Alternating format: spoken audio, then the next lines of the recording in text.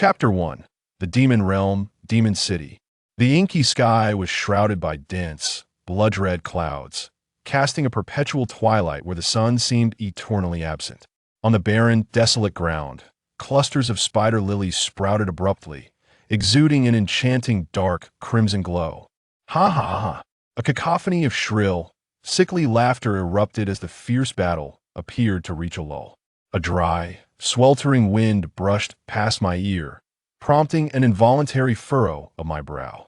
As the laughter showed no signs of abating, I concentrated nearly all the magical energy within me into my hand, summoning every ounce of strength I possessed. Dark Dragon Wave, a dark purple energy sphere, infused with violent force, hurtled toward the laughing youth. In an instant, a shadow darted in front of the young man. A brawny figure raised a giant shield radiating golden light.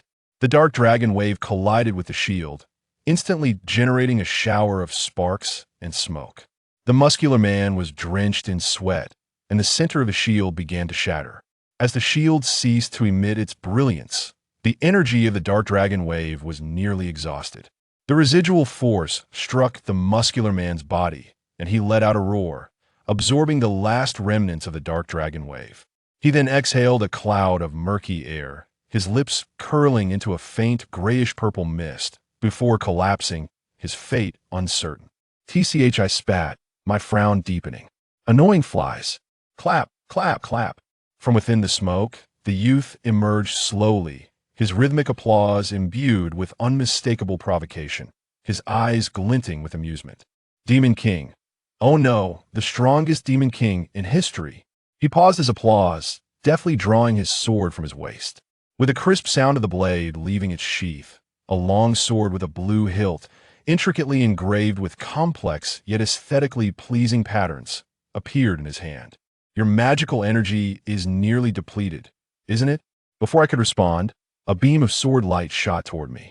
This young hero, Ocote Princip, had refrained from engaging in battle since the onset. While his companions lay defeated at his feet, a female priestess lingering behind to bestow various enhancements upon him, undoubtedly of the strengthening variety. I raised my hands defensively, bracing myself to endure the blow. Blood, a deep purple reminiscent of fine wine, trickled down slowly. This was the first time in a millennium that I had been wounded having unified Demon City. I had faced 3 previous heroes without ever feeling so utterly cornered. This was dire, utterly disastrous. How could a hero disregard the lives of his allies, allowing them to serve as mere fodder? Am I the villain? Or is he? If this continues, I shall meet my demise here. Frantically, I pondered a means of escape. Princip gazed at the blood staining my arm, gleefully dragging his sword along the ground, creating a deep mark and sparking with energy. Ha ha ha. I truly detested such laughter if it were mine. It might be understandable, but this hero before me hardly appeared to embody justice. Demon King Leon, I shall relish in slowly extinguishing your life before devouring your core. Princip's laughter grew more deranged. At that moment, I shall be both hero and Demon King, the sovereign of this world. I will take pleasure in your demise. Allow me to escort you to your final journey. Cursed be it. Despite being so weak, thanks to the hero's powers, that blade managed to wound me. Those insignificant minions, bolstered by the hero, had drained so much of my magical energy. Truly infuriating. I braced myself against Princip's relentless strikes. My dark purple dragon scales cracked, oozing streams of blood that hissed as they touched the ground. My heart plummeted. I understood that without resorting to desperate measures, survival was impossible. My gaze wandered across the battlefield. The priestess? If I activated the power of the plunderer and utilized her sacrificial skills to weaken the hero, perhaps I could escape. After careful observation, I noted that the priestess was immobile while bestowing enhancements upon the hero, making her the ideal target. Resolutely, I gritted my teeth and endured another strike from Princip as it came from behind. Using the sword's momentum, I propelled myself toward the priestess. The priestess was taken aback. Her guardian, Francis, lay lifeless nearby. Witnessing the Demon King, Liam charging toward her, she frantically pointed her wand in my direction. Plunder. Possession spell. The priestess, Anna, sought to evade a fatal blow through possession. Although the enhancements to the hero would cease, she had little choice in that critical moment. Two streams of energy entwined, and, as I felt my scales shatter, I thought, it's over, isn't it? If only I had listened to Douglas from the start. I gradually lost strength. After a fierce struggle, the energy shot straight into the sky. Princep charged forward, poised to deliver the final blow to the Demon King, only to discover that both the Demon King and the Priestess had vanished as the smoke cleared. Have they fled? Princep immediately dismissed the thought remnants of the Demon King. Leon's potent magical essence lingered in the air. The shattered core of the Demon King radiated energy and fragrance that a hero could distinctly sense. Ha ha ha! Princep's excitement rendered his grip on the sword tremulous. The strongest Demon King? Ha ha ha! Such a proud fellow, to destroy his own core. Nevertheless, absorbing this magical essence will render even that old fool of a king unable to stop me. He surveyed the scene, glancing at his fallen companions, his smile growing more twisted. Fools, mere cannon fodder, but I must thank you for serving as stepping stones to my victory over the Demon King. At this moment, he cared little for their fates, instead sitting down to absorb the overwhelming magical essence of Leon. Once he finished absorbing, Princep casually swung his sword, unleashing a blade of energy that sliced through a tower in the demon city, leaving a smooth wound in its wake. Princep was nearly beside himself with joy, restraining himself as he approached his former companions, regardless of their fates, delivering fatal blows one by one to end their lives. The spring of Demon City. Even in the season of rebirth, this cursed land bore not a hint of vitality. A parched wind occasionally swept across the barren soil, and distant shadows of magical creatures could be glimpsed. At that moment, a meteor suddenly fell from the sky. The friction of air produced a long fiery tail that sliced through the dark, silent skies above the demon city. In the northwestern part of the demon city, a battered black demon lion, having succumbed in the struggle for territory, was merely one of the most commonplace creatures on the continent, and thus, its demise elicited little concern. This was a world governed by the principle of survival of the fittest. A demon king lacking power would be slain by a hero, while an unworthy hero could also be vanquished by a demon king. Those at the top of the food chain were no different, let alone these lower-tier beings. It staggered across the desolation of the demon city, its back, chest, and even forehead marred by ghastly wounds. This arduous journey had pushed it to its limits. It collapsed heavily onto the ground, awaiting the dispersal of magical essence leading to its demise. The death of such a common magical creature, with a combat power barely reaching 200,000, would hardly raise an eyebrow. Vultures circled overhead, their eyes glinting with malice, preparing to feast upon its flesh once it perished. At that moment, it possessed scarcely any strength. The vultures, unwilling to engage in a tussle with a cornered beast, soared high in the sky. It let out a few defiant growls, its last act of resistance. The sky tore apart as the meteor hurtled towards it. The vultures had no time to react, caught in the shockwave of the meteor's impact, leaving behind only a few scattered feathers that drifted gently to the ground. As the meteor struck, the earth trembled violently. The demon lion struggled against the onslaught, ultimately despairing and closing its eyes, resigned to the inevitability of death. Yet, as the shock wave surged past it, it seemed to intentionally divert, dispersing around it before converging once more. It opened its eyes in alarm. As the smoke dissipated, the demon lion struggled to rise, crawling toward the point of impact. It felt an instinctual pull, as if summoned by the fallen meteor. It found itself inexplicably compelled to approach. Before its eyes lay not a meteor, nor any other object, but a girl. She was a girl with cascading white hair. Her body was enveloped in dark purple dragon scales, though perhaps due to the friction of the air, some of the scales had begun to shed. Nevertheless, the remaining scales clung to her form as if they had sprouted from her very being. Pulses of violet luminescence danced upon her hands, flowing rhythmically with the rise and fall of her body, reminiscent of breath itself. Though the magical lion lacked human aesthetic sensibilities, any observer would undoubtedly perceive her as a sleeping beauty. Strands of white hair cascaded over her delicate collarbone, and her long, white eyelashes hinted at the beauty of her closed eyes, which surely held mesmerizing orbs within. Her body, as pure and translucent as jade, contrasted sharply with the dark purple scales that adorned her. Yet these scales served to conceal her most intimate areas. The magical lion regarded the slumbering girl with vigilance, its body hunched slightly backward. This land was fraught with unpredictable dangers, instilling a primal wariness within the creatures that roamed it. It was nearing its limits. Its wounds had yet to heal, after all. Such lowly magical beings could not possess the ability for rapid regeneration. The depletion of its magical essence was akin to a dry well. Devour her. This notion flashed through its mind. It must be said that the girl before it possessed an astonishing amount of magical essence. Yet there was an aura about her that seemed innocuous. In the eyes of the magical lion, she appeared as a delectable morsel, and even if it chose not to act, other passing creatures or magical beings would surely partake of her essence. Cautiously, the lion approached, and the girl remained ensconced in her sweet dreams.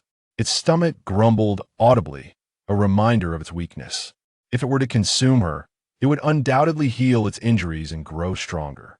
It opened its cavernous mouth, lined with sharp teeth, saliva dripping for the sight that would surely render any ordinary human faint with fear.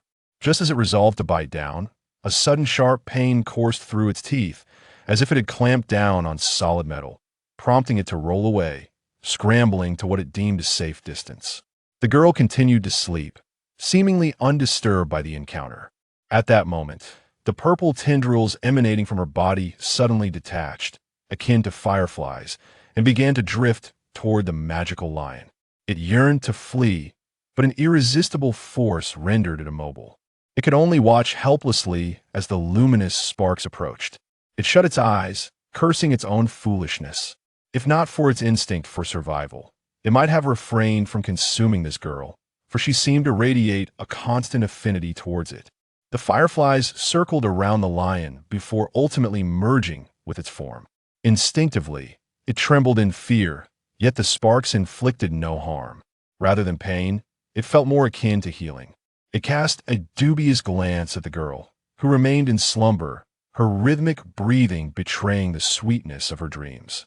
With the healing of its wounds, the magical lion grew increasingly perplexed in this land of the survival of the fittest.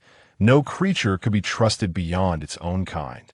The flow of magical essence seemed to fill it without signs of cessation, and the lion's eyes widened in astonishment as its power appeared to surge, escalating rapidly. 200,000, 400,000, 600,000.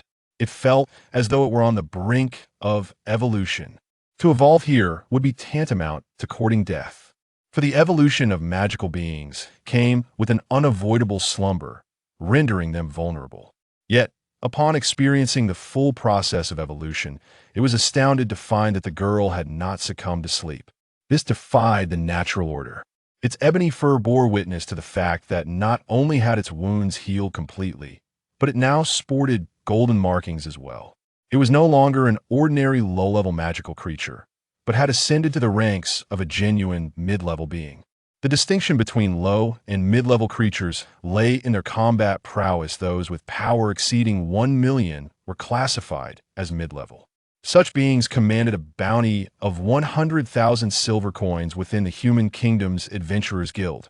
Note, the value of silver coins can be likened to that of currency in contemporary society. Furthermore, 1 gold coin is equivalent to 10,000 silver coins, though gold coins are typically held only by the nobility, making silver coins the most prevalent medium of exchange among the common folk.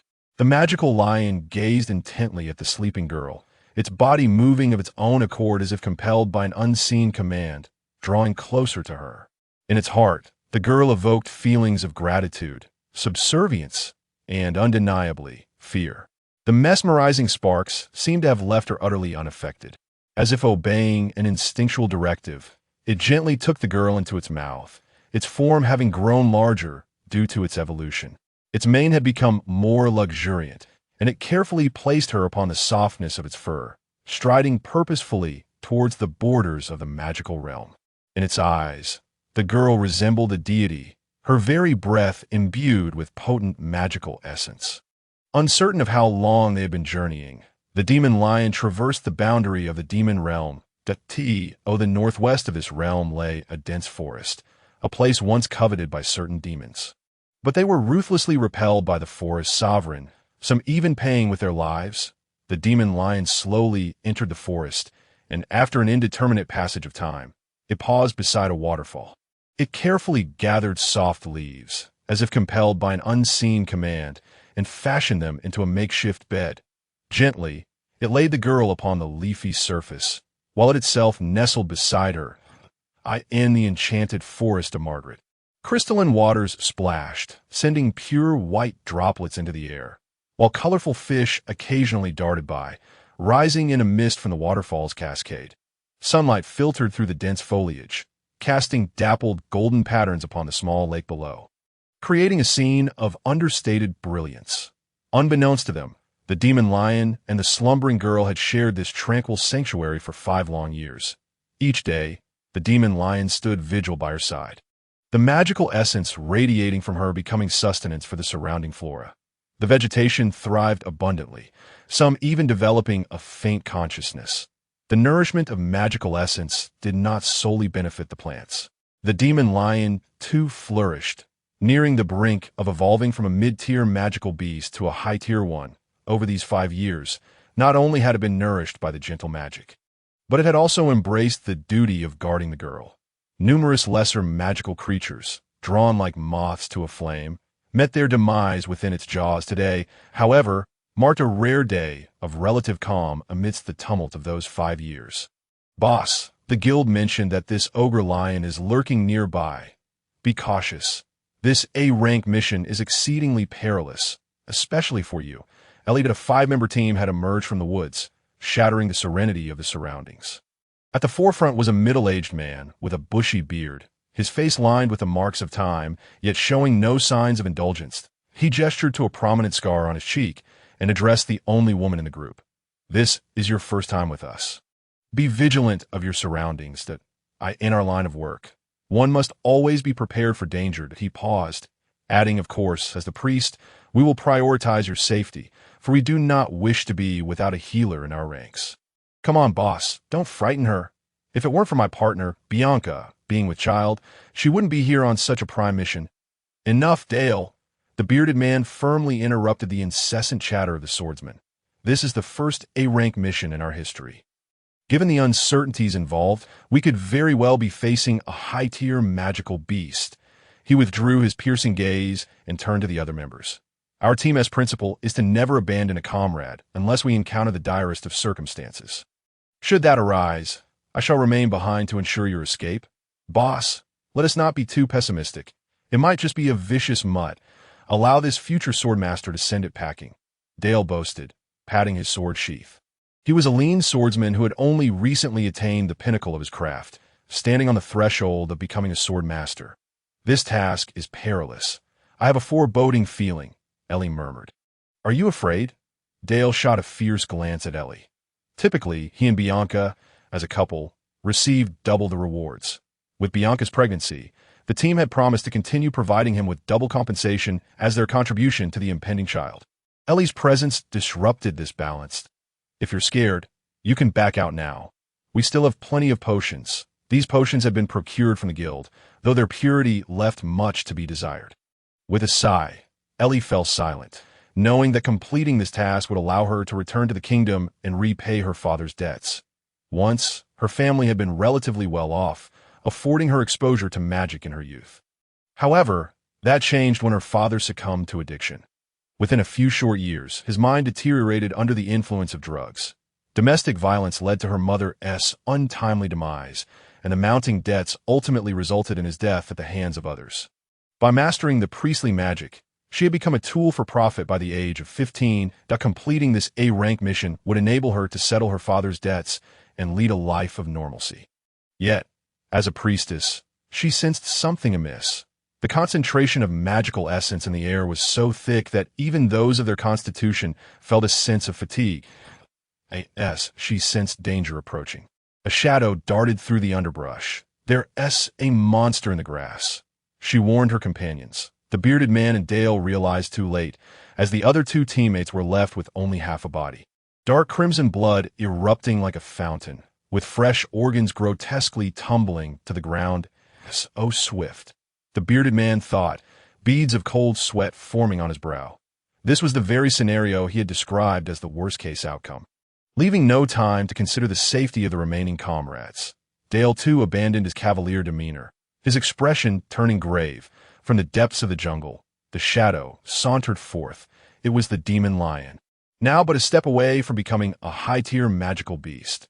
Beneath its ivory fangs lay the upper half of one of their companions, blood gushing forth and staining its fur, yet the fur remained untouched by the crimson liquid. The team's mage and archer perished in an instant, a reality that exceeded their expectations. "Is this all you're capable of?" Dale exclaimed, drawing his sword, heightening his senses and accelerating his thoughts in a rush of exhilaration. He activated his skills and called out to Ellie in the distance. "Hey, please enhance me."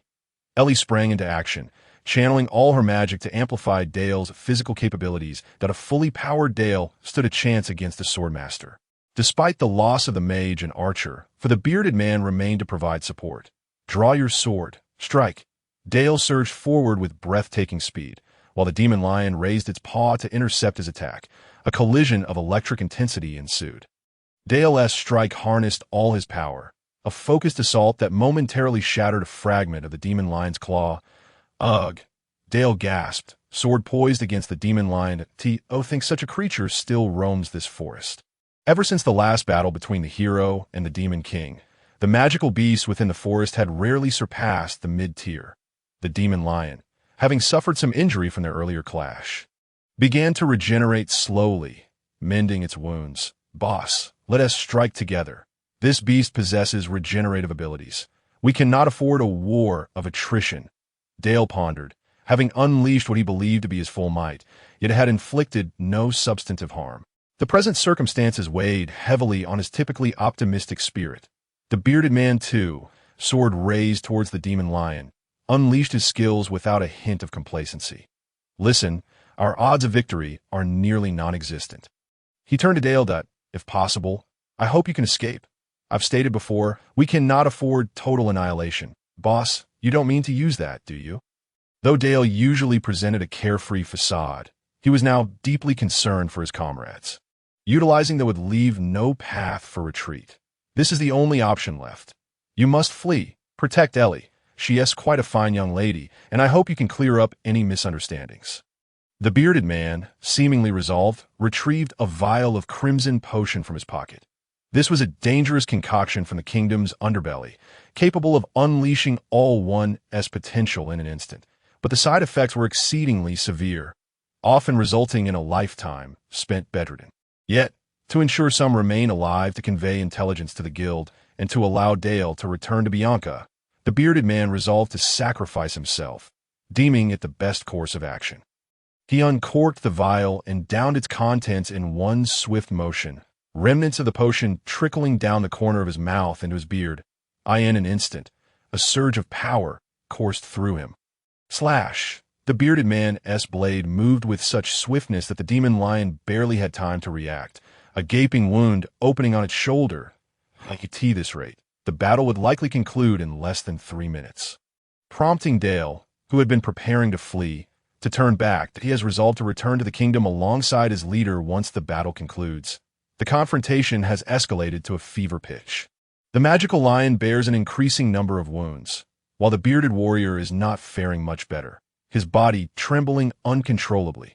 Meanwhile, Dale persistently launches attacks to harass, while Ellie tirelessly applies healing magic to the bearded warrior, delaying the onset of adverse effects. The magical lion's regeneration cannot cope with so many injuries, and it senses the peril of death approaching. It yearns to flee, yet the presence of a girl behind it immediately extinguishes any thoughts of escape. She had saved it in its moment of near demise, continuously strengthening it, allowing for its evolution. Akati has long since been willing to sacrifice its life for her. Thus, it now transforms into a mode of desperate combat. Roar! The magical lion unleashes a roar, expelling all its magical essence. while the bearded warrior and Dale, in a last-ditch effort, channel all their energy into their swords at a slash. Draw the sword. Strike. The magical lion charges towards the two. At the moment of collision between their forces, time suddenly halts. The girl opens her eyes, still clouded, perhaps due to a prolonged slumber. Her movements are unhurried as she slowly approaches the battlefield. Time seems to have solidified. My head aches. Where am I? Why are such feeble ants fighting nearby? Is this not the land of magic? The girl furrows her brow, her gait still clumsy as dragon scales begin to flake off one by one, revealing her snow-white skin inch by inch. Yet, she is utterly indifferent. She strides into the heart of the battle, effortlessly parting the three combatants, and then time gradually resumes its flow.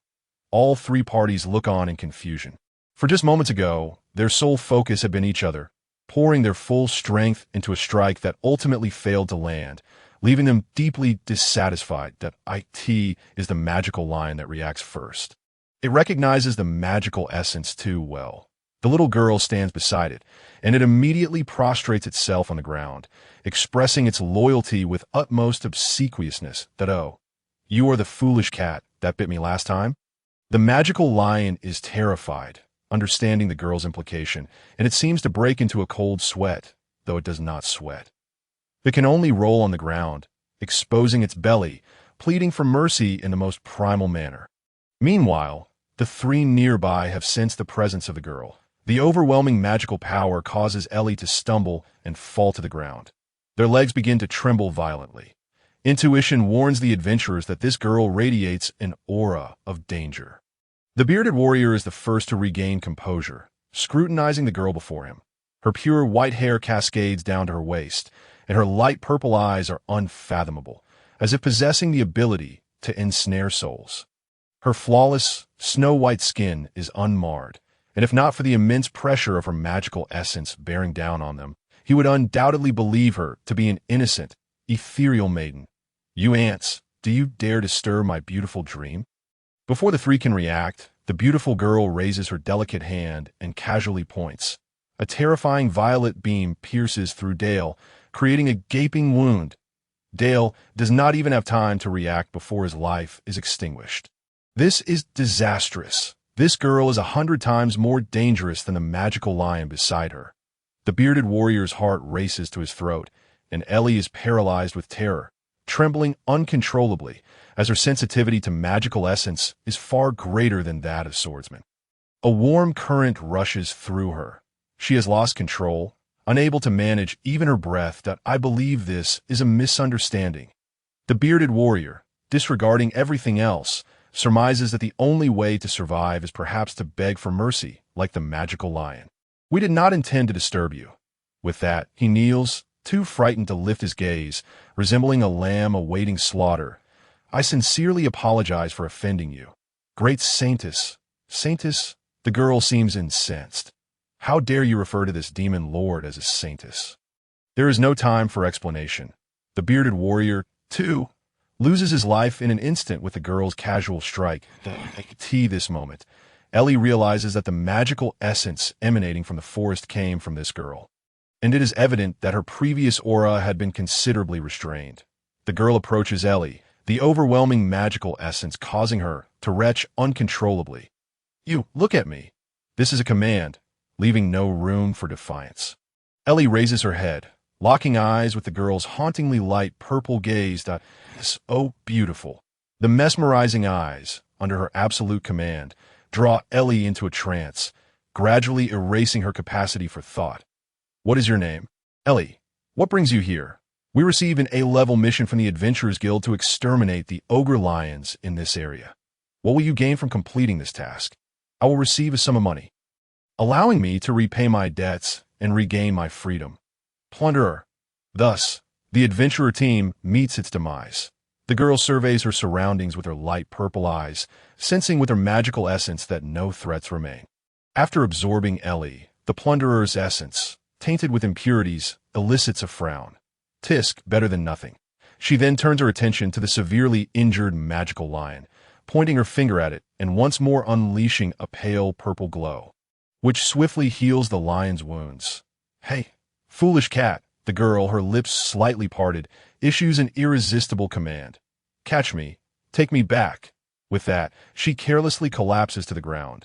The magical lion swiftly darts forward, catching the girl and allowing her to rest upon its mane. Carefully retracing its steps back to the waterfall, I awaken hazily. How long have I been asleep? Though I know it has been an extended period, I have not even dreamt, as if I were confined in a dark dungeon.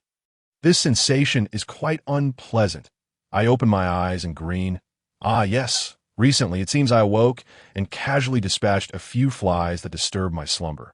Next to me lies a lion.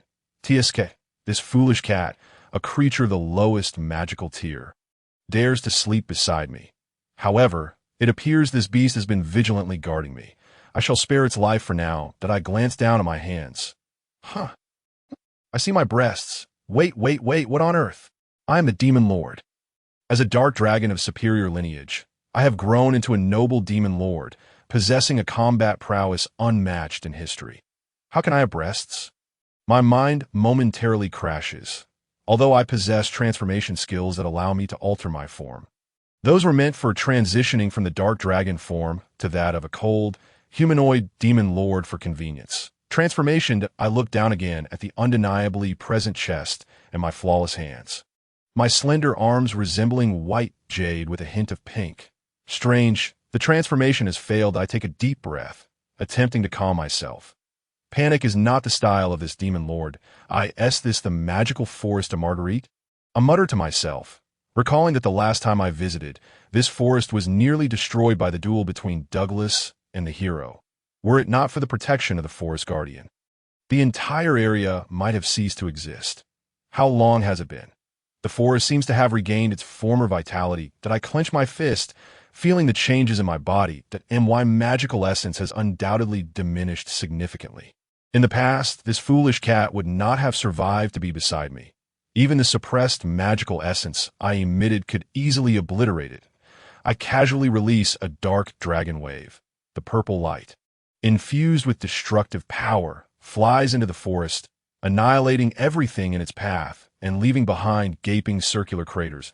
I estimate my current combat power to be merely over 20 million. I frown, my porcelain-like face seemingly about to burst with water. Recalling the last battle, that accursed hero resorted to such despicable means against me. The Priestess? I suddenly recalled the conclusion of our last fierce battle, where I had employed the plunderer against the Priestess. It should have succeeded. Yet, something feels amiss. If it had indeed been successful, she ought to have fled the scene to prepare for her revenge. However, it is evident that many years have passed since then. Gazing at the lush greenery surrounding me, the enchanted forest would not have restored itself so swiftly. I had witnessed the devastation left in the aftermath of our climactic confrontation. I wonder if Douglas is still alive. Had I heeded his counsel to gather all our forces and confront the hero at the borders of the demon continent, perhaps I would not have sent him to his doom in the magical forest. After all, the pride of a demon lord forbids such actions. This not the very premise laid out in the novels. How could mere humans hope to contend with me? With a haughty expression. In retrospect, perhaps my perspective as a demon lord had been rather naive. Had I foreseen the outcome, I would have certainly acted differently. I activated the holy demon armament, and a pale purple magical array enveloped me from head to toe. Instantly, I was adorned in an exquisite black gown and matching leather boots. I quirked my eye, scrutinizing this ensemble. The holy demon armament adapts to my form, yet who could foresee it would garb me thus? While I do not particularly care about my attire, as long as it looks cool, this outfit fills me with embarrassment. The flush creeping to my ears, I fervently hope no acquaintances pass by as I silently pray at this moment. The magical lion had already sensed my awakening, bowing respectfully and gazing up at me from approximately 20 meters away. Foolish cat, take me to a quieter place. I need solitude to contemplate. That I issued the command in an irresistible tone. It cautiously approached, lowering itself as I leapt onto its back, its soft mane surprisingly comfortable. Reflecting on it, this creature is unwaveringly loyal. Though its rank may be low, having such a fluffy little companion can help me navigate unnecessary troubles. I shall name you Griffin, I murmured. Suddenly, the magical lion radiated with ethereal light, and I realized it was undergoing evolution. After about 5 minutes, the brilliance faded, revealing its evolved form. Not only had the patterns on its body become denser, but 2 long bones had also sprouted at the base of its forelegs that, if this continues, wings will undoubtedly emerge. That I had not anticipated that casually naming it would trigger its evolution. It seems to have advanced to a higher-tier magical creature. Should it evolve further, this silly cat might become quite interesting. Upon completing its evolution, Griffin remained awake, its eyes filled with astonishment and reverence as it glanced at me before cautiously continuing into the woods. After some time traversing the terrain, Griffin led me to a cave. I found the environment quite satisfactory. The faint light filtering in from the cave entrance rendered the space less dreary, with clusters of wild grass growing. Yet the atmosphere was not overly damp. This was the best refuge Griffin could find. It lowered itself cautiously, and I dismounted, instructing it, "You may leave now. Do not let any flies disturb me." Griffin obeyed immediately, darting towards the entrance and vanishing in a flash. I exhaled gently, settling down cross-legged on the ground. Last, I could quiet my mind and ponder the events that had transpired during my last duel with the hero. I had indeed utilized the plunderer. However, it felt distinctly different from before. I am certain it succeeded, for I seem to have mastered the grand arcane of the priesthood. While it may not be particularly useful, it undeniably confirms that my plundering was successful. Yet, I now distinctly sense that many of my skills are inaccessible, especially those belonging to the Demon Lord class. I should have been able to summon my subordinates effortlessly. Could it be that they perished, or have I lost my identity as a Demon Lord? Not only are my Demon Lord abilities dormant, but it seems that high-powered spells are also beyond my current capabilities. Even my own Dark Dragon wave has significantly diminished in effect. Drip, drip, drip, that a stalactite nearby dripped water, collecting into a small puddle on the ground that I approached slowly, gazing into the pool. This was the first time I'd scrutinized my own reflection since awakening. Why do I resemble that priestess so closely? I gasped in astonishment. From this perspective, my plundering must have indeed succeeded. Staring at the water surface, I beheld a visage of princely beauty. Am I now a succubus? I immediately shook my head vigorously. Who would abandon the role of a demon lord to become a succubus? I scoffed internally. Who am I? A voice echoed within my mind that I could distinctly sense the voice emanating from my consciousness. Yet it lacked the ability to transmit to the external world. Who? My vigilance heightened that I concentrated my thoughts deep into my core, my organs, my brain, and astonishingly, I beheld a girl within my core's sea of consciousness. The priestess, I recognized her without a doubt. It seemed she had noticed me, her eyes filled with dread. Are you in my body? Your body? I questioned incredulously. It should be mine now, should it not? Clearly this form is mine. Although it has undergone some changes, it bears a striking resemblance to me. What is your name? I flatly responded, withholding my joy at her inquiry. Anna. I regarded Anna, introspecting. Indeed, the body I inhabit originates from her. Even if this is your body, it no longer belongs to you, I coldly proclaimed. The great demon Lord Leon shall now occupy your body. Therefore, perish. I gathered my energy into my fist and struck down fiercely. Anna's heart, which had been suspended in anxiety, finally succumbed to despair, convinced that this blow would surely lead to her demise. Thud. The punch landed, and I felt as though I'd struck myself. Blood spurted from my lips as I stared in disbelief at my own fist. This cannot be. Hitting her equates to harming myself. How then shall I expel her from my body? My head spun. I had not held back in that blow. I silently thanked my luck that I had not resorted to more aggressive measures, such as unleashing a concentrated dark dragon wave upon her. After a moment's pause, I once more scrutinized the girl. You wish to kill me. You scoundrel, she exclaimed, now thoroughly enraged. Indeed, you creatures are wicked to the core. Her compliment pleased me immensely. I did not expect your tongue to be so sweet. So, do you wish for me to spare your life? However, Anna was no fool. She quickly realized that the one who had been injured was not herself. With a hint of experimentation, she unexpectedly slapped herself across the face. Ouch! My pupils dilated. Why does my face feel pain? I should be immune to pain. Anna laughed heartily, reveling in her triumph. Now the pain I feel will directly reflect upon you. So do not even think of harming me. She relaxed, examining the demon lore before her. In the core of the magical creature, his appearance bore no difference from that of the great battle. Yet, she found herself unable to control her own body, which left her feeling thoroughly vexed. Thus, she raised her small hand and slapped herself again to no, stop. I cried out in utter dismay, aside from that scoundrel hero whose blade had struck me with critical force. It had been ages since anyone had managed to breach my immunity to pain that I concede. Is that not enough? Please cease. My tone of supplication nearly brought a smile to her lips. Then you must depart from my body at once. Do you truly believe I could leave? If I could, I would effortlessly slay you. Anna fell silent, as if acknowledging the truth in my words. Both Anna and I regained our composure. Perhaps our synergy was surprisingly good, as we both settled cross-legged in my sea of consciousness. So, what did you do to me that day? Anna was the first to speak. I had no reason to conceal the truth. I unleashed my own predator. A skill capable of seizing a person's body, abilities, magical essence, and even their soul. I elaborated in detail, and Anna, resting her chin on one hand, began to ponder, and my gaze fixated on her snow-white straight hair. And I suddenly caught a glimpse of her delicately pointed ears, prompting me to ask curiously, "Are you an elf?"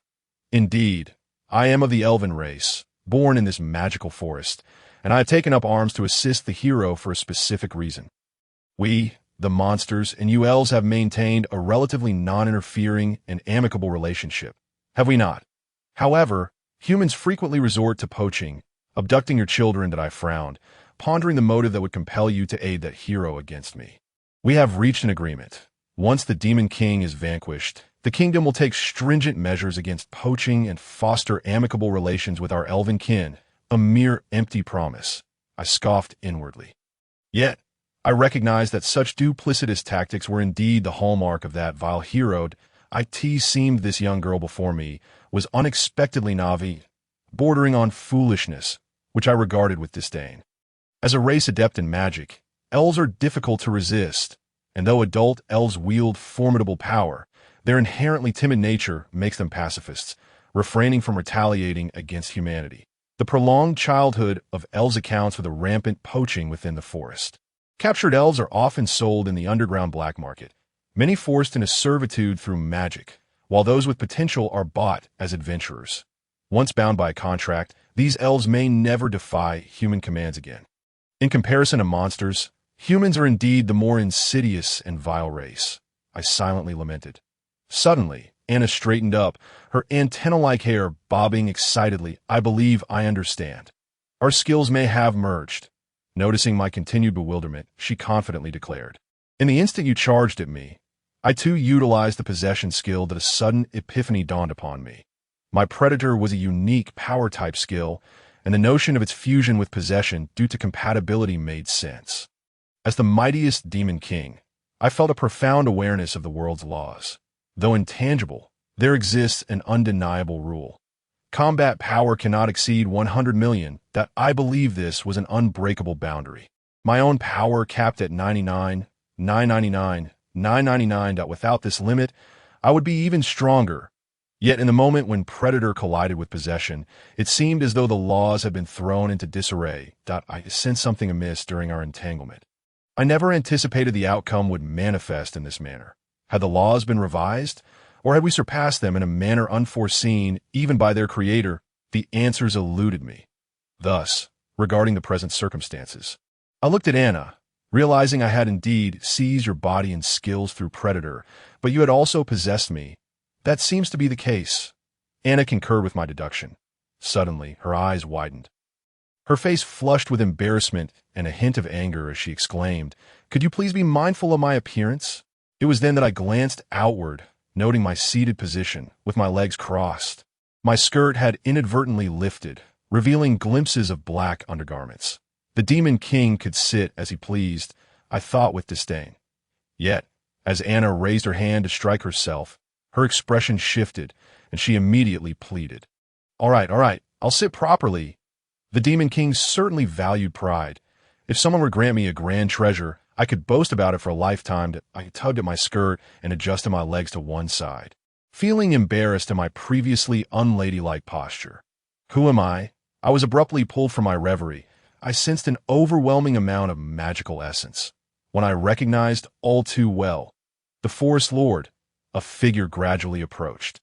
Becoming clearer, a tall, slender man with green hair emerged, his skin pale as if surpassing that of a woman that I was all too familiar with his visage, and a wave of anxiety washed over me.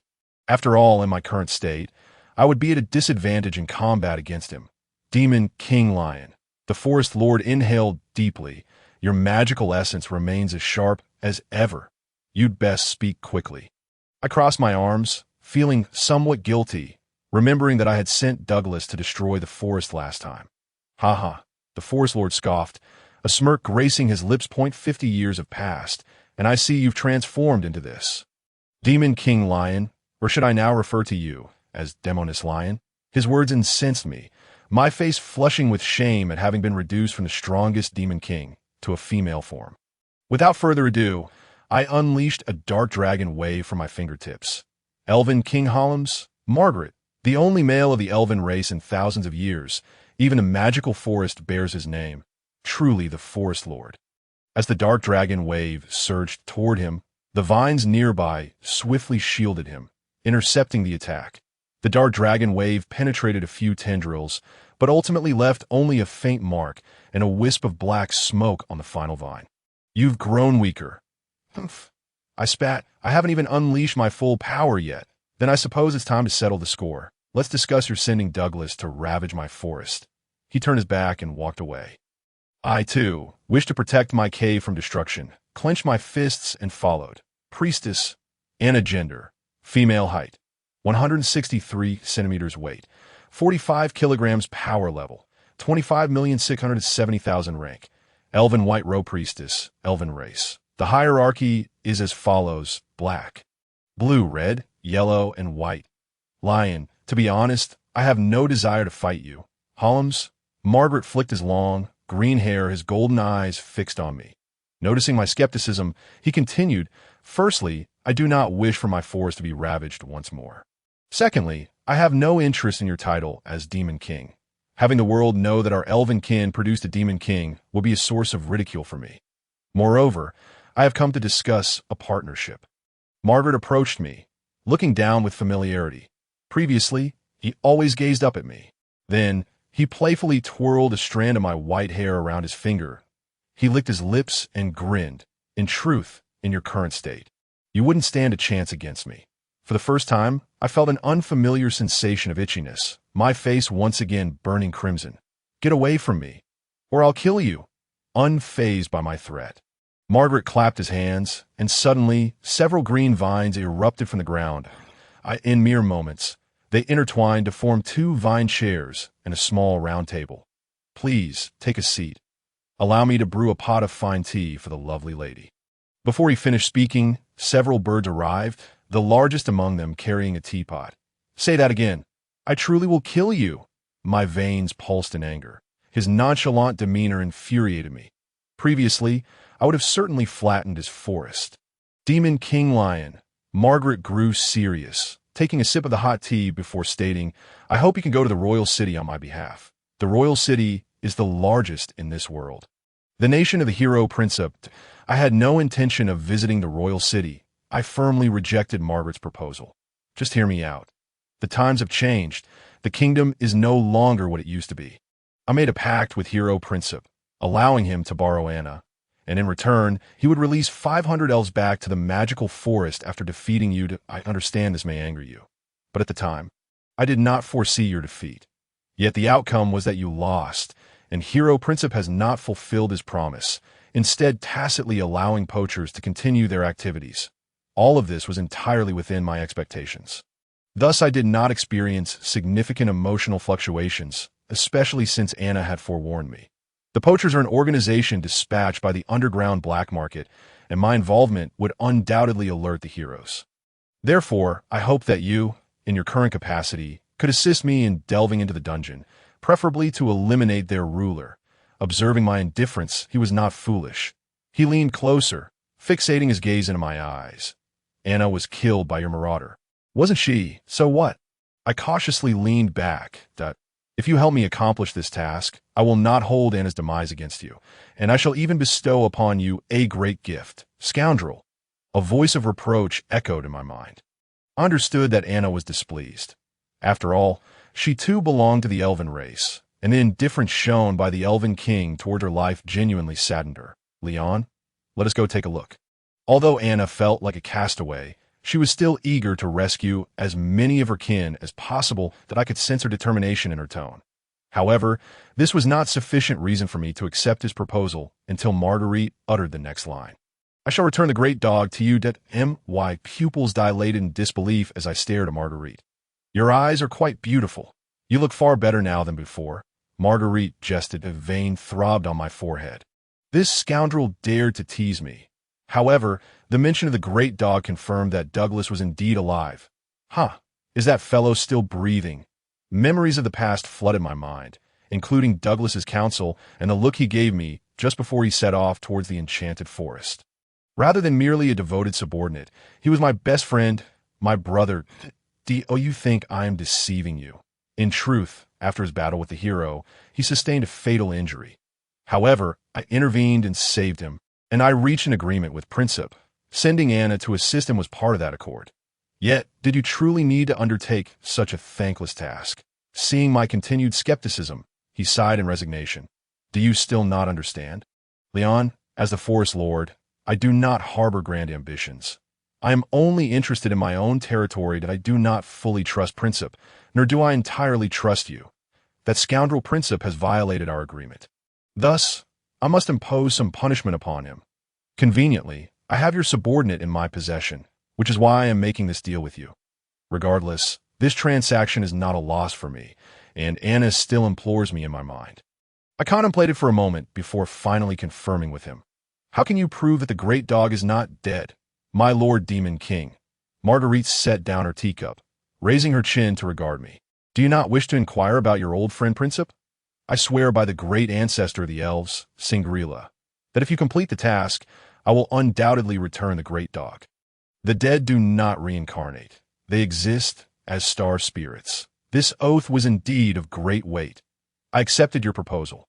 After much deliberation, I ultimately agreed to Marguerite's offer that I truly needed to venture out and gain insight into the current state of the world. From Marguerite, I learned a plethora of intelligence that I am now certain that I have been asleep for nearly 50 years, though for my kind, 50 years is but a fleeting moment. Nonetheless, this duration of slumber was excessively long. Through conversation with Marguerite, I discovered that the kingdom was not as prosperous as it appeared. The underground black market, once lurking in the shadows, has been transformed into a sizable dungeon. Gambling, illicit trades, drugs, and human trafficking have formed an extensive black market industry. While the capital is bustling, many ordinary citizens in the surrounding towns live in abject poverty. The king has imposed a series of harsh taxes. Many impoverished individuals, in desperation, have even willingly ventured to the underground market to exchange their children or other valuables. Of course, I do not concern myself with these so-called common grievances. I am even unaware of the sensation of hunger. However, I promptly dismissed the idea of exploring the capital first, as it would indeed be unwise to wreak havoc in the hero's domain. If I wished to gather more information, I planned to join the Adventurers Guild, starting my exploration from the surrounding towns. From Marguerite, I learned that the Adventurers Guild is a vast organization independent of the state. Its headquarters is naturally located in the capital, where a diverse array of humans and other races congregate. Upon registering as an adventurer, one begins at the bottom, completing various tasks to elevate their rank and status. Adventurers are categorized into 6 ranks: Obsidian, Mithril, Gold, Platinum, and Diamond. Above them are the coveted Ace Adventurers, said to be personally received by the king, who bestows upon them unique insignias. The tasks of the Adventurers Guild range from D-ranked to SS-ranked assignments. Typically, these involve slaying monsters that threaten humanity. The rewards for this are provided directly by the state, fulfilling commissions from patrons, or executing secretive tasks related to protection, espionage, or reconnaissance. Note, at that time, the bearded team was undertaking an A-ranked task, which is already a challenge only gold-ranked adventurers could handle. That, of course, I do not particularly yearn for such endeavors. I certainly do not wish to attract undue attention and provoke Princess prematurely. Only two individuals are known to hold the title of Ace Adventurer. One is the team of the hero Princess, while the other's identity remains undisclosed, rumored to have accomplished an SSS-ranked task single-handedly and unwilling to reveal their name. Was the hero Princess once an adventurer? I pondered, recognizing that registering as an adventurer would indeed aid my information-gathering efforts. Moreover, although I am a demon king, I seem somewhat oblivious to the current world. After all, such matters are not typically within the purview of a demon king. I silently nodded to myself.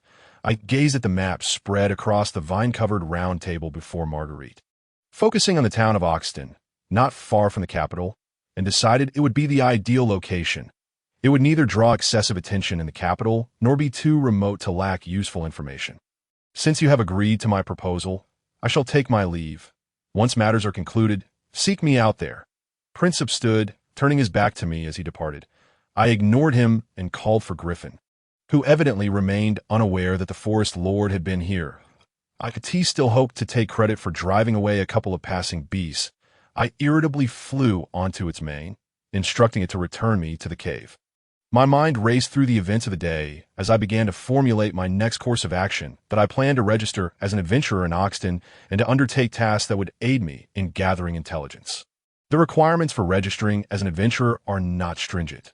One simply needs to provide their name and demonstrate their capabilities. Of course, this demonstration is merely a minimal assessment to determine if one possesses the strength to become an adventurer. First, I need a name. Anna. Come help me think of a striking and impressive name. Upon returning to my mind C, I found Anna languishing in boredom. She frowned at me. Why is there nothing entertaining in your mind C? It's all just fighting and killing. Isn't fighting and killing enjoyable? I was taken aback. After all, my greatest pleasure lies in battling my old acquaintances in the demon continent. You are so pitiful. Anna suddenly gazed at me with gentleness, sending shivers down my spine. Are you planning to enter the city? Please, next time bring something interesting to occupy my time, would you? I found her pleading tone quite endearing and patted my chest in affirmation. It turned out that Anna could read the memories in my mind see and materialize them. For instance, if I had seen chess, she could manifest chess in my mind see. It was just that there was no one to play with her. You mentioned wanting to choose a new name? Indeed, you cannot use the name Leon anymore. After all, if you were to reveal your name as Leon, it would certainly incite panic in the city. Anna raised her small hand to gently pinch her chin in contemplation. I shall call myself Dorgon, I proclaimed with a sense of pride, lifting my head, convinced of my own coolness.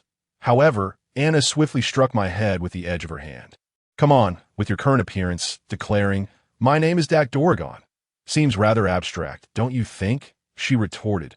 After receiving that blow, I lowered my head and knelt in acknowledgement that, of course, as the demon lord, I would never admit to being wrong. No way. You should use my name, Anna suggested. Absolutely not. I vehemently shook my head like a rattledrone. As a demon lord, I cannot possibly accept a name like Anna, which sounds so delicate and refined.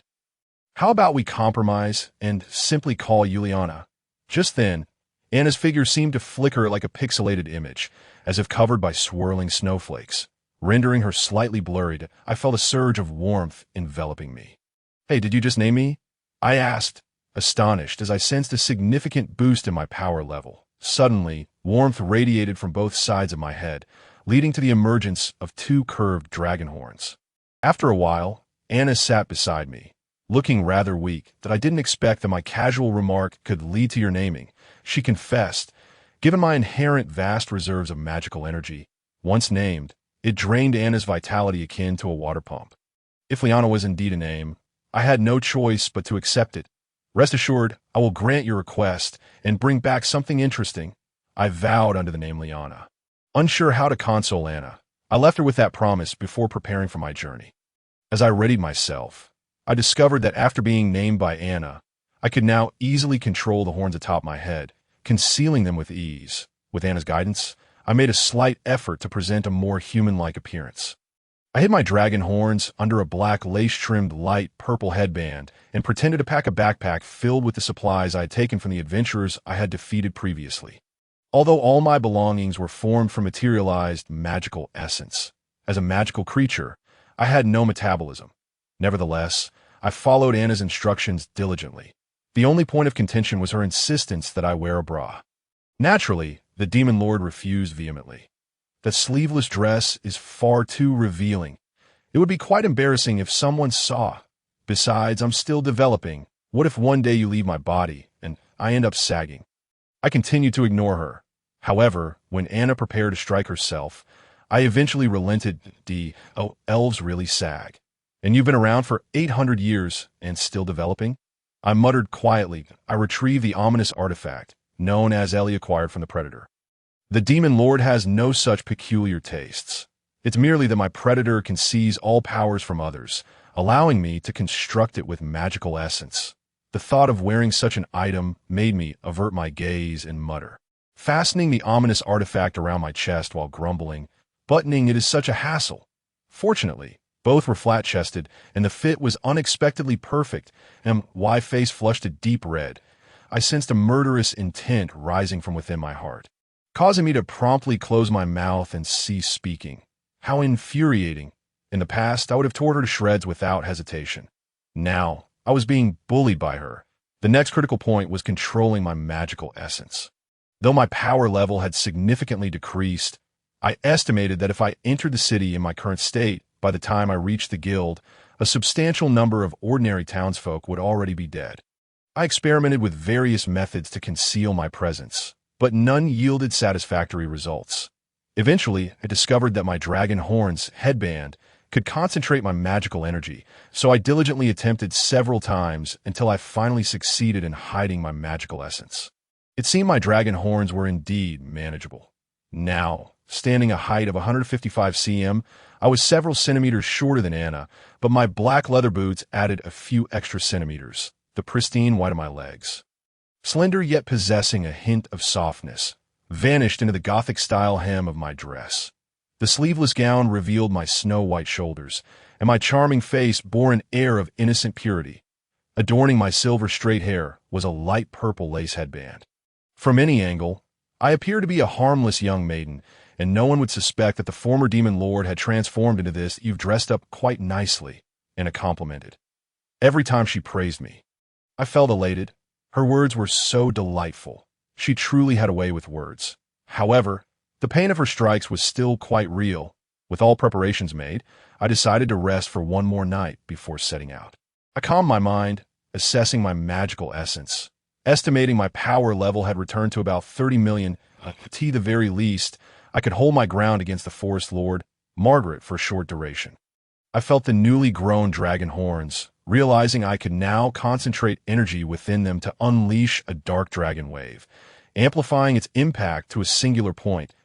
I seemed to have become more adept at utilizing Anna's skills. I could even boost my abilities independently through my horns, no longer requiring someone to provide me with buffs. She was still a white-robed high priestess and a top-tier sorceress, possessing nearly all elemental magic except for sacred spells. Elve's understanding of magic was enviably swift. The enhancement from naming opened up a new skill pool for me. I now possessed the evil dragon eye, which allowed me to read enemies' thoughts and foresee the future, as well as Anna's fairy eye that could unveil opponents' power levels and included a charming effect. After completing these preparations, even though I did not require sleep, I still closed my eyes under Anna's coercion. Upon reopening them, I found that dawn had broken. With my backpack slung over my shoulder, I exited the cave, leaving Griffin in Margaret's care. After all, he was far too conspicuous and had no means to conceal his magical essence. With a push of my feet, I vanished into the air. Due to the incredible speed of my flight, no one was able to see me, and I wasn't concerned about being discovered. After flying for a while, I hovered above the kingdom as the third largest city, Dizington. I descended slowly to a spot not far from the outskirts, which marked the city's boundary. The road was lined with visible tire tracks, the sides adorned with lush flowers and trees. And various ordinary creatures devoid of magical essence resided in the nearby woods. Not far ahead, the ancient city gate with its grayish-blue stone walls served as the entrance to this city. As I approached the gate, 2 soldiers stationed there leered at me, one of them whistling, "Beautiful lady, could you kindly share your address? I cordially invite you to join me for a drink at the Thief Tavern tonight." I struggled to restrain my anger as veins throbbed on my forehead, but I quickly focused my gaze on the two before me, my light purple eyes glowing faintly with red. Gentlemen, could you do me a favor? My mother is waiting at home for me to return and assure her of my safety. They stared into my eyes, entranced, and like obedient subjects, they chuckled awkwardly and stepped aside. The fairy eye proved to be quite effective. I managed to pass through the first crisis with relative ease. Perhaps those two soldiers had just survived their greatest crisis in life. After all, if I lost control, I would undoubtedly have eliminated those who dared to provoke me. I made an effort to navigate through the bustling city center, glancing around the streets, allowing Anna to enjoy herself in my heart, demonstrating my benevolence as the demon lord. You should be grateful. Dear Anna, Liana, I would like to request that you accompany me to a women's clothing store. Anna once again implored me in the depths of her heart, believing herself to have some claim on me. I had no intention of acquiescing to such a request devoid of benefit. However, under her amiable insistence, I graciously decided to take a stroll. As afternoon descended, I found myself standing at the entrance of the Adventurers Guild in Dishin Town. The guild stood out amidst the medieval streets, its structure entirely crafted from oak, resembling a tavern favored by cowboys from the western regions of M Country. In contrast, the walls of the wooden building were adorned with lush green vines. Just then, a group of ruffians pushed through the door, which creaked loudly in protest. It seemed that the Adventurers Guild had been established for quite some time, that I entered the guild alone, pushing open the creaky wooden door. Only to be met with a haze of smoke, I furrowed my brow as I observed a throng of drunken patrons loudly engaging in drinking contests. Bottles and ashtrays lay strewn about haphazardly in this world. Cigarettes do not exist, but cigars and pipes do. By the way, I must remind everyone present, smoking is prohibited for minors. Several bottles, seemingly half full, had been toppled, spilling a stream of rosy liquid onto the floor. As I stood at the entrance, I quickly caught their attention. Upon noticing a fair maiden, their aggressive gazes converged upon me. While they posed no real threat, their leering stares left me feeling somewhat uncomfortable. Hey, did you see that little lady? She's exactly to my taste. Don't you dare compete with me. I'm going to go and greet her properly. One rotund fellow licked his lips, looking as if he could easily become a sumo wrestler in the three-dimensional world. Grease and fat glistened on his face, and he could barely keep his eyes open to, "Don't frighten this lost little sister." A few bold souls began to approach me. I had no intention of allowing a few pests to spoil my mood. So I made my way toward the bar, the sound of my boots creaking sharply against the wooden floor. "Hey, little girl, this isn't a place for delicate women like you," spoke a swordsman with flowing golden locks. Seated not far from the bar, clad in silver armor that, surprisingly, did not appear cumbersome. Perhaps he mistook me for a noble woman who had come seeking help for some trivial matter. However, he was far too weak. He was unworthy of my attention. I assessed him briefly and reached this conclusion. Just as I lifted my gaze to continue toward the bar, the rotund man had already obstructed my path. "Hey, you woman, don't you know how rude that is?" he said, extending his chubby hand, intent on resting it upon my shoulder. It was time to teach him a lesson. I had already discerned his combat prowess with my elven vision. His battle power was merely a pathetic 5.M. Y headband shimmered slightly, bestowing upon me a series of enhancements. Increased strength, speed, and perception. With a mere bend of my thumb and index finger, I sent him sprawling to the ground. The wooden floorboards, unable to withstand the impact, cracked beneath him. His corpulent body sank into the foundation. He attempted to rise, but it was evident that several of his ribs were broken, and his struggles only drove them further into his flesh. He coughed up a pool of blood before losing consciousness. Two individuals hurried over, producing healing potions from their pockets to pour into the man's mouth. After all, they were not keen on using a stretcher for such a massive figure. I had no intention of killing him, thus I exercised restraint. The entire assembly was dumbfounded. They had not anticipated that a seemingly delicate figure could unleash such formidable strength. It was worth noting that this man was capable of grappling with intermediate magical beasts, a bona fide golden-level adventurer. I paid them no mind and continued my solitary march toward the bar. Behind the counter stood a stunning middle-aged woman, her long, dark waves cascading down to her waist. She wore an exquisitely elegant red dress, and a sparkling diamond necklace adorned her fair collarbone. Her lips were painted a striking red, giving her a slightly worldly air. Her figure was remarkable, far beyond the slenderness of a petite elven girl like Anna. Yet, I sensed Anna's kind gaze in my heart, prompting me to avert my eyes and swallow nervously. I nearly forgot that this woman could perceive my perspective. Anna would certainly glean my thoughts when I had been staring at her more sensitive areas. This woman would not grant me, a mighty demon lord, any leniency, given my current inability to contend with her. Lovely young lady, may I inquire what you would like to drink? The beautiful woman's voice, rich with magnetism, reached my ears, compelling her to lean closer due to the surrounding clamor. A shiver ran down my spine, and my cheeks flushed with sudden warmth. However, I quickly regained my composure and replied coolly, I wish to register as an adventurer. The enchanting woman appeared somewhat taken aback, but quickly composed herself, donning her usual gentle smile. Just follow me to fill out some forms. I nodded, taking the parchment she handed me. Yet, a sudden realization struck me. I could not write Tiana's prompting. I returned the parchment to her and sought her assistance. I am a foreigner and am not well acquainted with your writing. Could you help me fill it out? The beautiful woman, without a second thought, began to assist me. Adventurer, Liana gender, female occupation, mage registered level, mithril, Liana. What a lovely name, the beautiful woman remarked, her enchanting eyes fixed on me. My name is Eva. If you wish to take on quests, you can check the bulletin board over there. Thank you, Sister Eva, but why did you directly register me as mithril level? I inquired. As far as I know, adventurers generally start at the iron level, typically only capable of handling minor tasks or serving as security for various teams at the iron level. Anna mentioned that even nobles in the royal capital sometimes commission cleaning jobs, claiming that iron-level adventurers excel in both speed and quality. Eva pointed to the still-dazed rotund man and said, I just witnessed you effortlessly knock that man down. He is a golden-level adventurer. Well, that works out nicely. Eva has indeed done me a great favor. By the way, do you not have a party? I do not.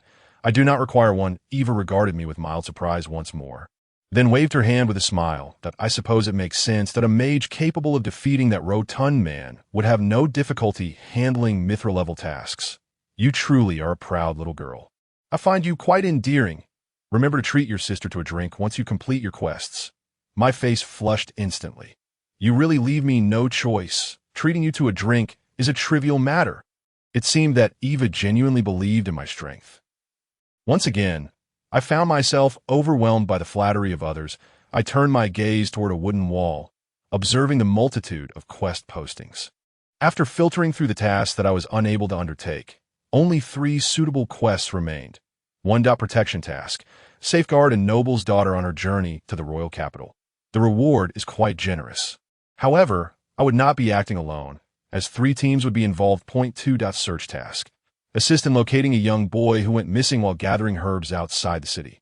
The reward is rather meager, suggesting that the requester is a relative, and it is an individual commission, so I would be acting alone. 3. Hunting task. Eliminate lower-level magical beasts that have appeared along the route to the city of Caldan. The reward is the most substantial, provided by the state. This commission feels more like an announcement. Anyone who slays these monsters can simply bring the magic cores to claim their reward. The first task seems to offer some leads through the local nobility. Yet the freedom it provides is somewhat limited. Approaching the royal capital recklessly still carries the risk of being discovered by the hero, Princip. The second task, on the other hand, allows for greater freedom, but it may leave me wandering aimlessly like a headless chicken without a point of entry. The third task is purely a hunting mission. Although the rewards are substantial, they hold little value for me. Overall, excluding the first and third tasks, I have resolved to accept the second task and engage with the client first. After I removed the notice for the search task, I strode out of the guild, following the address provided, leading me to a dimly lit alley where the apothecary was located. It was a modest establishment, its sturdy yet aged wooden cabinets brimming with jars of various potions. The corners were shrouded in cobwebs, and a fine layer of dust coated the wooden display table inside. The only illumination came from 2 dim oil lamps, casting a warm, muted yellow glow throughout the room. I gently rapped on the nearest cabinet, and soon a cacophony of sounds emerged from within. "Who is it?" An elderly female voice called from the back that a stooped, white-haired crone parted the curtain of the inner room, gazing expectantly outside. Upon seeing me, her interest seemed to wane, and she slowly retreated. "If you're here to buy potions, then please leave. We're not open for business these days." "Are you the client?" I inquired. At this, she turned back, her gaze appraising me anew. "Taking on a commission is no trifling matter. Are you truly capable?" "Please, I am more than capable," I exclaimed, waving the mithril-level adventurer's badge that Eva had given me. Then stepped inside the shop. "I am certainly qualified for this task.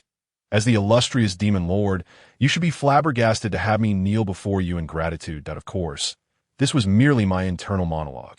She remained skeptical, eyeing my adventurer's badge with disbelief. "That a girl like you, resembling a porcelain doll, hardly seems fit for combat. This task is perilous. Young lady my grandson has likely been taken by those underground scoundrels."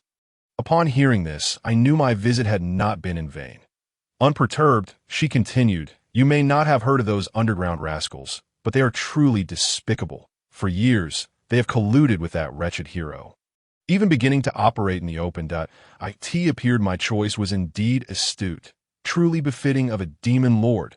Rest assured, dear lady, I swear by the name of the sorceress, Liana, I will find him and bring him back. Now, please tell me everything you know in this world. Oaths are not to be taken lightly." She finally regarded me with seriousness. Suddenly, she collapsed to the ground, bowing her head in reverence. She even pulled out a pouch of silver coins from her bosom and offered it to me. "As long as you can save my grandson, you may take my life." Her emotions overwhelmed her, tears streaming down her deeply lined face, tracing the contours of her wrinkles before falling to the ground. However, taking her life would serve no purpose. I was certain her grandson had been captured by them. "Do not fret. Take your time to explain," I urged, my lavender eyes fixed intently upon the old woman. Activating the eye of the evil dragon, I remained vigilant against any deceit she might attempt. Finally, she managed to stand, brushing the dust from her trousers before speaking.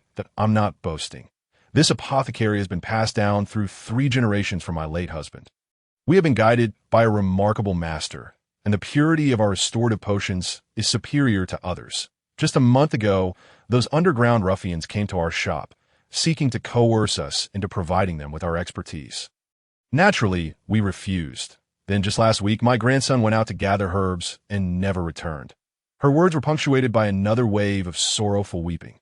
"Where does your grandson typically gather herbs?" The old woman paused to collect herself, pointing towards the eastern city gate. "If you head out the east gate, there is a mountain a distance away.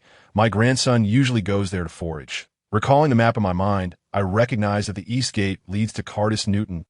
And indeed, a mountain was marked to the southeast. I had no desire to linger further in conversation, so I utilized the eye of the evil dragon to delve into her heart's depths. As I searched her inner thoughts, I easily discerned a clear image of her grandson. He had golden long hair and fair skin, exuding an aura of pristine youth. Most notably, a deep red mole adorned his brow. I said little, pocketing the pouch of coins, and simply stated, "I understand everything," before striding out of the shop. The sky was nearing dusk, and I planned to return to the Adventurer-S Guild to rest for the night before setting out the next day. Although the Adventurer-S Guild had the appearance of a tavern, the area behind it was primarily residential, serving as temporary accommodations for adventurers. The money earned through guild tasks is spent here on drinks and lodging, creating a sense that the guild earns and spends without allowing anyone to take anything home. However, the prices were reasonable. For a mere 200 silver coins, one could secure a decent single room. With a pouch containing 1,000 silver coins in hand, I paid Eva without hesitation and deposited the remaining coins in the guild. This marked the first instance of my spending in this world. The sensation of acquiring corresponding services with mere silver coins was quite gratifying. It's no wonder humanity would fight tooth and nail for such so-called wealth. I lay on the soft bed in the Guild's Inn, stretching languidly. This was my first experience with the pleasure that a bed could offer. The Inn's staff likely cleaned and aired the bedding daily, and the soft texture enveloped me completely. Carrying the lingering scent of sunlight, It seems humanity truly indulges in comfort. I never experienced this while being a demon lord. It this moment. I had shed my usual holy demonic armor, engaging with the badass comfort in the most natural manner. As the demon lord lion, I had no previous notion of such sensations, being purely a monster, and thus only aware of pain. Of course, I had long since rendered myself immune to pain, having eradicated any sensation from my being. Such trivialities were unnecessary in battle. Could you please mind your appearance? Anna's discontented voice seemed to echo in my mind that I chose to ignore it, as there was no one else around. La la la. I can't hear you. I mused on the fragmented pieces of information I had collected. It appeared that the underground city had grown considerably in scale. In my recollection, its inhabitants only engaged in unsavory activities akin to sewer rats, including encroaching upon my demon realm. However, I turned a blind eye to their poaching of monsters, as they seemed too weak. Killing them would likely be as easy as squashing an ant. Nevertheless, according to the Forest Lord Margaret, this underground city was no simple matter. It seemed their leader was no ordinary character. While I didn't particularly care for the old woman's grandson's fate, having already promised to retrieve him, I may as well do her this favor. Why disheveled white hair spilled across the bed, and I stared blankly at the ceiling with my crystalline purple eyes, my skin so delicate it could be likened to petals. After contemplating all this, I devised my next plan. To experience the joy of sleep, I pulled the covers over myself, allowing the soft embrace to envelop me entirely. To truly experience slumber, one must first actively dispel all negative immunities within oneself, subsequently engaging in techniques akin to meditation. This is my newly conceived method, which I shall tentatively name sleep. The next morning, I awoke, and my sacred armament reactivated, my attire materializing around me in an instant. I then stepped through the door and ventured forth beyond the city. Exiting through the eastern gate, I ensured no human presence lingered nearby before soaring further eastward. Soon, I arrived before a grand mountain, unfurling my magical essence. This essence attuned itself to all surrounding entities. I refrained from unleashing any destructive powers, instead meticulously searching for traces within the mountain. Before long, I uncovered the truth. The boy was indeed here. Albeit lifeless, I flew to the boy's location, and what met my gaze was a grotesque scene of scattered corpses and the footprints of beasts. The boy exhibited no signs of life, his body already beginning to decompose, mirroring the state of the nearby corpses, indicating they had perished on the same day. I crafted a rudimentary collection device for my magical essence to gather the boy's remains. Bringing him back would fulfill my commission, as I had only promised to return him, never specifying whether he should be alive or dead. I then meticulously examined the other corpses. The manner of death was remarkably consistent. They had been savaged by a magical beast. Observing the festering wounds, remnants of magical essence lingered, revealing a path to the true culprit. Surely, this was the target of the hunting mission. However, I did not hasten to confront that beast. After all, eliminating them would require minimal effort on my part.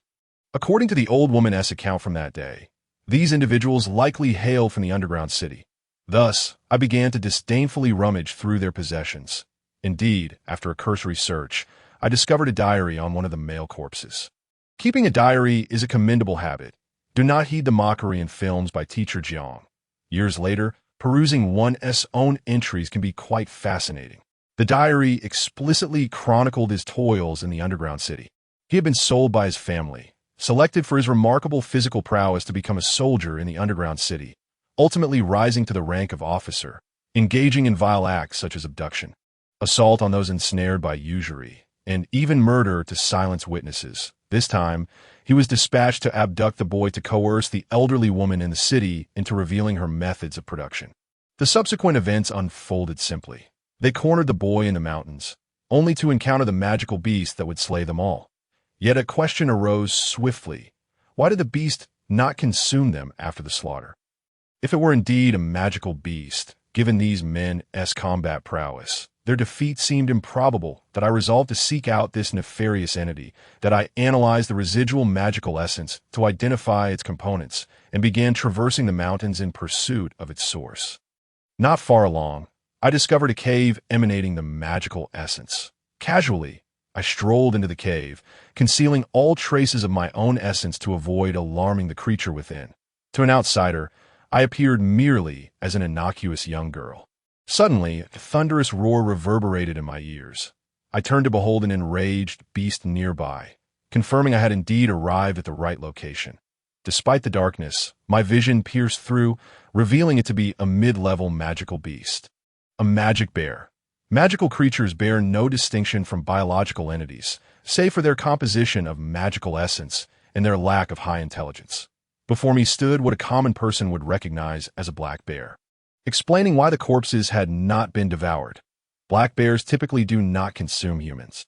This territory evidently belonged to it.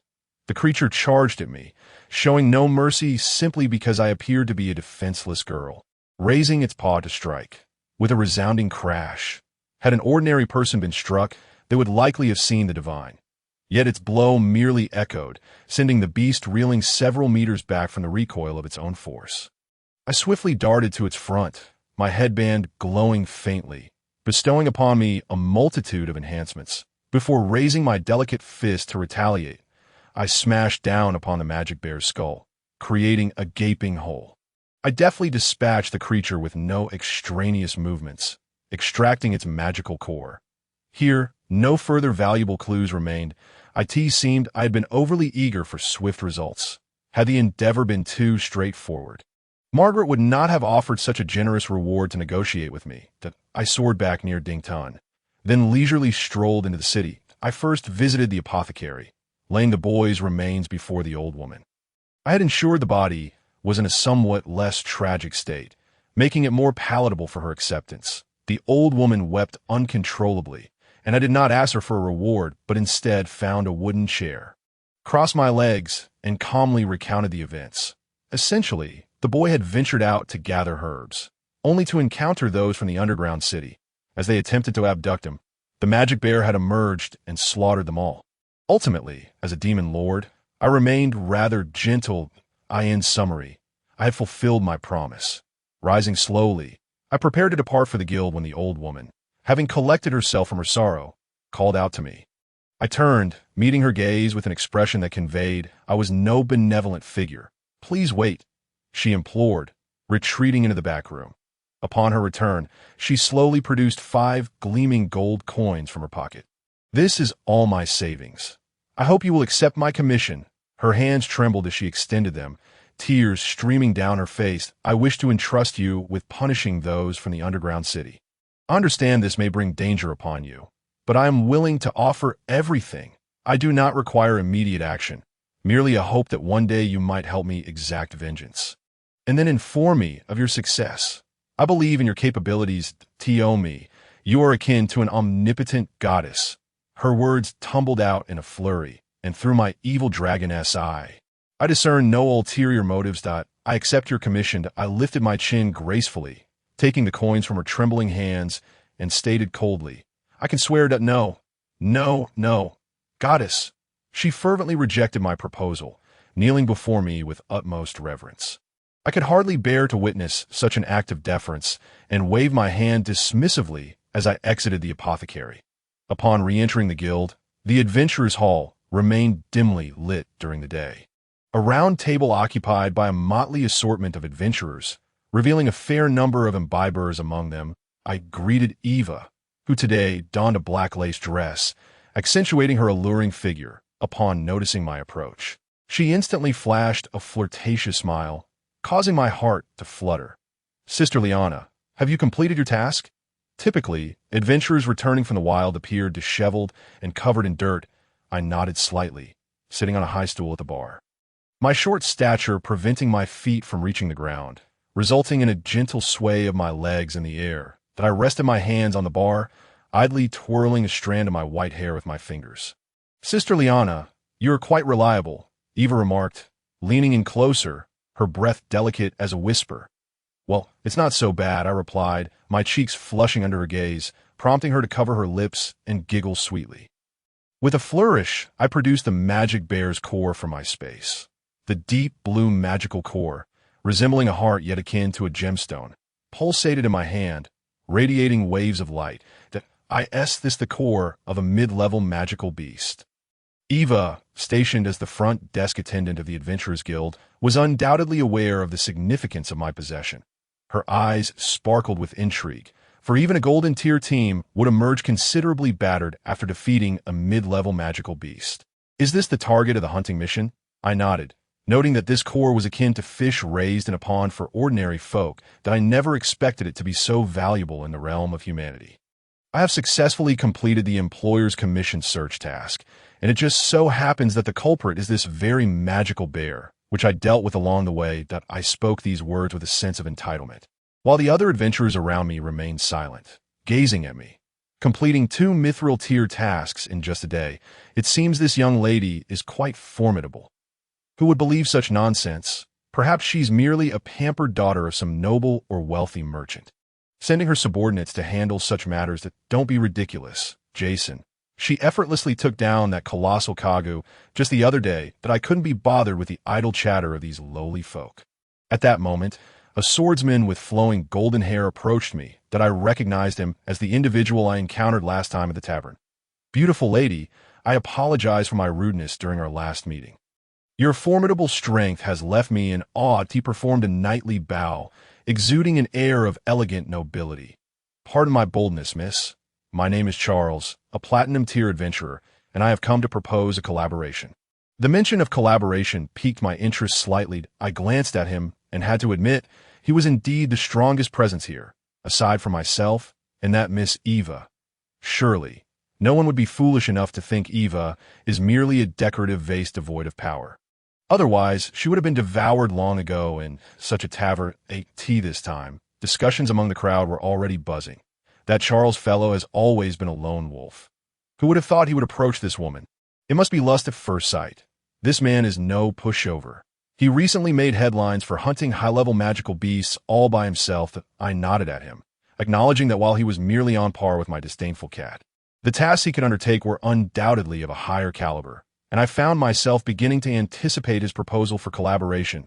I opened my beautiful eyes to look at him, and he gracefully held out 2 glass goblets, offering one to me. The goblet contained precisely 1/3 of a glass of red wine, exuding a slightly floral and fruity aroma. Every gesture of his was imbued with meticulous and appropriately refined etiquette. I waved my hand to decline, gently pushing the goblet away. I had no interest in beverages, after all. I could hardly get intoxicated. Let's be direct. What sort of collaboration do you seek? My cold voice, devoid of any emotion, reached his ears, yet he did not seem offended by my aloofness. Instead, he elegantly swirled the wine in his glass. Beautiful miss. As you can see, I too prefer to act independently. However, this particular task is somewhat challenging. Thus, I am seeking your assistance. What can I assist you with? He pondered briefly before turning to find a chair to sit down. He continued, my profession is that of a swordsman, and I must confess that I am utterly inept in the realm of magic. While I can easily handle the extermination of magical creatures alone, this task I wish to undertake is rather special.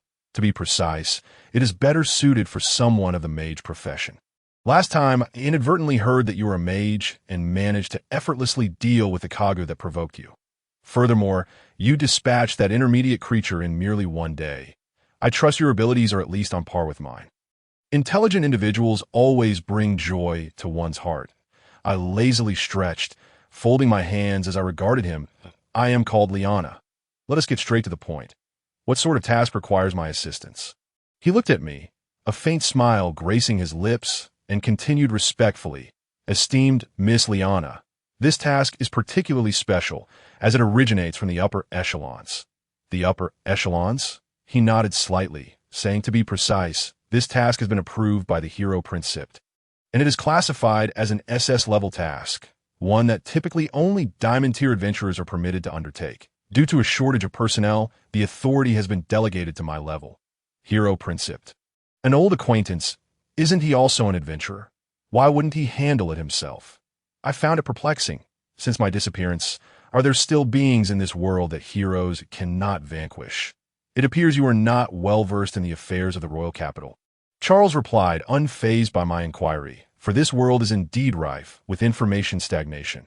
That hero, having defeated the demon king Leon, has effectively become the de facto ruler of this country, although it is not common knowledge. It is certainly no secret he now wields all the powers of the king, and in fact exceeds them, openly promoting and bribing ministers, even executing officials who displease him. This has led to rampant corruption in the royal capital, with everyone striving to extract the wealth of the populace for the hero's enjoyment. The king has become little more than a puppet, merely relaying the heroes. It is said that he has even reached an agreement with the leaders of the underworld, allowing their illicit activities in exchange for sufficient benefits and necessary intelligence. Even the Grand Mage of the kingdom can only turn a blind eye to his actions. That I was not surprised by Prince Sip's behavior, for he is, after all, a despicable individual. I gestured for Charles to continue. I was eager to hear what sort of task could compel him to seek assistance. This task involves assassination. We need to eliminate the right-hand man of the underground city's boss, known as the Viper, Sinjison. He is the overseer of underground fighting competitions, and being a martial artist, his prowess is formidable, his combat strength surpassing mine. Martial artists possess an undeniable advantage in close combat. Yet they lack means to deal with mages, as their only recourse is to close the distance. Thus, I wish to invite you to be my ally, so we may stand a chance. Rest assured, the reward from the hero is exceptionally generous. If a diamond-tier adventurer were to complete the task, they might receive only gold coins. However, should a platinum-tier adventurer succeed, they would not only receive a reward, but also be directly promoted to diamond tier. I found myself intrigued. If it were merely the reward, it would hold little allure for me. However, the prospect of leaping from mithril tier directly to diamond tier was undeniably enticing. This would allow us to undertake more lucrative tasks filled with valuable clues. Moreover, this task was inherently tied to the underground city. After contemplating this, I nodded without hesitation, agreeing to his request. I accept your proposal. He elegantly snapped his fingers. In that case, let us agree to meet here 3 days hence in the afternoon. Until then, beautiful Miss Liana.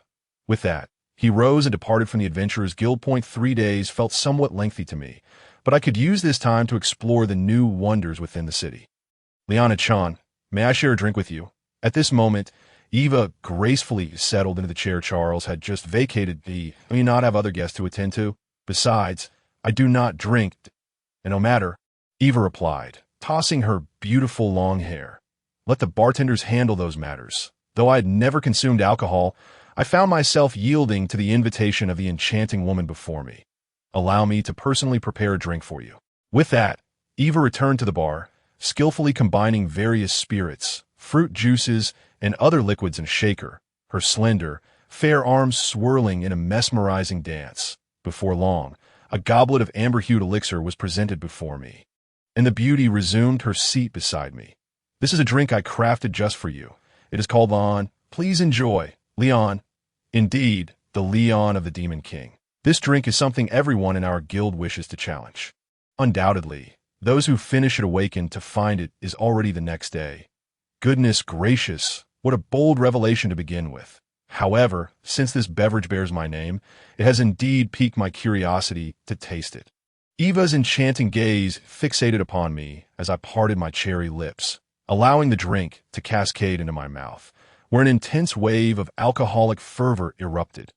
Once I acclimated to the overwhelming strength of the liquor, a delightful citrus aroma began to permeate my palate.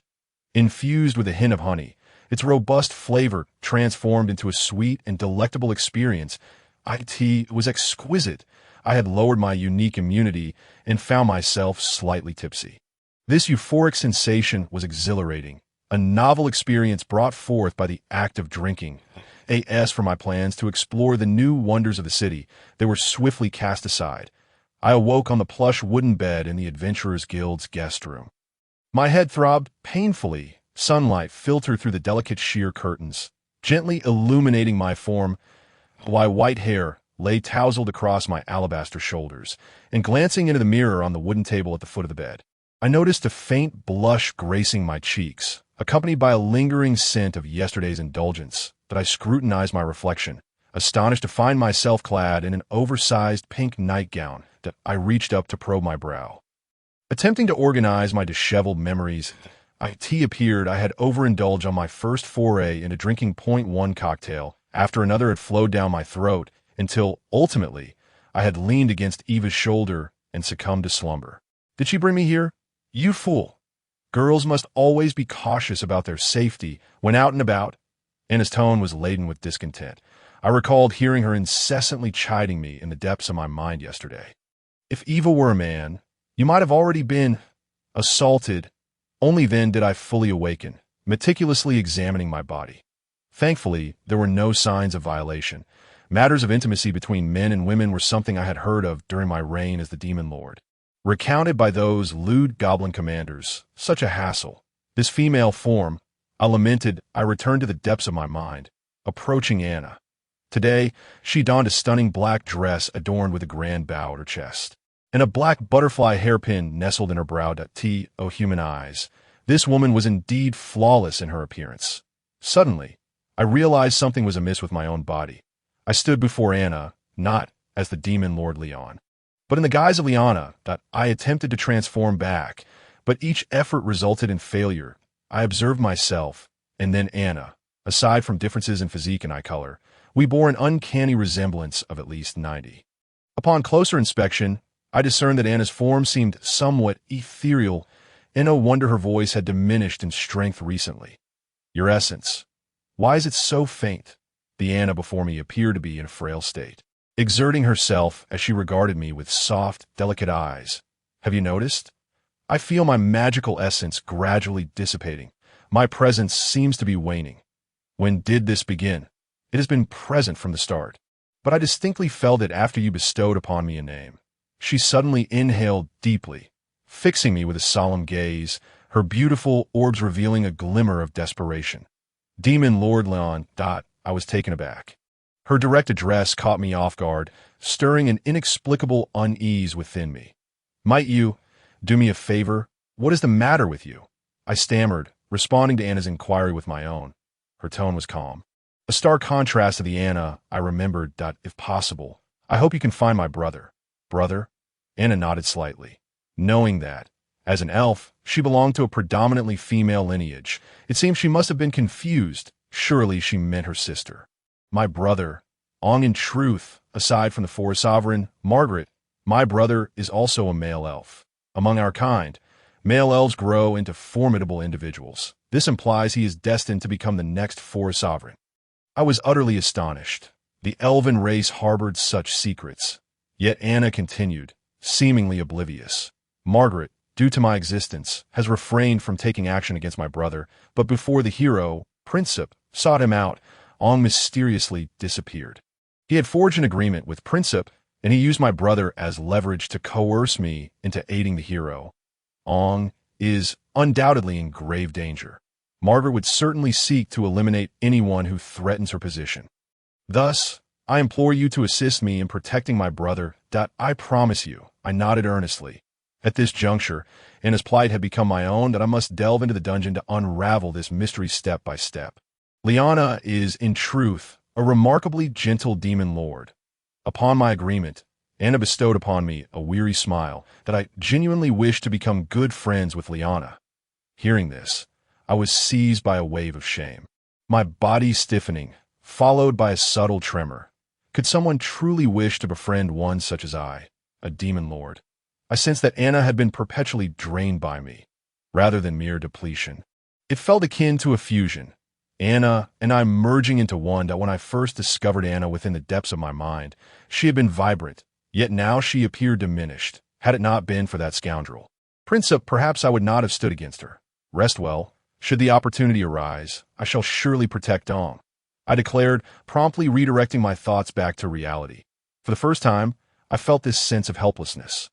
I glanced down at my hands, their pale skin trembling slightly. That I could do nothing to halt Anna's fading. She remained trapped in my mind like a canary in a cage, confined until death. All I could do was fulfill her wish, a means to alleviate my own guilt. Guilt. As a demon lord, I was experiencing humanity's myriad emotions for the first time, feeling this powerlessness for the first time, and regretting my missteps. I had changed. I seemed to possess an almost imperceptible sentiment. The warmth coursed through my cheeks, and to my astonishment, A tear slipped from the corner of my eye. Am I crying?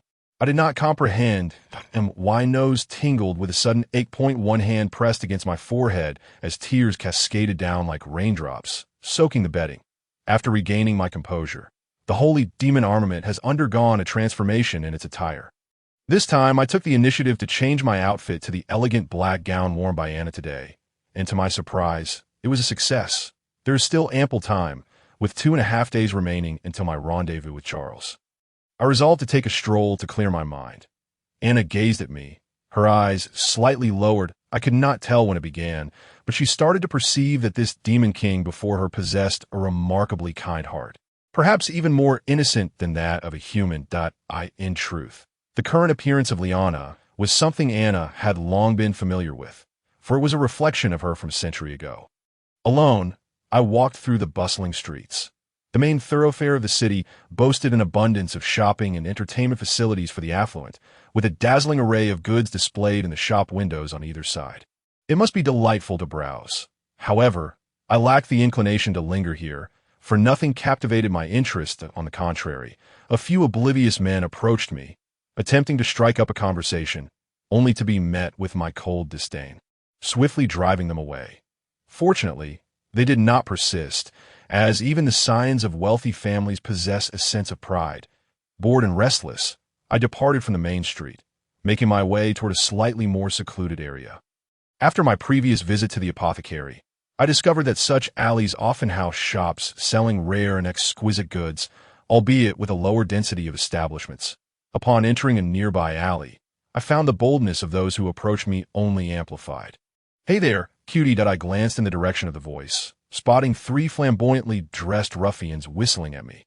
Such high-quality attention was a rarity here. One ruffian leaned on the shoulder of another, who was somewhat short and stout.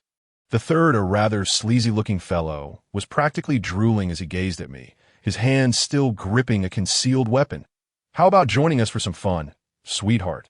Their lewd laughter rang out, a truly despicable display.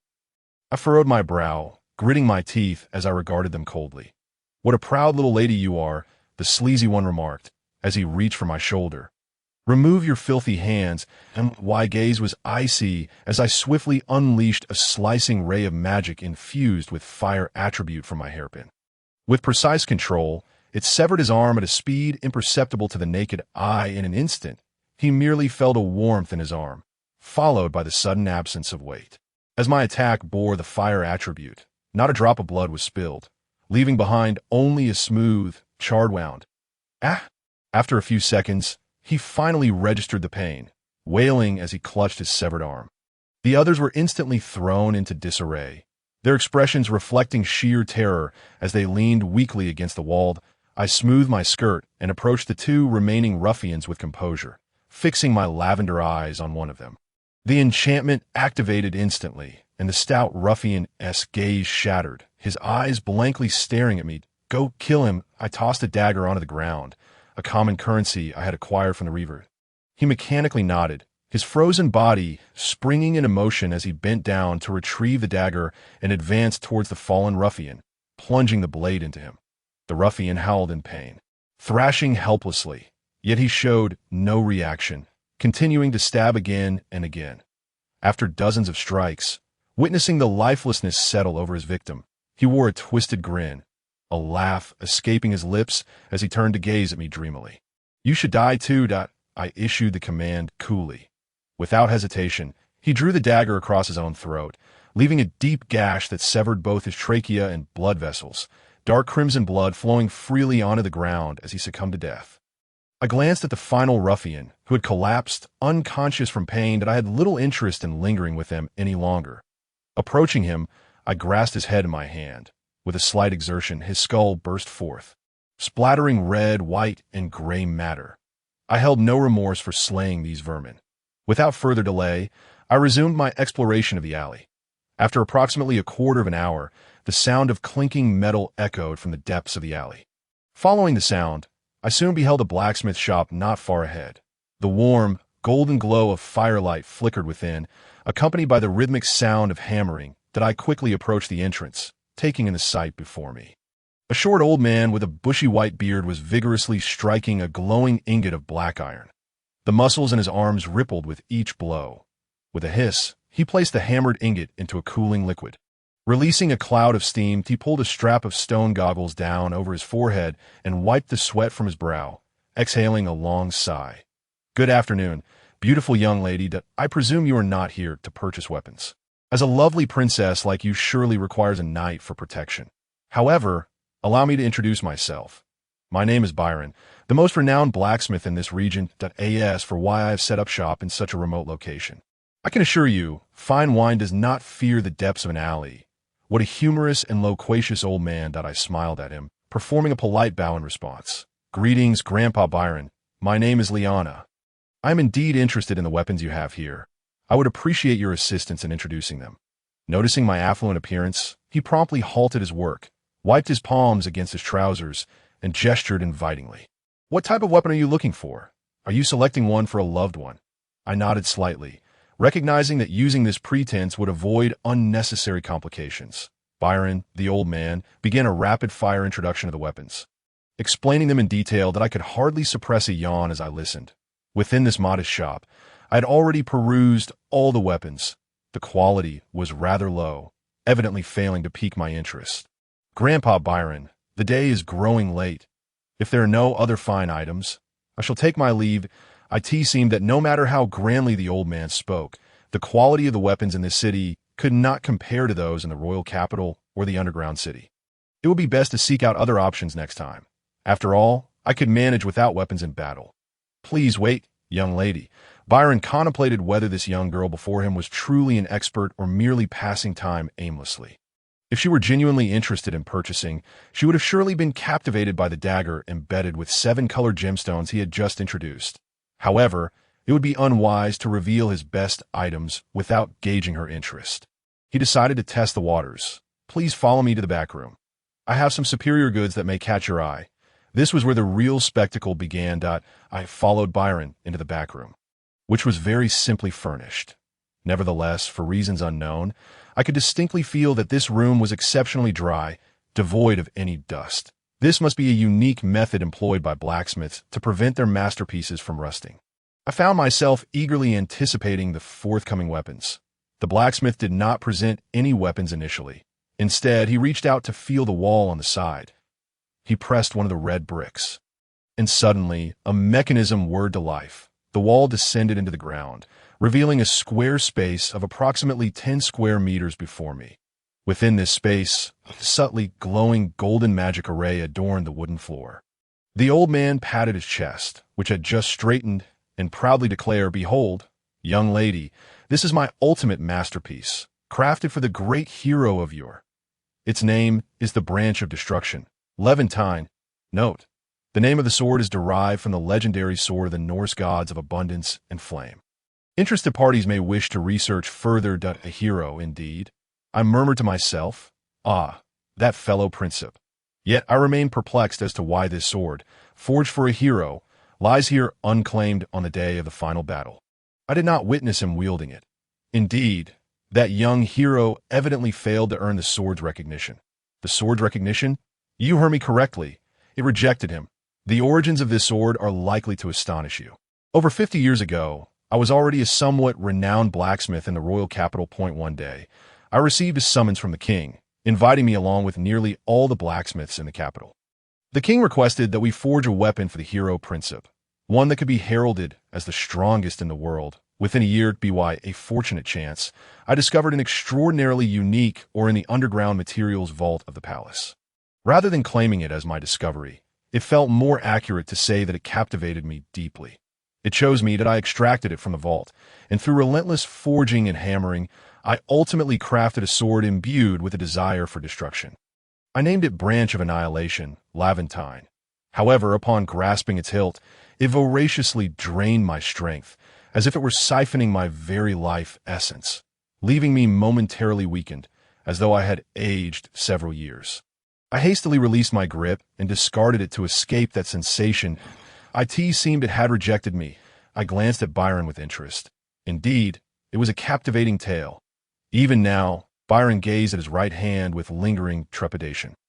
Yet what I did not anticipate was that this sword had similarly rejected the hero.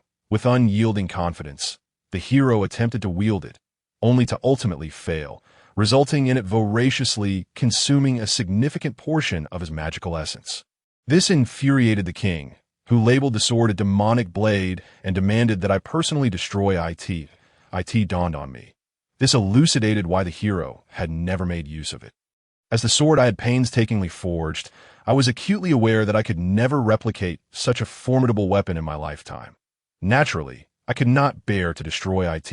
In the end, I fled the royal capital under cover of night, evading the king's manhunt for years, ultimately adopting a new identity and living in seclusion here that a sword, if not wielded for battle, holds no meaning. Throughout the years, I have harbored a desire for someone to attain its recognition. Therefore, should anyone be able to earn its acknowledgement, I would part with it free of charge. I returned from my reverie. My excitement was palpable. Byron noticed the change in my expression and understood. This seemingly delicate maiden undoubtedly possessed profound knowledge of swords. I surmised that you were not merely seeking a sword for a beloved. Were you? As the conversation progressed, I too felt the urge to test it. I had long been eager, the soft lavender in my eyes sparkling with yearning. Byron gestured towards a magic circle, saying, "You may step into the center. Should Laventine truly choose you, it will manifest before you." Without hesitation, I stepped into the center of the magic circle. Suddenly, my body felt as though it had been struck by lightning, and my mind was flooded with a kaleidoscope of memories from millennia past. The brilliance of the magic circle intensified. Had Laventine accessed my memories?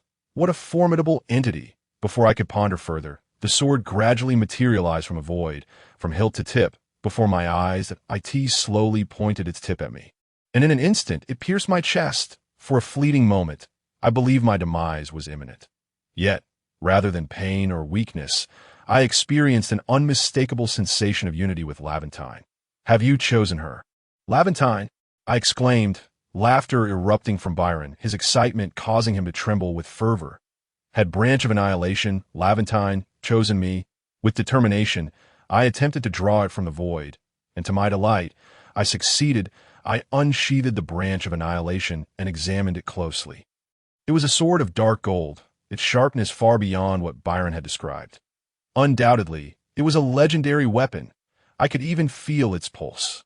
I was uncertain why it had chosen me, yet at that moment, I deeply grasped the desire for destruction that lay within its essence. "Branch of Annihilation, Laventine." I murmured as I gazed intently at it. That moment, Laventine, too, seemed to gaze back at me. Byron regained his composure, though his excitement remained palpable. He appeared to have aged considerably in that instant. His life's masterpiece had finally recognized its master. Nothing could bring him greater joy. As the evening grew late, I resolved to return to my quarters, eager to test Laventine's weight. Come dawn, that I felt a surge of anticipation that I might remain restless throughout the night. "May fortune favor you." He bowed deeply before me. I, too, felt a wave of emotion at having acquired such a divine artifact. It seemed I would need to seek instruction in swordsmanship in the days to come. Upon returning to my quarters, I lay upon the soft bed, my heartbeat still racing. I even contemplated drawing the sword to wield it at that moment. Shedding my wholly magical armor, I lay bare upon the soft bed, limbs sprawled in a star shape, staring fixedly at the ceiling. The thought of possessing a demonic sword capable of consuming a significant portion of Princess's magical essence thrilled me to no end. Conversely, had it recognized Princess, that scoundrel could have slain me with it before I ever reached Anna. The mere thought sent a shiver down my spine. However, given its name, Branch of Annihilation, and its attributes of devouring magical essence and life force, it seemed utterly incongruous with the hero's calling. It was a symbol of brutality incarnate. Indeed, I found myself unable to sleep, tossing and turning for a considerable time before abruptly sitting up. I was determined to test it now. After all, I felt as though an unparalleled beauty lay beside me. How could I sleep without tasting her? Donning my wholly magical armor and slipping in a light attire, I eagerly opened the door. I needed to venture far enough away to safely test the sword.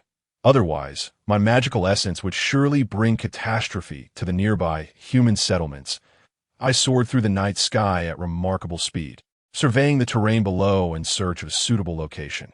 After 2 hours of flight, I arrive at a desolate mountain range, the dawn's light beginning to break.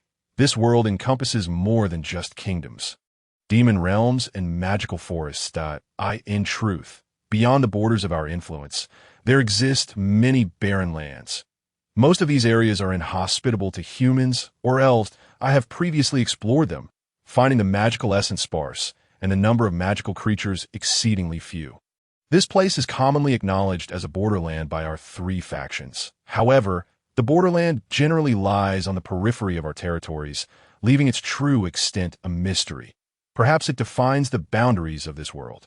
Hovering above a range of mountains, I unabashedly release my magical essence, confirming that no one else was nearby. Branch of Annihilation, Laventine. Laventine slowly materialized in my hand, emanating a faint purple glow. It appeared unexpectedly compatible. A demonic sword for a demon king. Wry smile.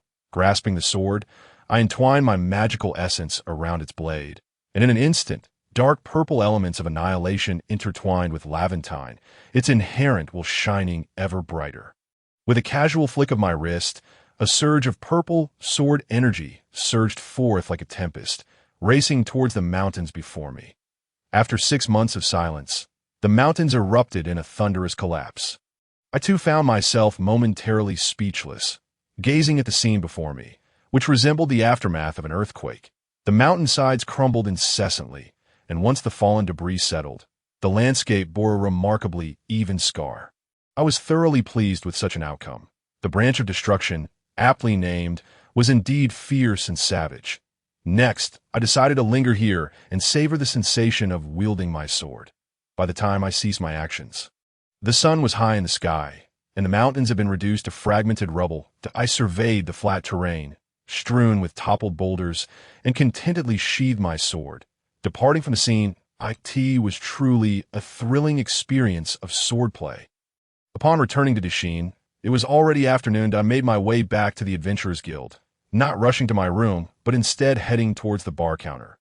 Eva was still there, and upon seeing me, she greeted me with a radiant smile, her delicate hand propping up her charming chin. This woman possessed an allure that seemed almost magical, had I not been able to see through her true strength. I might have been ensnared by her exterior. "Would you care for a drink today, Liana-chan?" I approached the bar, playfully tucking a strand of hair behind my ear, and politely declined Eva's offer. I had no desire to indulge in intoxication once more, knowing it would surely displease Anna.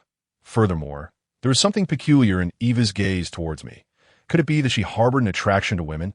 Fortunately, she had not made any inappropriate advances towards me last time. Otherwise, Anna would certainly have had words with me.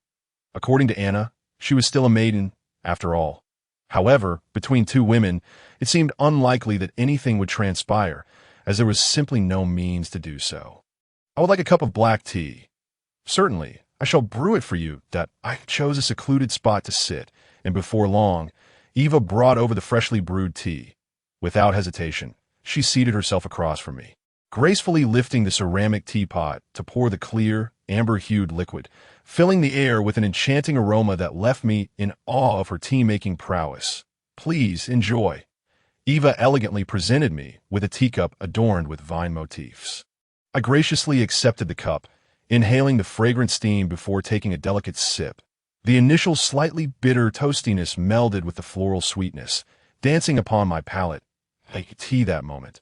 Eva sipped her tea and leaned closer, her breath fragrant and warm, causing me to blush slightly. "Are you truly prepared to undertake the commission alongside that fellow Charles?" I nodded, as it was hardly a secret. She remarked, "As your teammate, he hardly seems worthy." "Does he?" It appeared Eva had discerned that my abilities extended far beyond what I had shown. She was indeed a perceptive woman.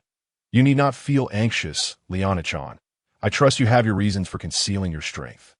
Therefore, I shall not disclose it to others, for I hold a fondness for you." She then lowered her gaze, her demeanor suddenly serious. "However, I would like to request something of you, Liana-chan, if it is within my means. I am more than willing to assist.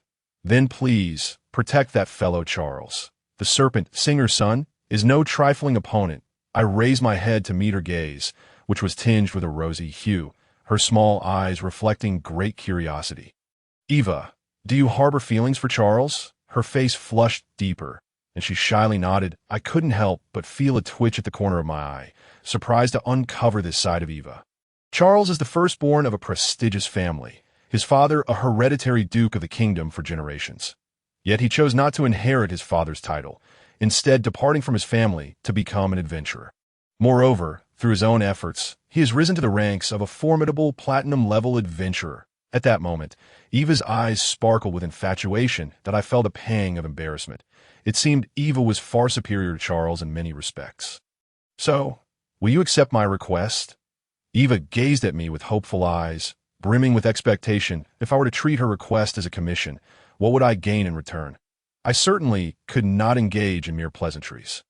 Upon hearing my thoughts, Eva merely smiled, reaching into her bosom, seemingly retrieving a glimmering badge. "Regardless of whether your task is completed, as long as you save Charles during a moment of peril, you will have access to diamond-level commissions in the future. I shall also endeavor to provide you with any intelligence you seek. You should be aware of the value of information. Furthermore, you are undoubtedly not here simply to remain an unknown adventurer in this city." Truly astute, I silently admired Eva's cleverness. "If I may inquire, being a diamond-level adventurer, why would you choose to assist that fellow Charles?" Eva surprisingly cupped her flushed cheeks with both hands, her demeanor almost frail, evoking a sense of trepidation within me. Her breath warm and fragrant. "Liana-chan, surely you understand, do you not?" "OS, no. I truly do not understand. I hope you will only intervene when he is genuinely in danger. Of course, as long as it does not harm his masculine dignity.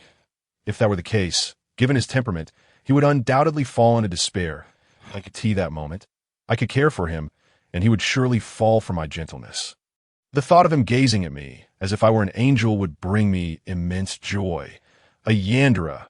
This pure and innocent Yandere. My instincts compelled me to distance myself from this woman. However, the information she could provide was indeed something I greatly desired. You know, Liana-chan, I can only feel a connection to Charles, especially when I think of his noble demeanor, elegant speech, and the confident figure he presents upon returning from a completed commission. It makes me yearn to be near him. As I observed Eva's bashful and fidgety demeanor, my eyes twitched even more. "All right, I get it. Accepting this task is merely a favor for me, in truth. My foremost protective measure for Charles was simply to eliminate Singer's son." She finally returned to her usual self, observing my serious contemplation with a soft giggle. "Liana-chan, you are truly a kind and beautiful person." The day was growing late, and she suggested, "Shall we share a couple of drinks?" My treat. Without hesitation, I nodded. Drinking could indeed be quite enjoyable. "Liana, perhaps you should reconsider. I sense something peculiar in the way she looks at you." Anna's warning echoed in my mind. I brushed it off. After all, Eva was a woman. Even if she had thoughts about me, what could she do? I paid no heed to Anna's concerns, following Eva to the bar. "I would like a devil's drink." As I continued to drink, I became intoxicated once more. Whether it was cocktails, craft beers, or high-proof spirits, I welcomed them all. Before long, I found myself, yet again, slumped against Eva's soft, fragrant shoulder, drifting into slumber.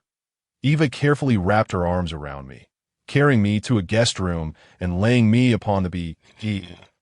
In my intoxicated state, I felt the soft mattress naturally ease the weight of my armor. Eva gazed at my bare, pale form on the bed, my complexion slightly flushed, breathing evenly like a tranquil little rabbit. Suddenly, she perched herself at the edge of my bed, observing me quietly before extending her sinful hand. I drifted into a most pleasant dream. When I awoke, it was already noon. I attempted to sit up, my legs buckled, and I collapsed back onto the bed. Stunned, I instinctively sought out Anna. The moment I laid eyes on her, I was met with a look of murderous intent. Panic gripped me. Sitting back up, I scrutinized my body. My thighs tingled slightly, and my undergarments lay discarded on the floor, the sheets in disarray. Oh no. Oh no. Oh no. I had fallen into the clutches of a wicked woman. I am truly sorry. QAQ. I found myself kneeling before Anna, acutely aware of her genuine anger. After all, the The trials I had faced were undoubtedly mirrored in her own experiences. Liana is a fool. I gazed at Anna's frail form, my heart aching for her, her pallid visage marked by traces of recent tears. That I'm truly sorry. I did not foresee that such events would transpire. My demeanor was exceedingly humble, resembling that of a husband caught returning home after an affair. In any case, I vow there shall be no next time. After a prolonged silence, Anna finally turned her gaze towards me. I do not blame you. After all, you were once a demon lord, perhaps lacking an understanding of the nuances of love between men and women. However, now that you have embraced the identity of a woman, it is imperative that you uphold your virtue and maintain your purity until you find your beloved. That I also hope that Liana will find happiness in a future devoid of my presence. I deeply regretted the events of the previous night. I realized I had been rather selfish, neglecting Anna's feelings while she had selflessly considered mine. That I am sorry, Anna. I promise you, nothing will happen to you. She let out a bitter laugh. I can distinctly sense that my time is dwindling. Eager to shift away from this weighty conversation, I said to Anna-chan, could you teach me how to be a woman? Though it seemed somewhat embarrassing, the echoes of my past glory as a demon lord loomed over me. Yet now I must transform into a woman. Nevertheless, the ethereal, intoxicating sensation I experienced yesterday was undeniably delightful. My cheeks flushed deeper. Anna was forthcoming, and we exchanged knowledge throughout the afternoon and into the evening, discussing topics such as attire, makeup, etiquette, and even the intricacies of the female anatomy. That as Anna began to grow drowsy, I found myself sitting on the bed, lost in thought that a beloved person. I seemed to have developed deep feelings for Anna. I hesitated to allow her essence to be gradually consumed by me. If I still possessed my former strength, I would surely find a solution. Yet in my current state, I was powerless. This was a cruel error of the world's design, far too harsh for Anna. Before long, I succumbed to a heavy slumber. In the magical forest of Margaret sat gracefully upon the throne of a grand palace crafted from an ancient tree at the forest's heart. Margaret, is what you say truly the case? Leon is not dead after all. A rugged voice reverberated through the hall. Margaret did not display the slightest hint of anger upon seeing the newcomer. Do not be hasty. Our collaboration is flawlessly orchestrated. But I implore you not to jeopardize my plans, or I shall flay your skin. As dawn broke, I found myself seated at a round table in the corner of the Adventurers Guild, my legs crossed, idly toying with my hair out of boredom. Even Eva had not shown up today. She must be feeling guilty. Had she been present, I would have certainly confronted her that I would no longer indulge in drinks with her. How foolish I had been to trust her. A demon lord must learn to safeguard oneself. With a creak, the door swung open. The person entering was undoubtedly Charles, clad in a resplendent blue tailcoat adorned with golden embroidery on the collar and cuffs. His golden curls cascading elegantly, exuding an air of nobility. Good morning, the beautiful Lady Liana. I beg your forgiveness for keeping you waiting. Truly, as the eldest son of an esteemed noble in the royal city. His eloquence was impeccable, leaving me momentarily at a loss for words. After a moment's contemplation, I decided to forego a response and simply stood, addressing him coolly. Let us depart. Hold on to you even know where we are going? I scratched my head, feeling a wave of frustration wash over me as I sat back down. The dungeon's location is situated at the juncture of the royal city and the outskirts, a place devoid of law, initially a haven for those of dubious repute exchanging information, but gradually it had grown in notoriety. I had already secured the cooperation of the municipal authorities. All we needed to do was use teleportation magic to reach the nearest city to the outskirts. I nodded in agreement. Do you possess a pass for the dungeon? Charles's question caught me off guard, and of course I do. I have visited it myself long before. Just then, he produced a delicate box from his pocket. Then wear this. Upon opening it, I was astonished to find a splendid ruby ring. Goodness! Thank heavens Eva was not present. Had she known, I would surely face her wrath, though she could never truly harm me. Unfortunately, the confidentiality of the pass was extremely high. I could not replicate an identical one, thus, I had no choice but to have you masquerade as my wife to circumvent this issue. Charles flicked his hair and unconsciously raised his chin. Why are you acting so smug? And what do you mean by pretending to be your wife? If it weren't for the need to conceal my strength to enter the dungeon, I would not be entangled in such complications. Humph. I could play the role of your wife, but if you dare to overstep your bounds, do not blame me for retaliating. I even contemplated the possibility of beating Charles to a pulp before entering to deal with Singstun myself. However, that clearly contradicted my original intentions. Then let us set forth that I followed Charles to the municipal government residence of embark. I alighted from the carriage. The splendid three-story building came into view, its grand pillars adorned with intricate reliefs, and the gray-white walls enveloped in verdant ivy, imparting an air of solemnity. Come, let us proceed. The teleportation array is in the basement. He gallantly led the way.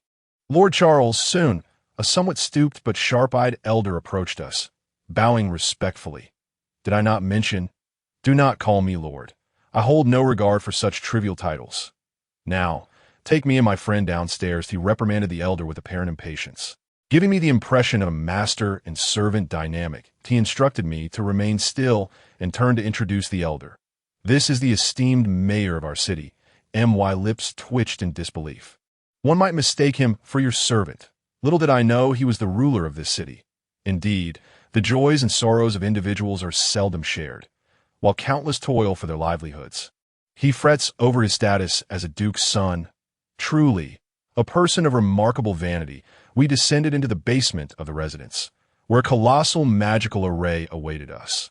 This teleportation magic circle was reserved solely for nobility, and even some aristocrats were deemed unworthy to use it. Activating it required a substantial amount of national resources. Without further ado, we initiated the teleportation, arriving in the border city of Plinton. Indeed, Plinton was named after the hero Plinsipe, commemorating his triumph over me. Upon reaching Plinton, we hurried to the inn. Lead the way. Charles tossed a pouch of coins to a coachman. The coachman caught the heavy bag, his arms instinctively sinking under its weight, then quickly stowed it away and promptly brought forth a carriage drawn by a magnificent white steed, uttering not a single word. Familiar territory, indeed. Once we arrive, do not speak, simply act affectionate towards me. I felt my cheeks flush at the thought. I feigned a stern demeanor, warning him, you better not lay a hand on me, or I shall take your life, as the sound of horses' whinnies filled the air. The carriage came to a halt in a desolate expanse. The coachman awaited our descent before cracking his whip and departing swiftly, leaving only scattered hoofprints and a fresh set of wheel tracks behind. I surveyed my surroundings, met only by a barren landscape where grayish-yellow earth lay strewn with overgrown weeds. A few scattered gravestones stood not far from us, while several crows hung ominously from a nearby dead tree, their glistening black eyes fixed upon us with an unsettling intensity. Charles navigated his way toward one of the gravestones with practiced ease, and I followed closely behind. He paused beside a particular stone, resting his hand atop its weathered surface, and began to chant an incantation. I discreetly memorized the spell while scrutinizing the gravestone itself. It was crafted entirely from a dark bluish stone, etched with the name of the deceased along with their birth and death years. As Charles completed his incantation, the ground trembled beneath us, and soon, a passageway constructed from the same material as the gravestone materialized before our eyes, with a stout figure clad in armor standing sentinel at its entrance. Please present your identification, he commanded. Charles handed over his document, and after confirming our identities, the guard bowed respectfully to Charles and gestured toward me. Esteemed Mr. Charles, who might this be?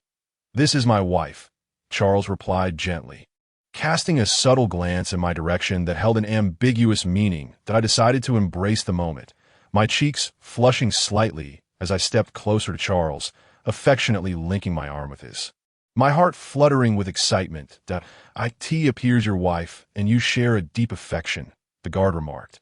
You may both enter. He stepped aside, offering us a courteous knightly bow. Welcome to the underworld of Lon Sudran. I clung to Charles's arm as we descended the dark corridor, making our way down the steps. When I turned to ensure the guard was out of sight, I quickly released my grip and adjusted my collar and skirt, exhaling a quiet sigh of relief. Charles observed my demeanor and smirked. Miss Liana, you are unexpectedly charming in this regard. How rude. I retorted, feeling the blood rush to my cheeks as I clenched my fists in indignation. Charles promptly gestured for me to calm down. You would want our business to be discovered by that guard, would you? Making a scene here could draw his attention. Humph, I turned my head away, choosing to ignore him as I continued my descent. Before long, we emerged from the lengthy staircase into a magnificent underground city. I finally conceded to the title of Underground City, for the scene before me truly warranted the designation.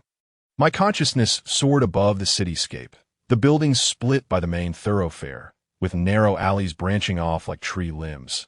Most structures were 2 or 3 stories high, and at the end of the main road stood a grand palace, its opulence rivaling that of my castle in a magical metropolis, looming regally as if surveying the entire underground realm.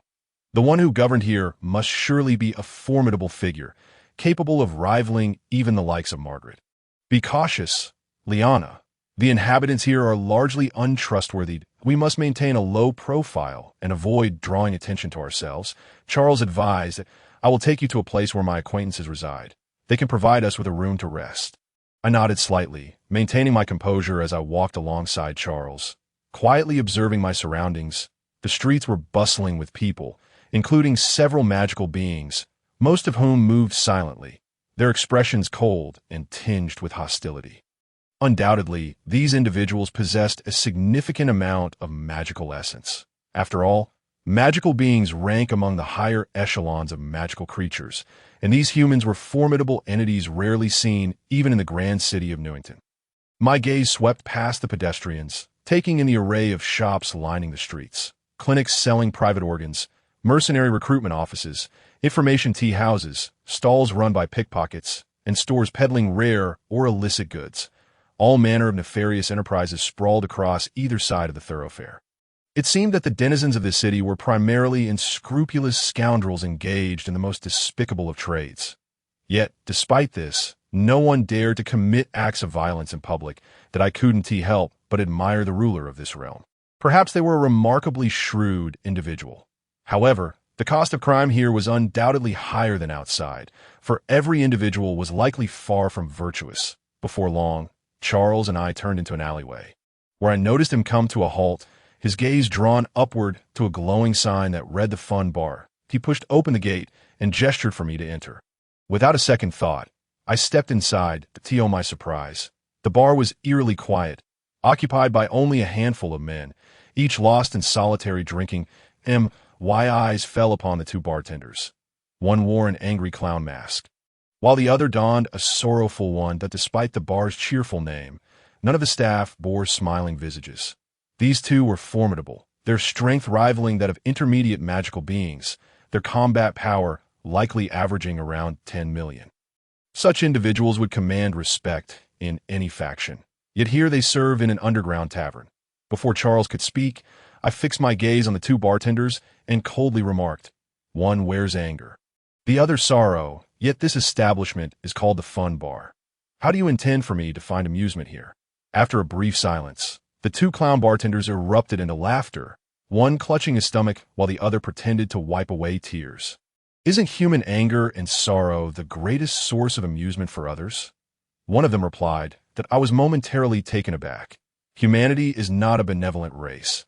They find joy in the suffering of others, envy in their happiness, and anger in their jealousy, igniting conflicts fueled by desire and tormenting others for amusement. Just as some individuals often rely on famous quotes to motivate themselves, those who lack often seek to display their deficiencies. The miserly present themselves as generous, while the cruel masquerade as gentle. "Oh, not frighten my friend," Charles interjected, finally introducing them. "These 2 are twin brothers and the proprietors of this bar. The one with the crying mask is named Side, and the one with the angry mask is named Reggie." He then turned aside and Reggie, "This is my friend, Liana, also an adventurer like myself. Esteemed lady, welcome to Lon Sudrin and to the Fun Bar." They greeted with a slight bow. "Would you care for a drink?"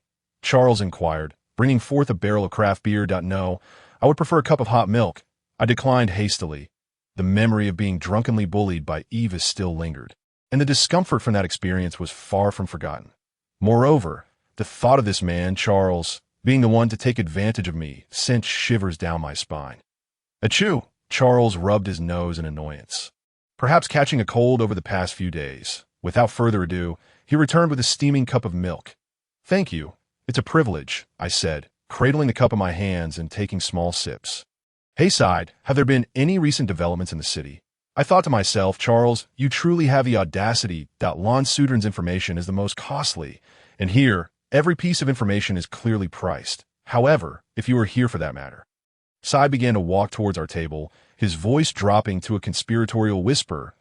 If you are here regarding that commission, I could provide you with some information free of charge, through the clown mask. I noticed Sai's blue eyes were fixed intently on Charles, his expression serious. Charles appeared somewhat nervous, instinctively swallowing hard. Ha ha ha ha. You are the greatest source of amusement for me today. Relax, Charles, if I am not mistaken. You must be here to fulfill that commission, correct? Though you may not be sufficiently qualified, the lady beside you. I, who had initially chosen to remain silent and observe, opened my eyes and shot a glare at Sade, my gaze revealing a murderous intent that Charles would undoubtedly fail to perceive. Sade immediately altered his tone. This lady should be able to assist you to. It seems Sade is quite the astute individual, avoiding unnecessary trouble for me, and I naturally redirected the conversation. Pray, share the intelligence you possess. Sade lowered his head, pondering for a few seconds. This commission is in fact rather straightforward. That fellow, Viper, is the actual operator of the underground fighting ring here. Aptly named the meat grinder, that he once issued a notice, declaring himself open to challenges from anyone at any time. Should someone manage to defeat him in single combat, a substantial reward awaits, regardless of life or death. Of course, there are always reckless individuals who dare to challenge him. Those weaklings lack even the ability to stand before him, and when Sinjison releases his magical essence, most will kneel and vomit. He is, without a doubt, the second most formidable individual here, surpassed only by the Underground Emperor. Thus, accomplishing this task undoubtedly presents significant challenges. Furthermore, this chap's business also extends into the realm of the local entertainment industry. Every 10 days, he departs from Land Sudland to select a fresh batch of women of acceptable appearance. After all, the mortality rate among women in the entertainment venues here is alarmingly high, and once they are ruined, no one will tend to their injuries. It has been a week since his last excursion, and he is due to leave the underground city in 3 days. If the two of you were to confront him together, your chances of success would undoubtedly increase. Charles tilted his head back, gulping down a full mug of beer, and then set the cup down with a thud. Clearly, the second method seems more favorable. I, however, maintained an air of indifference, sitting idly by, for both approaches bore no consequence to me. Ultimately, Sinjison must perish. Yet, I was intrigued to learn why the heroes sought the head of Sinjison, that I recalled Charles mentioning that Princip and the Underground Emperor were supposed to be in collusion. I voiced my inner curiosity to Sade. It is of no concern to tell you. The hero is actually intent on becoming the Underground Emperor himself. This has become interesting. The hero is a frequent visitor to Land Sudland, and he is quite avaricious and debauched, treating the royal palace as his personal playground. Even the selection of officials requires his approval, which has long been assigned a price. I find myself puzzled as to why this fellow is deemed a hero. Indeed, not only is he greedy and lustful, but also despicable and shameless. I wholeheartedly agreed with Sade's assessment. Once the hero seized control of the kingdom, he began to exert pressure upon us, whether by dispatching the royal army or commissioning adventurers, all in an effort to force the current leader from power and install a new puppet of his own making. The relationship between the hero and the Underground Emperor is exceedingly delicate. Both parties are acutely aware of each other's intentions, for the underground city, renowned for its intelligence, is not to be underestimated. However, due to the constraints imposed by the kingdom, all remains tacitly understood, and since the hero has grown weaker than before, he has not made any overt moves. Yet, Viper has grown too arrogant. In retaliation against the hero, he brazenly intercepted and assassinated a marquis, a loyal lapdog of the hero. The eye of the evil dragon allows me to ascertain that he speaks no falsehoods. Yet I still pose my question, what grievance do you have with Sinjison that you would willingly provide us with his intelligence for free? Pray do not tell me it is merely due to your friendship with Charles. I rested my chin on my hand, my pale violet eyes gazing intently at him. This establishment, once known as the Pleasure Bar, was not as desolate as it is now. In its heyday, the Pleasure Bar was a paragon of the industry.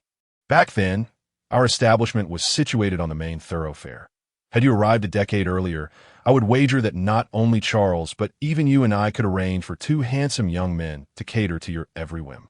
My cheeks flushed, though I anticipated his next words. I remained silent and allowed him to finish. However, that rogue Singeson decreed that any goods acquired from outside must henceforth be managed by him, and the underground emperor applied considerable pressure upon us. Reggie had initially considered engaging in some clandestine dealings to procure goods, but upon being discovered by Singeson, we permanently lost our right to operate within the entertainment industry. Thus, we certainly hope this scoundrel meets his demise.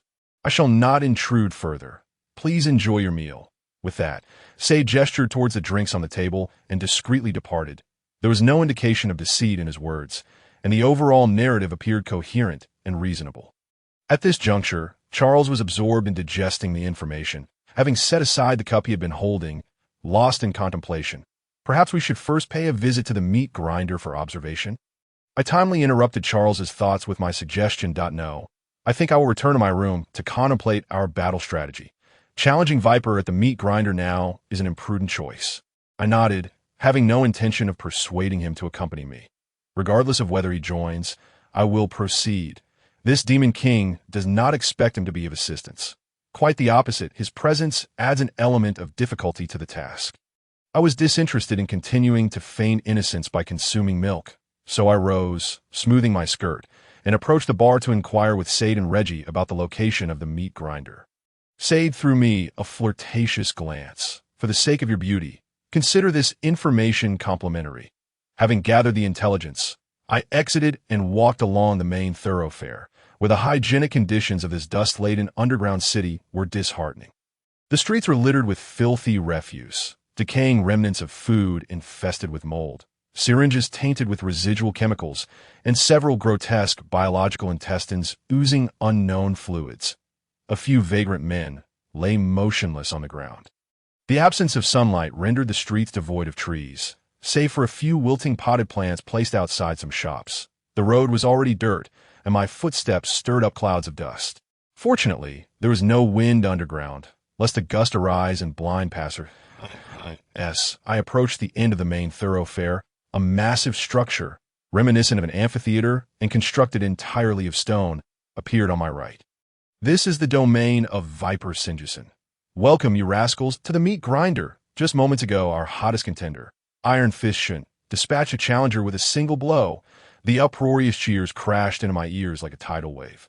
And now, for the main event of the day. Listen closely, lads. Our esteemed boss, the second in command of Lan Sudlin, the ace of aces, known for his formidable prowess and ruthless methods, the illustrious Lord Viper Singeson will accept challenges from all today. Oh! As the host's voice crescendoed, the cheers grew more fervent. I too stepped through the entrance of the amphitheater, seeking a higher vantage point, barely managing to find a corner amidst the throng. The air was thick with the scents of alcohol, degrade substances, and an overpowering musk of male hormones. The spectators in the stands had reddened eyes, ferociously waving their fists and roaring with enthusiasm. This was truly a den of criminals. The entire underground city was a sanctuary for lawbreakers. The host waited for the tumult to subside slightly before continuing his performance. Any one of you may step up to challenge our boss, of course, if you find yourself so frightened that you soil your pants. We do not sell those here. Ha ha ha. A wave of laughter erupted. Just the day before yesterday, Lord Viper Singeson effortlessly dispatched 12 challengers. That scoundrel hero even placed a bounty on our boss outside. What a laugh. Yesterday, the cleaners spent hours mopping up the mess left behind. Lord Viper declared. The challengers from the other day were simply too weak. Should any of you manage to defeat him, even if it costs him his life, he will reward you with an additional 50 gold coins. And now, let us welcome the true emperor of the arena, the apex predator of the underground city, the master of the meat grinder, Singeson. The cheers from the audience reached a new crescendo. Suddenly, a powerful surge of magical energy enveloped the arena. Even the mere presence of such a perilous aura was sufficient to instill fear in high-level magical beasts. Clearly a result of his control that a burly man, adorned with intricate tattoos, bare-chested and clad in shorts, slowly ascended the stage, radiating a formidable magical essence. Even from a distance, I could sense the malevolence emanating from him. Someone who could sit at the second-in-command of the underground city was undoubtedly no benign character. His combat power was likely around 20 million, or perhaps even more. To this level, I could no longer accurately gauge his strength with the eye of the fairy. After all, this skill had lost its potential for growth since I had appropriated it from Anna, a significant flaw of mine as a plunderer from the moment I laid eyes on Singleton. I had lost all hope for Charles's plan. Given Charles's abilities, he stood no chance against such a FO, and my current concern was how to protect Charles from being slaughtered by Singleton.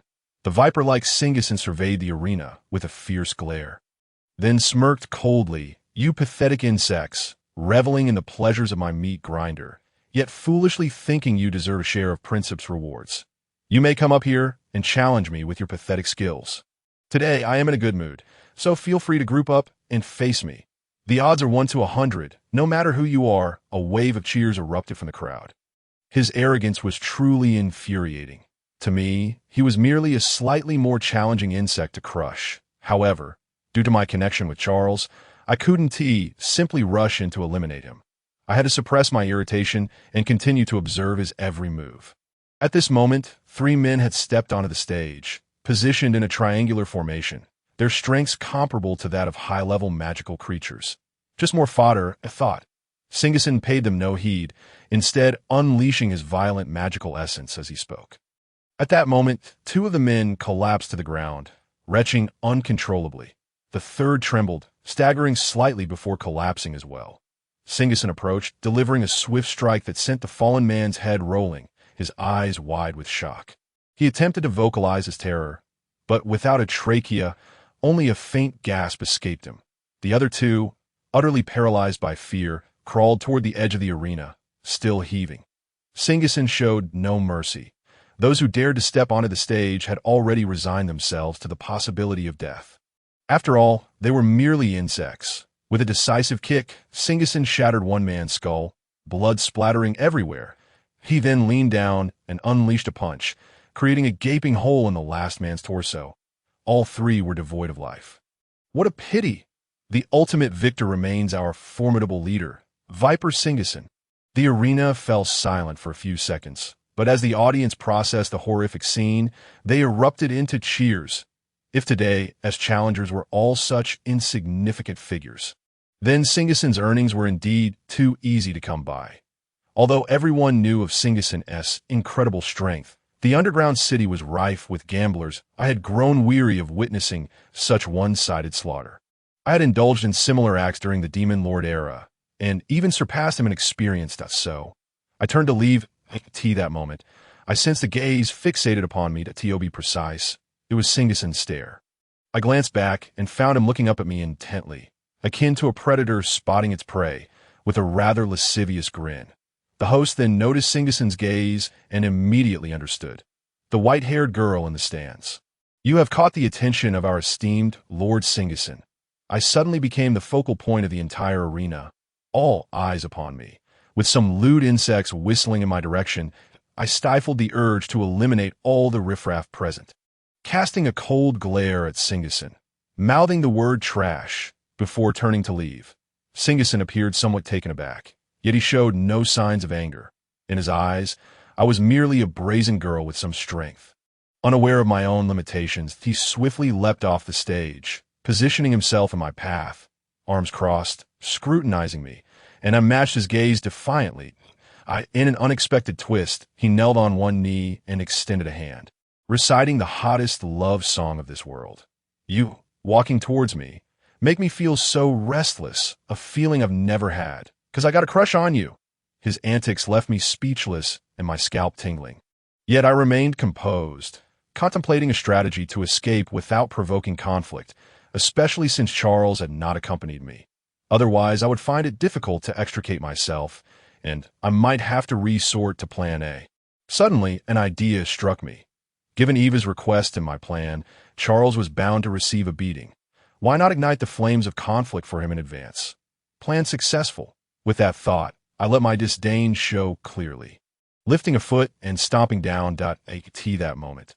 Singleton happened to look up, presenting everyone with a comical display of his face meeting my shoe that I coldly remarked, "I'm sorry, but I have no interest in trash like you.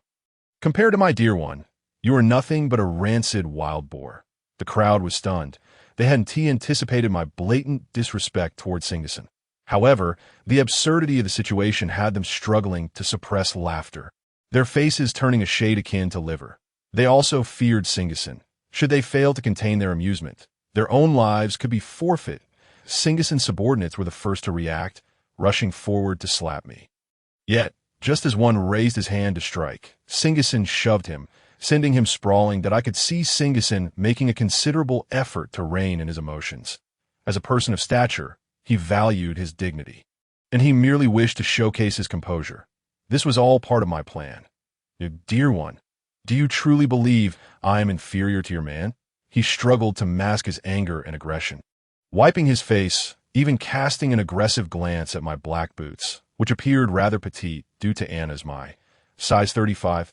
Even in such a predicament, he was still thinking of inappropriate matters. What a perverse foot fetishist. The thought of stepping on him felt more like a reward, so I decided to continue my verbal assault.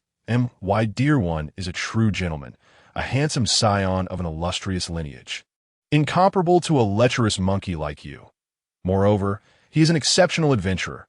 Mark my words, your head will eventually be his trophied my boyfriend has long since mapped out your movements. Just wait, foolish dog, your demise will come the moment you leave the underground city."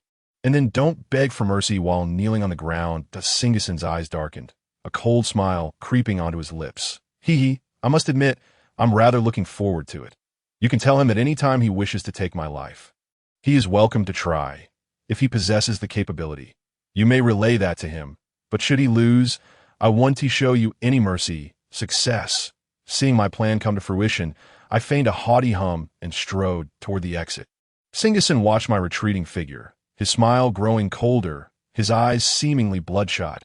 A mere glance sent chills down the spines of his subordinates and the audience alike. Not only would he make that man kneel and beg, but he would also ensure that the man watched as I conquered this wretch. "Boss, shall I send someone to retrieve that one and bind her to your bed?" Singleton waved his hand, fixing his cold gaze on me as I walked away. I savored the thrill of conquering this woman. He subsequently commanded his subordinates surrounding him, "Go to the Nightshade Club and bring me back 2 attractive ladies. I need to release some pent-up frustration. Yes, I'll take care of it right away." For the time being, let us set aside the manner in which Singer's son chose to vent his frustrations after they had departed. I hastily made my way back to the joyful tavern.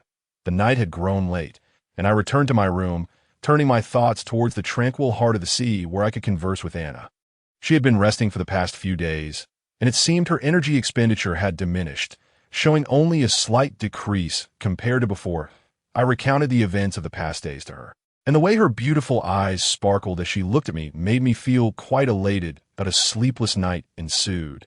As dawn began to break, I arose and made my way to the main hall of the joyful tavern.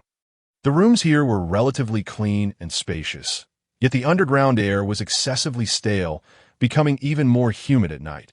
However, as a top-tier demon, expelling impurities from my body was a trivial task, allowing me to maintain my optimal condition at all times. Upon entering the hall, I was surprised to find Charles already seated there. That I blinked at him and casually inquired, "Why are you up so early?" Charles smiled faintly and greeted me with a good morning, but it was evident that his clean visage bore signs of weariness, with faint dark circles surrounding his eyes. After all, personal hygiene was not an option here, and water resources were rather scarce. Clearly, Charles had not slept well. After all, it was hardly possible for him to catch a good rest while accepting commissions and wandering about. Such was the reality that adventurers must come to terms with. I took a seat directly across from Charles and elaborated on the events of yesterday, including my humiliation of Singer's son and my act of issuing a challenge on Charles' behalf. Charles' eyes widened in astonishment. He then lamented, "Does that mean my plan from yesterday is entirely nullified? You've truly given me a headache. For goodness sake, I was in danger yesterday. Couldn't you have been a bit more gentlemanly? Besides, I brought back quite a bit of intelligence. Charles shook his head with a sigh, not placing excessive blame on me. As Singer-Sun was someone he would eventually have to confront, I shared with him the ambiguous details regarding Singer-Sun, only mentioning that he had slain 3 challengers in the arena. I had no intention of concealing Singer-Sun's true combat prowess, considering I was also bound by Eva's commission. After hearing this, Charles appeared grave, his brow furrowed as he sat there. It seemed he had significantly underestimated the Viper's strength. Rest assured, I believe our combined strength will be more than sufficient to deal with him. Don't worry, Charles. You can certainly handle an opponent as weak as 3 amateurs. How could such a brutish savage compare to someone of your caliber?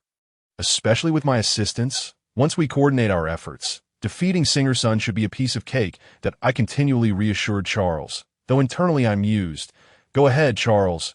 Rest easy. With me around, a beating won't be the end of you. At this thought, I even found myself looking forward to Singer-Sun's performance, rubbing hands together. Charles was currently in a state of melancholy. Had he intervened to prevent me from going to the arena the previous night, perhaps none of this would have transpired. This had far exceeded his expectations. His original plan to ambush Singer-Sun at the exit had also been rendered futile. Charles even contemplated that he should have refrained from bringing along the troublesome young lady, Liana. Now he was certain that the Viper would be on high alert. Observing Charles' furrowed brow was quite amusing, and I thought it best to divert his attention for the time being. Now seemed the perfect opportunity to inquire about the information I sought. What do you know about the Underground Emperor? I only know that he goes by the name Al Capone, a figure whose power is said to rival that of the Grand Mage of the kingdom. It is rumored that he alone could slaughter everyone in the underground city. Indeed, he sounded formidable. I was rather eager to meet him. Engaging in combat with him would surely satiate my desire for battle. However, it was evident that the best course of action was to first eliminate his right-hand man. Noticing that Charles remained deep in thought, I lost the inclination to offer further words of encouragement.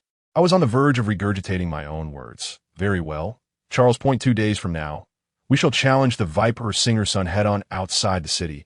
I am confident we will succeed. I yawned and left without further ado. The next 2 days seemed rather protracted to me, so I opted to sit cross-legged on my bed, earnestly attuning myself to my abilities. Once a dragon who ascended to become a demon lord, I inherently possessed remarkable resistance to magic. Coupled with various powers, it could be said that apart from that hero, no one could inflict effective harm upon me. Moreover, my physical form had been honed to perfection. One might say that my sheer physical strength equated to that of 100 Singer-Suns combined. Having absorbed Anna's abilities, my magical prowess had also grown substantially. Beyond merely manipulating the Dark Dragon Wave, I could deftly wield other elemental or holy magic. Additionally, due to Anna's position as a high priestess, I could even function as a powerful healer. It seemed as though Anna and I complemented each other perfectly. One a dark dragon warrior endowed with immense physical strength, and the other an adept magic-wielding spirit, a match made in heaven. Indeed, although I had suffered significant weakening following the grand battle, it is said that a starved camel is still larger than a horse. I retained the characteristics of my draconic lineage, and my physical strength was not as feeble as it appeared. Furthermore, I still wielded a magical sword that had nearly drained the hero of his essence. Now, I felt absolutely confident in confronting Margaret. With my eyes gently closed, I meticulously sensed the fluctuations in my magic, reconstructing my magical essence. And before I knew it, I had spent 2 full days and nights in that state. When I finally came to my senses, Charles was already knocking at my door. Liana, have you been cooped up in your room for the past few days? Is it really all right for you to skip meals? We are about to face a great battle tonight. I activated my holy magic armor and meticulously tidied my appearance. My long white hair was styled into a high ponytail, my neck as smooth and white as fine mutton fat. Today, the holy magic armor dressed me in a relatively lightweight outfit. The upper garment was a plain white shirt adorned with lace, enveloped by a black velvet waistcoat emblazoned with gold, and draped with a woolen shawl. Below, I wore a light gray skirt, and my legs were elegantly accentuated by black tights, culminating in a pair of Gothic-style black boots. I was not mistaken. Indeed, the holy magic armor had chosen my attire. If I had not infused my own will into it, but instead activated it casually, the holy magic armor would have selected a suitable ensemble for me. Once I had finalized my attire, I opened the door and cast a subtle glance at Charles, who was clad in lightweight armor today, and said, "Let us depart at once." Charles wasted no words, turning promptly to lead me away from the joyful tavern. We traversed the main thoroughfare back to the corridor we had originally come from, inwardly criticizing how such a long staircase would be a challenge for an average person to ascend. Ultimately, we emerged from Lawn Sutherland and returned to the familiar desolate wilderness, where the entrance structure had plunged underground, vanishing from sight. Charles let out a long sigh of relief. Indeed, while the air here was dry, it was still fresher than that of the underground city. Just as Charles was stretching lazily, his expression suddenly sharpened, and he crouched into a defensive stance, his hand resting on the hilt of his sword. He did not forget to warn me, "Be cautious. That fellow is nearby." I inwardly scoffed. Isn't that obvious? He hasn't even bothered to suppress his own aura. Rolling my eyes, a powerful surge of magical essence enveloped the area, pressing down on Charles, causing him to gasp for breath and break into a cold sweat. That moment, a figure appeared before us. It was a silhouette I recognized all too well. The Viper Singer-son himself. Fu. Singer-son approached us with a cold smirk, his formidable aura swirling like a tempest, causing my hair to flutter. I calmly fixed my gaze upon Singer-son, while Charles beside me had already grown damp with perspiration. He raised his chin, looking down at us with an air of mockery, and arrogantly declared, "Is this your man? Why do I perceive him as somewhat insubstantial? What does he intend to use to eliminate me? Mere imagination? Viper Singer-son." This series of inquiries seemed to pierce Charles's pride deeply. He gritted his teeth, furrowed his brow, and his nerves were taut, already acutely aware that his opponent was an exceptionally formidable entity. The sheer volume of magical essence emanating from Singer-son left him gasping for breath. "Surely, you do not fancy yourselves the hunters awaiting my emergence." Singer-son raised an eyebrow, regarding Charles, who appeared as a puffed-up kitten. With a playful expression, "To me, you are merely overconfident prey." Naturally, I could not afford to be negligent, for safeguarding the weak is not my forte, that I focused my attention entirely on the exchange between the two men. Fearing that a moment's inattention might lead to Charles's demise, Singer-son extended a hand, palm up, beckoning to Charles with a chilling tone. "Bring it on. Let me see what emboldened you to accept this commission. I hope you can entertain me a little more." Charles's eyes widened in surprise as he maximized his powers. In the blink of an eye, his sword was unsheathed, darting toward Viper Singer-son like a bolt of lightning. This strike was executed with unreserved intensity. The blade surged forth, akin to a bullet leaving its chamber, aimed directly at Singer-son's face. Charles concentrated all his magical prowess into a single point, the speed of his attack so swift that it was beyond the grasp of ordinary perception. In an instant, Singer-son caught the blade between his teeth, and despite Charles's attempts to exert force, the sword remained firmly clamped in Singer-son's grasp. This strike had undoubtedly surpassed Charles's usual capabilities, possessing enough potency to fell a typical adult high-level magical beast. Yet, to catch it merely with his teeth speaks volumes of Singer-son's overwhelming strength, allowing him to receive the blow in such a showy fashion. Were it me, he would have been left with both teeth and tongue pierced through. I sighed, estimating that today would not be kind to Charles. With great effort, Charles extracted his sword from Singer-son's mouth and retreated to a distance of 100 paces, gasping for breath. However, I felt compelled to lend a hand, promptly bestowing upon him enhancements such as magical recovery, strength augmentation, stamina replenishment, and accelerated cognition. With such meager power, does he truly dare to contemplate my demise? Singer-son scoffed. "Hey, little lady," he turned to me, "now come kneel before me and apologize.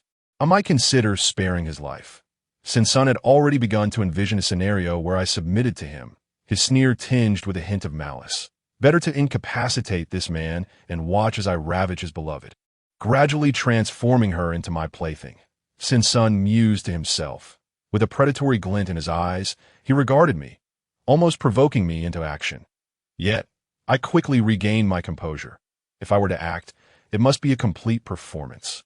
Affectedly, I gazed toward Charles with feigned concern, pretending to tremble in fear while occasionally casting him resentful glances. Sin, observing my display, felt a surge of satisfaction. It aligned perfectly with his expectations. Next, he intended to shatter Charles's limbs and relish my pleas for mercy.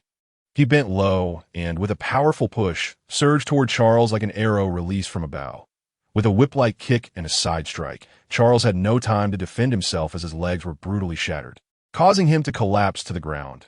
This exemplified the stark disparity in their strengths, akin to an insurmountable chasm that no enhancement could bridge. Sin looked down upon Charles, not in haste to extinguish his life, for he still wished to fulfill his ambitions as a minotaur. Charles, with eyes ablaze with defiance, refused to yield, struggling to swing his sword. Sin simply kicked it away, severing the arm that wielded it in the process. Noting Charles's lingering spirit, he delivered another kick to his remaining hand. With a sickening thud, Charles's left arm was flung back at a grotesque angle, leaving him resembling a grotesque marionette, filled with resentment. "You may as well watch how I indulge your beloved." Ha ha! The moment was ripe. I conjured a magical orb of appropriate size and hurled it towards Sin. He merely sidestepped, the orb detonating before Charles and rendering him unconscious. I feared that if I hesitated any longer, Charles might endure even greater torment. Should Sin's depravity lead to a fate worse than death for him, Eva would undoubtedly seek vengeance against me. Sin, misinterpreting my intentions as an attack on him, resulting in collateral damage to Charles, laughed even more arrogantly. This what you call the cream of society? A noble scion? Just a pitiable weakling. It seems, now, crawl to my feet and serve me well, and I might consider granting your man a dignified death. Sin's laughter grew ever louder and more lascivious as he loosened his belt and approached me. I gazed at him with icy eyes, my tone chillingly frigid. "Do you truly believe yourself the hunter?" Sin's smile faltered, his expression darkening as he regarded me. He had not anticipated that, in such circumstances, an arrogant girl with little real skill would maintain such an unflinching gaze, devoid of fear, even tinged with mockery. "Viper Sin, had you possessed a modicum of wisdom, you would have struck me on that day in the Colosseum, or perhaps refrained from venturing into the underground city today out of caution. Perhaps then I would not have been afforded such a splendid opportunity to strike. Now, tell me how you wish to perish. You arrogant, wretched insect."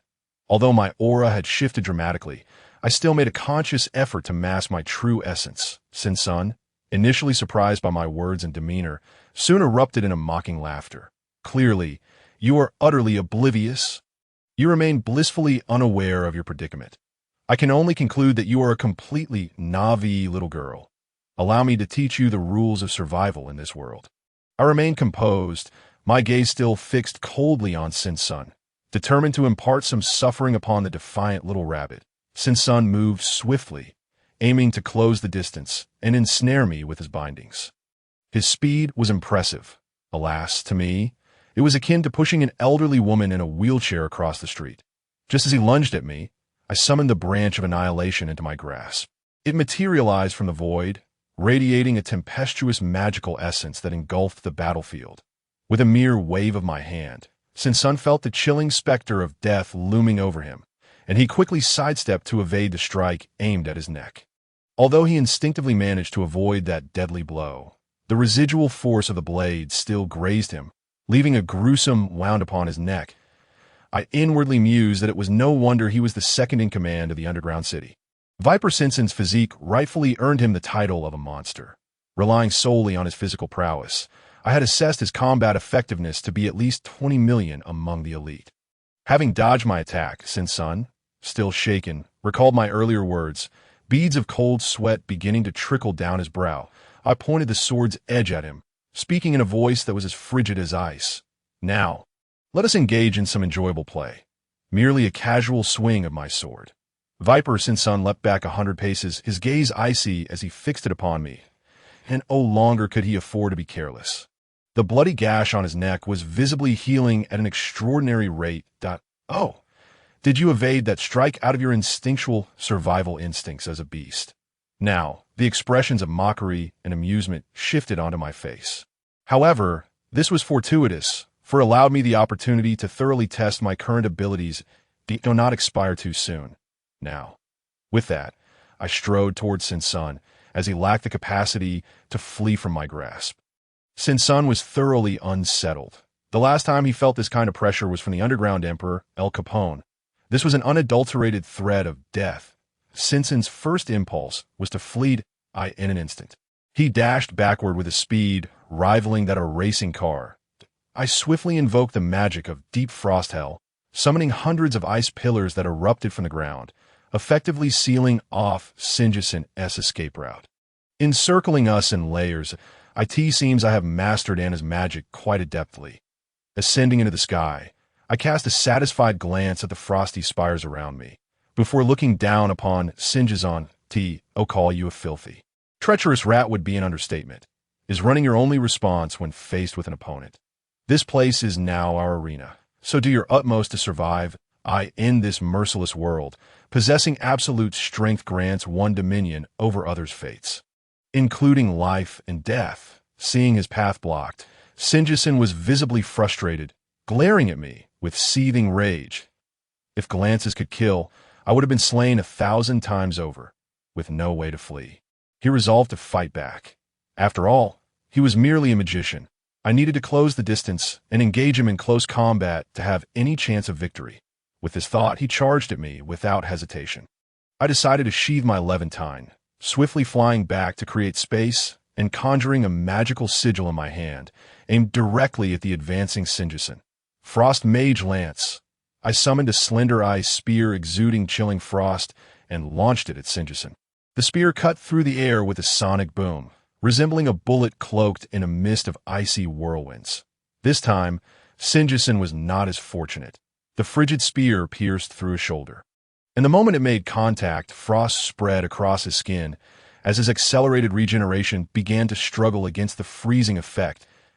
I had no intention of granting him a moment's respite. This time, I utilized the fire attribute magic, Crimson Lotus Inferno, hurling a magical orb into the sky. The orb detonated mid-air, blossoming like a beautiful red lotus in the night sky that a rain of fireballs then cascaded down, densely pouring from above. These were no ordinary fireballs. Sin turned to shield his back from the onslaught, which resulted in his flesh being torn asunder. Clearly, such area effect magic could not entirely obliterate Sin. But I was quite pleased with my command over my spells. Next, it was time to test my hand-to-hand combat skills. After all, it had been years since I last fought, and it was high time to stretch my limbs. I was in no hurry to see Sin meet his demise. Rather, I hovered in the air, waiting for him to mend his injuries before landing beside him, that I noticed you seemed eager for a close-quarters brawl. I will grant you that opportunity. I had no intention of employing Levantine. Its power was too brutal, and I feared that I might inadvertently slay him. Sidson stared at me in disbelief. A young girl of the magician class wished to engage him in close combat. He could scarcely believe his ears. The magic she had just unleashed was undeniably superior to his own. Those were tangible tier 10 spells that in this world. Magic is categorized into 11 levels, with the first 10 belonging to humanity, while the 11th tier transcends humanity and is said to possess the power to slay gods. Only demon lords, heroes, national mages, and a select few can wield such magic, with its power and consumption being directly proportional. Controllable through one's own adjustment, the Dark Dragon Wave being one such example. Seeing Sin rooted in place, still uncertain, I began to taunt him with piercing words. What's this? Even a lowly insect can feel fear. You were just barking so arrogantly. Why the sudden retreat? I preferred your earlier defiant demeanor. Why not reclaim it? You call yourself a viper, yet you're merely a mudfish flailing about. You are welcome to charge at me. I won't use that sword on you, though being slain by it would be your ultimate honor. At times, I found my tongue rather venomous, as my insults relentlessly assaulted Sinjison's pride that Sideson's muscles tensed. And one could clearly see the veins in his arms throbbing that seemed he was indeed in rage.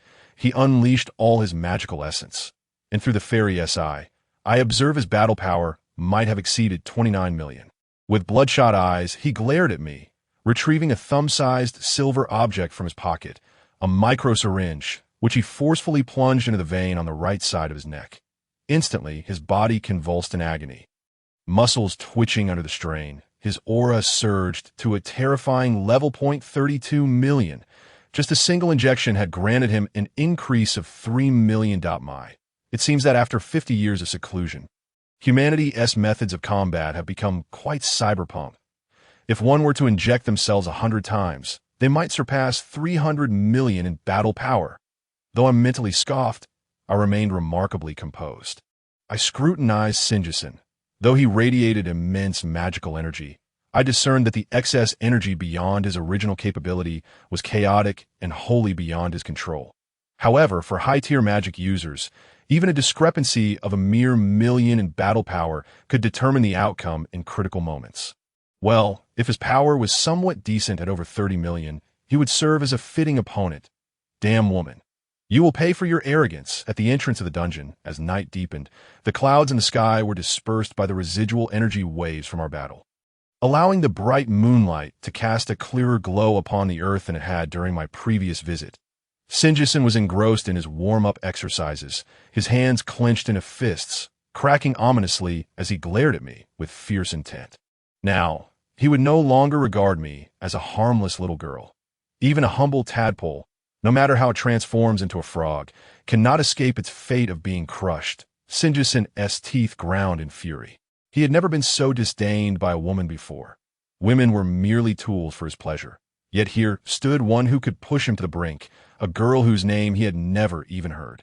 He was eager to unleash his full power upon me, and then cruelly torment me. That gentle night breeze brushed by, and Sinjison wasted no time. Like a cannonball, he surged towards me, the air behind him crackling with sonic booms. In the blink of an eye, he stood before me, channeling his strength into his calf, delivering a high kick aimed at my head, the energy contained within it compelling me to commend its might. I raised my left arm to block the crushing blow, and with a dull thud, I was sent sliding to the right, covering a distance of several meters before halting, my boots caked in mud, leaving a deep gouge in the earth. What a powerful kick! This strike could rival that of Douglas. If Sinjison were to face Douglas, the clash would undoubtedly be spectacular. A flicker of fervor crossed my eyes. As the blood within me seemed to boil, I was finally able to engage in a proper battle. Sinjison, seeing his attack land, did not revel in his success. Instead, he pressed on with his assault, darting towards me with a fierce strike, executing another devastating kick imbued with terrifying energy. This time, I chose not to defend, but instead retaliated with my right leg, meeting his kick head-on. The collision of our legs unleashed a force that shattered nearby withered trees and reduced several gravestones to dust. Clearly, Sinjison had not gained the upper hand. He stared at me in shock, astonished that a young magician could hold her own in close combat against him. An unsettling emotion began to swell within him. This feeling was one Sinjison had not experienced in a long time. Impossible, absolutely impossible. She must have cast some kind of magic upon herself to withstand my blow. The uncertainty of the unknown and instinctual fear ignited a surge of even greater power within Sinjison.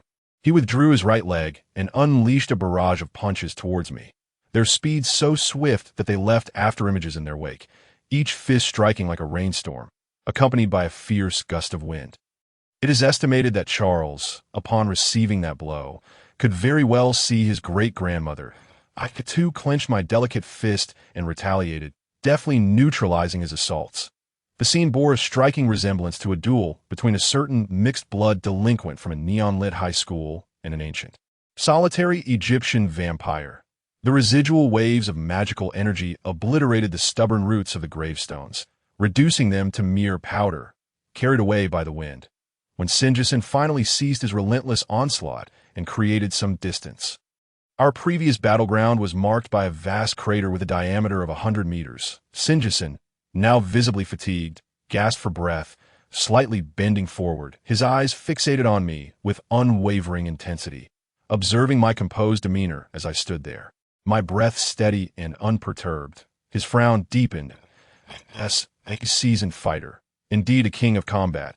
He had engaged me without reservation for so long, and yet I had not only withstood his attacks but appeared utterly unruffled. This girl before me was undeniably a force beyond my capacity to conquer. Although she had not unleashed her full reservoir of magical energy against me, the pressure she exerted was no less formidable than that of the Emperor El Capon below. A monster, an absolute monster.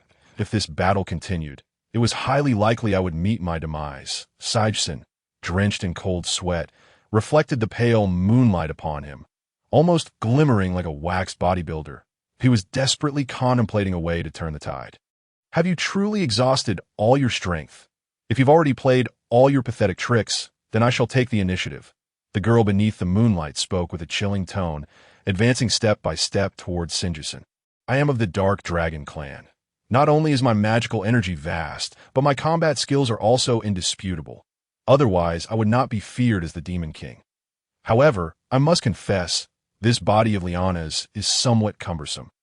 Regardless, the female physique is evidently not well suited for battle. Although my bosom is not particularly ample, the weight upon my chest still renders me somewhat uncomfortable. I approach Sigurdsson at a leisurely pace. The moonlight's silvery dust enveloping me, my hair reflecting a faint, silvery glow, and my lavender eyes sparkled with a radiance reminiscent of a celestial maiden descending from the heavens. Upon noticing my proximity, Sigurdsson immediately augmented his aura. Launching another tempest of punches and kicks towards me, I calmly deflected his incoming strikes, seizing the opportunity during his attacks intervals to land a punch squarely on his solar plexus. The impact created a dent in Sigurdsson's chest, propelling him backwards with his head tilted back, blood gushing from his mouth. Oh my surprise, Sigurdsson erupted into laughter, exclaiming, Did you not foresee this? This is precisely my plan.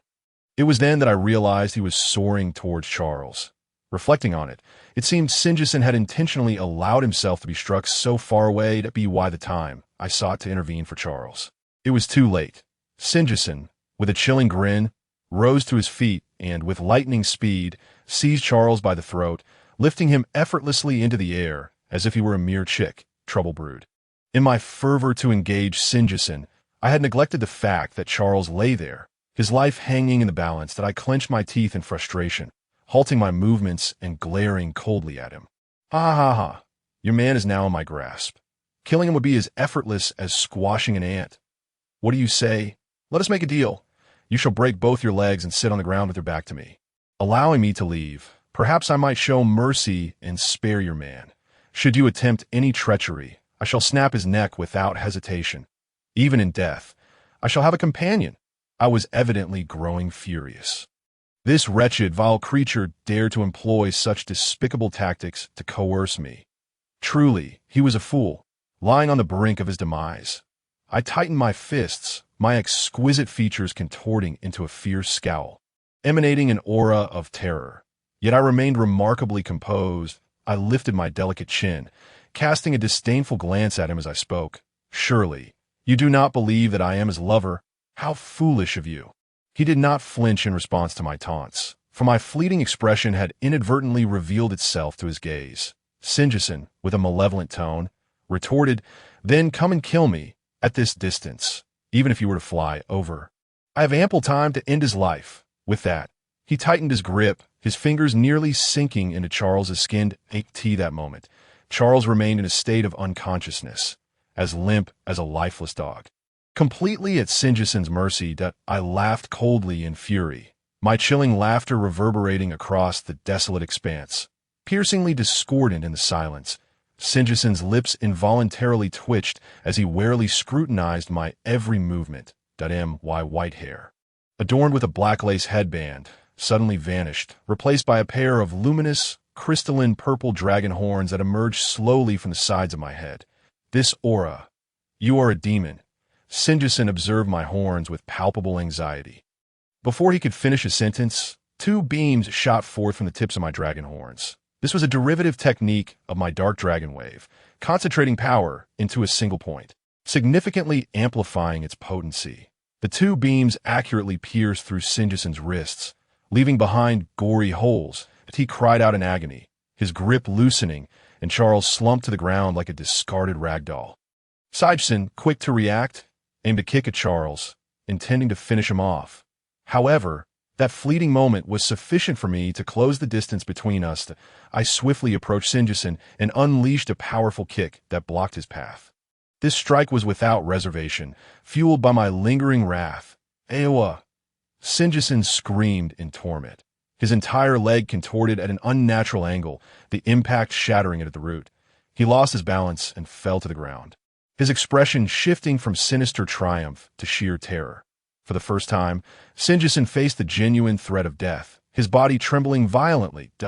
In that instant, I decisively summoned the branch of oblivion, Laventine, and plunged the sword into his other leg. After all, you are a dying man. I can afford to be generous and reveal my identity, that I am the Demon King, Leon, though now I go by Liana. Laventine greedily absorbed Sinjison's magical energy, and soon he appeared noticeably diminished, his once robust muscles shriveling away. Fearing that it might inadvertently drain him entirely, jeopardizing my next course of action, I swiftly withdrew the sword.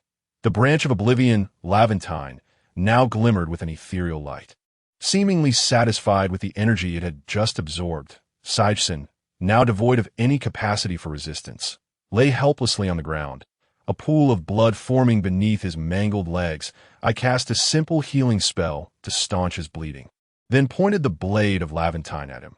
Death loomed only a step away. Sinjison appeared to witness his life flashing before his eyes. I beg you, my lord the Demon King.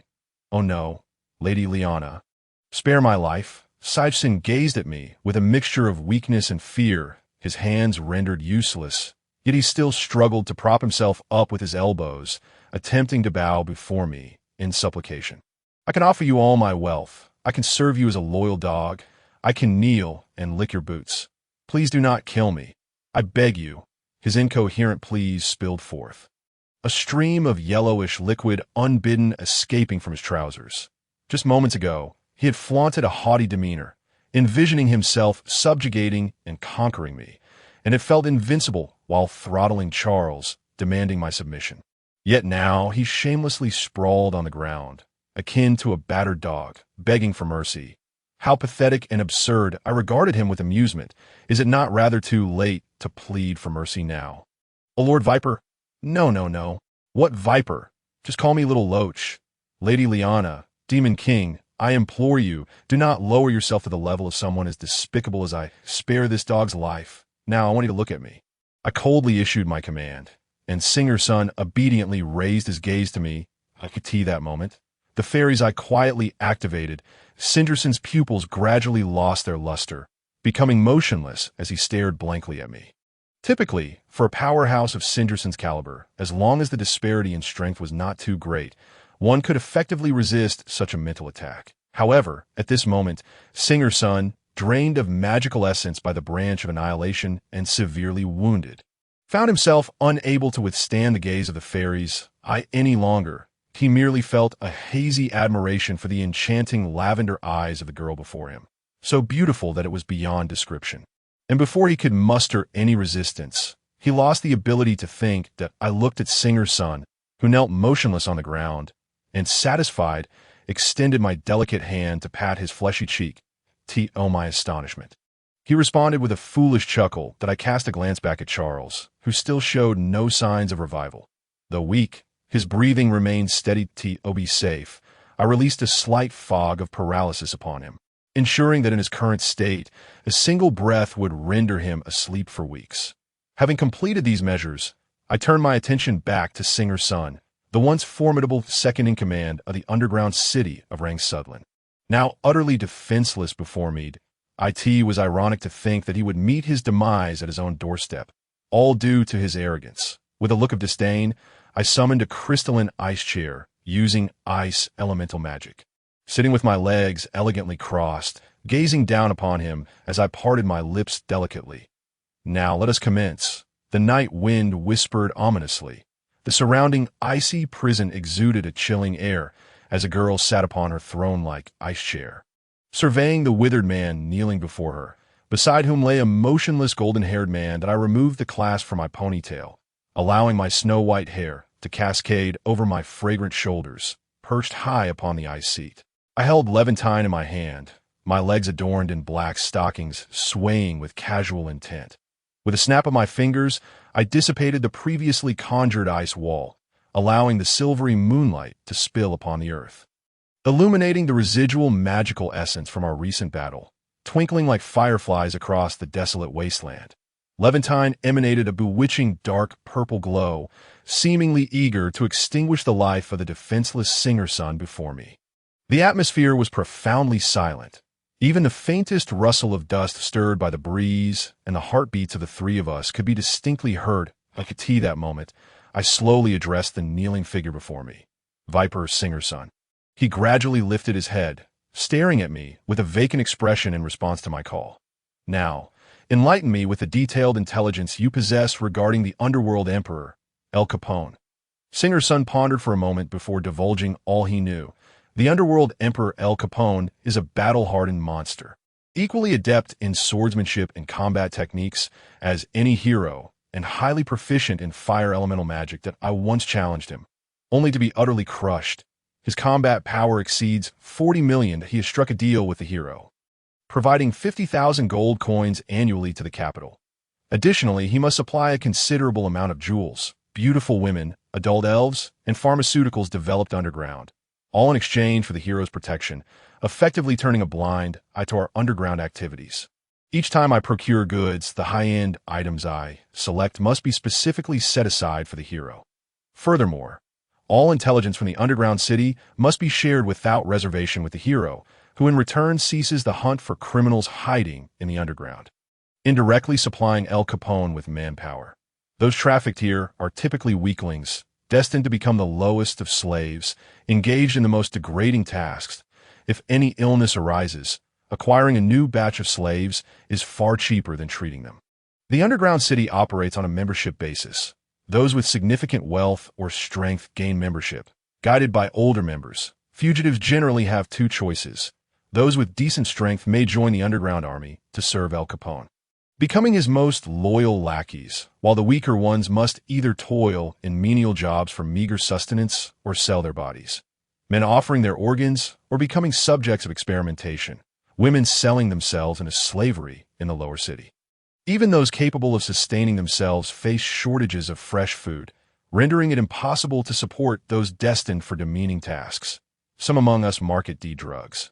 Once ensnared, they become addicted, draining their savings while the drug siphons their essence, ultimately leaving them to languish like refuse on the streets. The continual influx of new slaves ensures that labor supply is never a concern.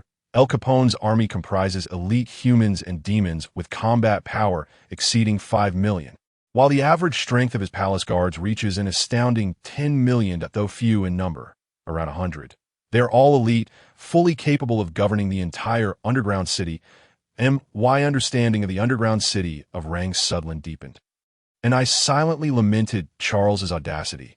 It was no wonder that no diamond-tier adventuring parties dared to accept this commission, but a platinum-tier adventurer could scarcely hope to infiltrate El Capone's palace, let alone claim the head of his second-in-command. Viper Singer-son.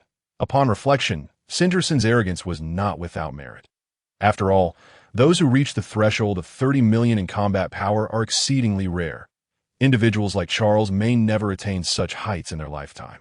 I intended to delve further into the intelligence surrounding El Capone, as I needed to fulfill the transaction with the Forest Lord, Marguerite, to rescue Douglas, speak of El Capone's habits, or any opportunities he may have for solitude. Upon hearing my words, Singerson's brow furrowed in distress. He hesitated, seemingly struggling to conjure a response before shaking his head and murmuring, "I do not know. All matters pertaining to El Capone are handled by his subordinates within the palace. I have not seen him in decades. All his actions are shrouded in secrecy from me. It appears that the underworld emperor, El Capone, was indeed a cunning individual, meticulously covering every detail that it seemed futile to expect any further valuable intelligence from Singer-son. So I retracted the fairy's eye, the faint light in my eyes gradually fading as Singer-son slowly regained his senses, his expression shifting from stupor to terror. I have said all I needed to. Can you spare me? I have an elderly parent and young children. I beg you, grant me mercy. I regarded him with disdain. Had the roles been reversed, he would show no mercy. instead subjecting me to unspeakable torment to satisfy his perverse desires. I merely gazed at him with contempt, my voice icy as I replied, "Spare you? You are of no further use to me. This mission was to claim your life, so I expect you to atone with your very existence." He continued to struggle in a desperate, incoherent plea for mercy, his pitiful demeanor shocking. I had not anticipated that such a formidable figure would lack the resolve for a noble death. I had no inclination to listen to his pleas. And with a swift motion, I lightly grazed his throat with the branch of annihilation. Levantine, in an instant, his head severed from his body. Levantine voraciously absorbed the dissipating magical essence, leaving nothing behind. Viper Singer's son now existed only as a lifeless corpse. I grasped Singerson's head, using healing magic to staunch the blood from his neck, then swiftly hoisted the unconscious Charles beside me, making my exit towards the capital of Newton. Above the kingdom, I soared rapidly towards the capital. Resembling a peregrine falcon, leaving behind only a fleeting shadow against the sky, I soared through the clouds. I left behind a long, white trail, swiftly gliding over numerous cities while clutching the nearly lifeless Charles in my grasp. His golden hair whipped chaotically against his face, producing a crackling sound. By the time I returned to Empyrean City, the dawn had barely begun to break. I chose not to enter through the city gate. It would be rather peculiar for a seemingly frail young girl to be seen carrying a burly, bloodied man in one hand and a human head in the other. Such a sight would undoubtedly attract unwanted attention. I landed gracefully at the entrance of the Adventurers Guild, carefully setting down both Charles and the head of Singer's son. The streets were still deserted in the early morning light, so I sought out a secluded corner before activating my holy demon armament. Instantly, it enveloped me, transforming my attire into the customary black dress I favored. I had also concealed my dragon horns during the flight back, reverting them to a delicate black lace headband. After completing these preparations, I picked up Charles once more and ventured into the Adventurers Guild. The bar area was empty, save for Eva, who rested her chin on her hand, her brow furrowed in contemplation. "Sister Eva," I brought back Charles. Along with the head of the Viper, Singer's son, Eva snapped out of her reverie, her eyes widening in surprise. "Did Leanna complete the mission so swiftly? That's truly remarkable." I took a moment to appraise Eva. She was as enchanting as ever. Today, she wore a form-fitting pastel pink dress that accentuated her curves, complemented by a pair of ivory stiletto heels. From any angle, she was undeniably captivating. However, recalling her actions from that day sent a shiver down my spine, and I couldn't help but regard her with a hint of wariness. Though that night had felt oddly comfortable, such matters were still far too peculiar. It turned out all right. After all, the situation has been resolved. Hasn't it? I did manage to rescue Charles as you requested, despite Singer's son having broken his arms and legs and nearly choking him to death. Nonetheless, a successful mission is a successful mission, and I certainly won't divulge the details. Eva glanced at the unconscious Charles, her expression revealing a flicker of concern. She hurriedly knelt beside him, discovering that, though weak, his breathing remained steady, which eased her worries. She promptly returned to the bar and rang a bell, summoning a few waitstaff who, under her direction, carried Charles into a private room. Once these tasks were completed, she exhaled softly, relieved. Meanwhile, I had settled at a wooden table, contemplating how to confront Eva regarding that day's events. My cheeks flushed as I absent-mindedly twirled a strand of hair that had fallen by my temple. Yes, I must confront her. At the very least, I should extract more information from her. I was determined. After all, Eva had been an adventurer for many years and managed this guild, undoubtedly possessing knowledge I was unaware of. Just then, Eva approached me, her eyes sparkling, her swaying hips causing me to involuntarily swallow.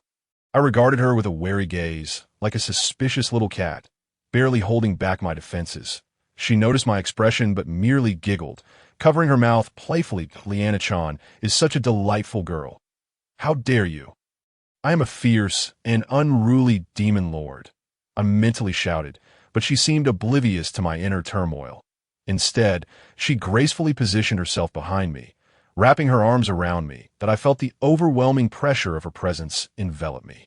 "Leanna-chan has truly aided me this time, that if there's anything I can do for you, Sister will gladly assist. I found myself embraced by her. Her breath brushed against my ear, and I felt that powerful yet gentle sensation. It was surprisingly pleasant. No wonder men would fall at the feet of beautiful women, willing to fight fiercely for their affection, even to the point of bloodshed. As the saying goes, a man would rather die beneath the peony than live as a ghost. Seeing that I offered no resistance, Eva grew bolder, her hands sliding downwards, and she gave my chest a playful squeeze. My face flushed crimson, and I struggled to escape her advances, shielding myself with my arms as my heart raced. Even though I lacked a heartbeat, the embarrassment and tension were undeniably real. That brief touch had rendered me weak, as if my body had lost its strength. Was this the vulnerability of my current form? What a terrifying woman. She seemed to know my weaknesses, and the most infuriating part was that I was unaware of them myself. Eva, observing my reaction, burst into laughter, her sultry gaze fixed on me. Liana-chan is still as sensitive as ever. It's simply adorable. Still as ever? I recalled that night, my cheeks burning even hotter. The temperature of my face soared, as if steam were rising from my hair. I quickly shifted the topic in an attempt to divert my thoughts from such embarrassing matters. Feigning calmness as I addressed Eva, I've completed the commission. According to the terms, am I now a diamond-ranked adventurer? Eva, recognizing my shift in tone, refrained from pressing further. Instead, she leaned back in her chair, adopting her usual demeanor. According to the commission's requirements, you have successfully completed the task. You should expect to receive your new identification badge within a day. I nodded. With this diamond badge, I would gain access to more quests in the dungeons. I saved Charles, so you should fulfill your promise now. Upon mentioning Charles, Eva's expression shifted, her eyes sparkling as she regarded me with a hint of blush. Liana-chan completed this commission so swiftly, and I shall honor our agreement. Whatever information you seek, if I possess it, I will share. Additionally, if there are other ways I can assist you, feel free to ask. Could you perhaps help me obtain membership to the dungeons? Eva regarded me with a mixture of confusion and intrigue, unable to fathom why this girl, capable of easily defeating the Viper Singer's son, was so fixated on gaining access to the dungeons. With her abilities, acquiring dungeon membership would be a trivial matter. Nevertheless, she smiled sweetly at me. Of course. However, this will take some time. If you cannot wait, I would be happy to guide you personally on your next visit. I smiled in agreement. With her assistance, I would soon be able to explore Lon Sutherland on my own. Eva, resting her chin on her hand, instructed the bartender to bring us 2 steaming cups of red tea, stirring one gently with a delicate teaspoon. Liana-chan, if you have any questions, feel free to ask. There are no patrons here at the moment, so we need not relocate. I cleared my throat, preparing to pose a serious inquiry to Eva. I wish to know what transpired in the kingdom over the past 50 years. Eva was taken aback by my question, surprised that a seemingly delicate girl like me held an interest in history. Yet, the fact that I was oblivious to the events of the past 50 years only deepened her curiosity about my background. Nonetheless, she began to recount the history from her perspective. You speak of 50 years ago, which likely refers to the battle between the hero Princess and the demon king Lion. At that time, I was merely a teenager, so my memories are not particularly vivid. Note, in this world, the average human lifespan is twice that of the real world. However, due to the influence of magical essence, those with a high concentration of it tend to live much longer, and their aging process is significantly slowed. Therefore, Eva remains a stunning beauty in her 60s. The tale I share is one I've heard through the grapevine. It is said that after defeating the demon king Lion, the hero Princess returned alone to the royal capital. His comrades and subordinates perished in battle, including the former commander of the royal guard, Demon Francis. After enduring a fierce conflict with Leon, for reasons unknown, Princess's combat prowess surged dramatically. Upon returning to the capital, he found himself without rivals, and the king lost the means to restrain his power. Whispers suggested that Princess had manipulated the king, coercing the Grand Mage of the kingdom with certain conditions, and even the current commander of the royal guard was appointed by him. Initially, dissenting voices echoed within the court. Yet those ministers who opposed him ultimately vanished without a trace. Consequently, the taxes in the surrounding cities of our kingdom surged year after year. Once a flourishing city hailed as the city of progress, Impoton now lay in desolation. Many common folk, unable to bear the burden, resorted to selling their children and women to the underground market in exchange for meager sums, clinging to the hope that their families might survive in the depths. The outcome was all too predictable. Women were forced into prostitution, and children became slaves, drained of all value by the beasts of the underground before meeting their end. On the year I came of age, my family sought to sell me to the underground, prompting my escape. By chance, I became an adventurer.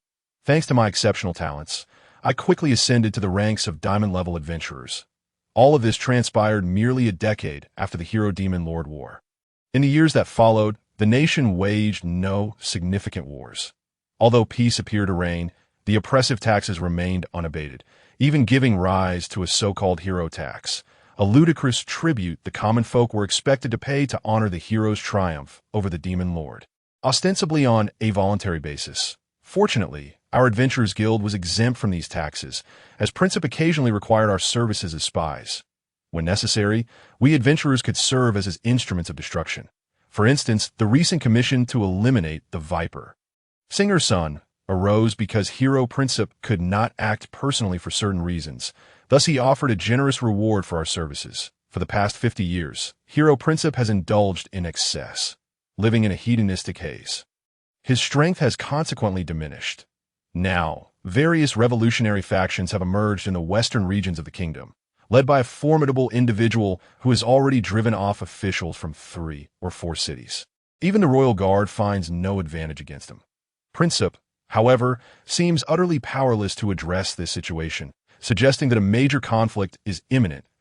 In his earlier days, he would have dealt with such matters directly.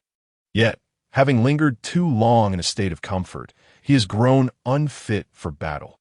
Nevertheless, a dying camel is larger than a horse. His status in the capital remains unchallenged, and none dare oppose him. Even if someone attempted dissent, it would be swiftly quashed. The current king has entirely lost the authority to make any decisions, a realization that evokes deep sorrow. It is indeed ironic that a champion of justice has devolved into a malevolent tyrant. The guardian nurtured at the nation's expense has ultimately become an executioner for the very people he was meant to protect. I nodded in agreement upon hearing this sentiment, recognizing the undeniable treachery of Hero Princip. To me, he embodies the essence of a petty individual who resorts to underhanded tactics and deceit to defeat a demon lord. As for other matters, nothing else comes to mind at the moment. So feel free to inquire if you wish to know more. Eva concluded her words and delicately sipped from her exquisite teacup. Thank you, Eva. If I have further questions, I shall seek you out later. For now, you should attend to Charles. Eva smiled sweetly, affirming her intent, and gracefully departed. No, it suddenly struck me that I had yet to exact my revenge. I stomped my foot in frustration, mentally chastising Eva. Once she left, I returned to my room, shedding my wholly demonic armor and lying down flat on the bed. A sudden thought crossed my mind about the vulnerability I had just experienced during Eva's teasing. My face flushed as I extended my right hand toward my chest, eager to explore it further. In the Adventurers Guild guest room, the first rays of morning sunlight filtered gently through the somewhat heavy wooden window, bathing the fair skin of a young girl sleeping on the wooden bed in a warm and beautiful glow. Her cheeks were flushed, her breathing shallow yet slightly hurried, though she had merely tasted the experience. It felt as refreshing as a gentle breeze and sweet rain. Liana-chan is doing something naughty. Oh no, Anna has discovered me. I quickly wrapped myself in the blanket, my face aflame, redirecting my consciousness toward my inner sea. Anna sat there, her complexion rosy as well. We were now in sync, able to share any sensations I experienced in the external world, including pain, dizziness, or pleasure. Yet, Anna's tone held no accusation. Instead, a hint of mischief danced upon her features.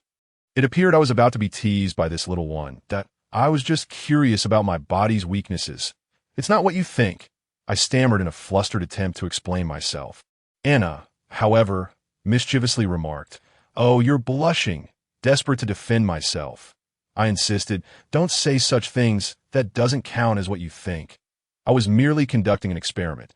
Can that be classified as such?" My words tumbled out in a flurry, filled with convoluted reasoning about weaknesses and my identity as a demon lord, while my inner sea was suffused with a light-hearted atmosphere. Though Anna seemed to mock me, her gaze radiated tenderness. She stepped closer, opening her arms to embrace me. A gentle, delightful fragrance enveloped me as I felt her fingertips glide through my hair, gradually calming my racing thoughts. It's all right, Liana, we will soon become one. You must learn to adapt to this body. Become one? Yes, become one. That suddenly, the weight of sorrowful thoughts struck me. Anna would eventually be consumed by me, her existence obliterated. Yet, she bore no resentment toward me, deepening my guilt. Unbeknownst to me, I had begun to experience the emotions that accompany humanity, feeling the helplessness of wanting to hold on while knowing that loss was inevitable. In the past, I was driven solely by a desire for destruction, fueled by boundless rage and the pleasure derived from slaughter. Now, joy, gratitude, sadness, and frustration flooded my mind, even influencing my subsequent actions and judgments. And then there was liking and missing, emotions that both intrigued and terrified me. Buried deep within my heart, I liked Anna, wishing for her to remain in my inner sea forever, yet feeling powerless to alter the fate that awaited us. I missed Douglas, unable to rescue him directly. Forced to assist Margaret with a transaction I had no desire to undertake. For the first time as a demon lord, I felt a profound sadness, as though someone had struck me hard in the chest. Like a remorseful child, I buried my head deep, while Anna merely smiled and stroked my forehead. Don't be sad. Liana, I like you very much too. Ever since I entered your inner sea, I realized that the so-called brutal demon lord is, in fact, pure and kind at heart. If I were to disappear in the future, I hope you can live well in my stead. Find someone who loves you and live happily. I nodded earnestly. From the moment I discovered Anna within me, she felt like a gentle older sister. Gradually, I grew accustomed to my body, her magic, and her presence in my inner sea. Was this what it meant to depend on someone? I shook my head, marveling at the complexity of human emotions. Nonetheless, I must rescue her brother while I still have the chance, and protect him in the future. I steeled myself, not wishing to burden Anna with my sorrowful mood. After my battle with the Viper Singer's son, I sensed that a significant portion of my magical power remained untapped, and the conversion rate between magic essence and spells was not as high as it could be. Although it may appear quite impressive, I am fully aware of my own abilities. Anna, could you suggest a secluded place for me to practice? Upon seeing my determined demeanor, Anna smiled radiantly and gently nodded, saying, I witnessed the last battle as well. I must say that Liana is already quite formidable. Her magical prowess undoubtedly surpasses mine. With some refinement, she could eventually outshine the National Protector, becoming an unrivaled archmage. I happily nodded in response, and his compliments never failed to fill my heart with joy. Being praised by a beautiful woman always invigorates one's spirit. I believe all men can relate to this sentiment. As noon approached, the sun shone brightly, prompting me to venture outside for some activity. The battle with Singer's son at the entrance of the dungeon from the previous night still lingered vividly in my mind. Initially, I had intended to secure victory solely through magic, yet it became apparent that the Viper, Singer's son, could not withstand my spells. After all, as a melee specialist, he did not afford me the opportunity to cast magic extensively. Should the chance arise in the future, I would relish a proper duel with the Forest Lord, Margaret, and would ensure to teach him a lesson for mocking and threatening me when I was vulnerable, not to mention his inappropriate intentions towards Anna's brother. The 7 archdemons from the demon continent are also intriguing. After all, each demon is a master of magic, although their combat power may not be overwhelmingly high. Their experience undoubtedly exceeds that of Margaret.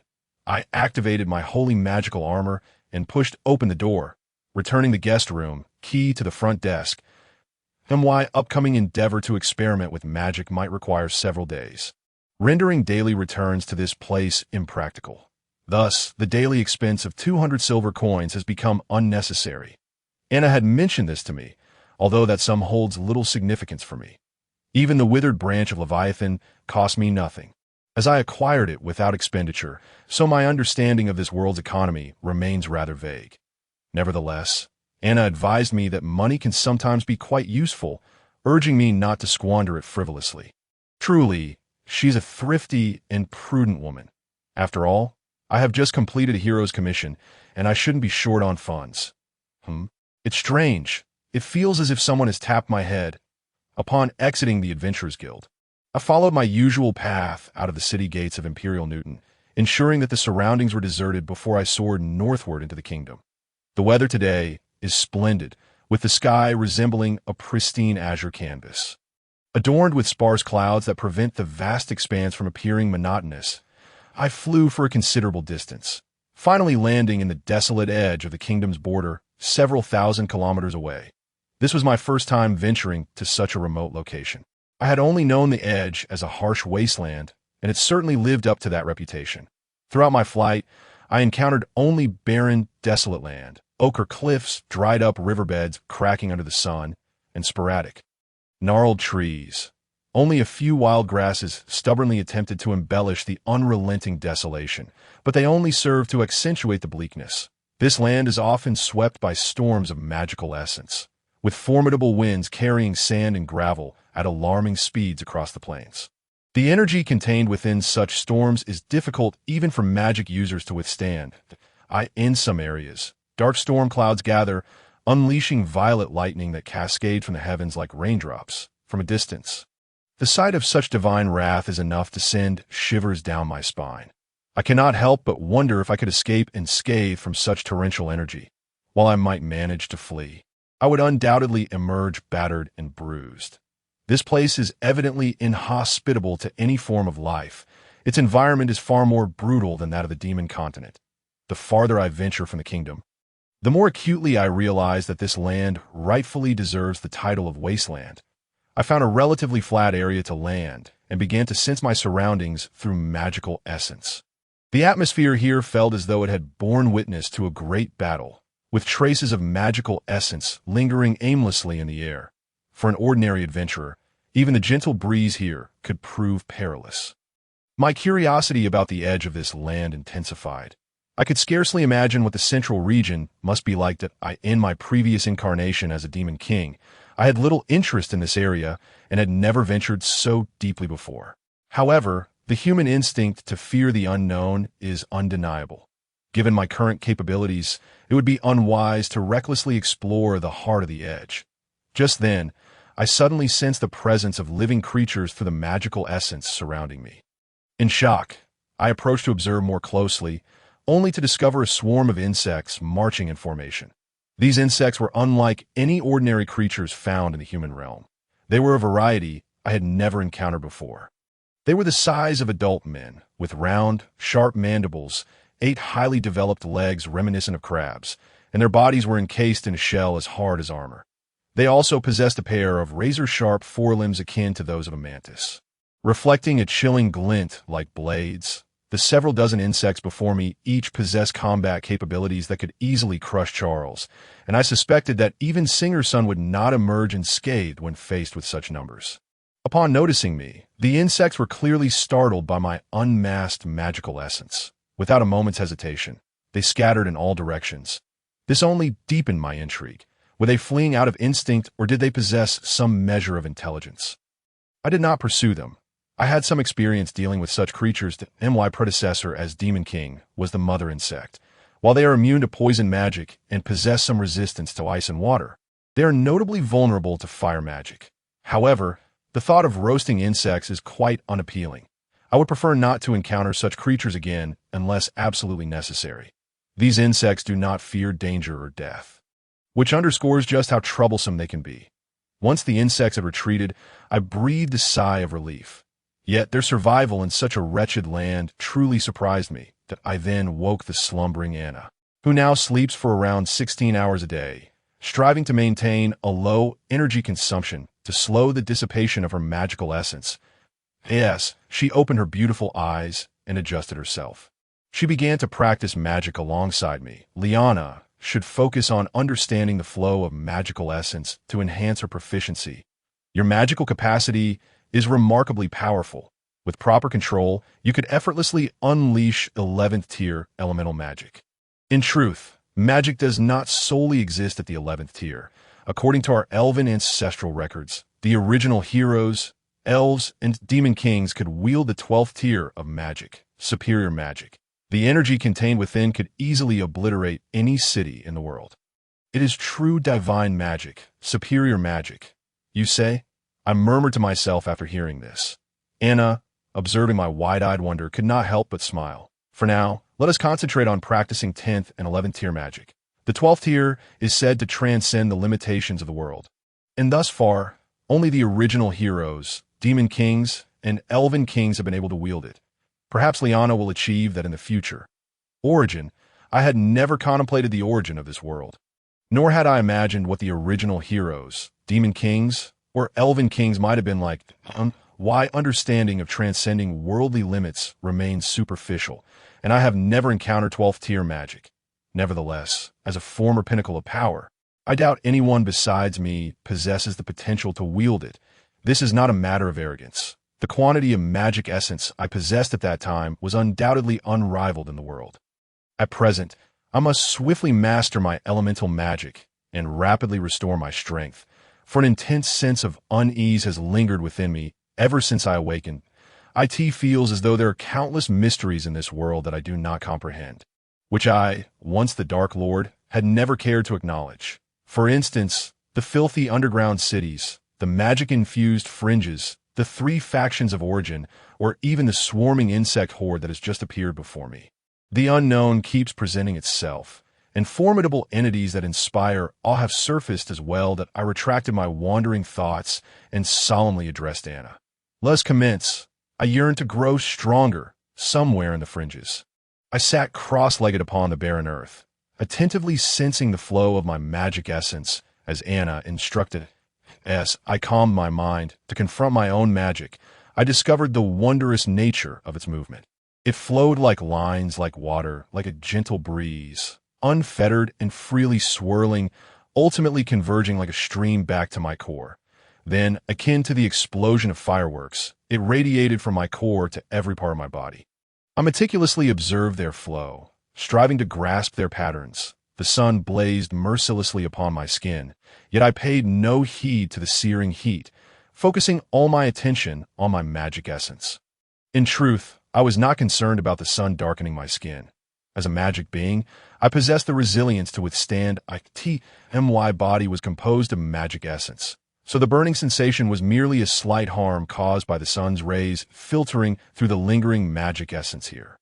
When I finally opened my eyes, I knew not how many days and nights had passed. I felt as though I had gradually mastered the rhythm of my magic essence. It flowed through my body like blood, originating from my heart, coursing through every tiny vessel, absorbing oxygen, and eventually returning to the heart. Alternatively, there were the true ancestors who utilized blood magic to control their own blood for offensive purposes. However, this was merely the fundamental operation of magic essence. Indeed, magic essence is generated from within my core. By controlling the direction of its distribution, I could command a greater quantity of magic essence that I attempted to concentrate the magic essence in my hands, channeling power from my core that I could feel the magic essence surging from my chest down my arms to my palms, gushing forth in a torrent. I had never pondered the origin of my magic essence before. As I had always possessed an ample and potent supply, I simply understood that during battle, I needed to unleash all my magic essence without restraint, letting it wreak havoc. However, it seems I had unwittingly squandered an unimaginable amount of energy. Such a waste. I had a premonition that this magical attack might rival the might of my dragon shadow wave. I set my sights on a nearby cliff, and the energy in my hands surged, ultimately coalescing into a red sphere of light. Purgatory Fire Serpent. A concentrated dark red torrent hurtled towards the cliff, the fire serpent undulating like a living creature, finally striking the massive target and erupting in a violent explosion. Producing a thunderous roar, the mountainside crumbled, sending clouds of yellow dust billowing into the air. This recent strike, a 10th tier spell, was a skill I had comprehended during my duel with the previous Dark Lord. Yet, I was certain that the power of this attack surpassed anything I had previously unleashed. Its might could even rival an 11th tier spell, though the energy expenditure remained the same. and my heart soared with joy. Even though I had not yet restored my former quantity of magic essence, I could still unleash formidable magic. As the dust gradually cleared, I beheld the results of my efforts with satisfaction. The towering cliff had been blasted open, creating a terrifying hole with a diameter of 100 meters. The surrounding rocks melted into magma by the searing heat, slowly dripping downwards and emitting a sharp hissing sound. Did it work, Liana? Anna's languid voice reached my ears that I delightedly sensed the magic essence in my hands retracting, nodding with a smile. Actually, you might want to try a holy attribute magical attack, since our attributes differ. I am curious to see if you can utilize all of my skills now that I in this world. Aside from various elemental magics inherent in nature, there exist two special attribute magics, holy and demonic. Their damage far exceeds that of other elemental magics, directly targeting the magic essence within the human body that my dragon shadow wave, for instance, does not belong to any natural elemental magic. It is a pure demonic attribute magic. Elemental magics in nature are interdependent. Water extinguishes fire. Fire melts ice. These are the natural laws. However, these two types of magic are exceptionally unique. Holy magic is particularly effective against magic beings and demons, while demonic magic holds significant advantages over other elemental magics, embodying pure brutality. Each individual can master at most one of these two types, determined by their inherent morality. Thus, these two types of magic can also be regarded as soul magic, as the type of magic one unleashes reflects their true heart. However, I must comment on the hero principle, that scoundrel who has committed countless atrocities yet can still wield holy magic. Perhaps it is because of his status as a hero that he can only learn holy magic. Anna's words piqued my curiosity. I could now effortlessly wield the dragon shadow wave, yet holy magic was her forte. Almost all members of her elven race could utilize all elemental magics, as well as holy magic. Logically, even my Reaver could never have seized Anna's holy magic, for at that time, there was no goodness within me, only pure malevolence.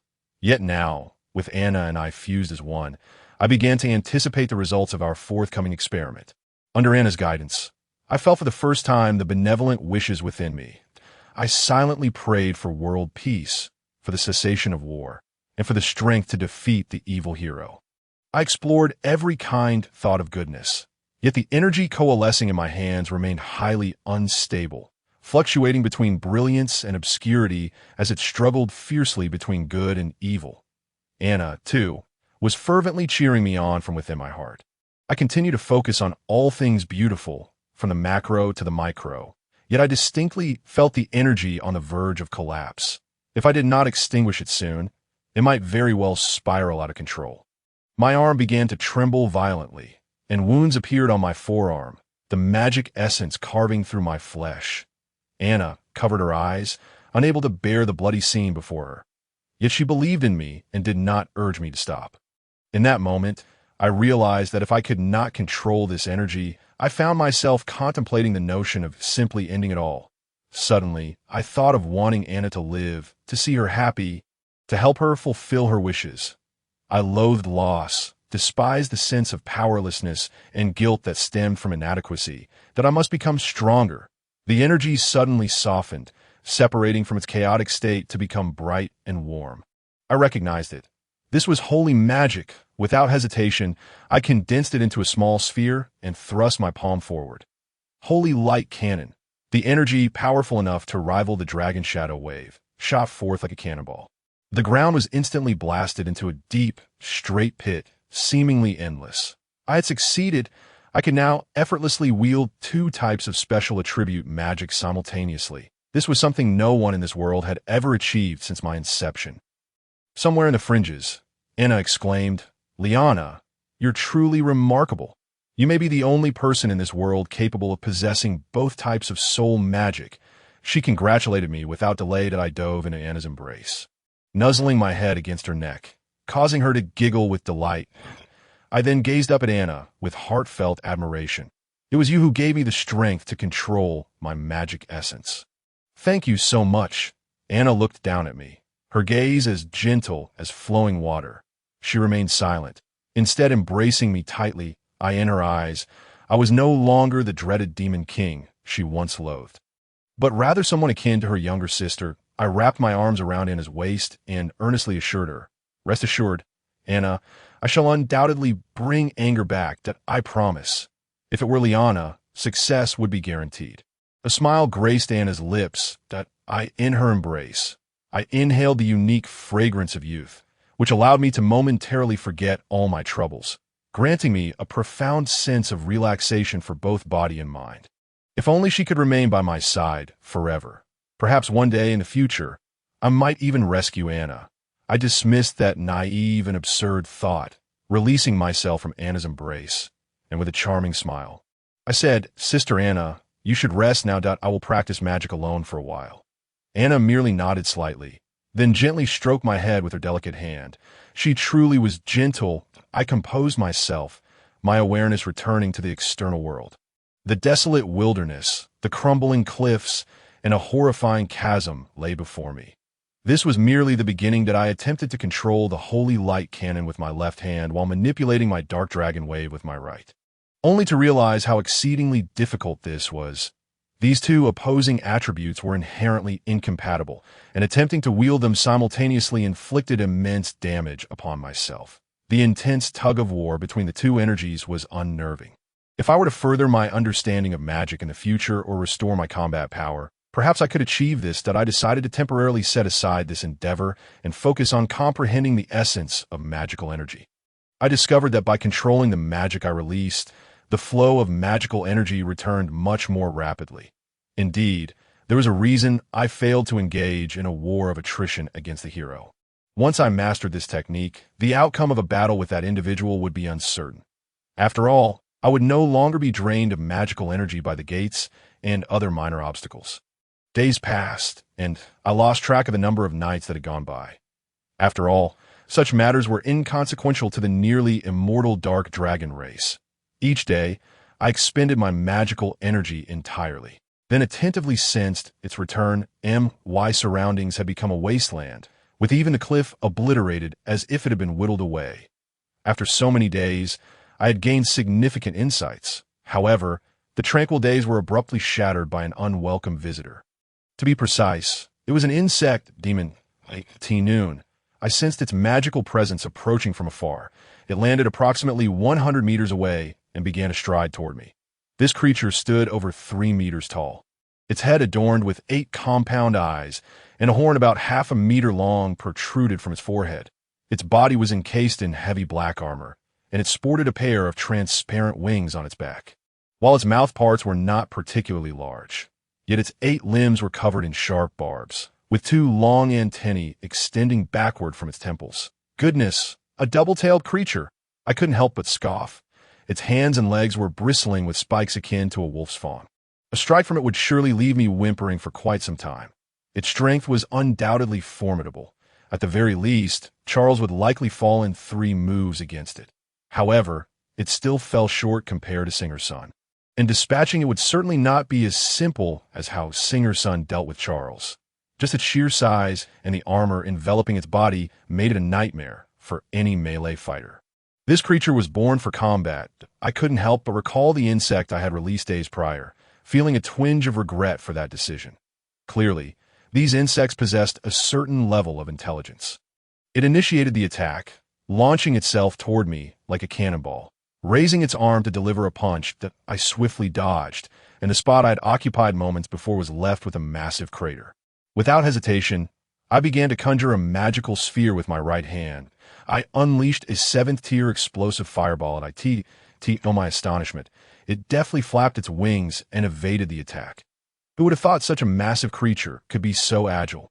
I followed up with a barrage of explosive fireballs, but it continued to evade. Though one accurately struck its left shoulder, it lost its balance and crashed to the ground, raising a cloud of dust. I would not naively believe that a 7th-tier spell could eliminate this behemoth. As I approached the site of its fall, it suddenly emerged from the smoke, its spiny hand lunging directly at me. It seemed this creature possessed a keen battle intelligence. That I extended my hand, and Laventine appeared instantly, the sound of metal clashing resonating as I forced the insect demon back. I created distance, sheathing Laventine. I had no intention of engaging in swordplay today. Summoning Laventine was merely a precaution against this repugnant creature. However, it appeared intimidated by the energy from the branch of annihilation, cautiously maintaining its distance while assessing me. I had no intention of waiting for its next move. I initiated my 9th-tier magic, the Extreme Flame Cannon. This powerful spell was not something it could easily withstand. Realizing this, it crossed its 6 insect limbs defensively in front of its chest, preparing to absorb the damage. Boom! Following a violent explosion, the insect demon's forelimbs were entirely consumed, its chest a gruesome mess, green blood oozing forth. How revolting! Even to this day, recalling my battle with the Insect Demon King makes me feel queasy. Insects are inherently grotesque, and their habitats are often filthy. Before I took control of the demon realm, that land was akin to a massive garbage dump. The thought of such repugnant scenes sent shivers down my spine. And I quickly refocused my attention on the insect demon before me. Its abdomen writhed incessantly, and with a sharp crack, it expelled a slimy flying insect from her. The insect showed no hesitation, flapping its wings a few times before darting off in the opposite direction. How disgusting! I was on the verge of unleashing a torrent of expletives. Yet, at that moment, the insect demon charged at me without hesitation, its intentions clear, to delay my progress. In a remote corner of the outskirts. The insect demon charged at me relentlessly. This was the terrifying nature of insects. They fear neither pain nor death, willing to sacrifice themselves for the commands of their insect king or queen. I suppressed my nausea and summoned the branch of annihilation to confront the insect demon's assault. I needed to eliminate it swiftly. Otherwise, once that flying insect flew too far, I would lose the opportunity to locate their nest. Moreover, if it managed to get close enough to smear its green blood on me, I would truly go mad. Fleeing was not my style. I was here to hone my abilities. However, waiting here was evidently foolish. As no one knew when or if more insects would return, I certainly did not wish to be caught off guard while practicing magic, depleting my magical energy, that I had hoped that this insect demon was their leader. But it seemed that expelling that flying insect was a signal to alert others. Clearly, there were more formidable insect demons lurking behind. Rather than waiting blindly, I opted for a proactive approach. Thus, I resolved to end this quickly and follow that flying insect, aiming to uncover the lurking foul creature behind it. I transformed my magical energy into a dark flame entwined around Laventine's blade, a result of imbuing it with both fire and malice. This strike must ensure its demise. As the insect demon approached, I swung my sword with unwavering resolve, unleashing a sword energy as fierce as thunder that pierced through the insect demon's body. In an instant, it was cleaved in two. The violent energy of malice ravaged its cells, and Laventine greedily absorbed the surrounding magical energy, working in perfect harmony. The insect demon struggled briefly before losing all signs of life. Its body now, two cold halves, I sheathed my sword and swiftly pursued the direction of the flying insect. Fortunately, it had not flown far. Its speed was not beyond my capability to match. In order to avoid alarming the enemy, I deliberately suppressed my presence, trailing it from a considerable distance as it soared through the skies. IT remained blissfully unaware of my existence, hastily darting towards the depths of the desolate frontier.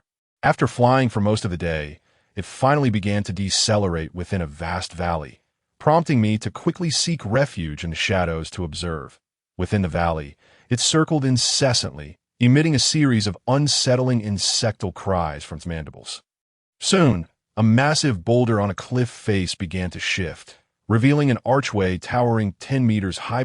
Two creatures, identical to the earlier insectoid guardian, emerged from the cave, cautiously surveying their surroundings before eventually signaling the insect to enter. I was utterly astonished. I had not anticipated that the previous insectoid was merely a gatekeeper in this realm. I had expected it to rise to the rank of an insect general given its apparent strength. A sense of unease welled up within me. The existence of such a multitude of insect kind in this barren, desolate land was both absurd and yet plausible. After all, insects are known to resort to cannibalism, and they could sustain themselves through the magical essence around them, thriving in this unmonitored wasteland. Given time, these creatures could amass to the point of overwhelming the world. The mere thought of countless insects swarming like a tidal wave, devouring everything in their path, sent chills down my spine. I could see that moment. Not only the realm of humanity, but even the magical continent and enchanted forest would be unable to escape their wrath. It could be said that the insect race is a common adversary detested by the three factions of humans, demons, and fae alike.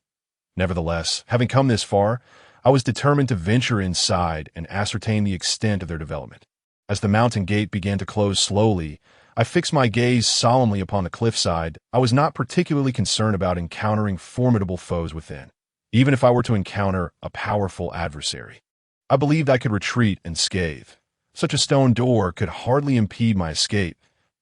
As long as I desired to flee, I was confident no one could detain me. The only source of my apprehension lay with those repulsive insects.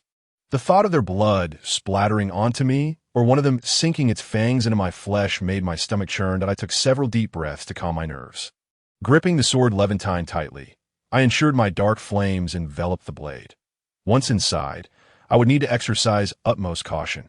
The image of two slimy insects falling from the cave's ceiling and writhing upon me was enough to make me feel nauseous. I patted my cheeks, steeling my resolve as I approached the cave entrance. This trivial stone door posed no challenge for me. With a mere swipe of Levantine, the massive boulder was cleaved in two, the upper stone sliding down to reveal a bottomless abyss. I readied myself for battle, preparing to swiftly eliminate the two guardian insects. Yet to my surprise, not a single insect awaited me at the entrance. I let out a sigh of relief. It appeared this insect nest had not yet grown powerful enough to warrant the presence of those two sentinels, indicating that it had not developed to an uncontrollable extent. With a light leap, I vaulted over the half-buried boulder and activated the eye of the evil dragon to survey the interior of the cave. No matter how dark the environment, I could see everything clearly. Unlike the parched and barren land of the frontier, this cave was surprisingly damp, a chill pervading the air due to the absence of light. I began to cautiously delve deeper into the cavern.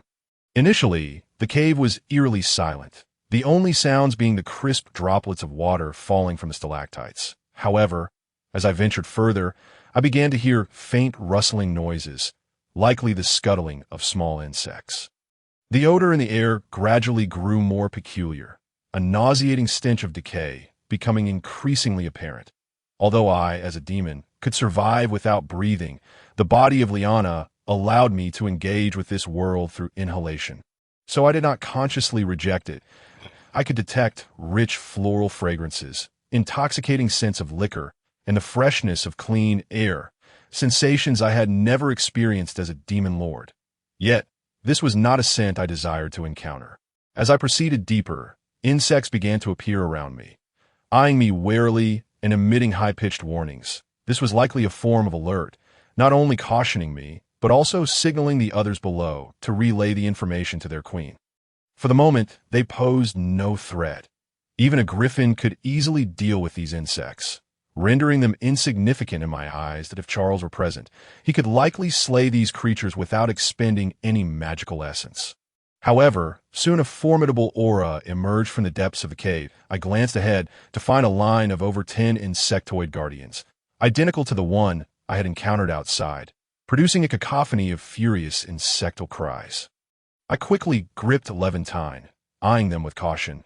Within the insect nest of the desolate frontier, the situation appeared grim. The insect guardians before me were all riled up, exhaling icy, white mist from their mandibles. Dispatching them would be straightforward, yet I was wary of causing a cave collapse due to my own energy, which would undoubtedly complicate my next steps. That it was a daunting task to swiftly eliminate these 10 or so insects while simultaneously controlling my power. Moreover, if their original objective was to destroy the cave to delay me, the situation would become even more dire. Before I could devise a strategy, the Guardians launched a coordinated attack, each one as formidable as the previous. I could only defend with Levantine, its blade creating phantom afterimages as the sound of clashing metal filled the air. Their assault was unrelenting. Even after consuming enhancement potions, Singer's Son would likely struggle against such a barrage. Finding that their frontal assault was ineffective, they encircled me, initiating a relentless wheel of combat from all directions. How curious it was that a mere band of lowly insects could collaborate so effectively in their tactics.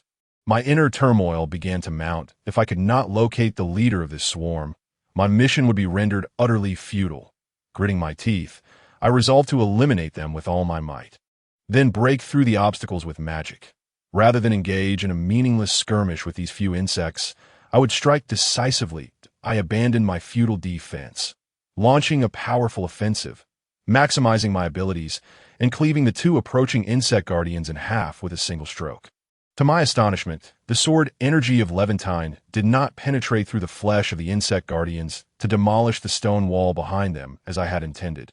Instead, it dissipated exquisitely after slaying the guardians. I shot a scornful glance at Levantine, which seemed to shy away slightly. This creature not only pilfered my magical essence, but also appeared to read my thoughts. However, I did not dwell on it. My immediate priority was to eliminate the remaining pests and advance deeper into the cave. This time, Levantine did not indulge in its usual gluttony. I enveloped the blade in magical essence and struck at the insects. After the flurry of strikes, the insect guardians stood no chance. Reduced to mere fragments devoid of life, I ceased hiding my magical essence, unleashing it to its fullest extent, a suffocating wave of terrifying energy radiating outward from me. The cave's labyrinthine structure left me with no time or patience to explore each path one by one, especially since my presence had already been revealed. Capture the thief. One must first seize the king. I needed to locate the largest and most powerful insect within this lair. While sensing the layout of the nest with my magic, I swiftly descended deeper. Before long, my magical essence permeated the entire insect lair, and I detected two exceptionally large sources of magical essence at the cave's deepest point. They were gradually making their way toward a narrow passage leading to the outside world. I could not allow them to escape.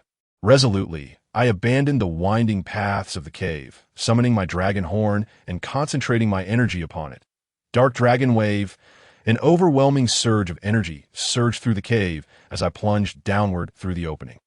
Swarms of insects appeared around me, each possessing distinct forms.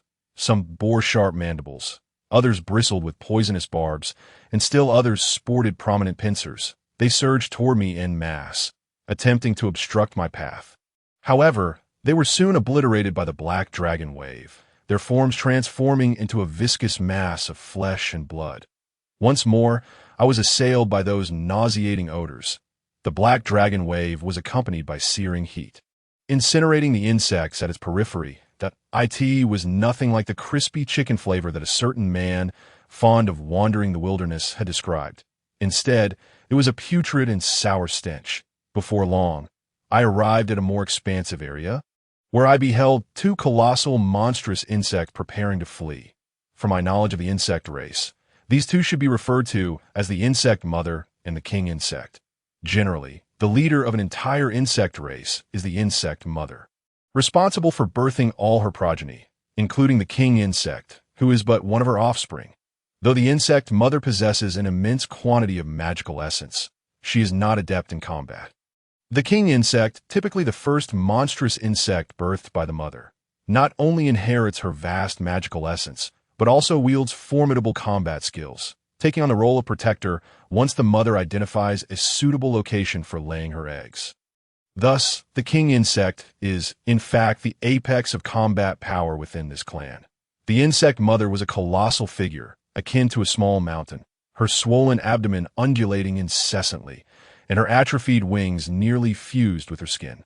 She crawled slowly towards an adjacent cave entrance with her seemingly frail limbs. The king insect resembled the previous monstrous insect men, yet was even more robust, with a mouthpart that dwarfed those of the insect men and wings that appeared to be encased in armor, while the elongated appendage atop its head was extraordinarily sharp.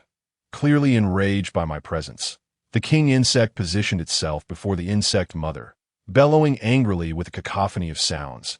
Its magical essence surged explosively, and I could sense its combat power hovering around 30 million, while the insect mother-S was even more astounding, nearing 40 million. That this creature would be a formidable adversary even against two singers combined. The insect mother let out a resentful shriek, and from all around, countless insect eggs began to hatch, revealing numerous slimy, monstrous insects before my eyes. Behind me, a swarm of insects surged like a tidal wave. It was truly revolting. I gazed at the scene before me with disdain. The insect race was undoubtedly the one I loathed the most, without exception. Yet, rather than assaulting me, the swarm collectively surged towards the king insect. The king insect opened its massive mouth, and the swarm dutifully flowed into it. That I was left dumbfounded by this spectacle. Did not bloat from such a feast. However, the swarm quickly vanished, leaving only the freshly hatched monsters, which showed no hesitation as they swarmed towards the insect mother and the cave entrance. Kugakakakakak. The king insect emitted a resounding chirp, releasing a wave of pressure that caused my hair to flutter wildly. This level of magical essence could easily overpower 10 singers. In the depths of the underground insect lair, the dark nest was littered with broken insect eggs. After the swarm's disappearance, an eerie silence enveloped the surroundings, while the king insect's astonishing magical essence continued to rise, eventually reaching a terrifying height of nearly 50 million. The phenomenon of cannibalism among its kind was vividly exemplified by these insects. My brow furrowed. The current situation was exceedingly dire. Had it been the former me, I would not have been troubled by this insect. After all, at that time, my magical essence was the most powerful in existence. Yet now, I had not fully regained my former strength and was even inferior to this king insect. Pursuing the insect mother was no longer feasible, and fleeing would indeed tarnish the dignity of a demon lord, even if no one were present to witness it. However, the insect nest had developed to such a terrifying extent, neglecting it would undoubtedly lead to catastrophic consequences for the entire world. Moreover, I was uncertain if other nests existed in this marginal territory. The most alarming aspect of these creatures was their extraordinary reproductive and adaptive capabilities. Certain specialized insect monsters could even consume magical essence, converting it into sustenance for other insect swarms, even in such a harsh environment. The insect race had flourished to this degree. Yet, people often overlook their existence due to their diminutive size. The adage "a multitude of ants can bring down an elephant" encapsulates the truth of the matter. The king insect flapped its wings twice, vanishing from sight. I swiftly entered a defensive stance, summoning Levantine to shield myself. In that instant, the king insect's forelimbs transformed into sharp blades, swiftly lunging towards Levantine. This was a blatant act of humiliation and provocation. The speed of that previous strike was beyond my current sensory perception. Instinctively, I raised my sword to parry, yet it deliberately targeted Levantine instead of striking me directly. This creature could very well kill me. Cold sweat trickled down my brow. The king insect did not give me a moment to adjust, launching another attack, and my senses were heightened to their utmost limit. My mind forcibly steadied, and I maximized the capabilities of the eye of the evil dragon. Intently observing the king insect's every movement, I instinctively sensed the impending danger and, without hesitation, swung my sword towards my left rear. Clang! The clash of Levantine, entwined with black flames, and the king insect's blade resonated sharply. I barely managed to deflect its attack, and Levantine absorbed the magical essence from the air, glowing with fierce battle intent. The king insect leaped aside, transforming both its arms into blade-like protrusions that it likely had not anticipated my ability to withstand its earlier strike, prompting it to hasten its offensive, eager to eliminate the intruder before it. After all, the initial insect mother required considerable time to develop into this current scale. The selection of a location, the hatching of eggs, and the excavation of tunnels all demanded immense time and effort. Who would willingly relocate without necessity? I began to cast all my enhancement spells upon myself with the dragon horn, striving to match the intensity of the battle. Indeed, I could not afford to hold back. In a battle of equal strength or slight disadvantage, any hesitation would lead to certain death. Infernal Fire Serpent. I unleashed my 10th tier magic, launching the first strike against the king insect. The raging flames surged towards the king insect, which flapped its wings to evade. Yet the fire serpent pursued with the tenacity of a living creature. IT had not anticipated that this skill would alter its trajectory, and in frustration, it braced itself to absorb the impact. As expected, the flames inflicted significant damage upon the insect, leaving a conspicuous wound upon the king insect. Yet in no time, the wound rapidly healed, returning to its original state. This creature could regenerate at an astonishing rate, rendering such attacks ineffective against it. Moreover, a strong being would not fall victim to the same technique twice that I was unwilling to remain on the defensive.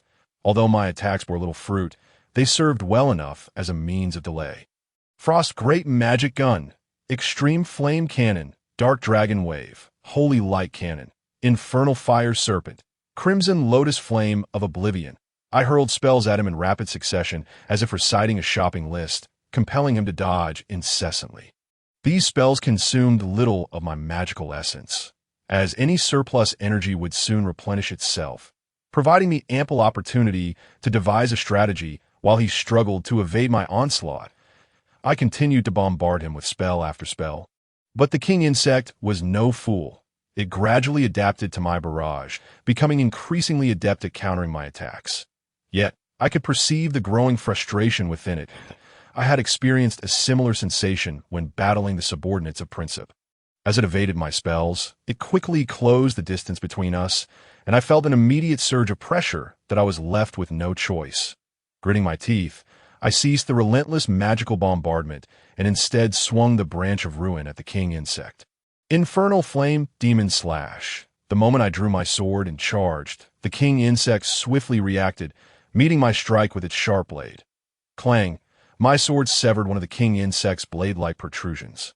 With a disdainful expression, I looked at it and declared, "You're nothing but a mere insect from the depths of the earth.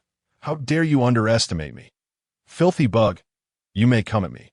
Once I slay you, I'll brew the insect mother into a soup for my foolish cat."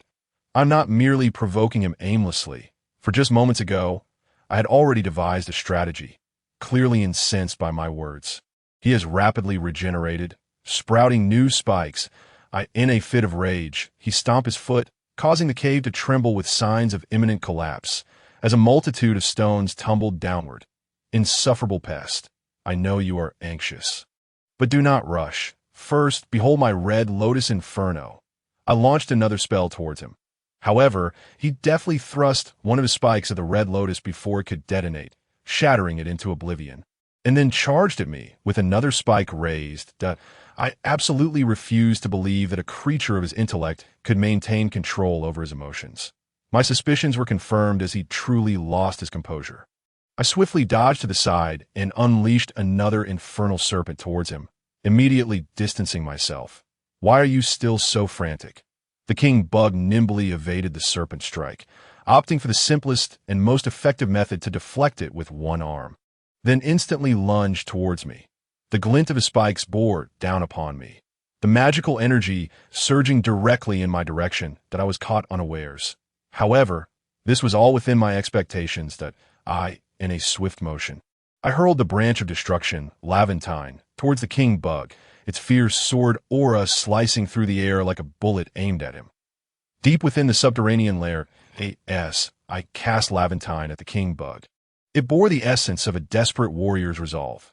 The creature dared not underestimate the sword's might, narrowly sidestepping the swift blade. His rapidly regenerating arm, restored from the fire serpent's onslaught, transformed into a formidable claw. After evading Laventine's assault, it autonomously adjusted its trajectory midair, turning back to strike at the king bug once more. The bug's antennae twitched slightly as it sidestepped Laventine's attack again, but this time, it seized the sword's hilt firmly with its claw. Though the force of Laventine pushed him forward, causing him to stagger 2 steps, he quickly regained his balance, a mocking expression evident as he held the sword. He emitted a derisive chittering, the sound dripping with scorn, despite his filthy, grotesque visage revealing no discernible emotion. The way he lifted his chin, the fluttering of his wings, and the twitching of his antennae conveyed an unmistakable air of arrogance and disdain. It was as if he proclaimed, "Even your weapon has been wrested from you. What hope do you have of escaping your inevitable demise?" Having just been struck by the king bug-esque spike, I felt a gruesome wound gaping on my arm, despite my desperate efforts to evade it. I silently thanked my stars that the blow did not land squarely upon my arm, lest I have lost it entirely. This wretched creature knew not the meaning of mercy. Had I taken that blow head-on, I would have been gravely injured if not killed. What a dreadful foe indeed. The pain rendered my complexion pale, and cold sweat trickled down my temples. Following the loss of my pain nullification skill, I was unaccustomed to feeling pain anew. Healing. Anna's voice resonated within my heart. A warm energy enveloped me, swiftly staunching my bleeding in conjunction with my accelerated regeneration, restoring my magical essence. However, the brutal magic infused within the king bug's attacks proved overwhelming. These healing measures could only do so much, and full restoration would take time. I pondered whether Anna was also in pain. A wave of regret washed over me, knowing that my inadequacies were the root cause of our current predicament. At this moment, I lacked the energy to concern myself with Anna's condition. In the face of such a formidable adversary, even a moment's distraction could spell my doom. The king bug, however, did not rush to attack. Instead, he regarded me with the playful gaze of a cat watching a mouse. In his eyes, I was but a helpless creature, stripped of all means to engage him in close combat. I fixed my gaze upon the king bug, waiting for that moment to arrive. Mere seconds later, the corners of my mouth curled upwards. Thus, it is true, you are merely an arrogant, insolent, and foolish pest.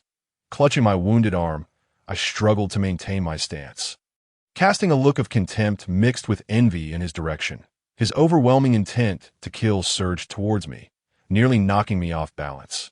Yet, I sensed that this power was waning. He soared towards me, his sharp spikes aimed at my heart, but his speed had diminished significantly, prompting me to quickly ascend into the sky to evade the strike. It was only then that he realized his miscalculation, hastily discarding Laventine to the ground. The sword emitted magical energy just before landing, then soared back into my grasp with grace. It was too late for him to comprehend. I gripped Laventine, coldly assessing the king bug before me. Even the valiant Prince Princip had nearly been drained by it. How could such a diminutive insect hope to resist? A triumphant smile spread across my face. The king bug was now on the brink of desiccation, its attention solely fixated on me, allowing Laventine to absorb its magical essence at a controlled pace, unbeknownst to this brutish creature. The situation unfolded as I had anticipated, and I exhaled a sigh of relief. Despite its formidable battle prowess, depleting its magical energy would severely undermine its fighting capabilities, a lesson I had learned from my previous defeat at the hands of Prince Princip. The king bug's current combat effectiveness was even inferior to that of the earlier insectoid warriors. It, too, realized this, letting out a furious, defiant roar. In the end, it was merely a slightly more powerful insect. Even in its strength, it possessed a simplistic mind, lacking the ability to articulate thoughts, a consequence of its isolation from humanity. At this juncture, I must eradicate this king bug. Should it escape, it would undoubtedly pose a threat to the world in the future. I have no desire to leave behind any potential calamities. One hand grasped Laventine, while the other hung limply, devoid of sensation. After absorbing the king bug's immense magical essence, Laventine gleamed with renewed vigor. This sword possessed an extraordinary self-awareness. I could scarcely fathom why it chose to acknowledge me. Could it be an artifact spirit? No. Such concepts do not exist in this realm. Were Laventine a person, it would undoubtedly be a greedy and cunning rogue. Yet I had no time to ponder these thoughts. I needed to strike decisively to end the king bug's life. Should this drag on into a protracted struggle, my body would surely falter. The king bug charged at me in a fit of rage, seeking to make a final stand. However, its magical energy was no longer what it once was. I expanded the eye of the evil dragon to its fullest extent, precisely predicting the king bug's movements. A flaw. My mind sharpened. In an instant, I drew my sword. The overwhelming sword aura contained nearly all of my magical essence, and I was prepared to wager everything. Infernal flame demon slash. My mind went blank, and my thoughts were transported back 50 years. That year, the hero clashed with the demon king, ultimately emerging victorious. Though I did not weep, this time I must secure a complete triumph. Victory lay before me. I had to consider whether this would be my only opportunity in this lifetime. To reclaim the glory of the demon king. It is my duty to do so. After the flash of movement, I continued my sword swing. The king bug had positioned itself behind me, yet I could distinctly feel that I had sustained no injury. Gukakakakak. The king bug howled in rage, attempting to launch another assault. But it could no longer control its lower limbs. I had cleaved it in two, even severing a portion of its wings with Levantine. The magical flames of the black inferno that enveloped my strike continued to sear its form, transforming its fury into reluctant acceptance. In the end, it was but a slightly formidable insect. I thus spoke, in the depths of the subterranean insect lair. Exhausted, I knelt on one knee, struggling to support myself with Levantine. My forehead beaded with a myriad of crystalline sweat droplets as I gasped for the cool air. The intense ache coursing through my body was so severe that it brought me to the brink of tears. My heavy eyelids drooped uncontrollably, and I found myself beset by an overwhelming drowsiness, a natural consequence of my dwindling magical essence. How I longed to rest my head on Anna's lap and drift into a deep slumber. I was still unaware of Anna's current state, but first and foremost, I needed to reach a place of safety to ensure my own security was not compromised. The insect lair was utterly desolate, devoid of any signs of life. The long-awaited silence enveloped me, reminiscent of a recently quelled tumult, akin to the final pause at the conclusion of a symphony. The king insect appeared to be immobilized, glaring at me with a mix of fury and despair, its strength reduced to the point of silence. Only its stubborn limbs continued to wriggle in a futile struggle. What a tenacious creature it was. I laboriously rose to my feet, unwilling to strike it down, for it lacked the capacity to survive any longer. With its magical essence drained and its body severed, it could no longer initiate its rapid regeneration. I harbored no inclination to cruelly slay a vanquished foe. Death was its only fate. I cast my gaze down at Levantine and inquired, "Can you carry me away?" He released a modicum of magical essence, lightly stimulating my skin, and I sensed his disdainful attitude, as if to say, "Who do you look down upon?" I chuckled softly, preparing to allow Levantine to take me back to Imprint. It was only by returning to the Adventurers Guild that I could ensure my safety and rest peacefully for a time. As for the insect mother, I could only let her escape. At that moment, even dealing with the newly hatched magical insects seemed beyond my feeble capability. Just then, the king insect began to thrash violently. With its last vestige of strength, it sliced open its own chest with its razor-sharp limbs, revealing a bloodied, still throbbing emerald magical core. The king insect's intentions were painfully clear. It aimed to prevent me from pursuing the fleeing insect mother, planning to detonate its magical core with the remnants of its essence, sacrificing itself to ensure the mother's safety. In that instant, I was utterly alarmed. "Brother, there is truly no need to gamble with your life." I felt a well of tears welling up within me. You may not understand, but for a demon lord over a millennium old, the psychological trauma of self-detonation is immense. All I could do was flee. This outcome of one body yielding two lives was not one I wished to witness. The withering branch of Levantine surged with brilliance. Soaring upward with a rush, he, too, was unwilling to see his newly acknowledged master perish so easily. The days of the unfated sword would be far from easy. That a thunderous explosion erupted behind me, like a celestial bolt, sending tremors throughout the insect lair as stones cascaded like raindrops. The terrifying shockwave generated by the explosion bore down upon me. Even though Levantine was exerting every effort to carry me toward the cave's entrance, the encroaching energy drew ever closer. And in that moment, I experienced an unprecedented despair. What a wretched feeling that I never imagined that I, as a demon lord, would ultimately perish at the hands of an insect. I had given my all. And yet I still had promises to fulfill with Anna. I yearned to grow stronger and exact vengeance upon that scoundrel. Princip that a wave of fatigue washed over me, and I longed for a restful sleep.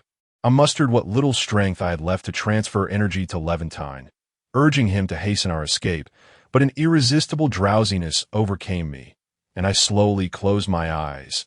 The energy from the explosion ultimately engulfed me. My mind went blank, and vivid scenes of my life as a dragon unfolded before my eyes. From the moment I broke free from my dragon egg, ceaselessly growing stronger, wreaking havoc upon the insect race in the demon continent. Ultimately defeating the insect demon king, I had ascended to the rank of demon lord in just a few hundred years. Yet, I had fallen prey to the machinations of the Na'vi and unsuspecting Princip. Suffering a catastrophic defeat, then I had encountered Anna. Anna, but I'm sorry. I cannot fulfill your wishes. Memories of my time with Anna flooded my mind from my initial intent to kill her, which ended in my own injury, to the times I got drunk and was scolded by her, and finally to her bestowing upon me the name Liana. How I wished I had met Anna sooner, so I could have properly taught that Margaret a lesson. So tired, but so warm. Liana-chan. Liana-chan? Liana-chan! I slowly attempted to open my eyes. Before my lashes could fully part from my lower lid, I felt a warm, gentle light streaming into my vision that was momentarily blinding, prompting me to shut my eyes tightly again. Moistening my dry pupils with morning tears. What a soft bed. I cautiously opened my beautiful eyes once more, only to find Eva gazing at me with a look of deep concern that I managed a weak smile in return. I was still alive. Surely this was not the dream of a dying person. If I had the strength, I would have pinched my own face. Liana-chan, you are awake? Eva's face looked a bit haggard. Seeing her worried expression warmed my heart. I nodded slightly, the maximum extent of my response. Liana-chan, where have you been? How could someone injure you so badly? Charles, too, was inquiring urgently from the side. Eva shot him a reproachful look and said, Liana is very weak right now. You shouldn't provoke her any further. You should step outside. Charles shrugged and promptly exited the room. Observing Charles' lively demeanor brought me comfort. It seemed he had not succumbed to despair after all. Eva then turned, approaching the bedside with a teacup in hand. She carefully scooped a small spoonful with a teaspoon, gently pursing her lips as she blew on it, the sweet aroma wafting toward me. Then, with tenderness, she brought the spoon to my lips, delivering the warm liquid into my mouth. Repeating this until I slightly shook my head, felt wonderful to be cared for by a gentle older sister.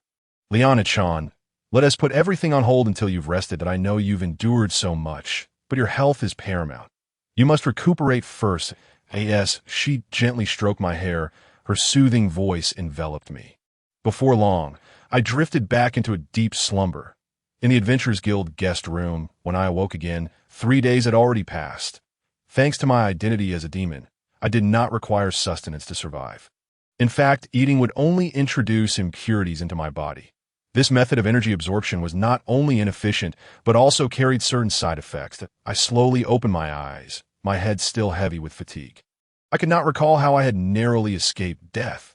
The last thing I remembered was waking up in the guest room of the Adventurers Guild, with Eva and Charles tending to me. I struggled to sit up. I was still exceedingly weak. Lowering my gaze to examine my body, I noticed my left arm was wrapped in bandages, my skin covered in dirt and grime, though my face and hands seemed to have been cleaned. And I was clad in that familiar, oversized nightgown that was now midnight, and the curtains in the guest room had not been drawn. Outside, the night was unusually tranquil. A crescent moon hung high in the sky, adorned with twinkling stars, indicating that the weather had been fair lately. The room was meticulously tidy, with a bouquet of flowers infused with a hint of magical essence resting on my bedside table, quite effective for my magical recovery. By the door, Charles was slumped in a high-backed wooden chair, deep in slumber, the faint sound of his snoring betraying his exhaustion from caring for me. He remained oblivious to my awakening, his head lolling as he slept soundly. My heart swelled with warmth. It seemed that during my unconscious state, he and Eva had taken turns looking after me, that I wondered how long it had been, but Charles had already returned to his former self.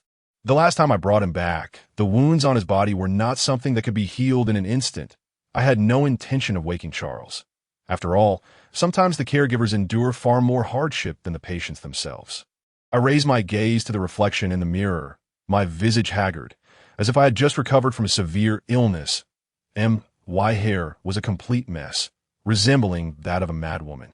In that moment, I thought of Anna. Anna and I were of one heart and soul. The suffering I endured, she would feel in its purest form. Hardly seemed fair. With every battle, I would effectively bear double the burden of pain. I delved into the depths of my heart, only to find it desolate and empty. Anna, I called softly. Anna. There was no response. My spirits plummeted. I had sustained such grievous injuries, and Anna had suffered equally. She had already been so weak, and my heart began to feel uneasy. Anna. My calls grew increasingly frantic, my voice rising from a whisper to a crescendo, repeatedly invoking her name. My nose suddenly tinged with a sharp ache, and tears began to spill uncontrollably from my eyes. If only I were stronger, Anna would not have to endure such torment. Anna. Sob. I beg you. Will you come out and talk to me? Please don't hide from me anymore. I covered my eyes with my hands, attempting to stifle the tears, but they fell like a broken dam, one drop at a time onto the ground. Do not cry. Liana, a frail voice echoed in my ears. It was Anna's voice that I immediately stifled my sorrow, a flicker of joy breaking through, gritting my teeth as I wiped away my tears, desperate to see where Anna was. My vision was blurred, tears still clinging to my eyelashes. Yet I could still make out Anna standing before me. I stumbled, intent on rushing to embrace her, but I grasped at air, finding myself sitting dazedly on the ground. Just moments ago, I had felt no contact with Anna at all. I turned, bewildered, to gaze at the Anna before me, who appeared so ethereal and insubstantial, her presence as faint as a whisper. Anna's complexion was even more pallid than mine, her face devoid of any color. Do not cry, Liana. I am fine. Truly, Anna's voice was as delicate as a gossamer thread. How could she be fine? I could not even feel Anna's corporeal form. Her existence had been so vivid when I first awoke. It was my recklessness that had led me into peril, putting Anna in such a state that my vision blurred further. I longed to hold Anna, yet I had no opportunity to touch her. It was all my fault. All my fault that I had caused her to become this way. I am truly sorry, Anna. I am so very sorry. I wept, my words tumbling out haltingly. I could not fathom why I was so prone to tears now. I had once been a heartless demon. Though I wished to shield Anna from excessive worry, I could not contain my sorrow. Despite my efforts to suppress it, my entire being trembled, and tears continued to flow unabated. It's all right, Liana. You have done exceptionally well. Surviving such perilous circumstances is an incredible feat. You have worked hard to become stronger. Do not let my plight trouble you. You must rally. There is still much for us to accomplish. Is there not? Anna's gentle voice offered comfort. Anna was right. There were still many tasks ahead of me. I needed to recover swiftly to search for Anna's brother in the underground city, that I must also rescue the big dog, and ideally deal a sound thrashing to that scoundrel, Margaret. There were countless matters still to address. I could not afford to squander time on recovery. Anna, are you truly all right in this state? I gazed at Anna with concern, observing the tangible yet unreachable girl before me. Anna forced a faint smile through her weary countenance. Liana, please do not blame yourself too much. My disappearance was always inevitable. I bear you no ill will. I only hope to see my brother once more before I fade away. I am very tired. I can hardly maintain my current form with magic. Liana, please take care of yourself, that I promise you. Anna, you must hold on. Anna nodded slightly before gradually dissipating from my sight. My consciousness returned to reality, my heart feeling as though it had been tightly clenched, my tears having thoroughly soaked my nightclothes and bedding. I gently attempted to wipe away the tracks of my tears. That moment, Charles finally stirred from his slumber, roused by the soft sounds around him. He rubbed his sleepy eyes and, upon seeing me sitting on the bed, stumbled up from the chair. You're awake? Through the veil of night, he clearly saw my tear-streaked face. Adventurers Guild guest room. Midnight. Charles stood dumbstruck by my window, gazing at me, his eyes wide with confusion. This little girl had effortlessly dispatched the serpent Sin Sun, who had bested him so easily.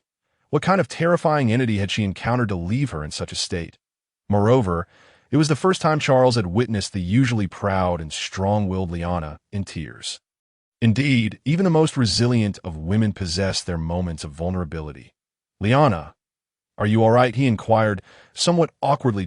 I nodded slightly, but my weak and haggard appearance could hardly be concealed. It was plainly written across my face. With a sudden realization, Charles dashed out. Returning shortly with a basin of warm water, he swiftly immersed a soft white towel in the water, wrung it out with deft hands, and then, in a most gentlemanly manner, presented it to me. Regardless, Let us start by using this warm towel to cleanse your face. That I smiled warmly. Though Charles might be somewhat lacking in strength, he was indeed a considerate and oh wonder Eva. Cough. Although I could have easily used magic to cleanse myself, I did not decline his thoughtful gesture. Refusing would have seemed excessively unkind. The moment the warm towel touched my face, it felt as though my emotions were being healed by its warmth. Indeed, my momentarily despondent spirits were somewhat alleviated. I dried my tear-streaked face. Feeling a bit better, I smiled at Charles and softly said, "Thank you for taking care of me these past few days." Charles appeared quite respectful. He took the used towel from me and placed it in the basin, then bowed slightly. It is every man's honor to provide comfort to a beautiful lady. Moreover, I heard from Eva that you saved my life. It is the least I could do. His words made me feel a bit guilty, and I hastily replied, "No, it was nothing to it was merely my duty." I could hardly imagine what expression Charles would wear if he knew of the private agreement between Eva and me. I felt a twinge of panic and quickly shifted the topic away from my saving him, asking, "Where is Eva? She has been here every night." That I noticed she was overworked, so I suggested she rest first, and I would remain here to keep watch. Charles suddenly lifted his head, a blissful expression on his face, murmuring, "She truly is a wonderful caretaker, isn't she?" My heart seemed to sprout wild grass. It appeared that Eva had successfully captured Charles's heart. While somewhat speechless, I could not suppress my curiosity, pretending to be oblivious. I asked knowingly, "Have your injuries healed?" Charles, with a blissful demeanor, recounted the events of the past few days. "Last time, Son injured me severely. Both my arm and leg were broken, as you well know. After you left, I must have been unconscious for over 10 days. When I awoke, I found myself in Eva's room. She tenderly fed me and provided me with water, sparing no expense to procure a plethora of exquisite healing potions. Furthermore, she summoned several skilled healers to aid in my recovery, allowing my injuries to improve swiftly. Throughout this period, Eva remained steadfastly by my side. The overwhelming sense of defeat from being thoroughly bested by Sinjison once made me contemplate relinquishing my life. I simply could not bear the thought that all my years of hard work and growth could be so easily shattered by that man. Along with my fragile self-esteem, I even considered returning to inherit my family's title, resigning myself to the life of a pampered noble. How utterly Versailles! Pure, unadulterated Versailles. Although I harbored deep disdain within, I managed to suppress it from surfacing. Meanwhile, Charles continued to ramble on. Eva, like an angel, not only took meticulous care of me, but also comforted me with her embrace during my lowest moments, helping me to regain my strength. It was from that moment onward that I resolved to protect Eva for the rest of my life. I would be the knight guarding her side. In the past, I believed that a woman would only hinder my sword-drawing speed, but now I have come to realize the immense value of having a caring woman by my side. Eva not only provides me with mental support, but we also cough. Let us not delve into that. In any case, Eva is the only woman in my life. I shall protect her with my very life. Yet, the truth is, Eva does not need my protection. She is far stronger than I could ever be, and it is she who should be looking out for me. However, it seems Eva's schemes are quite effective. I assent it. I find myself too exhausted to voice my grievances, and ultimately I muttered, "Then I wish you well." Charles nodded enthusiastically, beaming with pride as he said, "Then you should rest well. We can discuss everything once you feel better. Tomorrow, Eva will invite some healers to assist in your recovery." I slightly nodded. "Thank you all, but may I step out for a moment? I wish to change my attire." Charles, noticing my ill-fitting nightwear, flushed with embarrassment. After all, he was in the presence of a lovely maiden. I indignantly covered myself with the blanket, exclaiming, "Are you still looking? Should I tell Sister Eva?" I quickly averted my gaze. Hastily exiting the room, I sighed in relief. Being stared at by others felt rather peculiar. After days of slumber, my magical essence had partially restored, and I used magic to cleanse my body, then shed my nightgown, activating the holy magic armor to don fitting attire. The bandages on my arms fell away, revealing my flawless limbs, as rapid regeneration had mended my wounds as if I had never been injured. Currently, I simply lacked sufficient magical essence, and would require some time for full recovery. After all, my magical energy had been nearly depleted in the last battle. One must understand that for magical beings, magical essence is akin to a life force, and that confrontation nearly cost me my life. Yet, this moment also affords me the opportunity to recuperate in peace. This is true for me, and even more so for Anna. Should I engage in another battle of such intensity now? Even if I survived, Anna would surely be left in dire straits. Anna's current state resembles a fragile candle flame, unable to withstand even the gentlest breeze. I gazed out at the moon, unconsciously clenching my fist, in the Adventurers Guild guest room. Midnight. After such an extended slumber, I found sleep elusive, sitting on the bed, employing magic to gradually restore my magical essence. Although this recovery process was slow, it was at present the most effective means to regain my essence. I certainly could not venture into the magical realm to devour a few mid-level magical beings, for that would be tantamount to courting death at this moment. Levantine detached itself from my body, slowly manifesting before my eyes. Thank you, Levantine. You saved my life. Without Levantine, I would have had no means to defeat that overwhelmingly powerful king bug. I would have likely become one of its many victims from the outset. Levantine glowed softly, willingly transferring its magical essence to me, significantly accelerating my recovery, although it often took the opportunity to take advantage of me. It had indeed rendered me considerable assistance, so I reluctantly chose not to hold it against him. Levantine had amassed quite a fortune in its recent plundering. Just the king bug alone had provided ample sustenance, not to mention the magical essence it had pilfered from me, as well as that which I had previously used to vanquish Sinjusen. This could be considered an investment return. It seems Levantine is not merely a heartless, unscrupulous sort. The night passed without incident. Just as dawn broke, I heard phrases such as, "Darling, have you finished your meal?" and "Darling, did you sleep well last night?" emanating from outside the door. There's a hint of sourness in the air. Eva must have learned of my awakening and excitedly pushed open the door. Upon seeing me sitting on the bed with bandages strewn about, she immediately rushed to my side, anxiously inspecting my shoulders and the state of my injuries. A warm feeling enveloped me. Never before had anyone shown me such care, not even during times of severe injury when I would hide away in solitude until I recovered. Humanity does possess a benevolent side. Anna once said that I should recognize those who treat me well. Previously, as a demon king, if I were to claim to have friends, it would likely only be Douglas. It turns out that having friends is truly wonderful. Not wanting to worry her, I quickly reassured, "My injuries have healed. Sister Eva, I am merely a bit weak and require further rest." Eva pinched my soft, pale cheek and enveloped me in a warm embrace. She did not question my rapid recovery, for I was indeed a master capable of defeating Sinjazan. My body's healing speed would undoubtedly surpass that of Charles. Today, Eva donned a beautiful blue silk dress, the cool fabric providing immense comfort. Especially when embracing her, the delightful softness and fragrance made it clear that this was something even a naive young master like Charles could not resist. Eva exuded a delicate scent of iris, refreshingly elegant and sophisticated, compelling one to hold her even closer. Storm inhale. Eva, believing my difficulty in breathing was due to her tight embrace, immediately loosened her grip and, with a concerned expression, inquired, "I don't mean to pry, but I must ask what dangers you encountered during your outing that led to such injuries." Noticing Charles still stationed outside the door, I gestured for Eva to close. My intention was to spare Charles's fragile pride. After all, what I was about to discuss with Eva would involve using Sinjusen as a measure of comparison. Once Eva had shut the door and sat beside me, I began recounting the events that transpired. I explained my journey to the Edge continent to practice magic, my encounter with the insect race, and my venture into their nest, where I faced the king bug and the queen bug.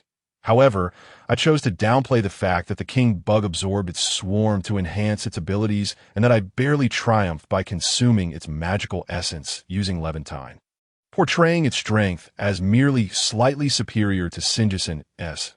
After all, if news spread that I had defeated a king bug with a combat power rating of 50 million and survived, it would undoubtedly attract unwarranted attention. Including my previous mission to eliminate Sinjison, I had requested Eva to attribute my achievements to Charles. For now, I must refrain from revealing too much information. Otherwise, it would be dire if Princip returned to notice me. It took me about an hour or two to narrate my experiences, and then I turned to the now dumbfounded Eva. Sister Eva? I tilted my head, gazing intently at her stunning visage. It took a moment for Eva to recover from her shock. She chided gently. Why would you embark on such a perilous endeavor alone? In the future, you must prioritize your safety above all else when faced with danger. Every life is singular and irreplaceable. How could you engage in such reckless behavior? As the conversation unfolded, Eva unexpectedly broke into tears, leaving me utterly bewildered. I had never anticipated that my words could provoke such an emotional reaction from her. And all I could do was offer a flustered apology that I'm so sorry. Sister Eva, that I promise I will never engage in such perilous activities again. Eva, recalling that I was still a patient, wiped her tears and, with a serious expression, said, I apologize for my overreaction. I was merely reminded of some painful memories and my mentor, a benefactor I encountered after running away from home, lost her life due to taking on an extraordinarily dangerous commission. She gave me the chance to survive. Thus, despite inheriting the status of a diamond-level adventurer, I resolutely departed from the adventuring life to manage the Adventurers Guild here.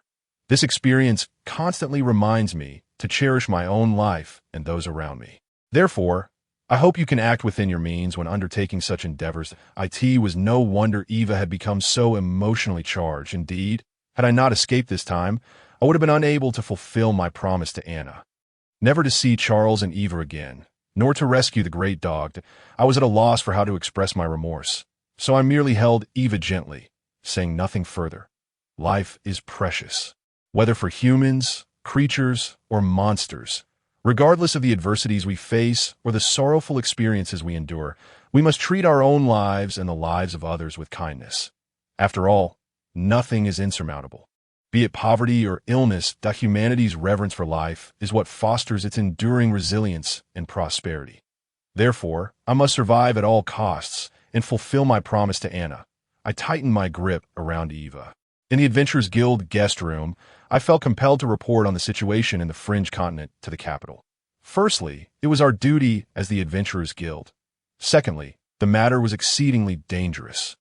If the insectoid creatures were allowed to thrive unchecked in that borderland, it could precipitate a catastrophic disaster on a global scale.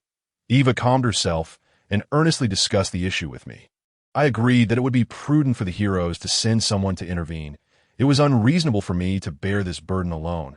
However, I needed to clarify one point with Eva.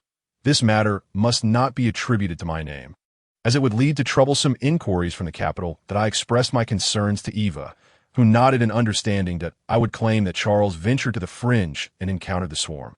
Any ensuing complications would be resolved by his family, thus shielding you from scrutiny. This arrangement pleased me, and I nodded in agreement.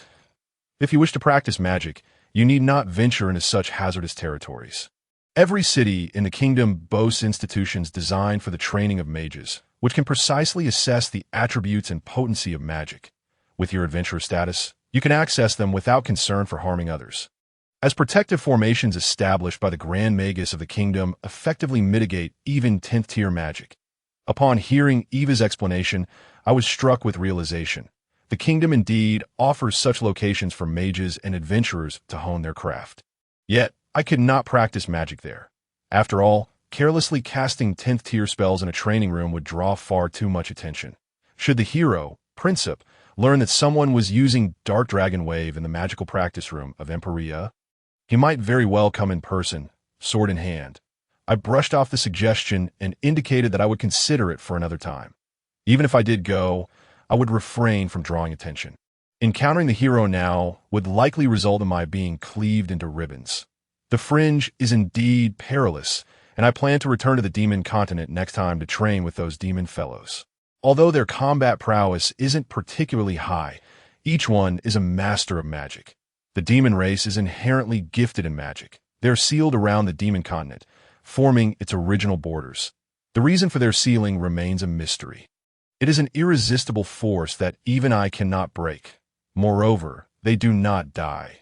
Even if their physical forms are vanquished, they can perfectly resurrect after a period, an enviable ability indeed. However, I would never consider trading my freedom for that. After all, I possess an almost infinite lifespan, with no flaws aside from the possibility of being killed. By the way, someone will be coming this afternoon to provide you with treatment, but I have also brought some special potions rich in magical essence as a token of my goodwill. Additionally, Charles, our town's finest carpenter, has crafted a wheelchair for you that if you wish to get some fresh air, you can ask Charles to take you out. Having said this, Eva slowly rose to leave, for she had not presided over the bar in quite some time. Now that I had awakened, she needed to attend to her own responsibilities. Thank you, Sister Eva. I expressed my gratitude, then summoned Levantine to assist in my recovery of magical essence. As noon passed, Charles burst in with several white-robed healers, knocking on my door. The moment he entered, he could hardly contain his excitement. Liana, do you have any idea how remarkable these individuals are? I was on the brink of death, and they restore my hands and legs to their former state within just a day. You wouldn't believe it. Although the cost is a bit steep, the only downside to expensive things is their price. He rambled on, assuring me that I need not worry about the financial aspect, as he had already spoken to his family. All I had to do was focus on cooperating with the treatment. My heart warmed, and I smiled brightly at Charles. He truly is a good person, going so far as to contact his family on my behalf. However, merely treating my injuries might have been manageable. I doubted these individuals could provide effective treatment, given their limited magical essence reserves. It would be more practical for me to simply absorb the essence directly. Nevertheless, I decided to pretend that the treatment was remarkably effective. It would be a disservice to their goodwill otherwise. One of the healers, a middle-aged man who appeared to be the eldest among them, stepped forward and inquired, "Miss, may I ask where you are injured?" This posed a slight challenge for me. After a moment of contemplation, I feigned weakness and replied, "The external wounds have mostly healed, but I still have some internal injuries, which leave me feeling somewhat weak." He nodded thoughtfully and promptly ushered Charles out. The remaining healers began to cast their spells. A gentle, green-hued magical energy emanated from each healer's hands, coalescing and slowly infusing my body. A comforting sensation enveloped me as I absorbed and digested a significant amount of magical essence. The rest nourished my bodily cells like a gentle spring rain. The treatment lasted a full 3 hours, and by the end, the healers were visibly exhausted. After receiving permission, Charles re-entered and eagerly asked, "How do you feel? Have you improved?" I smiled at Charles. "I feel much better. Thank you." While it wouldn't be accurate to say there was no effect, it wouldn't be entirely truthful to claim the results were extraordinary either. It felt akin to having received a massage. I felt more relaxed, but in reality, my magical essence had only slightly recovered. If the lady has no major concerns, we shall take our leave. I turned to the departing healers and politely expressed my gratitude. "Thank you for your treatment. I appreciate your efforts. I regret that I cannot rise to see you off." They offered no further remarks and promptly exited the room. As evening approached, I decided to rest in the adjacent room. "If you need anything, just call out," Charles remarked, sensing the moment to depart. I nodded gently. "Thank you, Charles. If you're free tomorrow, I would like you to take me out for a stroll." Charles left after expressing his willingness to serve. Gently pushing the door open and stepping out into the Adventurers Guild guest room, sleep eluded me entirely, as I hardly required it. I sat cross-legged on the bed throughout the night, replenishing my magical essence. The effects were quite promising. If this trend continued, I would be restored to my prime condition within 10 days. That, of course, this prime condition referred to the state I was in before my duel with the kingworm. It appeared my senses were recovering well, as I could overhear a deliberately hushed conversation next door. "What brings you here? It's not the right time. Liana is still next door. Oh, not worry. She should have fallen asleep by now. Be a bit quieter." The voices seemed to belong to Charles and Eva. My cheeks flushed with heat. How could they possess such a lack of modesty? Hastily, I conjured a natural barrier with my magical essence to isolate myself from the external sounds. The mere thought of them engaging in such activities sent my heart racing and my breath quickening. I wanted to challenge my own weaknesses again. After a while, I found myself lost in thought about dragon life. Though I claimed to be pondering, my mind felt utterly vacant. my thighs incapable of mustering any strength, lying there like a salted fish in a daze. Once I regained my composure, I adorned myself with the holy magic armor and changed into a simple dress meant for my outing the next day. I resumed the restoration of my magical essence. The night passed uneventfully. The following morning, Eva, still bearing the remnants of a blush, entered my room accompanied by a weary-looking Charles. I could only feign ignorance about the sounds I'd heard the previous evening as I greeted them. Eva had a busy day ahead at the guild, needing to organize materials and arrange for them to be sent to the royal capital. Thus, Charles was entrusted with the role of my escort, accompanying me for a leisurely outing. Although I did not particularly require his protection, having Charles nearby would indeed help me avoid unnecessary troubles. After all, Dixing town was rife with idle ruffians, and they would undoubtedly seek to trouble me. A delicate beauty. This was the inconvenience of inhabiting this body. It was all Anna's fault for being so alluring, attracting all manner of pests. Charles pushed over a wheelchair that I did not need. And after a moment of hesitation, I decided it was quite convenient not to walk and settled into the chair. Now, I could head downstairs for a cup of morning tea. The rich and aromatic flavor of black tea perfectly suited my taste. Ever since I developed a sense of taste, I gradually began to understand human flavors. Previously, I had thought human food and beverages to be utterly useless and filled with impurities, yet I found myself growing increasingly fascinated by black tea. Though devoid of magical essence, it possessed an almost magical quality that brought tranquility to the mind, especially the golden-hued, crystal-clear tea that, after a slight bitterness, gradually revealed a delightful sweetness on the tongue. A truly wondrous sensation. Despite their fragility, humans experienced so many beautiful things that, in contrast to the raw monster meat I consumed in the Demon City, it was as if they belonged to entirely different realms. Charles wheeled me into the guild's grand hall. And to my surprise, trouble found me rather swiftly. Perhaps arriving too early was the cause, for the hall was littered with uncollected glasses, and the ground was stained with ash and spilled drinks. A few individuals were sprawled across the nearby seats, with the most conspicuous being a portly fellow just waking up. Kaga, I remembered this fellow well. He had sought to trouble me when I first arrived, and I recalled teaching him a lesson back then. It seemed he had recuperated enough to drink again.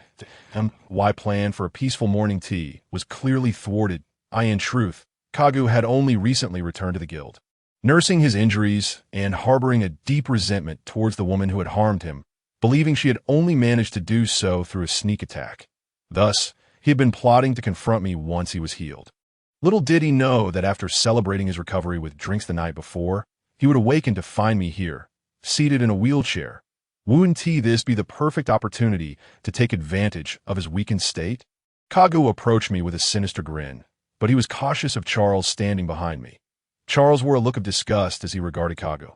After all, this ruffian was the loudest presence in the guild and often tried to provoke Eva, who, to her credit, rarely engaged with him.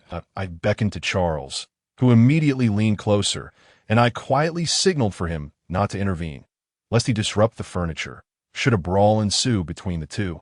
While Charles would undoubtedly emerge victorious, it would likely be a lengthy affair, and the guild hall would suffer as a result. Why don't you wait for me outside, Charles? He is not here to find you anyway. I rose, adjusting my skirt, only to find I barely reached Kagu's thigh. I couldn't help but inwardly scoff, speculating that he might have grown up on steroids. Charles, hearing my words, thought little of it and wheeled the chair towards the door. Kagu, seeing me dismiss Charles, grinned even more wickedly. Perfect. I happen to have a score to settle with you.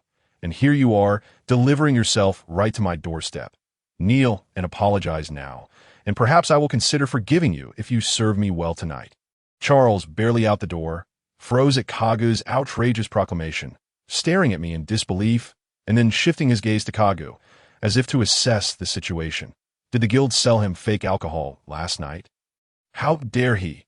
He seemed unable to bear the sight, simply pushing the wheelchair outside that I, however, was not angered by the bluster of this insignificant insect. After all, he was pathetically weak, yet he would soon pay the price for his ignorance. I regarded Kagu with mild amusement and asked, "Oh, do you wish to remain bedridden for a few more months?" Kagu burst into laughter, as if he had heard the most ludicrous joke. "You think just because you sent Charles away, you have a chance? I couldn't be bothered to argue further. I decided to extend him one final opportunity. Thus I walked past him, intending to leave this place. Stop. Did I give you permission to leave? Once again, he extended his hefty palm towards my shoulder, his expression dark and menacing. You think you can offend the master and just walk away? What a forgetful fool he was, but it was just as well. This would serve as rehabilitation training for him. I seized his little finger. His chubby hand was so thick that even my entire hand could only grasp his little finger, and, with a swift motion, sent him tumbling. He spun through the air, completing 2 full rotations before crashing heavily to the ground.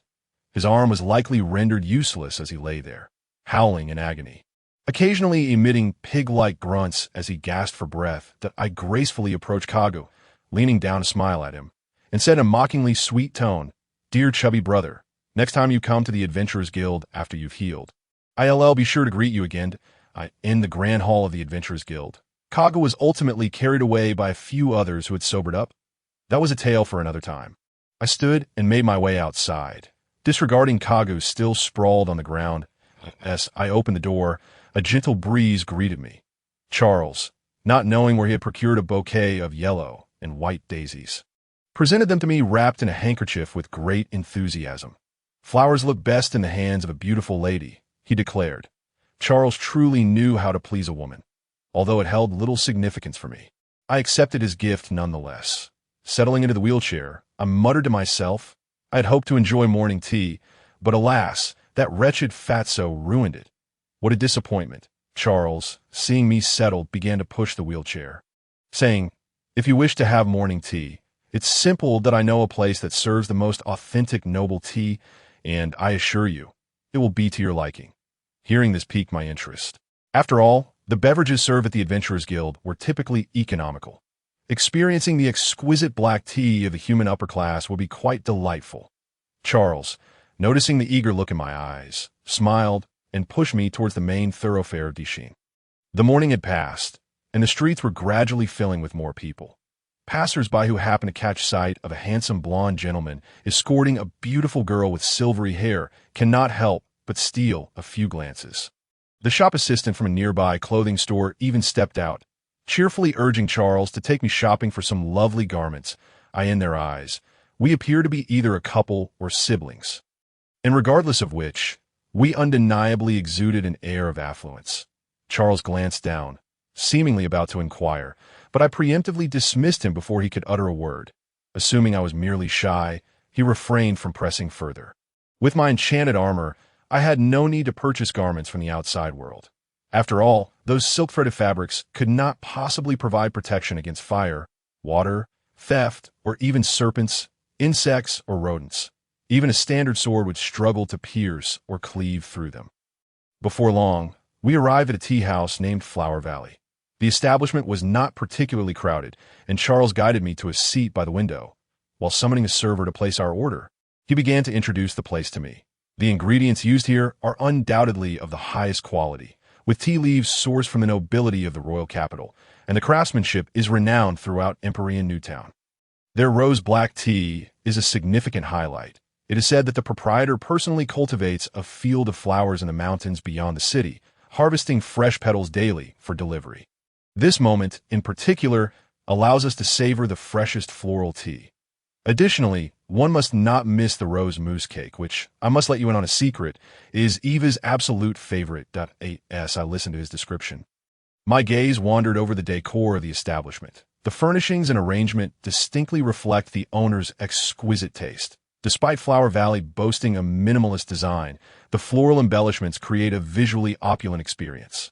The interior is predominantly adorned with gray and white walls, with black metal tables and chairs arranged in a balanced manner. At the center lies an impressively large wooden bar, topped with an ornate Gothic chandelier. The wall near my window seat is adorned with delicate pinkish-white roses, while every metallic round table is graced with a vase brimming with luscious red roses. I would wager that no woman could resist the allure of such beautiful blooms. In a short while, the server presented our refreshments, a steaming cup of rose-black tea and a petite slice of exquisite mousse cake. The rich aroma of the tea enveloped my senses, instantly uplifting my spirits. After the server politely excused himself, I lifted the teacup and took a gentle sip, immediately captivated by its robust yet delicate flavor. Tea was delightful, absolutely delightful. Upon my return to the magical city, I must find a way to procure such delectable treats, for there is nothing of its caliber in that realm. Moreover, with my newfound sense of taste, I could no longer resort to gnawing on raw monster flesh as I once did. Charles observed my immersion in the experience with a slight smile, then pointed to the rose mousse cake on the table, suggesting, "You must try this cake as well. The tea and dessert complement each other beautifully." This was, in fact, my first encounter with human cuisine. Previously, I had only sipped on tea or milk, and to be honest, I had no idea what flavor this cake possessed, imagining it was utterly beyond my capabilities. However, the cake before me was undeniably exquisite, with a light pink cream enveloping a buttery yellow sponge and adorned with fresh rose petals, resembling a work of art. I hesitated to mar its beauty. Yet I extended my hand to grasp a small spoon, carefully scooping a bite to savor that's oh sweet, so sweet, so sweet. I was overwhelmed by this sensation. The sugar exploded on my tongue and my brain, and throughout my body. Experiencing sweetness for the first time, I instantly fell in love with this flavor. I silently resolved to find a way to enjoy such delightful delicacies in the magical city as well. Were it not for the constraints of decorum, I might have devoured the cake in one swift motion. However, Anna had advised me to maintain a semblance of restraint. Though difficult to comprehend, the general idea was to not overtly express one's desires. She even mentioned something about feigning disinterest, regardless of how much one craved something. Thus, I pretended to nibble delicately, my spoon never pausing, and in no time, I had thoroughly cleaned my plate.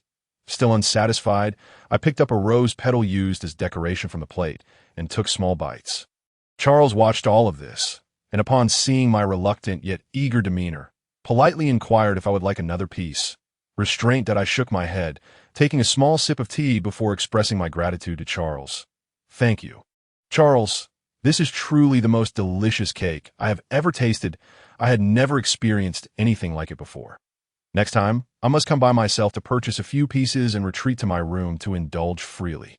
Charles did not press me further, merely nodding his head before saying, "This cake is indeed quite delightful, but we must save some room for lunch." Lunch? I felt a surge of anticipation. Humans seem to require 3 meals a day, unlike us magical beings who simply eat when hungry, often going weeks without needing sustenance. Nonetheless, I was thoroughly impressed by the tea house Charles had chosen.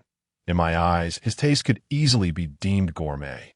Even though I had little experience with fine cuisine, just this one afternoon tea had me feeling as if I had squandered over a millennium of existence. Flower Valley, I savored the last sip of my rose-black tea and signaled Charles that it was time to depart. What a thoroughly delightful experience this early tea had been, Charles called out, and the server approached with a tray held before him. "Sir, your total comes to 1170 silver coins." "What? How could it be so much?" 100 years of shock for Liana. Tea. Oh, put it into perspective. I could drink 500 cups of tea at the guild for roughly the same price. That I was about to rise and contest the bill, questioning whether the petals were made of gold or if the tea had been brewed with golden water. However, Charles remained remarkably composed, removing a ring from his finger and handing it to the server, saying, "Please verify this." The server carefully accepted the ring and took it to the bar, returning shortly to return it to Charles. "Sir, the bill has been settled. We look forward to your next visit." My eyes widened in astonishment. After all, 1,000 silver coins weighed heavily in a pouch, making it quite inconvenient to carry. I had just assumed Charles would pawn his ring, yet the server returned it and confirmed the transaction was complete. I realized I might be somewhat uninformed and inquired of Charles, "What is the purpose of this ring?"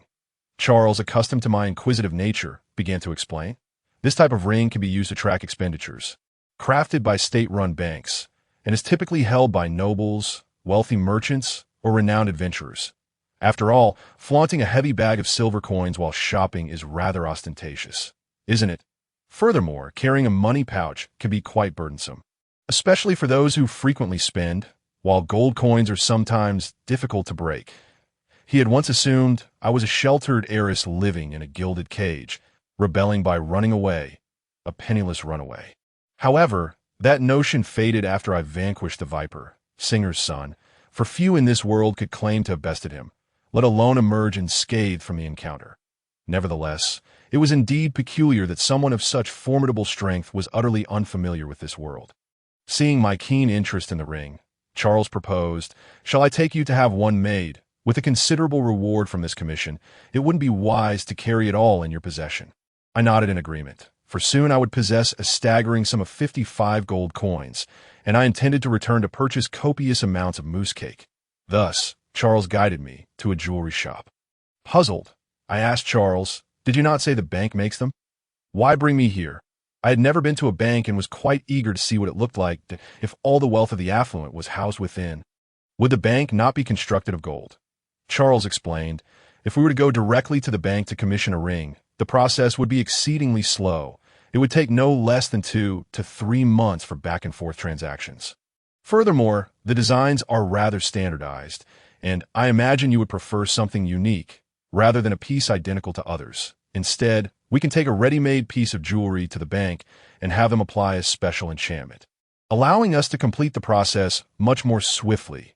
Indeed, if I were to see others indulging in the same exquisite ring as mine, I could not help but scoff. What status do you possess to be worthy of wearing the same ring as this formidable being?" The proprietor of the jewelry store was an elderly gentleman with a shock of white hair, his appearance and attire rather unremarkable. The only feature that was strikingly memorable was a scientifically improbable large nose, the tip of which was a vibrant red, reminiscent of a man suffering from a hangover. However, his smile was warm and inviting, exuding a kind and benevolent aura. The elderly gentleman approached and greeted Charles with familiarity. "Ah, Charles, is this your girlfriend? You are indeed fortunate to have found such a lovely young lady as your companion." It was hardly surprising that the old man had misconstrued our relationship. After all, it is customary for couples and lovers to peruse jewelry stores together. Charles scratched his head awkwardly, explaining with a shy grin, "Not at all. This young lady is my savior. I brought her here to purchase a piece of jewelry imbued with bank magic." The elderly gentleman nodded in sudden understanding. "My apologies, young lady. Please feel free to browse our collection. Charles is an old acquaintance of mine, and I can certainly offer you a discount." I nodded slightly, and began to peruse the dazzling array of jewels on display. Before long, I found myself captivated by a stunning amethyst bracelet, and turned to inquire of Charles, "Is this bracelet suitable?" Before Charles could respond, the old man interjected enthusiastically, "Your taste is impeccable. Amethyst is an exceptional magical vessel, perfectly suited for bank magic."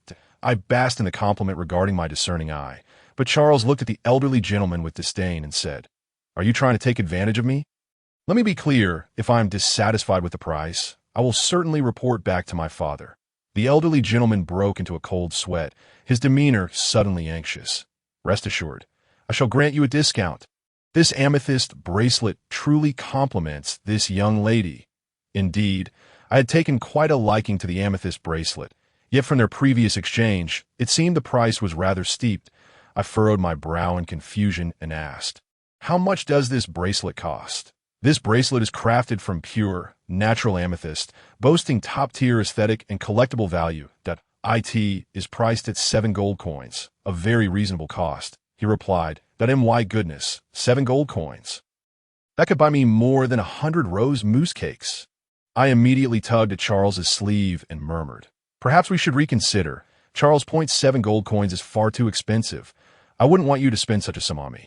Spending that much on a mere bracelet could instead buy me 100 cakes that would bring me joy." Charles, however, gently patted my shoulder, signaling me to remain quiet. He then glared at the elderly gentleman with a menacing expression and threatened, "I'm giving you one more chance to rephrase your offer. Should my benefactor become upset, I will not hesitate to travel to the royal capital and have my father confront you directly." The elderly gentleman was now drenched in sweat, clearly flustered. "Very well, then. 6 gold coins. I am already making a considerable concession. It is truly worth this price." Charles shook his head, sighed, and released the elderly gentleman, ready to escort me away as he remarked, "I might consider 5,000 silver coins. Otherwise, I shall have my family handle this." He began to lead me away. Transaction confirmed. Charles glanced back at the bewildered elderly gentleman, leaving me in a state of confusion on the main thoroughfare of Dixin. Charles guided me through the bustling streets. My spirits were high as I toyed with the amethyst bracelet adorning my wrist, akin to a child who has received a cherished toy. Although the price of 5,000 silver coins was not exorbitant enough to severely deplete Charles's finances, I felt immense gratitude for his thoughtful gift. The warmth of friendship is truly delightful. I couldn't help but ponder when I might reciprocate with a gift for them. Anna once mentioned that one should not accept gifts without reason. Even if one receives a gift, it is essential to return the favor, as it is the most fundamental principle of human social etiquette. Should I return to the magical city and bring them some monster meat? That might frighten them. Perhaps I could slay a few higher-level magical creatures next time and present them with a magical course. I found myself at a loss for a splendid idea. Lamenting the impoverished state of my previous mental world, I resolved to keep an eye out for delightful items on my future excursions. As I pondered these matters, Charles suddenly bent down to inform me that we had arrived. I snapped back to reality and looked around. We stood before a lavishly decorated restaurant, clearly beyond the means of an average person. Like the tea this moment, I had only just begun to grasp a vague understanding of money.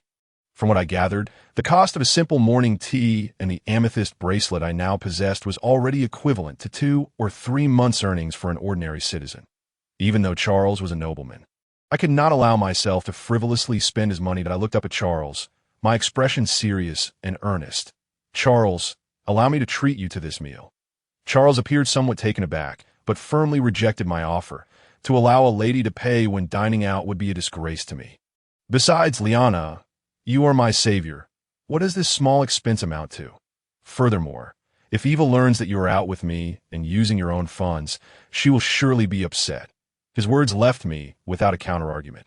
Just as I was about to respond, Charles did not grant me the opportunity and instead pushed me into a small room, seating me at the table before stating, "I reserved this restaurant yesterday, so you must graciously accept my gratitude."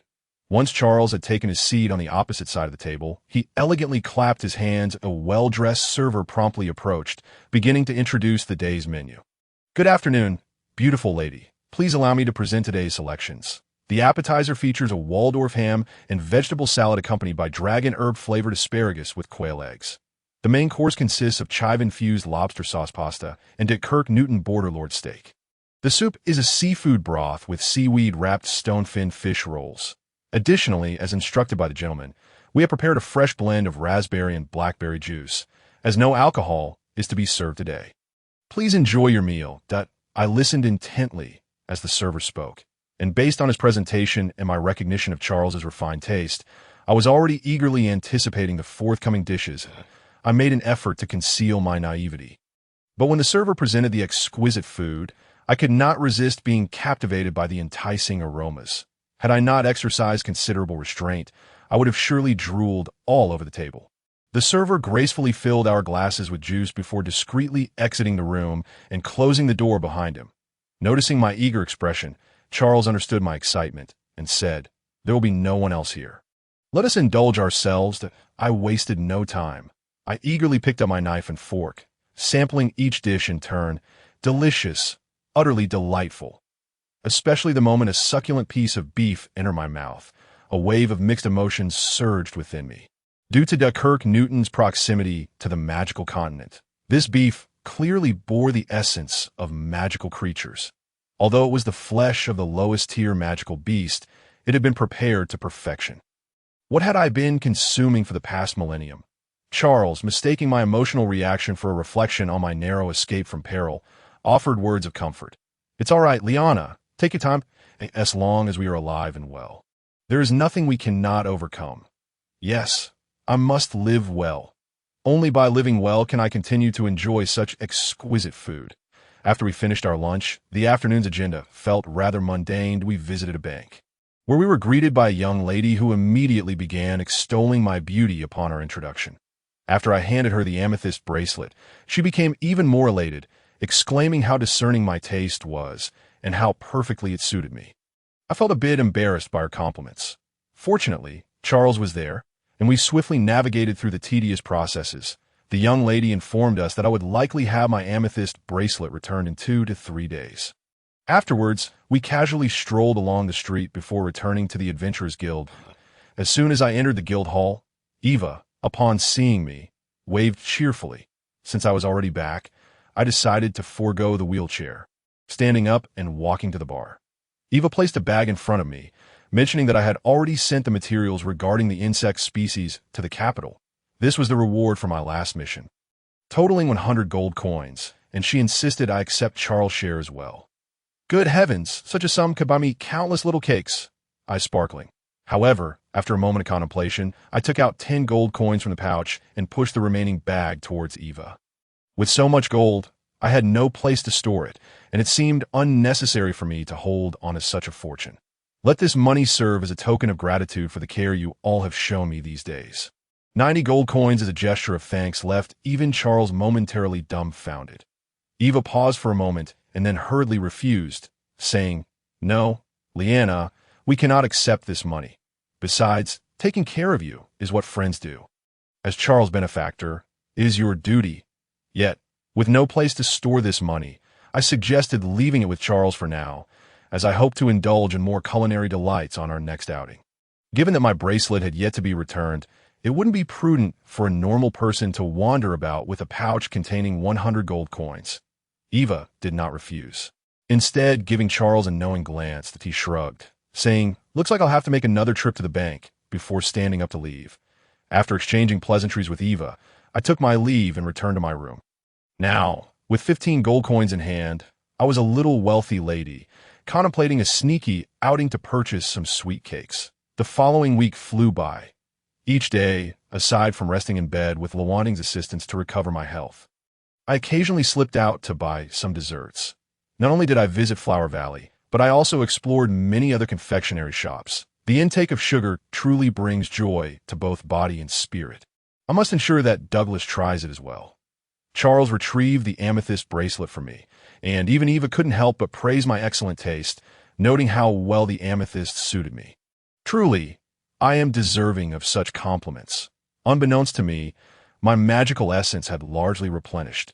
After such a lengthy respite, I felt invigorated, my previously nearly depleted magical reserves now fully restored. This was largely thanks to Lawanting's help, and I felt an immense gratitude towards him for my rapid recovery.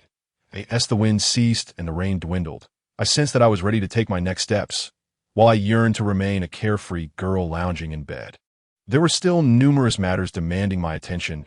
I had no intention of returning to the outskirts until I had fully regained my strength.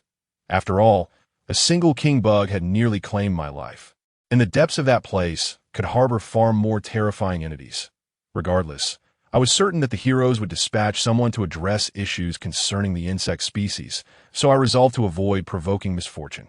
After all, I wished to live well and savor more cakes. I could no longer afford to squander time on matters regarding the insect species. The foremost task ahead was to venture into the dungeon to locate their leader, El Capone, and subsequently find and protect Anna's brother. Although I held reservations about Margaret's lengthy explanation, I had no better course of action if I wished to rescue Douglas, from what I learned last time from Sing's Dun. The underground emperor, El Capone, was exceedingly cunning, making it quite troublesome to track him down. Furthermore, defeating El Capone in a direct confrontation would not be a simple feat. If it were, Margaret would not have brokered a deal with me. El Capone was undoubtedly a formidable character, and I needed to prepare thoroughly for any potential direct conflict. Thus, I required some assistance. An idea suddenly struck me, prompting serious contemplation. How I wished Douglas were here. He could resolve many matters on my behalf.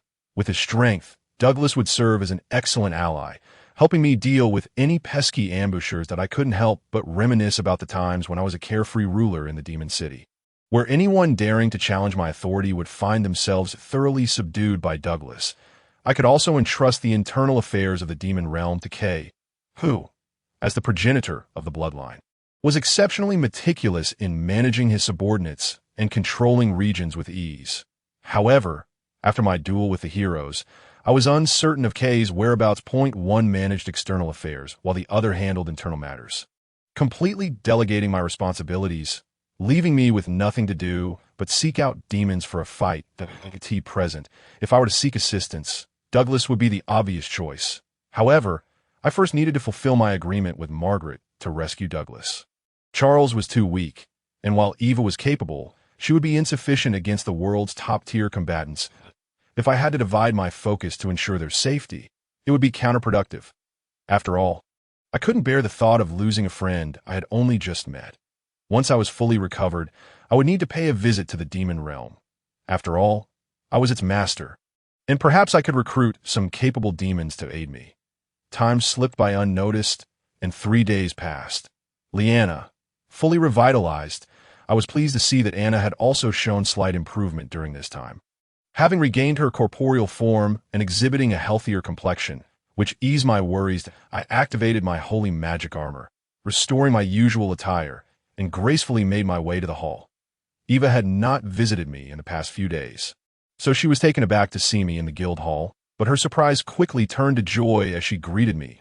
"It seems Leanna has recovered well." I stood tall and confidently patted my chest, proclaiming, "Of course, I'm back to 100% now." Suddenly, I retracted my proud demeanor, becoming somewhat serious as I thanked Eva. "Thank you and Charles for taking care of me these days. I must embark on a journey and may not return for a long while." Eva paused, then asked with concern, "Where are you going? You've just healed. You must avoid dangerous places."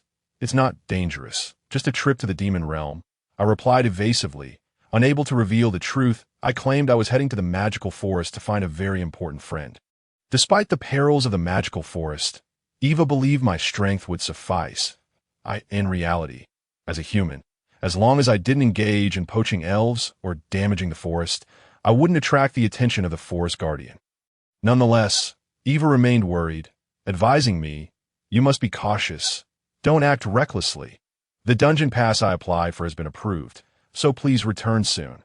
Though I initially felt indifferent about my trip to the demon realm, I felt an unexpected emptiness at the moment of departure. I lowered my head and nodded, a mixture of emotions flooding over me. Had I truly been an ordinary human, perhaps life would have been much simpler. I left a message for Charles and departed from the Adventurers Guild, feeling a slight sting in my nose. If I lingered any longer, I might just end up crying in front of Eva. As I walked through the streets, I reflected on the paths I had traversed and the alleyways where I had vanquished thugs. I wondered when I would return again. The progress city of Dishin was now a familiar place to me. Partly due to my daily excursions for little cakes, I unwittingly walked out of the city gates, confirming that the area was deserted before taking to the skies. Looking back at the city, a wave of nostalgia washed over me. Farewell, Eva. Farewell, Charles. Farewell, Dishin, I muttered to myself, turning my gaze forward as I soared towards the boundaries of the demon continent. Since the dawn of this world, demons have existed. For reasons unknown, they were sealed by the laws of this realm in 7 distinct locations, each bordering yet remaining unaffected by the others. Encircled, as if by an invisible barrier, this region became the primordial demon continent, providing a safe and nurturing environment for the emergence and growth of demonic creatures. These beings thrived in the rich essence of magic that permeated the land. Initially, they were mere primitive lower-tier demons. But gradually they grew, evolved, and diversified, ultimately giving rise to powerful demon lords through the process of natural selection. This led to the emergence of the most formidable individual demon kings. The original 7 demons are as follows: the primal demon Gramer, representing pride; the primal demon Durandal, symbolizing wrath; the primal demon Autoclair, embodying greed; the primal demon Misstanding, signifying envy; the primal demon Helenan; the primal demon Hape, representing gluttony; and the primal demon Dayslafer, symbolizing sloth, although their combat power is capped at 30 million. Their millennia of combat experience and the unparalleled talent for magic inherent to their kind render their true strength beyond mere numerical evaluation. When faced with the likes of the Viper, Singer's Son, even with comparable power levels, demons would undoubtedly prevail with overwhelming force. Even against the formidable Kingworm, their extensive combat experience would allow them to hold their ground. Their strengths are closely matched. If one were to insist on naming the strongest, from my perspective, it would undoubtedly be Gramer, the embodiment of pride. Even as a demon king, I find it exceedingly vexing to deal with him. Despite bearing the title of pride, Grammar displays remarkable humility, treating our conversations with the utmost deference, akin to that of servant. Yet his attacks are increasingly ferocious, launching powerful spells aimed directly at vital points. In truth, he is not alone in his peculiarities. The other demons exhibit their own oddities as well. Durandal, the embodiment of wrath, is an insufferably glib character. In a fit of boredom, I once attempted to provoke him by slapping him. Yet he exhibited no sign of anger. Instead, appearing to relish the moment, he displays a level of endurance that surpasses even that of the Ninja Turtles. He is a true masochist. As a result, he has taken to provoking me, eagerly inviting me to unleash my wrath upon him. Each time I seek his assistance, he eagerly complies, which leads me to believe that our relationship is relatively amicable. Autoclair, representing greed, resides in stark poverty, dwelling in a thatched hut within the sealed lands, embodying an attitude of utter disinterest. Misstanding, the representation of envy, is surprisingly amicable, seemingly unfazed by my vastly superior combat power.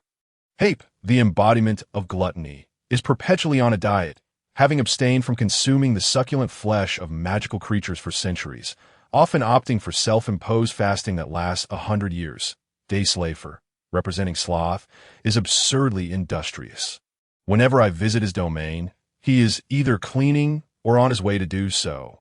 The only relatively normal demon among them is Helen, then, whose residence is strategically located near the royal capital and a magical forest, attracting numerous men, women, and even elves, whom she drains of every drop of magical essence. Although demons are inherently asexual beings, nearly all of them assume male forms, with Helen then uniquely adapting her gender according to her prey.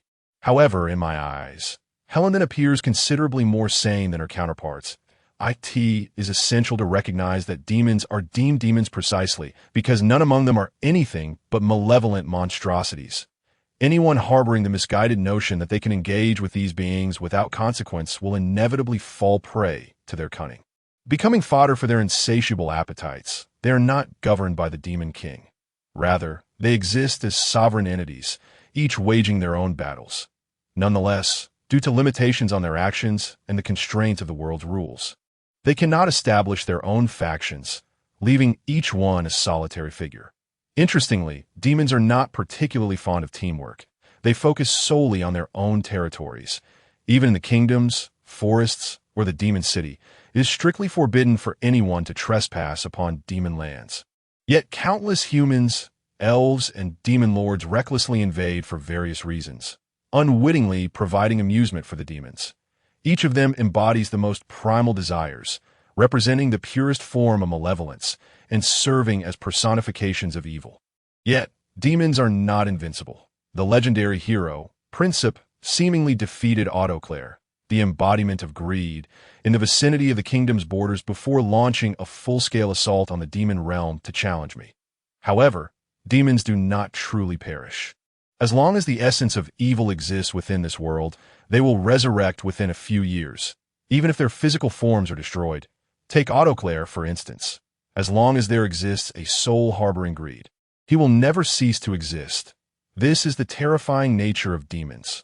Nevertheless, I must now seek out Durandal, the embodiment of wrath, that on one hand, I can gather intelligence about the demon city from him, and on the other, I can ascertain the attitudes of the other demons. If I cannot grow strong enough to earn their recognition, the title of Demon King would merely bind me in shackles of my own making. They are not to be trifled with. If they perceive weakness in you, you may find it impossible to escape the confines of the demon continent. I soared swiftly through the sky. I ultimately navigated around Autoclair's territory, heading towards the realm of Durandal, the embodiment of wrath. Recalling my memories, I located the castle where Durandal resided, surrounded by a dense, ominous green miasma, with the walls of the castle riddled with cracks. As though it had been uninhabited for centuries and left to decay, that it felt as if a mere ninth-tier spell could bring the structure crashing down. Upon landing, a strange wave of magical essence surged towards me like a powerful wind, lifting my white hair and causing my gown to flutter and crackle. Yet the surrounding miasma showed no sign of dissipating, continuing to obscure my vision, that I could not help but smile, releasing my own magical essence without reservation. And coolly remarked, "What a fervent welcome, Durandal." My gaze landed upon a figure standing atop the cracked gray-black stone steps, a man clad in garments, with black demonic wings extending from his back, exuding an aura reminiscent of a hellish demon. Durandal inhaled deeply, seemingly savoring my magical essence, his body trembling with anticipation.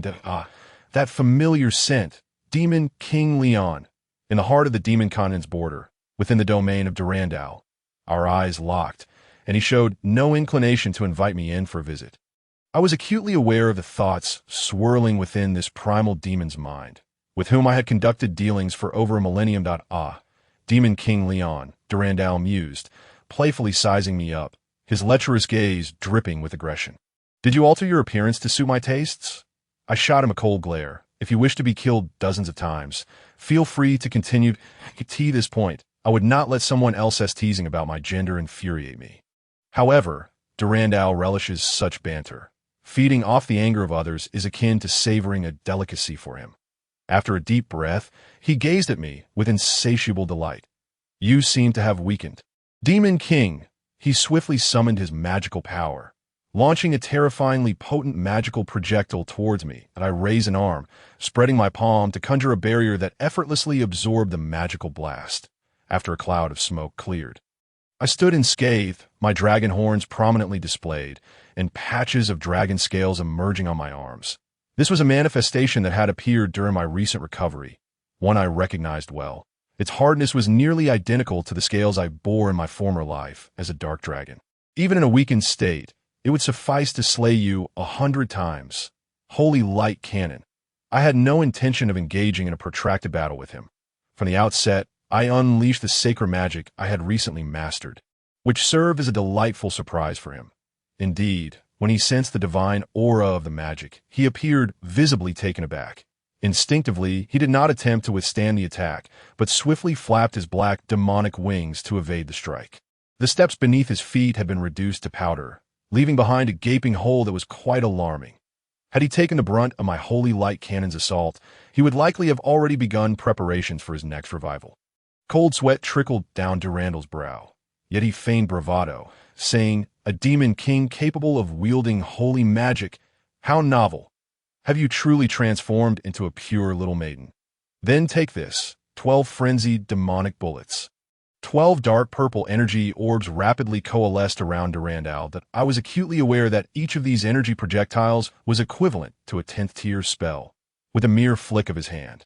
The 12 terrifying missiles shot toward me like bullets from a gun that I took to the skies, soaring high and adeptly dodging the onslaught of missiles. The projectiles, as if imbued with life, turned mid-air and continued to pursue me. I could only evade while systematically neutralizing each missile one by one, although it required considerable effort. I ultimately obliterated all the magical projectiles. A murderous intent surged within me. If I could not secure his assistance, I would have to settle matters swiftly. I summoned the branch of annihilation, Levantine, channeling my magical power into my hand, and was poised to strike. However, Durandal quickly performed a French salute and hastily conceded. Wait, Leon. You want to kill me upon our first meeting? Isn't that a bit too cold-blooded?" Seeing that my intimidation had achieved its purpose, I retracted my transformed appearance, reverting to the guise of an ordinary white-haired beauty. I now went by the name Leona, having no intention of using my former name. Durandal gazed at the Levantine in my hand, momentarily stunned, mumbling, "What a familiar sensation." I refrained from wasting words and directly stated my purpose. "I have come to seek information from you." Durandal regained his composure and nodded.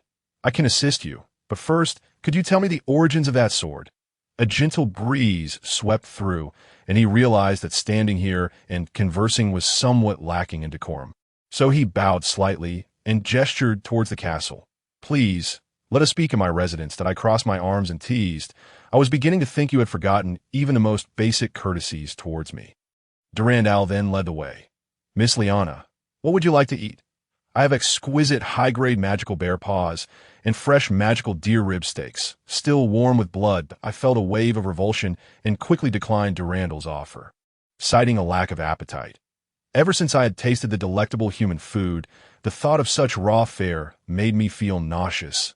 I could hardly fathom how I had ever managed to consume it. I had once declared that even if I, the Demon King Leon, were to die, I would never touch human food. Yet here I was, confronted with the stark reality of my own hypocrisy. However, it was indeed delicious. What did the words of the Demon King Leon matter to me? Liana, Durandal, a true chatterbox, noted my simple refusal and continued his ramblings without pause. Has Liana truly transformed into a woman? Does that mean she experiences monthly visits from relatives? Can she lay dragon eggs? Veins throbbed on my forehead as I delivered a swift punch to his back. He stumbled, spewing forth a torrent of black blood. You have a knack for inciting my ire, you scoundrel. Durandal straightened up, wiping his mouth with his hand, not appearing angry at all. Rather, he wore an expression of delight.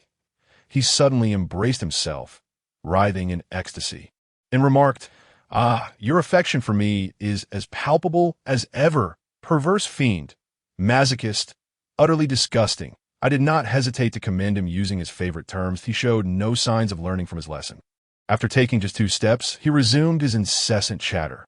What exactly does Liana have down there? Before he could finish, I swiftly lifted my leg and delivered a sharp kick, with a crack. His thigh was broken, lying limply on the ground. Unfazed, I approached him and placed my foot on his face, gazing down with a smile that if you ask another impertinent question, I shall tear your mouth off and feed it to the dogs. Before long, his fractured thigh rapidly healed, and he struggled to turn his head, now grazing my shoe's sole, and murmured, "It appears nothing has grown." It was at this moment I realized the scoundrel was staring beneath my skirt. Leaving nothing to the imagination, my cheeks flushed crimson, and I, utterly mortified, began stomping toward his eyes with my shoe. You perverted voyeur! I stomped for what felt like an eternity, and upon seeing him remain motionless, I leapt away gracefully, landing at a distance. Had I not needed to inquire further, I would have relished the thought of using Levantine to end him. After a while, his fingers twitched slightly. He stood up, brushed off his sleeves, and sighed with satisfaction. The borders of the demon realm, the domain of the enraged Durandal. I followed Durandal into the castle, which was vast yet eerily empty, with only a long table and a few high-backed chairs. Covered in dust, and seemingly untouched for ages, that a crystal chandelier above cast a soft glow, while cobwebs adorned the corners, and a wall bore a modest-sized hole, creating an atmosphere of desolation and neglect. Durandal snapped his fingers, and the dusty furniture was instantly cleaned by magical energy. Without waiting for the host to speak, I took the liberty of finding a seat, well aware that Durandal's words would yield little of substance. Yet, upon reflecting on the demons who had spent years in solitude within such a large castle, I could not help but feel a twinge of sympathy for them. Did demons not experience loneliness? I remained non-committal. The demons at the borders of the magical forest occasionally encountered intruding creatures, elves and humans, deriving amusement from their mischief. However, for Durandal and other isolated demons, the only entertainment came from the rare appearances of magical beasts. Living in such prolonged confinement led to a certain level of psychological distortion, which I found somewhat understandable. Once seated, Durandal was the first to inquire, "Could you tell me about that sword of yours?" My curiosity about him piqued. I had no intention of withholding information and promptly shared the sword's origins, as it was unlikely he would venture out to seek it, summoning Levantine to my hand. I allowed him to inspect its details more closely. This sword was bestowed upon me by a blacksmith in the human city of Imperium, known as the Branch of Annihilation, Levantine. Just as I was about to continue speaking, Levantine unexpectedly attacked Durandal, slicing a deep gash across his cheek. I could assure you that this was entirely unforeseen. Yet the sword's energy had not targeted Durandal's vital areas, leading me to suspect that it was more of a greeting. Durandal quickly healed the wound, and instead of anger, he smiled. What a nostalgic sensation. My mind was further perplexed. According to old Byron's tale, the sword had been forged from an ingot discovered in the royal capital. So how could it resonate with Durandal? Moreover, It seemed Levantine was aware of his proclivities, offering him a rather unconventional greeting. Durandal gazed longingly at Levantine in my grasp, murmuring, "The branch of annihilation, Levantine, is truly a fitting name for you." Unable to stifle my curiosity any longer, I inquired, "Why do you say that Levantine evokes such familiarity for you?" Durandal finally ceased his lingering gaze upon Lewinting, and I couldn't help but wonder if this fellow might possess a peculiar penchant for stabbing himself with swords. "This blade is undoubtedly a fine one. I can sense an aura of primal emanating from it. Your fortune is indeed remarkable." Liliana, my confusion deepened. "What exactly does primal mean, considering this sword has only been forged for a mere 50 years? Can't you express it in simpler terms? Please, spare me the roundabout explanations. I might as well tell you that I can detect the essence of the first demon king emanating from the branches of ruin, that is Lewinting. My nose does not deceive me. The aura surrounding him unmistakably belongs to the first demon king. However, I cannot divulge any further details, as doing so would invoke the wrath of the world. Perhaps you might unearth something deeper based on the clues surrounding Lewinting, the first demon king that I swallowed hard. Merely bearing the title of first is already an extraordinary feat, let alone the fact that the branches of ruin. Lewinting seemed to be regarded as his relic. I sheathed Lewinting, not wishing to delve into its origins just yet. For now, I must inquire with Durandal about the current state of the demon continent. What is the situation within the demon continent now? Have any new troublemakers emerged? Durandal pondered quietly before responding. As for troublemakers, the last time a low-level demon trespassed in my territory, I couldn't let such a rare opportunity to have someone to play with slip away. So I entertained him for a while. After our little game, I inquired about your whereabouts, considering you vanished after your battle with the hero. He claimed you had perished, and now the demon continent is under the management of their new demon king. Kai-E. The demon city is being meticulously organized, and the hero has ceased his attacks on the demon continent. How utterly ridiculous. Kai-E as a demon king, although he is the progenitor of vampires and possesses the potential to become a demon king. You are still alive. He has not acquired the core of the demon king, so how could he possibly grow into one? So, Kai-E is indeed still alive. No wonder he was easily defeated by the gatekeeper Francis during my final battle with the hero Princip. It seems he has long coveted my position as demon king. However, my purpose for coming here is not to deal with the traitor Kai-E. I must first ascertain whether there are any potential allies within the demon city. I now require some subordinates to accompany me to the borders of the kingdom to attend to certain matters. You have any good suggestions? Of course, there are some demons in the demon continent who do not recognize Kai-E, but they are not his match. Those demons who have fled after their defeat now linger at the fringes of the demon continent, evading Kai-E's pursuit. However, you will need to seek them out yourself. I cannot guarantee they won't be targeted by other demons and turned into prey. I nodded slightly.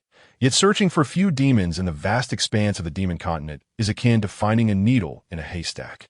If I draw too much attention, Kai-E will discover my intentions prematurely, which would be a tremendous waste of time and effort. It seems that seeking allies in the demon realm is not as straightforward as I had imagined. I reluctantly decided to abandon that idea, that I would have to venture alone to find El Capone. I stood up, preparing to return to the royal capital. Then I shall take my leave. I bid a brief farewell to Durandal. Liliana. Durandal called out to me. I looked up at Durandal, initially fearing he might wish to engage me in combat once more. To my surprise, he smiled slightly and uttered a remark that struck a nerve. Your demon king core is indeed in a wretched state. Inside the furious castle of Durandal, I glared coldly at him. Unsure of what he intended to convey with his words, he detected the hostility in my gaze and feigned a comical gesture. I was merely speaking casually.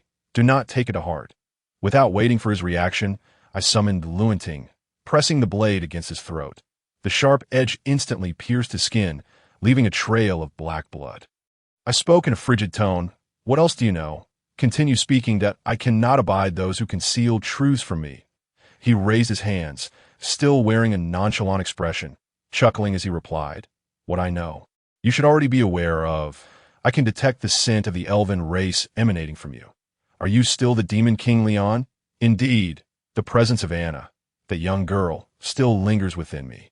And strictly speaking, I possess a trace of elven magic essence. Otherwise, I would not be able to wield both holy and demonic magic simultaneously. It is evident that demons possess an unparalleled sensitivity to magic essence.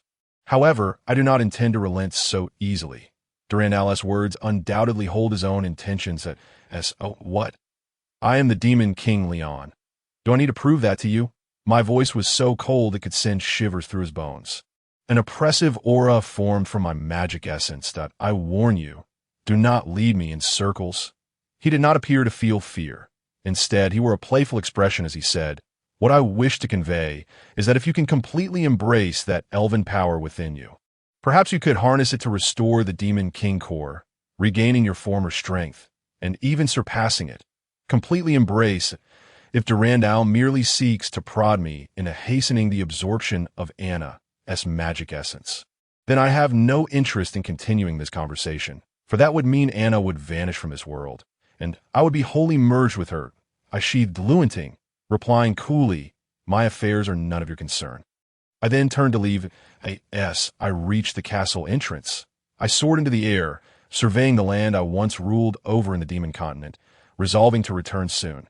When I do, I will undoubtedly settle the score with that traitor Kai. Leaving the castle, I lingered not, directing my flight towards Princeton, the closest point to the underground city of Randon, while flying along the border between the demon territory and the edge of the land towards the kingdom. I could reach my destination. My speed was swift, making the assistance of teleportation magic unnecessary. This method would neither alert the demons within the territory nor incite unnecessary troubles along the way. It is worth noting that those demons are no trifling matter. They are all cunning old foxes, and if they were to discover that the Demon King Leon's strength had diminished, they would undoubtedly seek to exploit that weakness. I have devised a plan.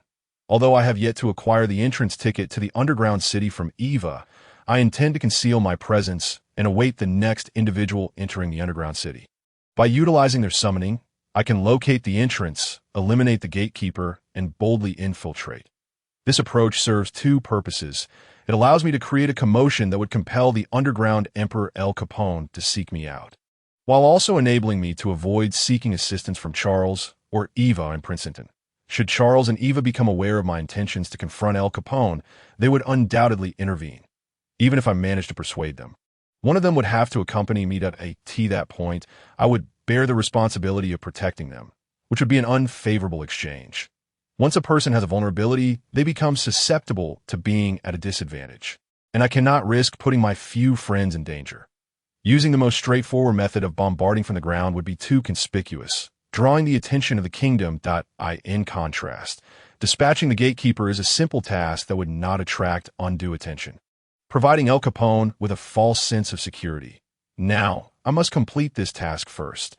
Not only would it assist Anna in gathering information about her brother, but it would also allow me to rescue Douglas. Subsequently, my return to the demon realm to settle accounts with Kai, it would be significantly less complicated. As I contemplated these matters, I accelerated my flight, streaking through the sky like a meteor. Soon, I arrived at the intersection of the demon realm, the kingdom, and the edge of the land. A colossal stone monument symbolizing the boundary appeared before me, standing a height of 300 meters. It stood out prominently amidst the surrounding plains, its width approximately 50 meters. Constructed entirely of gray-white stone, the monument displayed intricate patterns, undeniably crafted by sheer human effort, not magic. I am uncertain when this monument was erected, for it existed long before I ascended to the title of Demon King.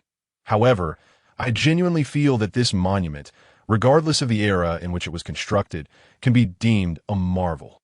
Humanity, despite its apparent frailty, has managed to create such exquisite architectural wonders, a fact that is undeniably admirable. The kingdom's walls stand a considerable distance of several dozen miles from the boundary of the demon realm. Yet this stone tablet is distinctly visible from both the kingdom and the demon realm. Just as I was crossing this stone tablet to leave the demon realm, an unexpected event transpired. The monument suddenly sprung to life, its surface shimmering with a radiant golden light, and in an instant, a barrier-like magic spread forth. My astonishment. The evil essence within me was firmly suppressed, and I stared at the monument in disbelief. Murmuring, "A sealing barrier? The sealing barrier is a profoundly intricate spell, a nightmare for those adept in magic. However, its arrangement and release are exceedingly challenging, often requiring the sacrifice of the caster's life to succeed. I never anticipated that this ancient monument could unleash such formidable magic. Under its absolute authority, my evil essence was subdued. I channeled my magical energy, attempting to coalesce other elemental spells in my hand. And soon a sphere of flame materialized. It appeared that this seal specifically targeted evil attribute magic, indicating that this monument possesses a remarkable restraining effect on someone of my high demonic lineage. I had never initiated an attack against the kingdom, and it seemed that the kingdom indeed had defensive measures against demonic incursions that, at the very least, under the influence of such a monument's magic, most native demonic spells would be rendered ineffective. It seemed I had fallen victim to a cunning plot, and the individual capable of manipulating this monument was undoubtedly not to be trifled with. Clearly, this magic requires activation by a person, but I release my demonic essence, probing for any potential adversaries nearby. My senses were fully alert.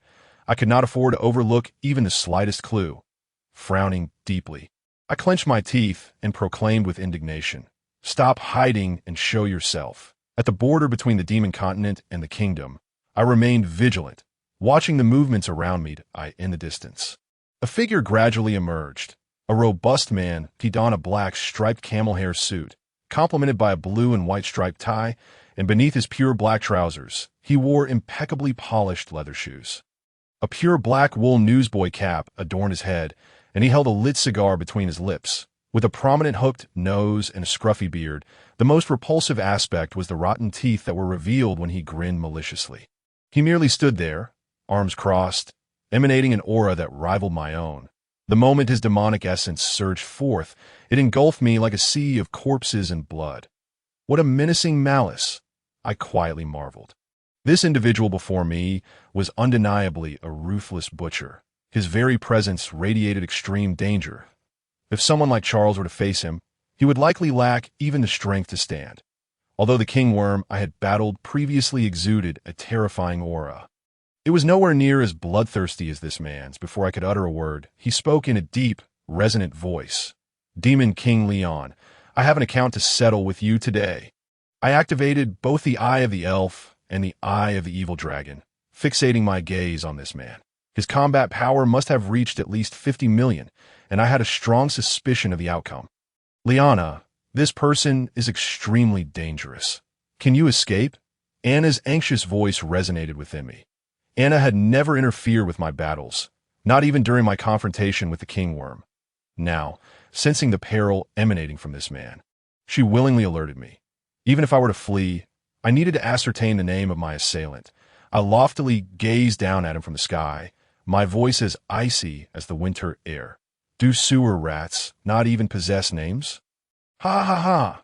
Instead of being angered, he laughed, pinching the cigar between his fingers to shake off the ash, and said in a rough voice, "I believe a dying man has no need to know my name. But to ensure you as a demon king die with clarity, I shall graciously reveal it. I am the underground emperor, El Capone. El Capone.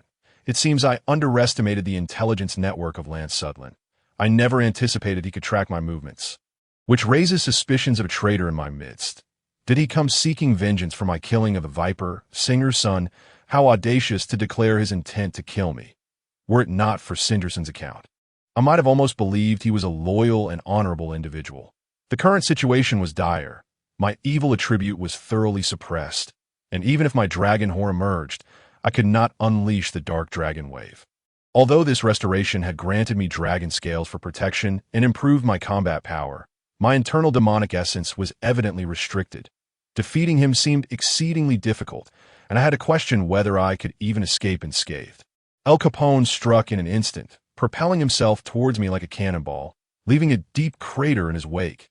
He showed no mercy, raising his right hand to deliver a punch directly to my face. The speed of that punch surpassed the speed of sound, causing a sonic boom from the cuff of his suit. I raised my arms, now adorned with dragon scales, to absorb this overwhelming blow. Yet the ferocity of his strike sent me flying several dozen meters away, causing many of the scales on my arms to shatter. This power was undoubtedly the limit of what human could achieve. Had I been in my prime and caught off guard, I too would have sustained injuries. In no wonder El Capone possessed the capability to create an underground city like Lansudlin. His strength was worthy of being called monstrous. However, this blow inadvertently created distance between myself and El Capone that a wise man does not suffer immediate losses. I needed to quickly distance myself from the range of this monument's magic. Otherwise, continuing to fight here would place me in a perilous situation. I swiftly flew away in the opposite direction of El Capone, that he did not pursue me, but floated in the air with a sinister grin, saying, "How long do you intend to hide?" I sensed impending danger. The grass on the ground before me suddenly surged with growth. Would have been less than a foot-tall wild grass shot up to over a meter in height in an instant. Trees around me even bore fruit, and vines laden with vibrant flowers cascaded down from the branches. Upon witnessing this, I already had my answer, though my pupils involuntarily contracted. Margaret, this aura was all too familiar. Margaret had finally appeared to block my path. A sinister smile plastered across his handsome face. He tossed his verdant hair and clapped his hands cheerfully, saying, "Correct, but alas, there is no reward." Noticing that El Capone did not pursue, I coldly remarked, "Quite the clever scheme, Margaret. Naturally, if you must blame someone, blame your own foolishness. Demon King Leon, do you aspire to become a Demon King?" No, do not misinterpret. I merely find you as a Demon King to be excessively foolish and arrogant. So I have personally selected the next Demon King, that I assure you, I have no interest in becoming one. This implies that Margaret intends for El Capone, who stand behind me, to assume the mantle of Demon King. That it is historically unprecedented for a human to become a Demon King, yet El Capone undoubtedly possesses the strength to claim the throne. The hero Principe had once coveted my Demon King core, but ultimately failed. I could not help but scoff. Today's humans are so brazen, each one aspiring to become a Demon King. However, before we engage in battle, I must clarify matters with Margaret. So, was Douglas's situation also a deception? Margaret shrugged. I did not deceive you in that regard. Douglas is indeed alive, but I lack the resources to care for such a significant figure. So I entrusted him to why blood pressure surged as I glared at Margaret with murderous intent. Fortunately, Douglas had not perished, which meant there was still a chance to rescue him. However, being deceived by Margaret infuriated me to no end. I forced myself to calm down. I was now caught between two adversaries. Who knew when El Capone would strike from behind? My nerves were taut, ever wary of sneak attack. Facing El Capone alone was already exceedingly challenging, and now I had to contend with the Forest Lord Margaret standing before me. My spirits plummeted to an all-time low. Such a battle can no longer be measured by the standards of Viper Singerson to the border between the Demon Continent and the Kingdom, the Forest Lord. Margaret unleashed his magical essence without reservation. I found myself caught between the overwhelming pressures emanating from both him and El Capone, cold sweat trickling down my forehead as I realized Margaret was poised to strike. With merely a flick of his finger, the surrounding leaves began to descend in a flurry of falling foliage. Yet, these leaves did not return to the earth. Instead, they floated in the air, emitting a faint luminescence. 10,000 leaves Demon Slayer dance. He gestured, and the leaves transformed into hundreds of rays, launching towards me from all directions that I could only evade while extending my arms to conjure a protective barrier. In an instant, El Capone sprang into action, his muscles swelling dramatically, causing his suit to tear into strips. His exaggerated physique glowed red, akin to steel being forged, with veins on his arms pulsating like ropes. His muscular form was even more pronounced than a frenzied Francis, making Singerson's bulk appear diminutive in comparison. Seizing the moment while I dodged Margaret's magic, El Capone darted behind me and delivered a vicious kick. In that fleeting moment, I assessed that enduring this blow would likely be unbearable and swiftly abandoned my evasion of the flying leaves, summoning Laventine to strike at El Capone's leg. Within this sealing barrier, even the power of Laventine was suppressed, his energy barely reaching half of its usual strength. Conversely, for Laventine, which absorbed pure evil attributes, to emit such potent magical essence within this barrier was indeed remarkable. Even the magic within me was firmly restrained, yet he still managed to unleash formidable sword energy. When my sword met his leg, I was propelled backward by the force, feeling as if I had struck a solid ingot of steel. The flying leaves arrived as anticipated. Although I had evaded most, the distraction from El Capone's attack left me vulnerable, and I was struck by several. This was a pure 11th tier spell, and the leaves sliced through my garments. Tearing into the alabaster flesh at my waist, a warmth spread through me as crimson blood flowed slowly from my wound, and I inwardly lamented, "My body is truly fragile." Previously, I could withstand Margaret's attack without a scratch. Their combined strike had overwhelmed me. Though my rapid regeneration swiftly staunched the bleeding and healed my wound, I felt unprecedented pressure. I could not allow myself to be slaughtered here. I needed to escape to safety beyond the sealing barrier. I immediately flew toward the edge, exerting my utmost speed, determined to flee without reserve. "You will not escape." 10,000 leaves demon slayer dance. The accursed leaves surged toward me once more, and I set my barrier behind me to absorb the damage. While Margaret bent down to snap a wild grass, instantly transforming it into a verdant bough. Before I could react, El Capone lunged at me from the side, aiming a punch directly at my face. In a panic, I could only parry with Laventine. Unbeknownst to me, I had also been struck by several flying leaves on my back, the pain causing cold sweat to bead on my forehead. Margaret walked leisurely toward me, his right hand curling slightly, causing a flower to soar into his grasp and morph into a sharp arrow.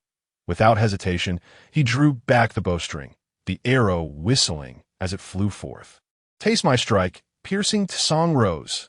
At that moment, El Capone launched another assault upon me. With the urgency of the situation, I could not afford to hesitate. Any blow from either of them would leave me gravely wounded.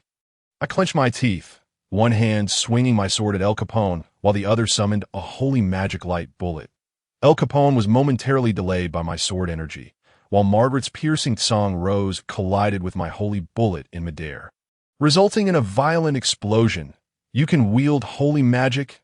Margaret exclaimed in surprise upon seeing my light bullet, and I seized the opportunity to distance myself from them. Margaret frowned, loudly instructing El Capone. "What are you waiting for? Pursue her!" El Capone immediately closed in on me. Margaret bent down once more to pluck grass, and soon, in a flash of light, the fragile wild grass transformed into a verdant longsword, which he hurled in my direction. However, its target was not me, but rather El Capone, who was closely following behind. El Capone expertly grasped the swiftly flying longsword and, wielding it, unleashed several slashes toward me. I could feel myself nearing the boundary of the sealing barrier. If El Capone detained me now, my plan would be thwarted. Gritting my teeth, I braced myself against his strikes with my back. If I could not escape this sealing barrier, my demise would be inevitable. The pain on my back was palpable, and I gasped as I propelled myself toward the barrier's edge, utilizing the momentum from the sword energy. "Margaret, what the hell are you doing? Are you truly going to let her escape?" El Capone bellowed back at Margaret. Margaret's gaze sharpened, and he knelt, pressing his palm to the ground. With a surge of power, 2 long vines erupted from the earth beneath my feet, rising hundreds of meters high to block my path. This was Margaret's forest giant vine, a blend of offensive, defensive, and practical elemental magic, if I did not swiftly deal with it. El Capone would soon catch up to me. The outcome between powerful beings often hinges on a moment's hesitation, so I had to react swiftly. A misstep could leave me with no chance to struggle. Infernal fire serpent. I bore the excruciating pain in my back, channeling all my magical essence into my hands, simultaneously unleashing 2 fire serpents. The serpents darted toward the vines, biting into them upon contact. Allowing me to break through their obstruction at last, I soared beyond the barrier, landing a few dozen meters away, gasping for breath in a disheveled state. The dragon horns atop my head finally became visible, and I continually cast healing magic upon myself, aided by rapid regeneration to accelerate my recovery. El Capone and Margaret soon followed suit, flanking me on either side in a pincer formation to the border of the demon continent and the kingdom. On the very edge of the marginal land, I hunched over, gasping for air as healing magic and rapid regeneration restored my back to its former state. A large tear marred the back of my dress, and other areas were riddled with holes, exposing my snowy skin. Although the wounds had healed, The lingering pain was hard to suppress. Once the sensation of pain dulled, its resurgence was particularly irksome in that moment. I harbored a deep resentment toward Margaret and could not help but internally scoff at the situation. What an exemplary matchmaking mechanism. Neither the hero nor the Elven King was worth a damn. Both the hero and the Elven King coveted my position as Demon Lord. If you aspire to be the Demon Lord, then so be it. In my next life, I'd rather be the hero. However, lamentation would not resolve my predicament. To survive, I needed to find a way to escape from these two. Fortunately, I had finally breached the confines of the sealing barrier, and my evil elements had fully restored. Even Laventine regaining its former prowess, the very least, I could struggle against them for a while, as they would not easily subdue me. Passive endurance was not my style. I intended to seek revenge on El Capone for his earlier attack. My magical energy surged, instantly enveloping Laventine's blade in dark blue flames that I teleported before El Capone, at that moment, amplifying all my attributes to their utmost limits. El Capone was clearly taken aback, his body freezing for but an instant. Sealing his fate against my strike, he could only hastily raise the sword bestowed upon him by Margaret in defense. Yet a sword crafted from mere wild grass could not withstand Laventine, cloaked in black flames. Infernal Flame Demon Slash. The upward slash shattered the long sword in El Capone's hands, leaving a gaping 2-meter-long wound across his body. Ah! El Capone screamed in agony, the black flames on his wound continuing to burn. Crackling ominously. Just as I prepared to press my advantage, I was caught off guard by Margaret's piercing song rose shooting toward me, forcing me to halt my pursuit. Seizing the moment to distance myself from Er Capone, who was clearly in pain, I swiftly conjured 3 defensive barriers, effectively withstanding the onslaught of magical arrows that an observer, it might appear that I had the upper hand in this 1-on-2 confrontation. However, only the 3 of us present understood that this was merely my desperate struggle as a cornered beast. I was utterly incapable of inflicting any significant harm on either of them. Should I attack Er Capone, Margaret would surely intervene to protect and harass, and vice versa. If I attempted to flee, with our speeds being relatively equal, I would find no refuge. I had barely escaped the confines of the sealing barrier when I had already endured so many assaults. Damn it! It truly hurt. Er Capone's eyes blazed crimson as his body trembled uncontrollably. I vowed to annihilate you with my bare fists. In that instant, his muscles expanded dramatically, and his wound seemed to be engulfed by his own flesh. As a pair of long, powerful horns sprouted from his head at that moment, I realized that the creator of the underground city of Lansutulin, the underground Emperor Er Capone, was not human than a minotaur, perhaps. I thought to myself. Bewildered, previously, despite his formidable strength, I had been certain he was human. Yet now, it appeared that this was Er Capone's true form. Although there were many questions lingering, I had to prioritize my own predicament. Margaret, eyeing the bull-headed Er Capone, exclaimed, "Didn't we agree not to use that?" Er Capone, unfazed, retorted, "And what of it? Once I become the Demon King, I shall evolve into a true demon to that point. What does a little backlash matter? Backlash. It seemed my intuition had not misled me. Er Capone had evidently utilized some form of power to achieve his monstrous transformation. Beyond the realm of humanity, Er Capone's physical prowess had become even more terrifying, pulsating with an overwhelming force that I could sense from his magical essence. Margaret coolly replied, "In that case, you can kill her yourself. I have no desire to be collateral damage." Er Capone smirked ominously and commanded Margaret, "Just stay by and do your supportive work," as we agreed. Forest Melody, Elven Blessing. Margaret spread her arms wide, and as her gaze swept across the landscape, all the grass and trees withered at an astonishing speed, coalescing into a vibrant green beam of light that flowed into Er Capone's body. I recognized this as Margaret's most potent enhancement skill, a unique ability possessed solely by the Elven King. At the cost of withering the surrounding flora and draining her own vitality, she elevated the recipient's attributes to their utmost potential. Upon casting this spell, Margaret's combat power plummeted, and her magical essence was significantly depleted, while Er Capone's strength surged alarmingly. Even the mere sensation of his terrifying aura made my hair stand on end. Ha ha! Erkapon let out a chilling laugh, spreading his arms wide. Even the twitch of his fingers crackled ominously. T.O. crushed the so-called strongest demon king. Leon, with this very form, would be an exceedingly delightful endeavor. Do struggle a little. It will only enhance the amusement of my hunt. With that, he vanished from my sight in an instant, so swift. Before I could even react, Erkapon's powerful fist struck my abdomen with a resounding impact. The sheer force sent me flying hundreds of meters away, crashing heavily into the ground, leaving a massive crater in my wake. I tasted blood in my mouth, having expelled a copious amount from the violent blow. Although that strike hadn't directly targeted my magical core, the intense tremor had nonetheless inflicted significant damage upon it.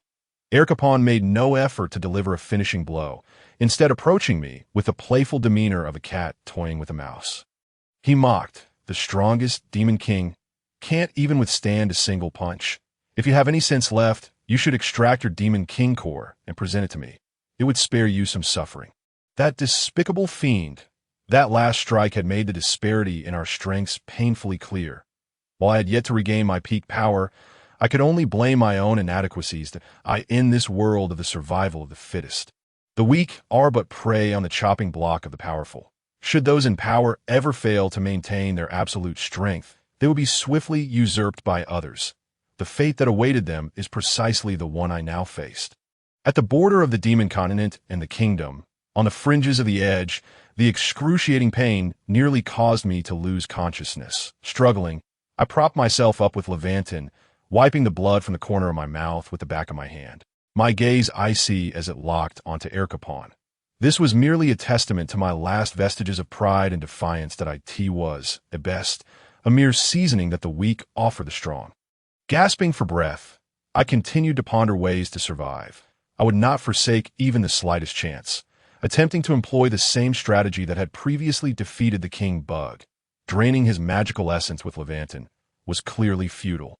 As Erkapon was no low-intelligence creature like the king bug, in the face of absolute strength, such tactics seemed laughably inadequate. A man capable of creating the underground city of Lansutulin beneath the very noses of the kingdom would never fall for such tricks. However, it was understandable that Erkapon could construct such a vast underground city. He had undoubtedly leveraged the power of the Minotaur, or else the entrance would not have been so convoluted. I entertained the notion of a desperate gambit. Yet the structure of my Demon King core was incredibly stable, incapable of detonating like the king bug that I would rather perish alongside them than be slaughtered here at my leisure, unable to fight back and incapable of fleeing. In succinct terms, I seemed bereft of any options against the man before me. Despair seeped into my mind. What? Have I struck you dumb? Have you thought this through? Erkapon showed no urgency to finish me off. Having discerned my current weakness, he crossed his arms, towering over me with a condescending gaze. After all, the Demon King core lay before him. There was no need for haste. Instead, he sought to revel in my humiliation, satiating his vanity with taunts. Noticing my silence, he began to unleash a torrent of insults. Perhaps I could spare your life. You possess a pitiable beauty that could still be of use. If you extract your Demon King core, I can have Margaret provide you with another elven core to ensure your survival, that if you comply, you could serve as my lowly slave, prolonging your existence. Ha ha ha ha ha. Men are driven by a desire to conquer, especially when faced with beautiful women. The thought of reducing a former Demon King to submission beneath him, treating her like livestock, thrilled Erkapon to no end. Indeed, Erkapon, who could command a scoundrel like the Viper Singason, was of the same ilk that, if looks could kill, Erkapon would have been slain 1,000 times over at that moment. Clenching my teeth, I spat out 2 chilling words, "Go die." My dragon horns charged as I unleashed the Dragon King's wave, while my right hand wielded Levantin to slash, and my left conjured a holy light orb, launching a simultaneous assault from 4 angles towards Erkapon. However, Erkapon did not even flinch. The magic merely produced a puff of smoke upon impact, and Levantin left nothing more than a trivial scratch on his arm. Soon, the scratch was swallowed by his grotesquely bulging muscles. Being gravely injured, this was all I could manage. That I was acutely aware that my efforts would not inflict any substantial damage on Erkapon, but I had not anticipated that my attacks would fail to even delay him. His physical strength rivaled my own when I was still a member of the Dark Dragon tribe. He did not even require rapid regeneration to heal his wounds swiftly. Then, do not blame me for being ruthless. I sensed the imminent presence of death, and my entire being went on high alert. Yet it was all in vain. Erkapon, having lost his patience, struck me down with a speed I could not hope to react to. In his fury, his horns elongated, becoming sharp as spears, and in an instant they pierced through both my wrists, pinning me to the ground. My hands throbbed with pain, losing all strength, and I dropped Levan into the side.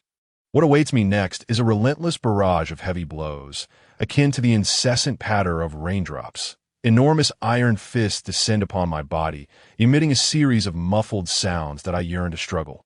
Yet I am firmly anchored to the ground, and after merely a few strikes, I find myself devoid of the strength to gather magical essence upon my dragon horn. I could distinctly feel the magical energy dissipating. Yet I am utterly powerless to intervene. Intense pain, accompanied by a disorienting haze, engulfs me, and torrents of blood spatter forth, while one's fair complexion fades to an even paler hue, resembling a sheet of white paper tainted with red ink. Ruthlessly ravaged by the person before me, straight punches, hooks, and hammering blows, El Capone seems to have gone mad, roaring in fury as he unleashes his fists upon me, venting primal savagery as if I were merely a rag doll. And I cannot even muster a groan. As the beating continues, my consciousness gradually blurs, and the pain seems to lessen. My mind no longer contemplates how to resolve the predicament at hand, but instead wanders through the events that have transpired during this period. Such barbaric beings truly lack the understanding of cherishing beauty to how I detest this feeling of failure. I'm sorry, Anna. I cannot fulfill our promise. I apologize, Eva Charles. I had just vowed to act within my means. Yet I find myself facing an insurmountable foe. I beg your pardon, Douglas. I can no longer venture into the demon realm to rescue you. And as for Griffin, that foolish cat, I had entrusted it to Margaret shortly after its evolution. I wonder if it still lives. I truly lack the worthiness to be a proper demon king. I, in my dazed state, Anna materializes before me, her complexion as pale as mine, her presence nearly extinguished. Yet, I sense a warm aura emanating from her, capable of dispelling the fatigue of battle I have just endured. I lower my gaze, and, inexplicably, I find myself transformed back into the visage of the Demon King. Liana has done well enough. I shall not hold it against you. Although I could not bid farewell to my brother, I am grateful for your companionship during my final moments, and my time spent with you has been filled with freedom and joy. I feel as though I'm no longer an elf, no longer bound to this world and that forest after death. Not blame yourself. I wish for you to live well. Anna speaks. She gently leans toward me, wrapping her arms around my neck, and finally, she softly kisses me. This kiss is so vivid yet ephemeral, so near yet intangible. Observing my bewildered expression, Anna smiles tenderly. Thank you, Liana. I adore you. The final chapter of the Elf's Blessing. How wonderful. Avril, it's a boy. With a burst of a baby's clear cries, the golden-haired man excitedly cradles the newborn and carefully places him in swaddling. Gazing affectionately at the mother of this infant, the woman, lying on a wooden bed with her short, pure white hair, appears haggard, yet she musters enough spirit to force a faint smile at the corners of her lips. Her pale lips and waxen complexion do little to conceal her profound love for the man and the baby before her. A mother's love is powerful enough to withstand the pains of bringing life into the world. I'm deeply moved by this scene. True love is so selfless, willingly enduring unimaginable suffering for the sake of those cherished. Love, indeed, is a thing to be yearned for. However, I have not forgotten my recent experiences. Though I am uncertain of my current state, my spirit unable to return to my original form. Thus, I resolve to observe my surroundings. It is not difficult to notice their pointed ears, and even the location I find myself in is a vast tree hollow. Where is this? Who are you? In my haze, I attempt to speak, only to find that no sound escapes my lips. That moment, the golden-haired man turns and leans down to look at me, presenting the infant before me with a gentle smile. Anna, look, you have a little brother. Daddy, he is so cute. Though I do not speak, I can distinctly hear my voice, tinged with the innocence of a child. I am puzzled, yet my body inexplicably bends down to plant a kiss on the baby's forehead. The woman on the wooden bed, with a voice both weak and extraordinarily tender, says, "Darling, let us name our child." The man ponders for a moment, then slowly replies, "Ong. Let us call him Ong Anna. Do you like this name?" "I do." Enlightenment dawns upon me. This is Anna's past memory, which explains my inability to articulate or control this body. That I have entered Anna's memories in an instant. Due to the act of naming, Anna's father appears to age considerably, and the baby in his arms ceases to cry. Gazing curiously at his father, just then, the man I despise enters the room. Margaret. Yet at this moment, he seems so humble before Anna's father, kneeling before him with utmost respect and congratulating Prince Greenwood. "I extend my heartfelt congratulations on the birth of your son. With this, our elven clan now boasts 3 males, destined for prosperity. Please forgive my intrusion upon such a tender moment, but the insect horde is currently advancing toward the forest. I have already dispatched someone to contact the kingdom. They will send a national mage and an army of thousands to assist." Greenwood nods slightly, then methodically issues commands to Margaret. "Inform all adult elves to prepare to confront the enemy at the forest's edge. Additionally, arrange for some elves to escort the elderly, weak, and women to hide within the hedge maze." "Yes, my lord," Margaret replies, bowing in acknowledgement. Greenwood turns his gaze to me, gently stroking my forehead. "Anna, soon someone will come to take you away. You must take care of your mother and brother. Daddy has some matters to attend to, but will return shortly." Though Anna feels uneasy, she nods dutifully. Greenwood withdraws his gentle gaze, solemnly exiting the room. Thus, it seems Anna was born before I became the Demon King. To my astonishment, Anna's father is the previous Elven King. Elf can reproduce both sexually and asexually, but only sexual reproduction can yield male offspring. And Margaret is rather unique. As I understand, he possesses dual bloodlines of elves and humans. In other words, he is a male infant born of a human male and an elf. This explains why most elves possess a benevolent nature. While he harbors malice, his strength pales in comparison to Greenwood's. My gaze follows Anna as she approaches the colossal ancient tree, entering the hedge maze. The hedge maze has evolved from the roots of this ancient tree, accessible only to the elven people at the base of the tree. Within the vast roots lies a labyrinthine complexity. After a lengthy and winding journey, several upper-class elves finally escort Anna and other non-combatant kin to a safe side chamber, where they then stand guard at the maze's entrance.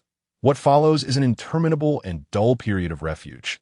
Anna's small face remains tense, her brows furrowed as she gazes anxiously toward the room's entrance. Throughout this protracted time, only Avril's voice and gentle embrace can soothe Anna's unease. No wonder Anna is always so gentle. It is a trait she inherited from her mother. In that moment, I suddenly feel that having a mother truly is a wonderful thing. Before this, I had never experienced maternal love. Since my inception, I have been alone. After that great battle, Anna's father, the former Elven King Greenwood, never returned. It is said that the insect horde suffered severe losses, yet Elven King Greenwood perished on the battlefield. Only Margaret, who accompanied him into the heart of the insect swarm to confront the Insect King, knows the specifics. Establishing a new Elven King became the foremost concern of the Elven clan. It seemed that Margaret, having inherited Greenwood's elven core, was destined to become the next Elven King. A faction of individuals contended that Margaret's bloodline was tainted, thereby dishonoring the esteemed title of Elven King, and consequently proposed the infant Ong to ascend as the next Elven monarch. In response, all the high-ranking elves convened repeatedly, embroiled in fervent disputes over the selection of their future leader. Ivy, as the widow of the former Elven King and mother to Ong, also attended these gatherings with her child. Ultimately, Margaret stepped forward to declare her position, stating that she would only act as the regent Elven King until Ong came of age, at which point she would willingly abdicate in his favor. This declaration effectively silenced the opposition, leaving the dissenters to await Aang's maturity with bated breath. However, unbeknownst to all except Anna's family, Ong had already inherited a portion of the elven core of Greenwood upon his naming. and what Margaret had assimilated was merely an incomplete fragment of this essence. This revelation elucidated why Margaret's combat prowess had never reached formidable heights in the eyes of those elves who opposed Margaret. She was merely a hybrid, lacking the qualifications of a true ruler, and thus her strength could never rival that of the future Ong. Nonetheless, I spent a relatively joyful and warm childhood alongside Anna. Although we missed the affection of our father, Greenwood, it must be acknowledged that Ivy was an exceptionally tender and virtuous mother, even though she could be quite strict with Anna and Ong at times. Her nurturing and love for her children predominated. Under her influence, they blossomed into optimistic, kind-hearted individuals. Simultaneously, the elves who yearned for Aang's swift maturation consistently extended their support to Anna's family, thus creating a relatively affluent environment for their upbringing. Playing in the forest with her brother Ong became one of Anna's rare moments of joy. The same held true for Ong. Despite the absence of a father, the companionship of his mother and sister allowed him to grow healthily and carefree. As time flew by, Anna reached adulthood and transformed into her present self, while Ong blossomed into a cheerful young man. Meanwhile, the insect Demon King had long since been supplanted by me, marking the era of the Demon King Leon and the hero Princip. That year, Margaret named the forest inhabited by the elves in her honor, birthing the magical forest of Margaret, just as I pondered why the seasoned elves, who anticipated Aang's ascension, had not voiced their dissent. I realized with a start that they had vanished from the forest forever. The forest sovereign, Margaret, had utilized some means to erase the existence of the opposing factions in retrospect, it is highly likely that this was the handiwork of El Capone. Although I had previously regarded him as a fleeting human, my perception shifted the moment he transformed into a bull demon. It appeared that Margaret and El Capone had conspired together with premeditated intent. Yet, one could not dismiss the possibility that this affair originated from the hero Princip himself. In that same year, the magical forest experienced its first incidents of poaching, with hunting bands capturing elves. Despite Ivy's countless warnings to Anna and Ong to remain vigilant against external dangers, that fateful day arrived. The catalyst was Anna's need to attend a specific magical academy for elves upon reaching adulthood, and Ong insisted on accompanying his sister. Whenever Anna was not at home by Aang's side, he would fret and lose his appetite, becoming distressed and restless if her return was delayed, thus cultivating a profound dependency on Anna over the years, a quintessential case of an adoring younger brother.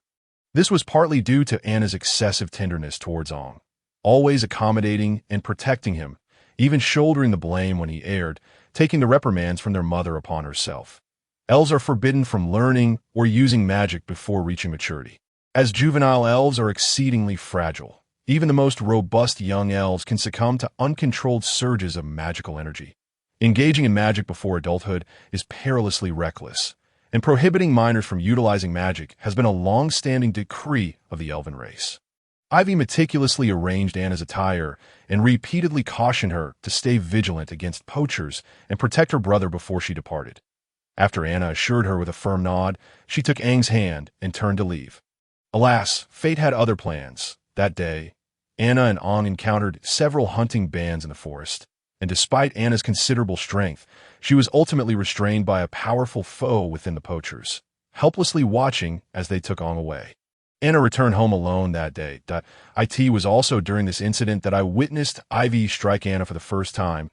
A resounding slap landed on Anna's fair cheek, instantly reddening and swelling it, leaving distinct imprints of 5 fingers. As Anna crumpled to the ground, that I could empathize with the pain of that strike, yet Anna did not weep. The sting of pain was overshadowed by feelings of guilt and regret. Ivy's eyes brimmed with anger and resentment, but she was equally pained and remorseful for her recent actions. Regaining her composure, Ivy helped the fallen Anna to her feet and guided her to the bedside, enveloping her in a warm embrace. I'm sorry, Anna. It is my fault for unleashing my anger upon you. A single, crystalline tear finally slipped from the corner of Anna's eye. In that moment, she felt wronged, guilty, and regretful. Anna gradually broke down into sobs in her mother's embrace. I'm sorry, Mother. I'm so sorry. It's all my fault for failing to protect my brother. Ivy uttered not a word further, gently caressing Anna's forehead and cradling her tenderly. Due to the exhaustion brought on by the battle, Anna soon drifted into slumber within Ivy's arms. Watching Anna succumb to sleep, Ivy utilized healing magic to alleviate the swelling on her face and murmured, "I am sorry, Anna. You have done well. You must continue to live well, even alone." Ivy carried Anna to her bed, gently tucked her in, placed a kiss upon her forehead, and resolutely departed from their home. For both Anna and Ong, whether they were successful returnees or struggling commoners fretting over their daily bread, as long as their mother remained, there would always be someone in this world who regarded them as children. Ivy confronted the forest sovereign, Margaret, who feigned accountability with insincerity. For failing to fulfill her protective duties, Ivy was condemned to eternal imprisonment in the depths of the hedge maze, and before long, she succumbed to despair and regret. Thereafter, Anna existed in solitude within the forest, bereft of any kin, enduring the scorn of her kin for her inability to safeguard her brother, the future hope of their race, and no one regarded Anna as a child any longer.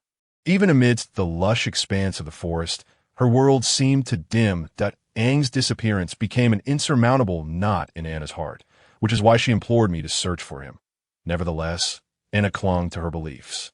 Diligently studying various forms of magic, she transformed her guilt and regret into motivation, aspiring to one day possess the strength to uncover her brother's whereabouts and rescue him, even if it meant sacrificing her own life. In the magical forest of Margaret, as twilight enveloped the land, Anna returned to that small abode, both familiar and alien. After gently closing the door behind her, she collapsed onto her bed. She shrouded her body with a blanket, quietly succumbing to soft sobs. This was the most ordinary evening she had experienced since losing all her loved ones. In one corner of the room hung a childhood doodle of Anna, depicting her parents alongside the newborn Anger, framed in a wooden frame that had begun to decay. The sorrow of Anna's past was overwhelmingly palpable. Through her perspective, I could sense her helplessness and oppression. Yet, I found myself powerless to intervene. Each day, she immersed herself in intense magical training, numbing her anguish with exhaustion, compelling herself to find sleep in time. She transformed into a formidable sorceress, ultimately passing her magical assessments and ascending to the rank of a white-robed forest priestess.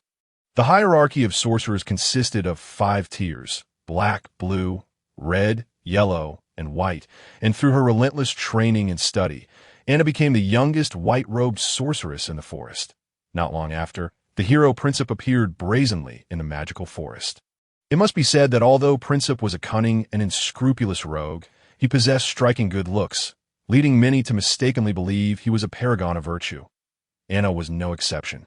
Compared to the malevolent poaching groups, the hero before her seemed to radiate an aura of love and peace. Upon meeting the forest sovereign Margaret, Anna was summoned to the great tree hall. With a mix of coaxing and deceit, Margaret sought to persuade Anna to accompany the hero in his quest against the Demon King. If you assist the hero, he will, after defeating the Demon King, return to the kingdom to implore the king to release 500 of our captured elven kin. Additionally, he will aid in investigating the poachers, and perhaps you might learn of your brother's whereabouts. This would be a boon for both you and our entire elven race, would it not? Everything unfolded as Anna had described. Margaret's elaborate charade ensnared the inherently naive Anna. I shall vanquish all evil in the name of the hero. Please become my ally. At that moment, Princess became the light in Anna's eyes, by defeating the Demon King Leon. She could join the hero in punishing the poachers, ensuring the children of the forest no longer lived in fear. By defeating the Demon King Leon, she could rescue the 500 captured elven souls, allowing them to return to their lives in the forest. By defeating the Demon King Leon, she might finally have the chance to seek her lost brother with the hero's assistance. She resolved to wholeheartedly aid the hero, determined to change the perception her kin held of her. That very moment, Douglas, whom I had dispatched to defeat the hero, arrived in the magical forest. A battle ensued that lasted several days, nearly ravaging the enchanted woods at the hands of Douglas and his monstrous army. Ultimately, Douglas could not withstand the onslaught from the hero's team, Margaret, and the multitude of elves, leading to his defeat. Following this, Anna accompanied the hero's party, making a lengthy detour through the territory of the greedy Odo Clare before entering the demon continent. Strangely, Odo Clare, a demon, allowed them passage without confrontation. Since Princep met Odo Claire alone, the nature of their secret agreement remained unknown to me. What followed was the confrontation between the hero and the demon king. However, Anna began to perceive that the hero was not as righteous and selfless as he appeared, filling her with disdain for his character. In many epic tales extolling past heroes, they are depicted as paragons of justice and caring allies, yet Anna found none of these qualities in Princep. Even his closest companion, Francis, was forced through some means to serve as a willing shield, ready to sacrifice his life for him. Princep displayed indifference to the sacrifices made by his comrades, merely stating, "The kingdom will take care of their families," showing them no further consideration. That in stark contrast, the demon king Leon had never attacked human or elven territories since usurping the former insect king. For a fleeting moment, Anna found herself adrift, questioning the purpose of the ongoing battle. Yet, she could only cling to the hope of assisting the hero, as it held a glimmer of the possibility of reuniting with her brother. Then, an unexpected turn of events transpired between Anna and me. That I once again accompanied Anna through 50 years of chaotic times, her memories scattering like fallen leaves across the ocean of her heart. Upon awakening, Anna found herself enveloped in a vast whiteness, realizing she was within the body of another. She called out softly, and thus, our fates intertwined. What followed were the moments we shared, only to discover that Anna had been quietly caring for me all along. When I was intoxicated, she used magic to alleviate my inebriation. After battling the king insect, she risked her safety to cast healing spells. Throughout our recent skirmish, Anna remained behind me, casting various enhancement spells and magic. It turned out that she did not sense my pain. Rather, she had been enduring the backlash from her depleting magical essence. After my siphoning of her elven core, she had fused with me, selflessly sacrificing her magical essence while lacking the ability to replenish it. The accumulated essence dwindled, leading to her diminishing presence. After enduring a lengthy reminiscence, time returned to the present, seemingly suspended in the moment of Anna's kiss. Do not blame yourself. I wish for you to live well. Thank you, Liana. I cherish you. The final chapter of Elven Blessings. That in that moment, I tasted all of Anna's past sorrows and finally understood her intentions. Tears streamed from the corners of my eyes as the demon king Leon, and I attempted to embrace her, but Anna slipped through me like a phantom that I reached out, yearning to grasp her. But she turned to me with a radiant smile, condensing the last remnants of her magical essence at her fingertips. After feeling her final faint touch, Anna completely dissipated before my eyes, transforming into specks of stardust within the ocean of my heart. At the border between the demon continent and the kingdom, in the fringes of desolation, a cacophony of wind swept across the barren land, where silence reigned except for a few tenacious blades of grass. Devoid of any sign of life, bang, bang, bang! The hauntingly dull thuds echoed through the land, as the Under-Emperor El Capone continued his merciless assault on my body, each punch landing on my soft form. Even Margaret frowned at the brutality of this fiend. In El Capone's eyes, this bloody, battered girl, though barely clinging to life, had not yet lost her vital signs. His fists deliberately avoided my magical core, meaning these attacks could not kill me outright, only subject me to excruciating pain, satisfying El Capone's sadistic desire to torment the vanquished. Perhaps the prolonged intensity of his assault began to wear on him, for he eventually ceased his barrage, exhaling a long breath. Grasping my head, he lifted me, my body dangling helplessly before him, blood continuously dripping to the ground. With utmost disdain, he smirked, "Your vitality is truly resilient. Demon King Leon, if you would only submit to me, I might show you more affection. Ha ha ha." At that moment, 2 crystalline tears escaped from the corners of my eyes. Seeing this, El Capone erupted into maniacal laughter. "Ha ha! Has the Demon King been brought to tears? How laughable that the Demon King would weep. You are indeed only fit to be a weak woman, but I have had my fun. Die." He thrust his fingers into my ribs, instantly tearing a gaping, bloody hole in my flesh. His hand plunged into my body, rummaging around until he finally extracted my magical core, clutching in his hand before carelessly discarding my body onto the ground. It was a pulsating purple magical core, akin to a heart. What followed was the reign of Demon King El Capone. Ha! My consciousness gradually sharpened, that I felt no pain, a testament to the numbing effects of my own senses. In that moment, I harnessed the full extent of my innate power. While El Capone gazed at me with rapt admiration, fixated on the pulsating core of the Demon King, I swiftly healed my wounds through rapid regeneration. You dare covet my title as Demon King? The chilling voice echoed in El Capone's ears, and at that instant, the throbbing core radiated an intense heat.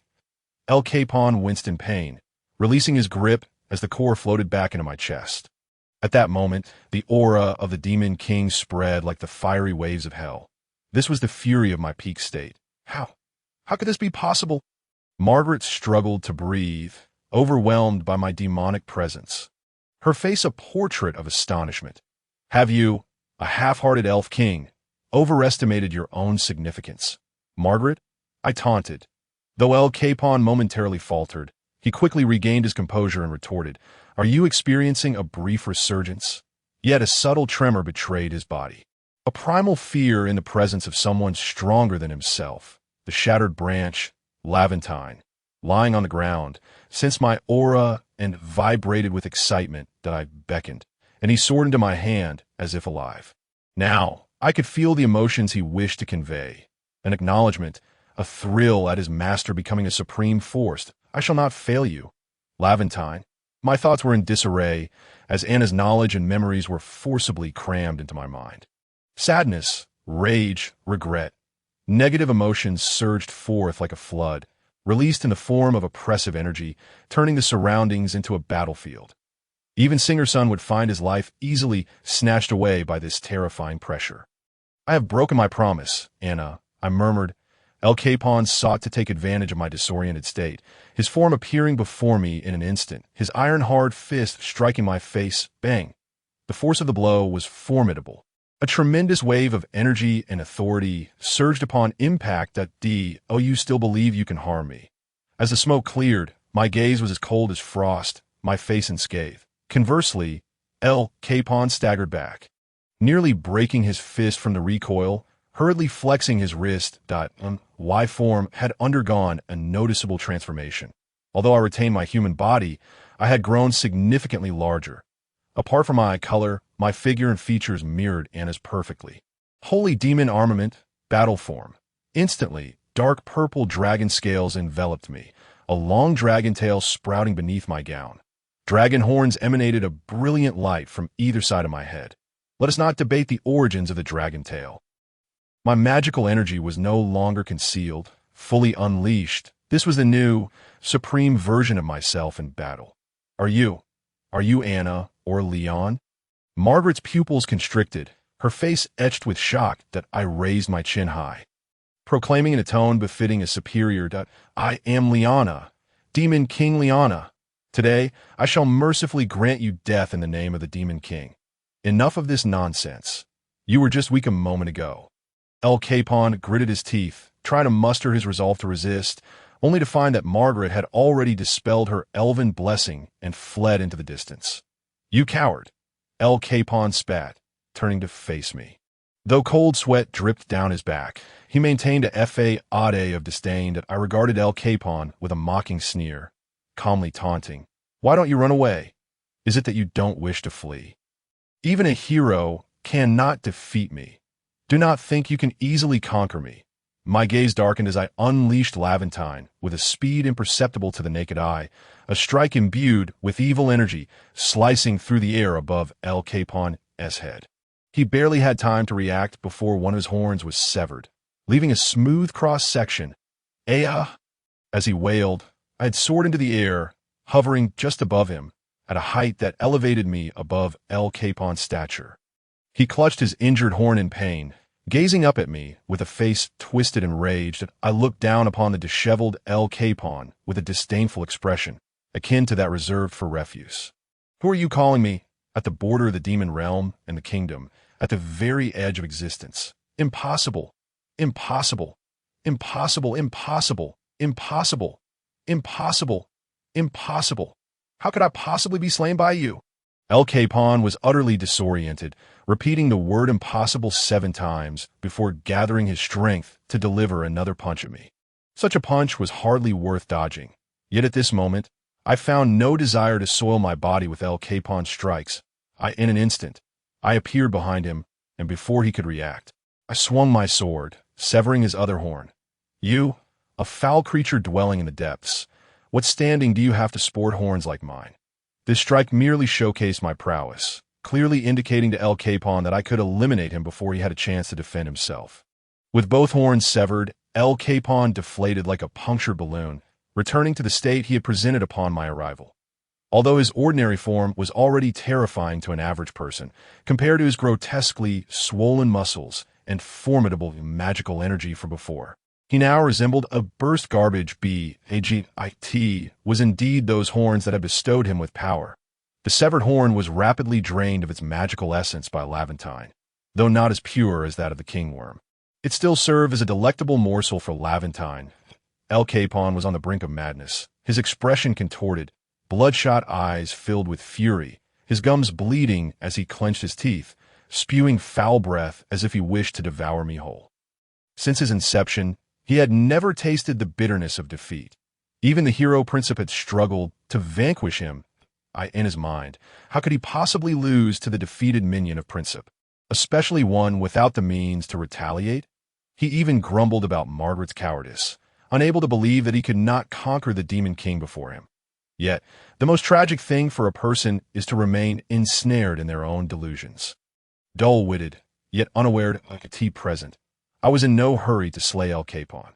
After all, he had inflicted so much suffering upon me and caused me to lose Anna, I could not allow him a dignified death.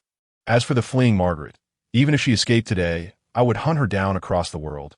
They must pay for their wicked deeds. With these thoughts in mind, I took a deep breath and temporarily retracted Laventine into my being.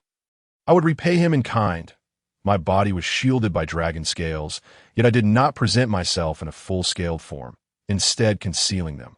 This left my limbs appearing ordinary, a white-haired beauty adorned with scales. Dragon horns and a long tail would undoubtedly be quite terrifying.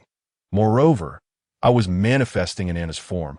I had no desire to transform her into such a sight. I swiftly closed the distance to El Capon, raising my fist to strike down.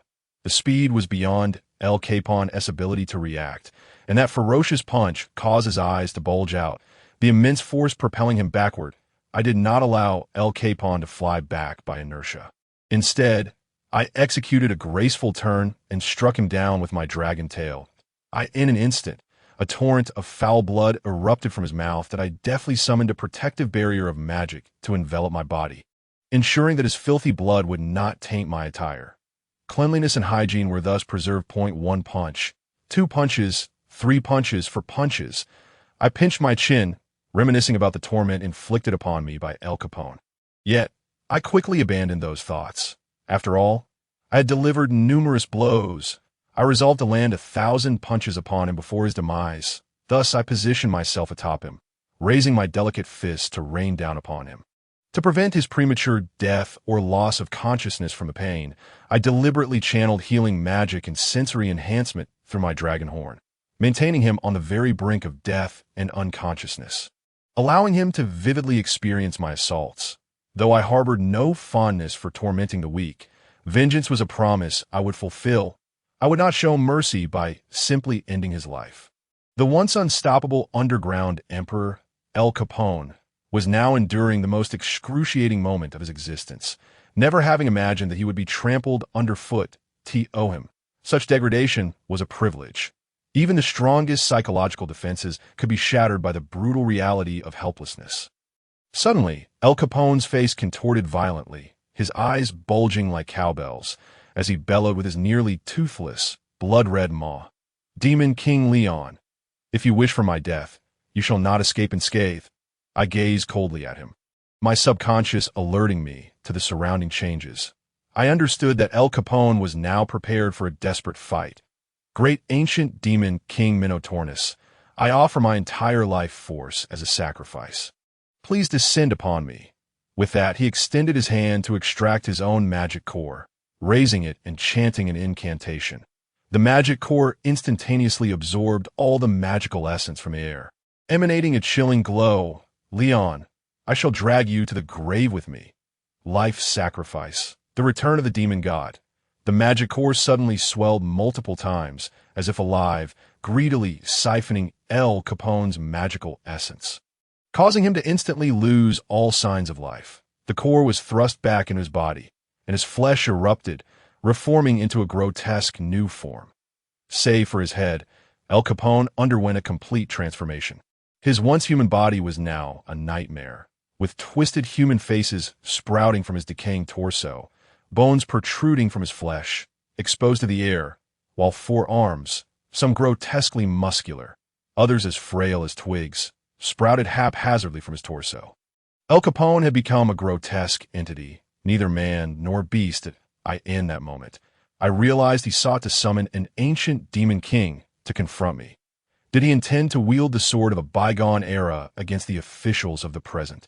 His magical essence surged dramatically, and his combat prowess skyrocketed, saliva dribbling from the corners of his mouth like corrosive acid, leaving a trail of festering wounds on his chin, finally dripping to the ground with a hissing sound.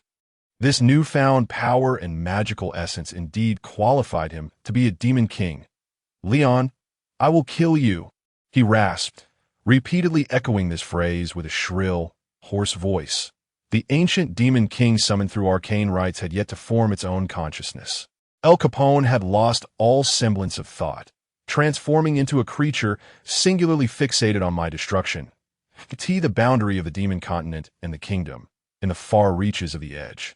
El Capone's combat power soared to 70 million, though his consciousness remained in a state of utter chaos. Despite lacking a demon king's core, his immense magical essence was sufficient to rival the previous insect demon king. The only distinction being that he was still categorized as a high-level demon, lacking the unique core structure of a demon king that in this realm. There existed but one demon king, although El Capone's combat power was perilously close to that of a demon king. In my eyes, he was merely a relic of ancient failure. Nevertheless, I recognized the urgency to swiftly eliminate this adversary. Should the ancient demon king he summoned regain its faculties, the battle would become exceedingly troublesome. While my combat prowess had returned to its zenith, reason cautioned against underestimating the ancient demon king's hidden techniques. Furthermore, should El Capone detonate his magic core in his current state, I too would suffer grievous consequences. I needed to act quickly while he was in this frenzied state. El Capone struck first, closing the distance with alarming speed, launching a punch in an exceedingly bizarre manner. Despite using his right hand, his fist swung backwards, circumventing his massive form, his arm bending in an unnatural arc as he attacked. Lacking technique, it was purely an expression of his desire to kill me. The force of that punch was formidable, sending me staggering back several meters. Summoning Laventine with my right hand, I swiftly retaliated. Purgatory Flame Demon Slash. Though the skill remained unchanged, my current magical essence, speed, and strength were incomparable to before. With a single stroke, I effortlessly beheaded El Capone as his head fell. A multitude of slender, vein-like tendrils erupted from his gory neck, catching the descending head. The tendrils multiplied, weaving together to form a neck over a meter long. Rather than simply returning the head to its original position, I had to admit, this neck was remarkably agile. It deftly turned to face me, a twisted visage repeating its desire to kill as it exhaled a wave of scorching heat. This was a terrifying breath of fire, and I dared not be careless, swiftly evading its range of attack and condensing magical essence in my hands. Frost Great Magic Spear. I materialized magical essence into multiple icy spikes, hurling them relentlessly at El Capone. Despite his seemingly cumbersome form, he adeptly evaded this 10th tier spell. El Capone lifted his head, fixating on me with a hatred so pure that it would send chills down anyone's spine. His shoulder blades morphed grotesquely, 2 stark white bones emerging from his flesh, soon enveloped by a membrane through which even the veins were clearly visible. How repulsive! He flapped what I hesitantly termed wings and soared into the sky, roaring as he charged at me. 4 arms swung in unison, yet I deftly dodged each strike. In an instant he twisted his agile neck, hurling his head towards me, sinking his teeth into my shoulder. This unexpected maneuver caught me off guard. He aimed to bite down hard. Although my scales were exceedingly tough, shattering several of his teeth, he still managed to gnaw away a chunk of flesh from my pristine shoulder. In a frenzy, he resorted to biting. Was this creature akin to a dog? While I felt no pain, the sight of him tearing flesh from my body was enough to invoke a shiver down anyone's spine. Frowning, I delivered a swift kick to El Capone's abdomen, sending him crashing heavily to the ground. My wounds healed rapidly, as did El Capone's. He slowly rose from the shattered earth, glaring at me with renewed malice. I couldn't help but murmur, truly a troublesome foe. Yet, through our skirmish, I discerned that although his magical essence was vast, it was utterly chaotic, with attacks lacking any semblance of strategy. He even recklessly endured strikes he could have easily evaded. For instance, I was certain he could have dodged the kick I just delivered. I had even devised my next move, but he chose to absorb the blow without flinching. With this realization, a bold idea began to take root in my mind. I glanced down at Laventine in my hand, stroking its blade with intrigue, and said, "Laventine, shall we feast on this fellow shortly?" Laventine radiated an otherworldly glow, and I could sense its yearning from the magical essence it emanated. The blade quivered slightly, emitting a humming sound, as if to say, "Is that true? You seem quite amiable." A slight smile crept upon my lips as I gazed at the eager Laventine and softly declared, "Then you'll need to cooperate splendidly with me. Just to be clear, the magical essence is yours, but the magic core belongs to me." Seeing that Laventine had no objections, I could boldly implement my plan. Opponents devoid of intellect are the easiest to deal with, much like the previous King Worm, whose every talent was squandered solely on combat, rendering him oblivious to Laventine absorbing his magic essence. This time, I intended to employ a similar strategy, first utilizing Laventine to swiftly deplete El Capone's magic essence, and then waiting for the opportune moment to unleash a spell to eradicate him. "Leontius, I shall end you." As El Capone regained his composure, he roared and soared towards me, intent on inflicting harm once more. This time, I deliberately chose to absorb his strike, though I was determined to avoid another bite from his foul mouth. When his four fists came crashing down, I did not evade but took the brunt of the blow, retaliating by plunging Laventine fiercely into El Capone's chest. Then, with a swift kick from my right foot to his abdomen, I created some distance between us. "Burn him to ashes, Laventine." Infernal flame slash. Upon receiving my command, Laventine instantly manifested clusters of black flames along its blade, inflicting effective internal burns upon El Capone's body. In agony, El Capone hastily withdrew Laventine from his chest. In that fleeting moment, El Capone's magic essence was ravaged by Laventine, akin to a floodgate bursting forth. He was nearly drained before he could even react.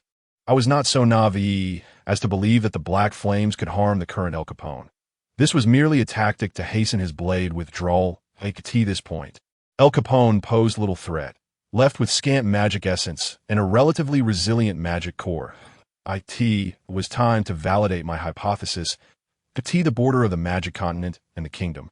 In the margins of the edge, El Capone sensed the drastic decline of his magic essence and frantically discarded Laventine onto the ground, which promptly returned to my grasp. The resemblance to my battle with the King Worm was uncanny, and this damned DJ view momentarily led me to ponder whether this fellow would resort to self-destruction like the King Worm had. However, even if he wished to perish alongside me, I was fully equipped to handle such a situation. So I felt no particular concern that I must admit Laventine was indiscriminate in its appetite. Whether it was the magic essence of the hero Princip, the chaotic essence of the King Worm, or the impure magic essence emanating from El Capone, it welcomed them all. This ability had indeed spared me from two predicaments, and I ought to express my gratitude to Laventine. Should other magical creatures arise in the future, I would let them feed on its essence. Such were my thoughts. Curse it, Leontius, how could this be? Once the chaotic energy within El Capone was fully siphoned by Laventine, he surprisingly regained a flicker of consciousness. In that moment, he gazed at me, bewildered, unable to fathom that even the ancient demon king he worshipped could inflict no harm upon me. Historically, demon kings possessed the trait of immortality. even if their physical forms were obliterated and their cores destroyed. They would wander the world's periphery like specters, poised for rebirth at some future moment. A hint of foreshadowing, this serves as a significant plot thread in the narrative. However, this rebirth differed from that of the primal demons. While it would not erase the Demon King's past memories, everything would commence anew. Even the race and environment post-rebirth would brim with uncertainty, and no matter how powerful the Demon King, myself included, starting from scratch to reclaim dominion over the world would necessitate an exceedingly protracted endeavor. Both strength and fortune were indispensable, as one could easily be obliterated by unpredictable variables during the process of growth. El Capone remained oblivious to the fact that the power residing within him was far from pure. This was likely a clandestine scheme laid by the Demon King during his reign, awaiting those like El Capone, who craved power to manipulate. In simpler terms, he was but a puppet entranced by the Demon King's might. But what of it? Regardless of the underlying motives, those who harm and plunder others are hardly deserving of forgiveness. Invaders, plunderers, and those who scorn life are not worthy of sympathy. Had it not been for Anna's self-sacrifice, I would have long since become a casualty of El Capone and Marguerite. He not only caused me to lose Anna, but nearly led to my demise here. I had no intention of sparing him. He and Marguerite were alike, and neither would escape. I spread my hands to gather magic power. It was time to put my recent thoughts into practice. Now, as El Capone regained his awareness, he felt the encroaching dread of death. And to my astonishment, he fell to his knees and began to plead for mercy that I was wrong. Lord Leontius, my desires clouded my judgment. I beg for your forgiveness. I will comply with any of your demands. I can become your subordinate, your loyal hound. I scoffed, a twitch at the corner of my eye. The pleas of El Capone echoed those of the Viper, singer's son, to such an extent that I almost questioned whether they shared the same mother. Was there a formula for begging for mercy? Did they learn from a singular source? Nonetheless, I had no interest in accepting this dog, with my left hand channeling sacred magic and my right channeling evil magic.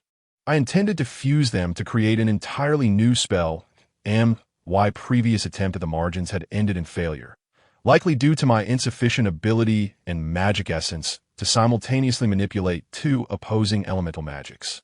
At that time, my body could not adequately control these inherently conflicting forces. Yet this time, I harbored an intense premonition that I could succeed. I endeavored to merge them. They astonishingly entwined together without conflict. Go seek the deity's forgiveness on the other side of the world. Holy magic destruction cannon. In an instant, the energies of both elements surged forth, intertwining as they screamed through the air, upon striking El Capone. The two forces rampaged through his flesh, and he scarcely had time to register the pain before he was reduced to mere dust. I had long since devised a name for this technique. Though today marked its inaugural successful execution, that my heart swelled with elation. I was certain this technique had reached the zenith of 11th tier magic. Due to its uniqueness, I believed no one could wield such a formidable spell. In truth, I could be regarded as the sole individual in the annals of history capable of simultaneously fusing evil and sacred magic. The underground emperor, El Capone, was utterly removed from the historical stage. Confirming El Capone's demise, I quietly exhaled, a wave of melancholy washing over me. Anna, if only you were still here. I murmured to myself that I longed to share my victory, to flaunt my new technique, yet I found my heart utterly desolate. A sudden surge of loneliness engulfed me, and in that moment, I felt as though I had suffered defeat, my spirit weighed down by an indescribable bitterness that if growth meant losing something, then I would prefer to relinquish this so-called position of Demon King. I would rather remain an untroubled adventurer within the guild. Perhaps I would indulge in a good cry later, once I resolved the matters at hand. I steeled my tumultuous emotions and soared towards the long sword created by Marguerite, which I had ultimately shattered. Due to the dissipation of magic essence, the sword had begun to wither and yellow. However, remnants of magic essence still lingered, sufficient for my needs that I summoned Levantine, positioning the sword's edge above the long sword, and inquired, "Can you sense the source of its magic essence?" I was acutely aware of Levantine's character, so I administered a potent command. "Locate it. All of his magic essence belongs to you." Levantine instantly perked up, and after meticulously sensing the emanating magic essence from the long sword, it seized me and whirled us into the air. Even without utilizing any magic power, Levantine's speed was astonishingly rapid, far exceeding my prior comprehension of its capabilities. That it seemed Levantine had been slacking off all along. I inwardly cursed. What a mercenary creature! In an instant, the notion of rewarding him in the future slipped from my mind. Levantine whisked me away at an astonishing speed. This fellow had always kept his true intentions hidden from me, so this time I decided to put forth minimal effort, not providing him with any magical essence. The energy required for flight would be his own burden to bear. I must concede that Levantine's speed while flying at full capacity even surpassed my own, prompting me to mutter under my breath. What a fellow who rises early only for personal gain. He feigned ignorance, continuing his flight without a hint of slowing down, that if he were to suddenly feign death and falter now, I would truly be incensed. Levantine guided me along the kingdom's edge, and as I gazed in the direction he flew, I discerned that we were swiftly approaching the magic forest. Could it be that Marguerite had intentionally left magical essence in this locale to confound me? It seemed unlikely. My battle with El Capone had been brief, and I doubted he had sufficient time to orchestrate such a ruse. Consequently, I should remain wary of whether Marguerite had set any traps within the magic forest, for he was not the type to surrender easily. Just as I contemplated my strategy, I sensed Marguerite drawing ever closer. We had yet to reach the magic forest, so I became increasingly vigilant. I released my grip and hovered steadily in the air, while Levantine shot forth like an arrow, piercing the distance. I spotted Marguerite fleeing towards the magic forest. How astonishingly fast Levantine was. How could he possibly catch up to Marguerite, who had already gained such a head start? Levantine darted directly towards the back of Marguerite's head, but at the moment of contact, Marguerite's exceptional sixth sense allowed him to evade the strike by sidestepping. However, Levantine's speed was so remarkable that Marguerite had little time to react. Though he narrowly escaped injury, a long gash marred his cheek, and his hair was severed, cascading to the ground. Levantine, return. I promise I shall not go back on my word. I called back Levantine and summoned him into my grasp, then instantly unleashed the 10th tier spell, Frost Hell. Ice pillars erupted from all directions, but instead of launching a magical attack against him, I swiftly conjured a frost-formed cage. Marguerite gazed at me in shock. He had initially believed that El Capone would at least delay me for a while, granting him ample time to flee back to the magic forest in search of the ancient tree's protection. Marguerite had utterly failed to anticipate that I could dispatch El Capone so rapidly and pursue him with such swiftness that he suddenly recalled a girl he had once manipulated, a girl he had once sought to eliminate. He could not help but exclaim, "How is this possible?" I fixed my icy gaze upon the incredulous Marguerite and coldly addressed this half-hearted elven king. "You shall repent within this coffin, forged of ice, until the end of the world, and no. Please." Marguerite hastily raised his hands, panic-stricken as he implored me. "This is all part of El Capone's scheme. I too have my own untold burdens." I refrained from immediate action, fully aware that this fellow was about to spin another tale to justify himself. Throughout my time as the Demon King, Marguerite had consistently displayed weakness towards me, endlessly seeking to curry favor. He had even shamelessly suggested that it mattered not who ruled the forest, proposing we could negotiate. In the past, I held no interest in those who showed no will to fight against me, and thus his flattery and displays of weakness had indeed brought peace to his magical forest. I had never invaded the magic forest like the insect Demon King had, aside from the time I heard that the hero sought assistance from the forest. Although I knew it to be a lie, I intended to humor him and see his performance unfold, and my keen intellect had already discerned the truth of the matter at hand. This fellow was attempting to coerce me with the hero's name, claiming that Princip had made an agreement with the current Demon King. Yes, the very vampire subordinate of yours, Kaida, to seize the magic forest and divide its elven inhabitants. He insisted that the only solution was to assist him in becoming the Demon King and asserted that he had gained the ancient Demon King's recognition in the Borderlands. I lamented that if the Demon King were still the same as he once was, I would not entertain such notions. Rest assured, this time I shall be utterly unreserved. Infernal flame, demon, slash. Marguerite was still in the midst of his frantic explanations when I swiftly summoned Levantine, striking the air behind me with my sword. With a splatter of blood, a figure gradually took form. I lifted my elegantly sculpted chin and pointed my sword at the individual I had struck, disdain dripping from my words. You truly are lacking in dignity, Marguerite. I had long suspected that the flustered Marguerite attempting to explain himself was merely a false image conjured by Vines. Yet, I wished to observe his performance, never expecting that he would still attempt to ambush me while I was distracted. Deceit was etched into Marguerite's very being. I would not naively trust his lies again. How could it be, when I had concealed my presence? Marguerite weakly uttered.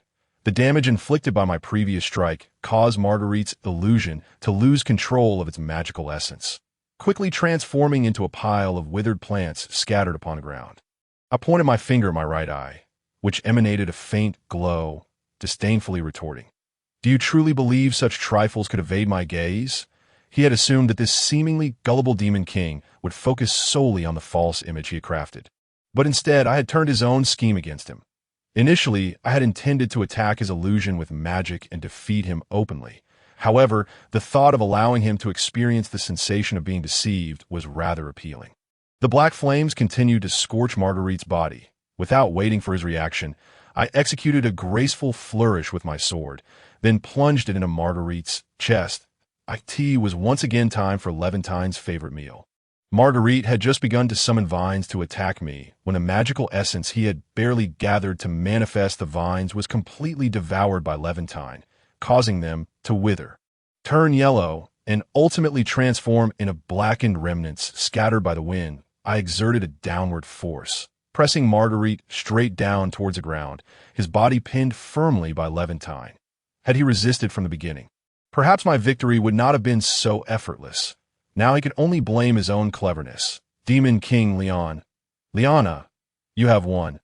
Marguerite lay feebly on the ground, his magical essence entirely drained by Levantine, signifying his utter defeat. Levantine, mind your limits. Do not drain him to death.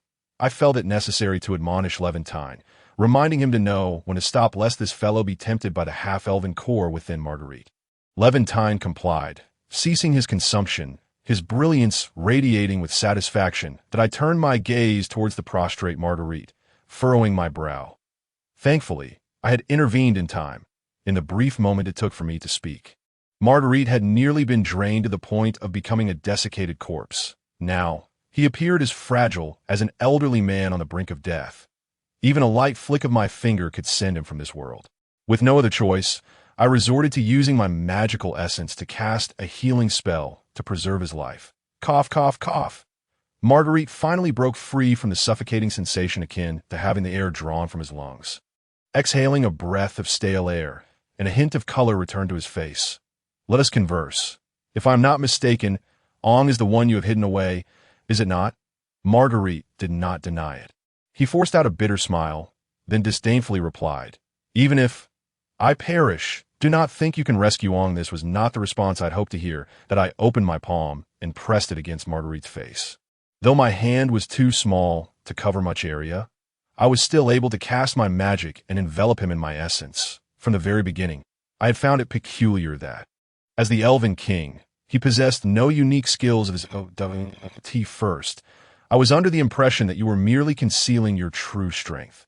However, I soon realized that you were nothing more than a mediocre sprite, wholly unworthy of the title of Sprite King.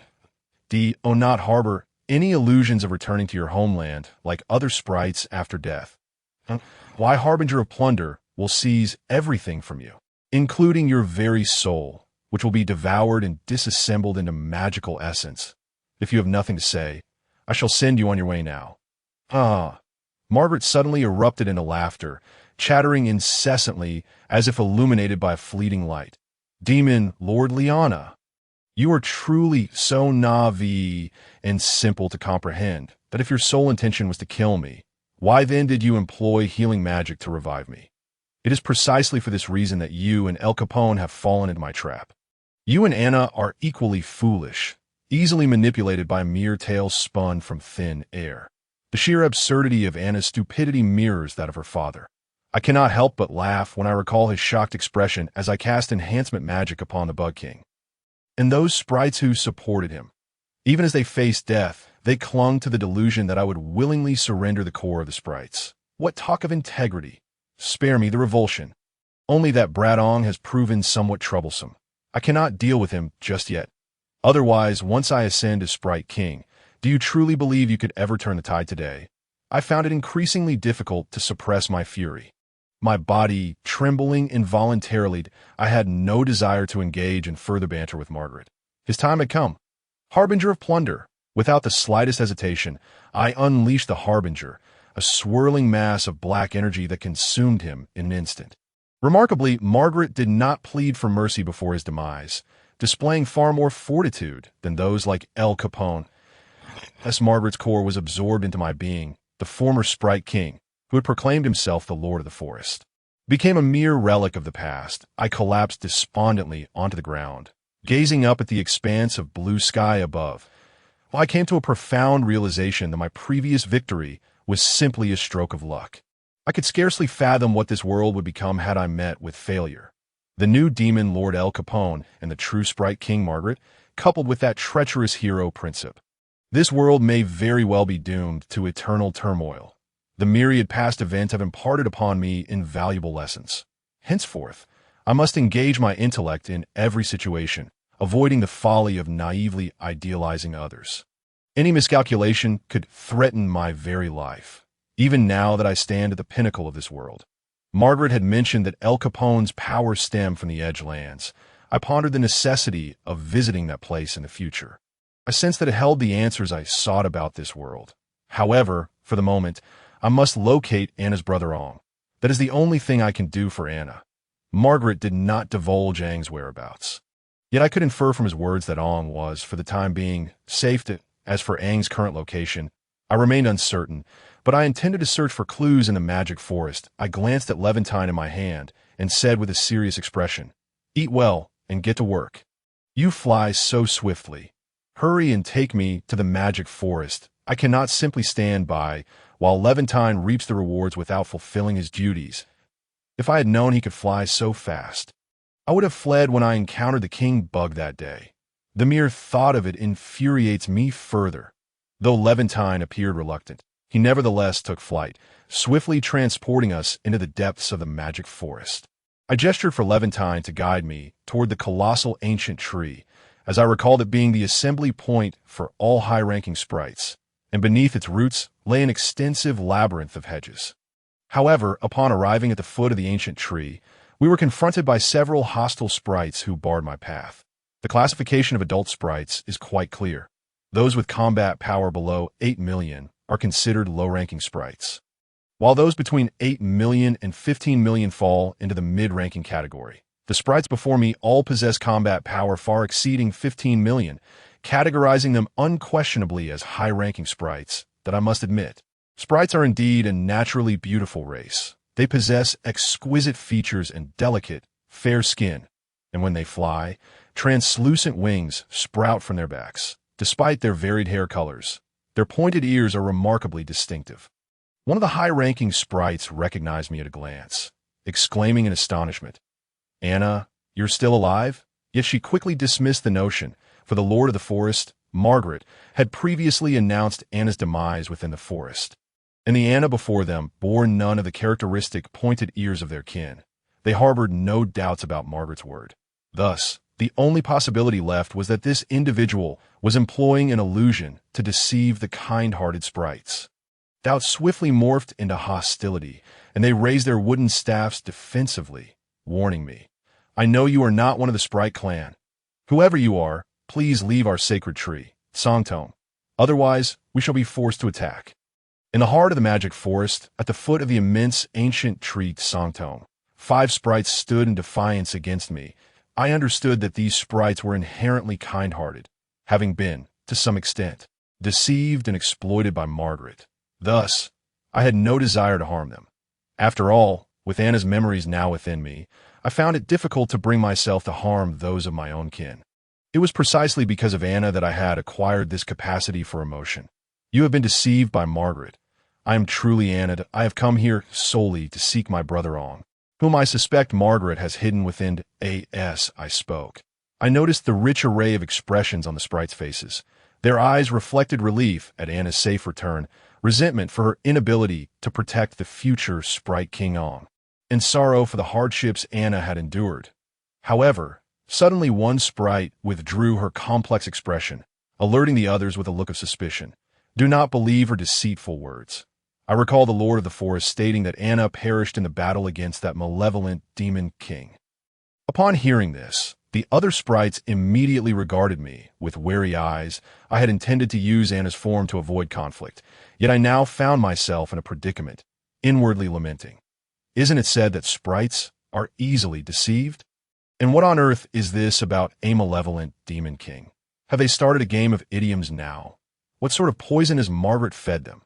Nonetheless, I was not particularly concerned about the potential for conflict. Given their abilities, they would pose no threat to me. However, ensuring that I did not harm the sprites while defending myself would be a more delicate matter. Thus, I resolved to make one final attempt. For avoiding a confrontation with them remained the wisest course of action. That I am truly Anna. I was ensnared by Margaret's treachery. For all these years, I have never ceased searching for my brother. Please believe me, I implored anxiously, my voice quivering with emotion, tears welling in my eyes.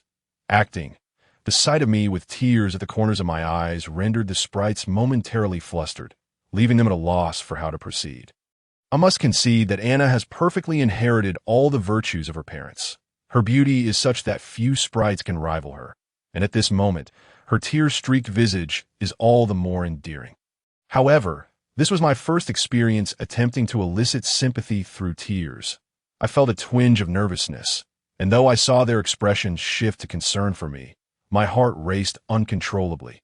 Although I lacked a heart, I was genuinely anxious, my cheeks flushing slightly, fearing they might discern my true feelings. Anna-chan, even if you say that, we still cannot trust you.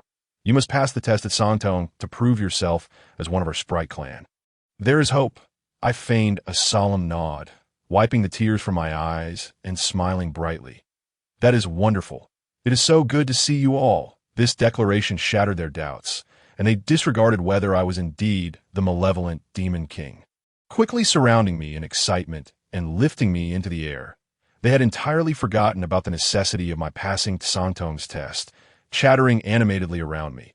Some fairies, deeply concerned, inquired about the myriad experiences I have undergone over the years, while others, brimming with curiosity, asked me what the world outside was like. Moreover, a few incessantly touched my back and ears, as if they were inspecting me for any injuries. At present, I yearned to experience this world through Anna's body. Hence, I usually disable the resistance of my various senses, activating it only during combat. The moment they touched my back, I felt an itch, particularly when one fairy playfully explored my ear. That tingling sensation caused my face to flush crimson, sending shivers down my spine. The mischievous fairy, with a sly grin, remarked, "Oh, Anna's ears remain as sensitive as ever sensitive. What on earth?" I was completely unaware. It was simply unbearably itchy. Yet I must admit that when she was touching me, my body involuntarily softened. Could this be my current weakness? However, due to the scant attire of the fairies, the soft parts of the two embracing my arms pressed against me, and that sensation was rather pleasant. It is no wonder that some unscrupulous humans disregard the risks to capture them in the magical forest. Which man could resist the allure of a fairy? Yet, I must retract my initial statement that fairies are easily deceived, for they are indeed quite gullible. Some humans feign injuries from straying into the forest, and the benevolent fairies readily offer their healing. However, while the fairies employ their healing magic, these humans utilize various anti-magic tools or specially crafted devices to ensnare them. As for juvenile fairies, the situation is less complicated, as poachers are acutely aware that these young fairies pose no threat to them. Nevertheless, now that I have slain the underground Emperor El Capone, the underground city of Lansudlin will likely struggle to function in the future, although the underground city may continue to operate for a while due to the remnants of its previous order. It is inevitable that chaos will ensue among its inhabitants as time progresses. Perhaps I should consider supporting someone new to become the leader of Lansudland, but given the relationship with the hero Princip, it is best to postpone this matter for now, that I still need to make another trip soon to see if I can gather more intelligence about the borderlands. Anna, the fairies roused me from my reverie. Let us hasten to Tsangtong. This way, we can inform the entire fairy clan of your safe return. The inevitable was upon us. They mentioned that only those of fairy blood can enter the hedge maze beneath Tsangtong. To be honest, I was uncertain. I could not definitively ascertain whether I possessed fairy blood. If I were not recognized by Tsangtong, not only would I be barred from entering the maze, but those fairies would surely attack me. What is meant to be will come to pass. With a heart full of trepidation, I simply acquiesced, and they led me to the grand hall of Tsangtong, in the heart of the magical forest. At the base of the colossal ancient tree Tsangtong, I was quickly surrounded by several fairies as we arrived at the entrance to the palace hall at the bottom of Tsangtong. This was undoubtedly the residence of the fairy kings of Ur, its opulence far surpassing that of the underworld palace of El Capone in the underground city of Lansudland. The gems embedded within the tree walls were innumerable, and the decorations crafted from gold and silver were countless, creating a resplendent palace adorned with statues of past fairy kings, including that of Margaret, which was no exception, displayed at the edge of the row. If it were not for my desire to avoid conflict with the fairy clan, I would have gladly dismantled his statue right then and there. Nevertheless, I believe that once I found Ong, the truth would ultimately reveal itself. Upon entering Tsangtong, I felt the overwhelming life force of this ancient tree. Its energy exceeded my wildest imagination, that I was certain that this venerable sacred tree possessed its own consciousness.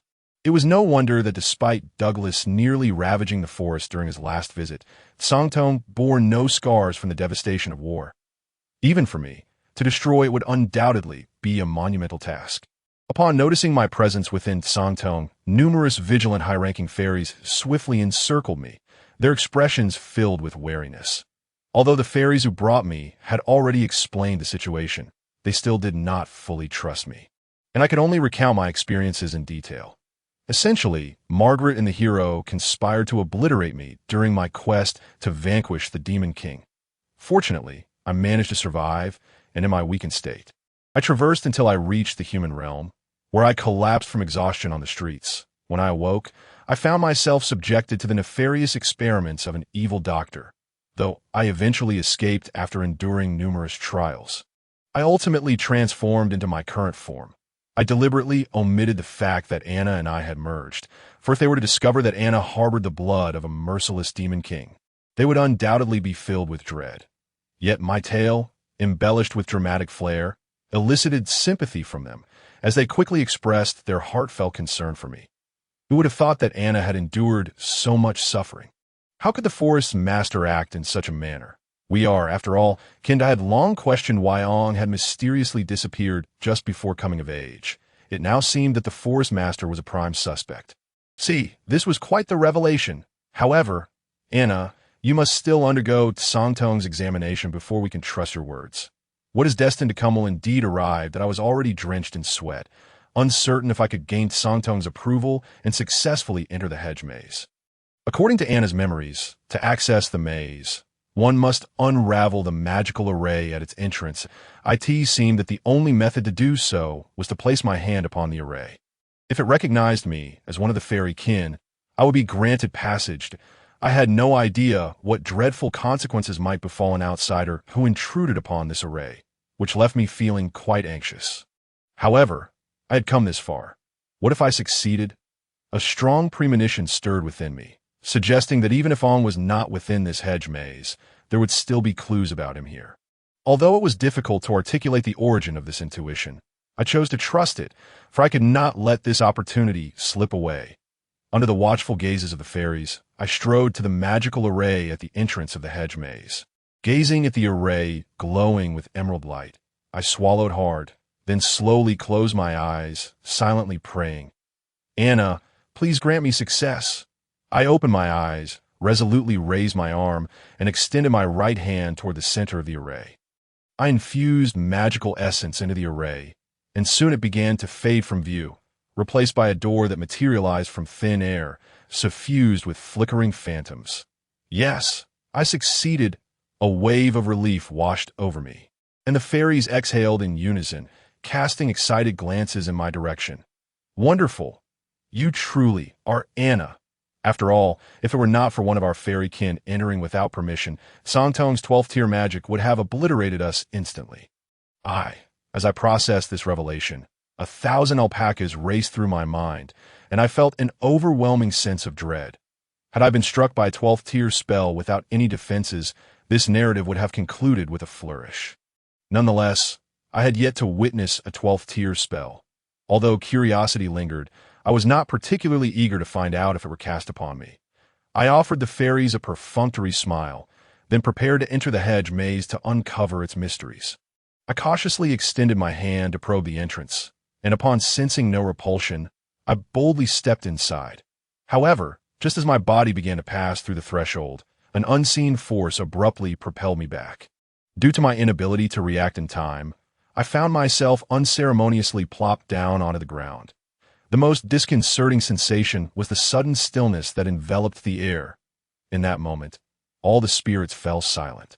Their faces adorned with expressions of suspicion as they regarded me, that I could only meticulously reflect on the events that had just transpired, for without such contemplation, my predicament would be difficult to elucidate. It was the first time the spirits had encountered someone who had unraveled the magical array, yet remained barred from entering the labyrinthine gates, leaving them indecisive and anxiously awaiting my explanation. My mind raced with thoughts that if the gate had expelled me due to the demon core residing within me, the hedge maze's magical array should have rejected me from the outset. My successful disarmament of the array should indicate its recognition of the blood of Anna coursing through my veins. Gradually, the answer took shape in my mind, and I promptly summoned Levantine. The spirits gazed in astonishment at the sword that emerged slowly from within me, and I felt a twinge of embarrassment as I softly explained, as a delicate woman venturing into the world, it is only logical to carry a sword for self-defense, is it not? Indeed, it was quite reasonable. I placed Levantine upon the ground, seizing the moment while they absorbed the recent events, and approached the door once more to peer inside. This time, my entry was remarkably smooth, and soon my body found itself within the labyrinth. Suddenly, a thought struck me, and I poked my head out, solemnly warning the still-dazed spirits. This sword is exceedingly dangerous, so please, do not touch it. With that precaution conveyed, I turned my attention to the maze before me. In the heart of the magical forest, the ancient tree of Songtong stood tall. Inside the hedge maze, I tread cautiously along its corridors, guided by my memory towards the side chamber where Anna had once sought refuge. The roots of the ancient tree run deep, solidifying its stature. I could not help but marvel at the true magnitude of Songtong, as the scale of this hedge maze far surpassed that of the underground city of Lansutulin. I had to approach each junction with utmost caution. A single misstep could leave me ensnared within its confines for an extended period. I soon regretted not having brought along 1 or 2 elven guides when I entered. At each fork in the path, I left behind markers of magical essence, a simple yet effective method of releasing magic to coalesce into small clusters of purple crystalline formations upon the walls. Such conspicuous markers would ensure I would not forget my way back. This was the simplest third-tier earth elemental magic, a technique frequently employed by adventurers during explorations, for relying solely on a compass in intricate terrains is rather foolish. I had gleaned this information during casual conversations with Charles, and little did I know it would prove useful today at a remarkably straightforward and practical tip for adventurers. Indeed, everyone has their area of expertise. Although Charles may be somewhat lacking in strength, his wealth of experience in adventuring far surpasses my OW at the very least. Accompanying him on quests would be a breeze, for he could adeptly resolve most matters, leaving me with the simple task of ensuring his safety.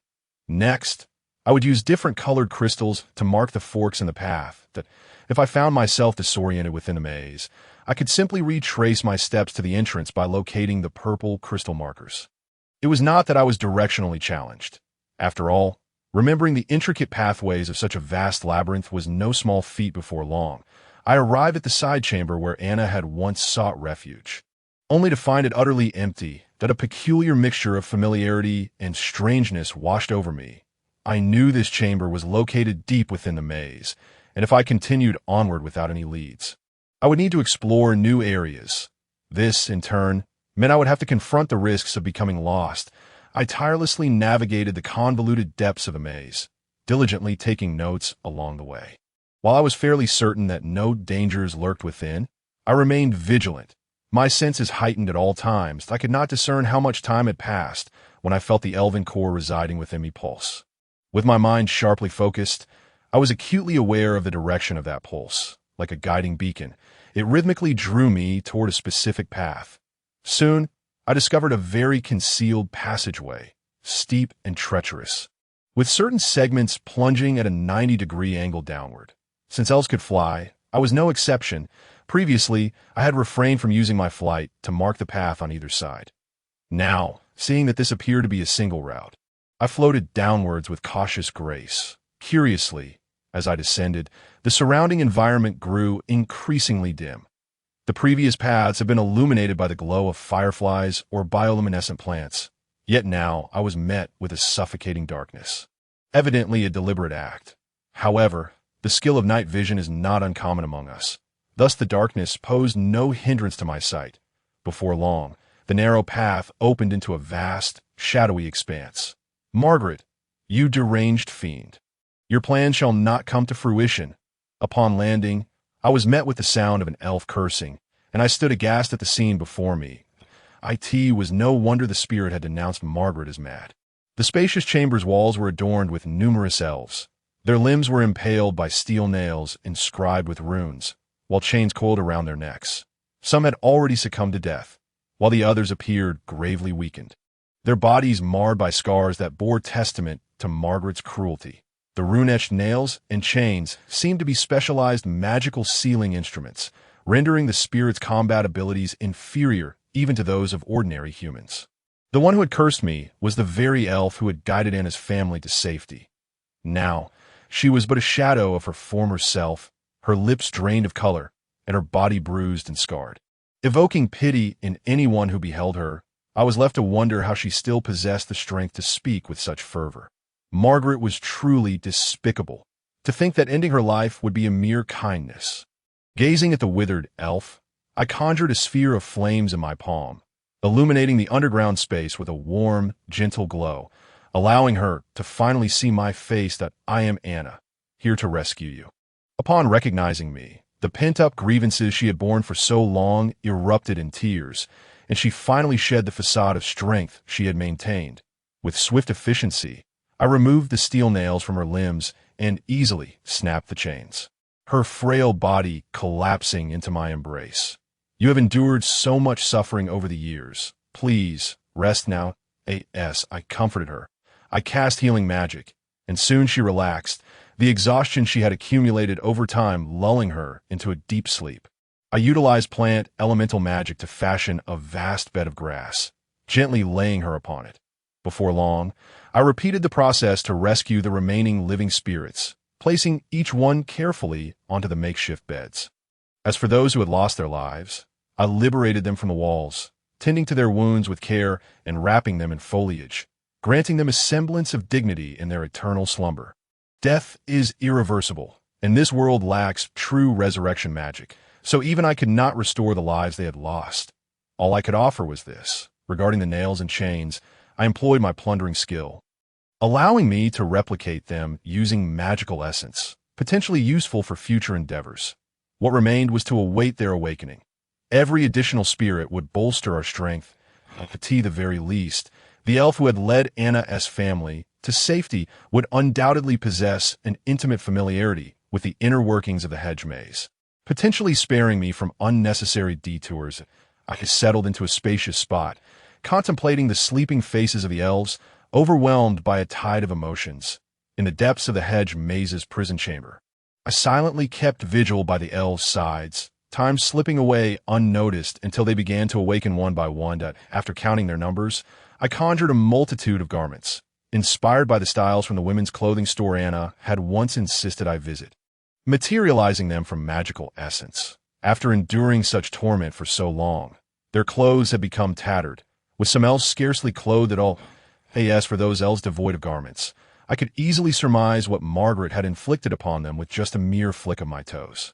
During the recent healing process, I discovered that a few of the elves bore dead fetuses within them, their intimate areas afflicted by varying degrees of infection, and I promptly assisted them in cleansing these ailments without hesitation. One elf in particular was evidently pregnant, her abdomen slightly swollen. Although I contemplated using magic to resolve the matter directly, I ultimately concluded that it would be better for the elf to address it herself. My capabilities were limited to this. Had I possessed the magic to erase memories, I would have employed it without a moment's hesitation. Alas, I found myself powerless in this regard, hoping only that they could emerge from such a plethora of sorrowful experiences. Anna, what brings you here alone? Margaret hasn't mistreated you over the years, has she? To my surprise, the first inquiry from the awakened elves was not one steeped in the anguish of their past, but rather a collective curiosity about my own tribulations. This warmed my heart, for I recognized their concern for Anna, and their innate kindness indeed moved me. I offered them a gentle smile, soothingly recounting the events that transpired. I am unscathed. I have vanquished that villain. Margaret, from this day forth, that demon shall no longer harm you. That composed tone provided them a semblance of comfort, and soon they began to sob with a sense of grievance. I fully understood this bittersweet sentiment of having survived a catastrophe, akin to my own feelings upon escaping the insect nest. All I could do was remain by their side, silently listening to their lamentations. As I had anticipated, they had all been brought here after falling prey to a particularly powerful human during their moments of solitude. Each elf confined in this place had suffered inhuman treatment at Margaret's hands. Bound by steel nails and iron chains, their lost magic rendered them akin to lambs awaiting slaughter, enduring beatings, torment, and even violations at Margaret's behest. It was due to their opposition to Margaret's ascension as the new elven queen that they faced such cruelty. The other elves merely assumed they had been captured by humans, entirely unaware of the existence of this den of sin within the labyrinth of the magical forest hedges. The formidable human they spoke of must undoubtedly be the underground emperor, El Capon. That I continued to reassure them, proclaiming that everything would be well in the future, and then I articulated my request. I required an elf well acquainted with the labyrinth to guide me. The others could take a moment to recuperate before carrying their kin's remains outside. Fear not, for Margaret is dead, and no one can harm you any longer. I sought an elf intimately familiar with this place to assist me, although the half-elf core within me was already providing guidance. Having a knowledgeable elf lead the way would expedite our exit. I explained that I could sense the presence of Ong in this realm, and they regarded me with incredulity. However, having saved their lives, they contemplated for a moment before choosing to trust me unconditionally. Ultimately, the elf who had previously sheltered Anna's family remained, and through our conversation, I learned her name was Xena. Xena had once been the most loyal elven warrior under Anna's father, Greenwood, and during Greenwood's reign as Elven King for several centuries. She, alongside other high elves, had quietly safeguarded the forest borders. They had encountered formidable adversaries, such as the insect Demon King and the treacherous Margaret. Otherwise, Greenwood's reign might have endured even longer, that I must say. Xena looked remarkably enchanting in the white dress I had prepared for her. Her wounds had been healed, and her skin now resembled that of an infant, though I recognized her as a battle-hardened warrior. There was no trace of training visible upon her form. Leading the way before me, her long hair cascading down her shoulders, she resembled the gentle older sister of one's neighborhood. I resolved to approach her for a comforting embrace. Feigning a momentary lapse, I stumbled and grasped her arm, the delicate touch igniting a flutter within me. Startled by my sudden advance, her pointed ears flushed a rosy hue that I looked up at her with wide, watery eyes, feigning vulnerability as I murmured, "I apologize, Sister Xena. I must have exhausted my magical essence, and I'm feeling a bit lightheaded. Would you mind if I leaned against you as we walk?" Indeed, I had expended a considerable amount of magic healing so many elves, and upon realizing this, her gaze was filled with tenderness.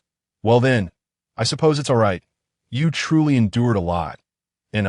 My plan succeeded, and I tightened my grip on Xena's arm, though she had just begun to recover from her injuries.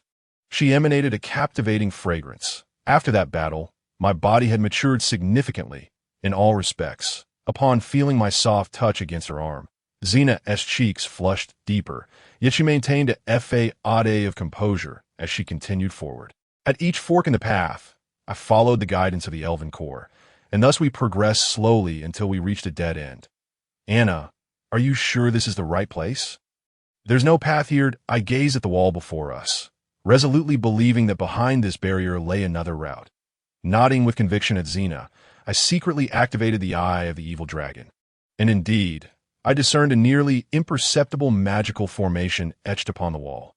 This formation was exquisitely intricate, so much so that it was nearly invisible to the naked eye. However, I lacked the luxury of time to unravel its mysteries. That would be an egregious waste that I, unfortunately, was not adept at solving puzzles. And surely, Song Tong could empathize with my plight, right? I concentrated my magical essence and unleashed a precisely calibrated fiery blast upon the wall, swiftly creating a gaping hole in a magical formation to prevent a fire hazard. I immediately conjured ice magic to solidify the edges of the hole, extinguishing even the faintest ember. I had no desire for a conflagration to erupt within this labyrinth. Having completed this, I once again leaned weakly against Xena, taking advantage of her astonishment. Deep within the hedged labyrinth, Anna, you seem quite powerful now. Why feign exhaustion? Is this your secret? Xena regarded me, who pretended to be weak after effortlessly casting a ninth-tier spell to dismantle the formation, her forehead adorned with a visible vein of irritation. Indeed, my ruse had been uncovered. Reluctantly, I released my hold on Xena's arm and confessed, "It's simply that you are so stunning, Sister Xena. I couldn't help but wish to embrace you. Please, I beg you to keep my strength a secret. Please, please." Upon hearing this, Xena's cheeks flushed with embarrassment as she admonished, "Anna, where did you learn to be so glib?" However, she conceded, "I suppose I could keep your secret. But what is the matter with your ears? Can you tell me?" Having been discovered once more, I resorted to recounting my previous explanation to Xena to my surprise, after I finished recounting my experiences over the years. She was reduced to tears. "I had no idea. Anna, life outside has been no easier for you. You have truly suffered." Xena enveloped me in her embrace, weeping heartily. I gently patted her back, softly comforting her.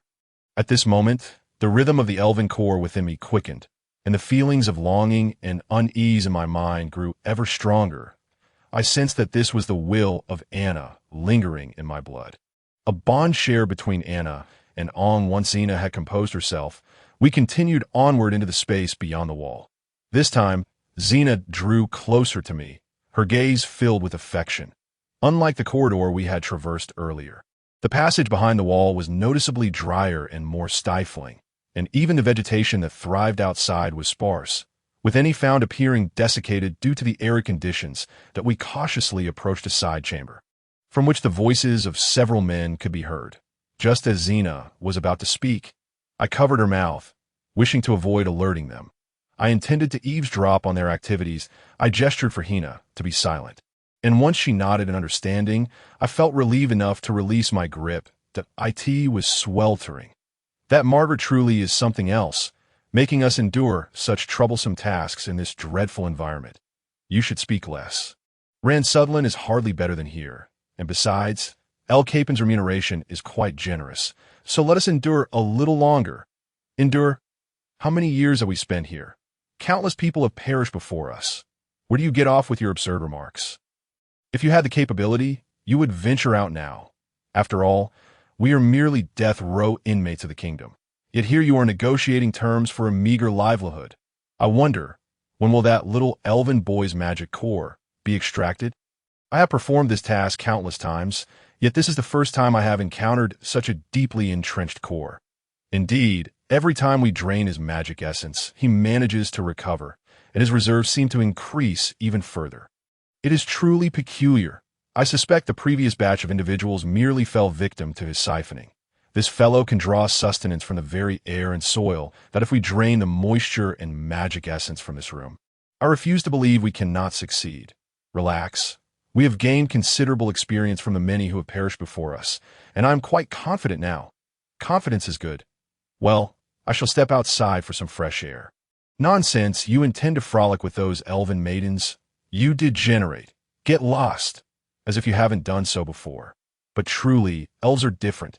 They cannot be compared to the lowly beings of Rance Sudland that go on. But remember to be gentle.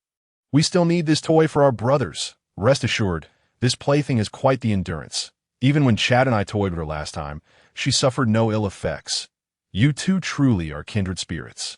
I struggled to suppress the fury boiling within me, while Hina also fought to maintain her composure. These individuals display not a shred of humanity. They are demons clad in human skin, and ending their lives would scarcely atone for their sins. At that moment, the man who wished to step outside emerged, loosening his belt with a lewd glint in his eyes.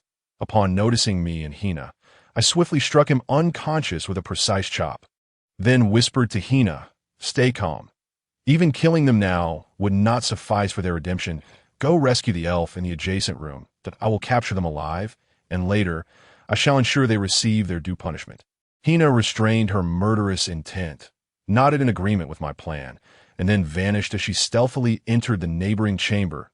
I had already devised a plan for dealing with this man, though I was somewhat reluctant to approach Helentan, as she always finds ways to torment me whenever I enter her domain. However, I am certain she would not refuse a few gifts from me. Helentan is one of the 7 great demons. Representing, Helentan had once told me that she would extract every last drop of essence from those who harbor fantasies about her, only to have them turned back by her, ultimately ending their lives in a series of. According to her, this method allows her to savor the most exquisite and ultimate despair, which demons particularly relish. Delivering these individuals to Helentan would undoubtedly leave them in a state of eternal torment, unable to live or die. Yet, I have always found it curious that demons are an asexual race. Why do other demons choose to adopt male forms while Helentan embodies both aspects? But that is a thought for another time. I transformed into the likeness of the man I had just incapacitated, concealed my presence, and entered the room. The others, upon seeing me walk in, were hardly surprised. A few of the shifty-eyed fellows immediately began to jest. "You are indeed famous for being a quick draw. That was barely 2 minutes. Round trip, that I told you to control yourself. Do you want me to ask Lord Margaret to bring you some healing potions? By the way, did that elf not react to your presence?" Ha ha ha ha ha. I paid no heed to their crude remarks, for my gaze was fixed entirely on the surgical table draped with filthy sheets. My magic core throbbed violently, an uncomfortable sensation akin to having a bone lodged in my throat. I clenched my fists tightly, my eyes fixated on the person lying upon the table. There was a long-lost kinship. It was the fruition of blossoms that had endured the scorching heat of summer, now bearing fruit. It was the bittersweet ache of reunion, the unresolved fate of Anna. On he lay before me, deep within the thicket maze. Even though we had never met, I was utterly certain that this man was indeed On. The little boy from Anna's memories had now grown into a man, his once cherubic face devoid of its youthful innocence. Aang's current state was exceedingly frail, teetering on the brink of death. The only solace was his indomitable will. Even as his magic essence had run dry, every cell in his body still desperately sought the sparse magic in the air. I let out a quiet sigh of relief, releasing a small amount of magic essence into the air, allowing him to barely sustain the functioning of his life, temporarily escaping danger. As long as I was here, he would not perish. I now had to capture the vermin lurking in this place. The men noticed my unusual demeanor and cast suspicious glances my way. Some among them were even sharp enough to perceive the magic essence I had released in the room, prompting them to question me. "Are you out of your mind? Do you have any idea how much effort it took to drain the magic essence from here? Have you gone mad, playing with elves? Watch me as I thrash you." A towering man raised his hand to strike me, but in my eyes, his movements were painfully slowed. I casually grazed my fingernail against his wrist and resumed my previous posture. Facing away from him, the others, it appeared as though I had made no movement. That man's hand simply fell away without warning. After a prolonged 2.5 seconds, he finally realized he had forever lost his right hand. Accompanied by a scream, the others came to understand just how dangerous I was. They no longer cared about Ong on the surgical table and immediately unleashed their magic essence, transforming into a horde of long-haired, pointed-eared, long-nosed, snarling monsters with razor-sharp fangs. However, These seemingly feral creatures appeared as fragile as newborns in my eyes. Not to mention Singer's son. Even Charles could effortlessly dispatch 2 or 3 of them, even at their utmost. They would struggle to surpass the threshold of mid-tier elves. Such pitiful wretches held no appeal for me to engage. I sprang into action, darting past them like a flash of lightning, and then, with a graceful spin, I returned to my original position. They had yet to grasp what had just transpired when they beheld over 10 magic cores materializing in my hands. My movements were as precise as a surgeon's. And by the time they comprehended the situation, their chests were already empty. Deprived of their magic supply, they collapsed to the ground. The foul cores pulsated above my palm, eliciting surprise within me, for I had never encountered such peculiar cores. They resembled both human hearts and the magic cores of magical creatures or elves. If their rich magic essence could classify them as magic cores, then the blood and flesh flowing within them, akin to hearts, remained inexplicable. Moreover, I had long been perplexed about how these individuals from the underground city infiltrated the thicket maze. Could it be that Margaret employed some means? Regardless, if they were magical creatures, even without their cores, their bodies would not decay. When I delivered them to Helentan, reinserted their cores, they would surely revive. Now, I needed to awaken the fellow at the entrance to interrogate him thoroughly. Having contemplated all this, I used magic to package their cores and bound their bodies with the iron chains from earlier. Subsequently, I arrived at the doorway and tightened an iron chain around the neck of that lecherous man. Dragging him into the room, I had no desire to sully my hands with the likes of such scum, so I effortlessly conjured a sphere of water and splashed it onto his face. Having infused it with a touch of ice magic, he was immediately drenched in a refreshing chill. The temperature was just right, leaving him bewildered without causing any harm to his mind. He shuddered violently, staring in confusion at the person before him, who bore an uncanny resemblance to himself. Just as he was about to inquire, he found himself captivated by the gaze of his own reflection. This was the enchanting effect of my fairy eyes. While it bore little influence on those of equal prowess, it proved remarkably effective against individuals with low combat capabilities or those who had lost their will to fight. However, being entranced by one's own eyes was rather repulsive, and I stifled my nausea to ask him, "Why are you here?" He immediately replied with unreserved candor, "We are here under the orders of Lord El Capon and Lady Marguerite to conduct a core separation experiment on that male of the elven race. Due to the unique structure of his body, all those who came before us have perished. We are the 4th group of experimenters to arrive." This aligned with what I had overheard moments ago, prompting me to continue my inquiry. "How did you manage to enter here?" "We underwent human modification prior to our arrival. We are all death row inmates sentenced by the brave lord for engaging in forbidden human experiments. And thus we were forcibly infused with elven blood. Those who exhibited rejection symptoms had already died before we arrived. Therefore, we are considered half-elves, and with the protective magic bestowed by Lady Marguerite, we were able to enter directly."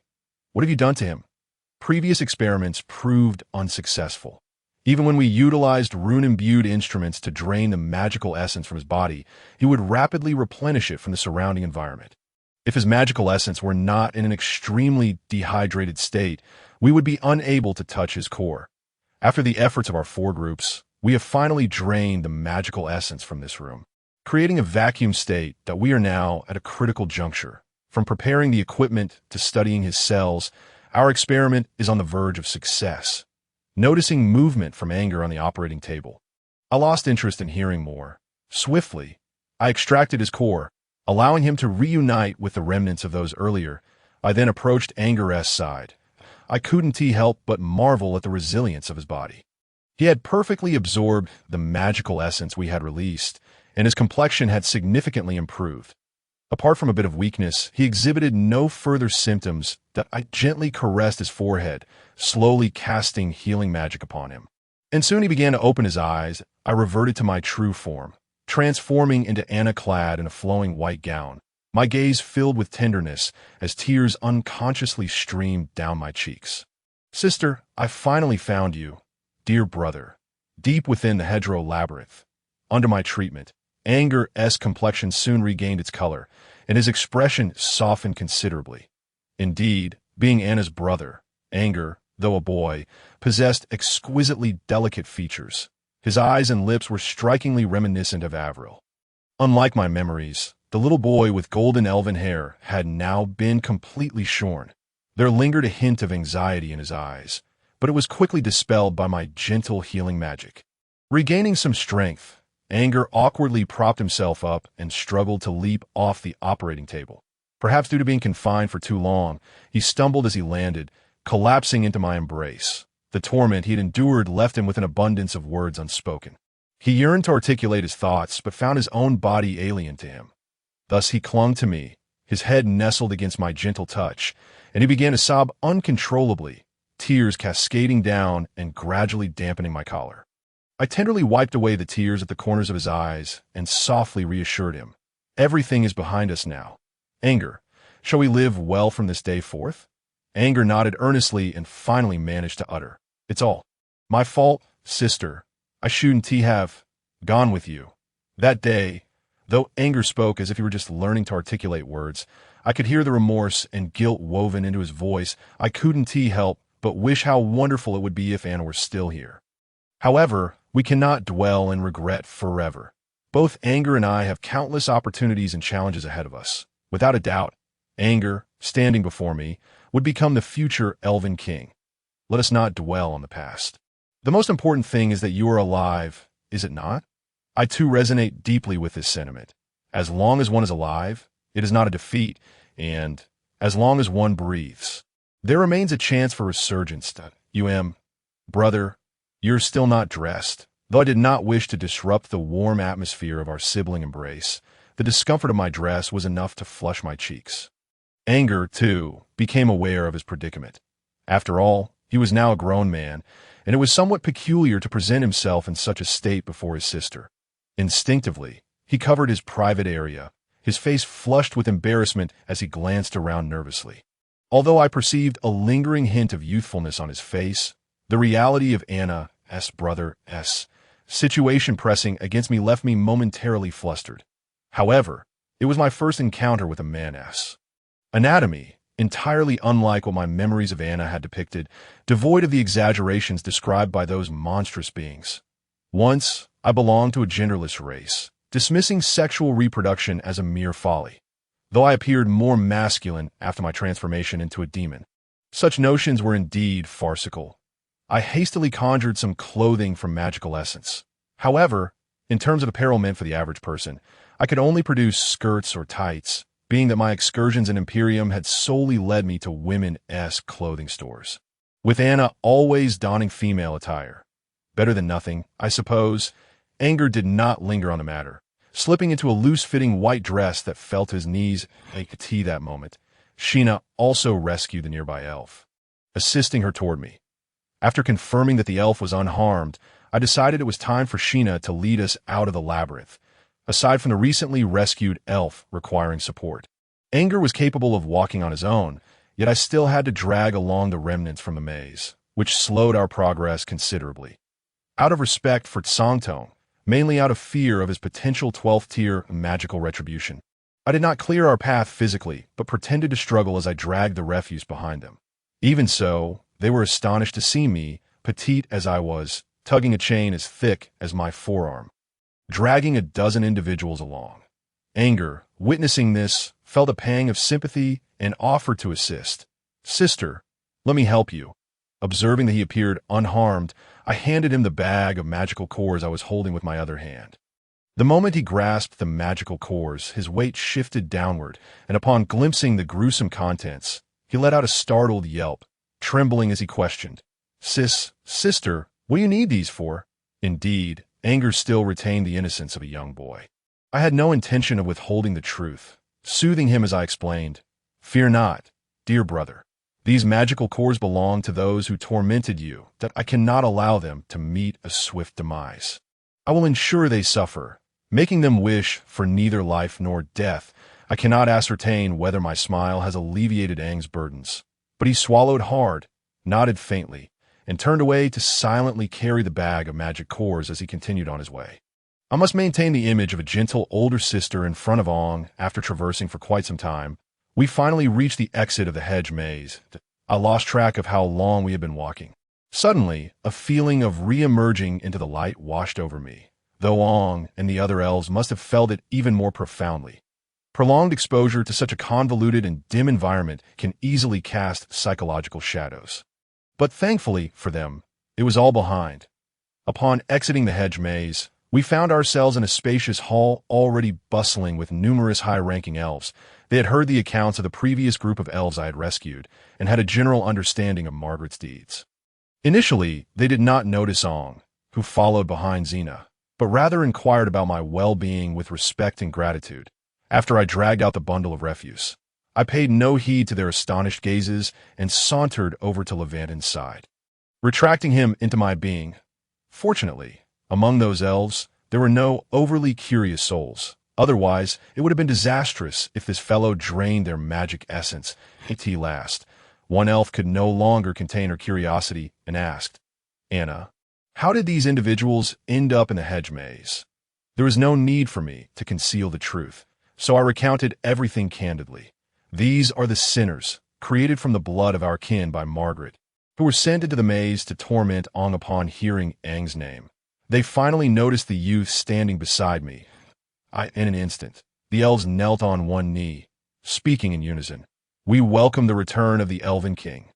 In the heart of the enchanted forest, within the palace beneath the ancient cedar, everything unfolding before Ong appeared surreal, as he gazed at the elves bowing before him, momentarily rendered speechless that I approached Ong from behind, gently tugging at the hem of his garment, prompting him to react, and he bashfully said, "Please, you may rise." The elves then stood, observing the young man before them. Eagerly, one elf proposed, "Let us hold the coronation ceremony now."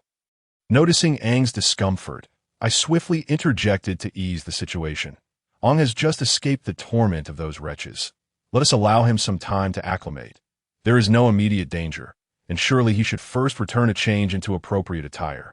Should he not? Ong nodded vigorously in agreement. I defer to my sister. The elves found my reasoning compelling and consented to postpone the coronation ceremony, deciding instead to grant him a period of rest. I requested Xena to arrange for some elves to craft suitable garments for Ong, instructing the high-ranking elves to keep a watchful eye on the bound refuse, before accompanying Ong back to the small house we once inhabited. This little dwelling had long been devoid of elven residents, and a thin layer of dust had settled on the furniture and floors. With a composed gesture, I wielded the wind elemental magic to swiftly clear away the dust. Ong gazed melancholically at the room filled with familiar relics and quietly approached Anna's portrait. "Actually, you are not my sister, are you?" I was momentarily at a loss for words, surprised that despite my efforts to mimic Anna's mannerisms and speech, Ong could still discern the truth. Noting my silence, Ong continued without turning, "I do not know your relationship with my sister, but I am truly grateful that you came to rescue me in her likeness. Although Margaret had told me long ago that my sister was no more, the moment I first saw you, I was overwhelmed with excitement." Ong, I interrupted gently, "I will tell you everything about Anna." I then recounted all that transpired from the moment Anna and Ong were separated until their re-encounter, including the truth of Anna's demise at my hands that I wished to keep nothing from Ong, as concealing the truth would be a desecration of Anna's wishes. I had never intended for Ong to continually mistake me for his sister. Seizing the opportunity presented by Aang's breaking of the current state, I divulged everything to him. "You are the Demon King, Leon." Aang's gaze grew icy, his fists clenched tightly, yet he found himself unable to strike at me. That it was not my intention to appear in this manner, and I had already explained this to Ong. If delivering a punch would ease his heart, I would not object. However, he managed to regain his composure, inhaling deeply before speaking earnestly. "Having undergone so much below, I can understand you. Thank you for all you have done for my sister, Demon King Leon. I prefer you call me Liana, as it is the name your sister bestowed upon me," I continued. "At your coronation ceremony, I will return to you the half of the elven core that I seized from Margaret, and you shall become the next elven king. In doing so, I will fulfill your sister's dying wish."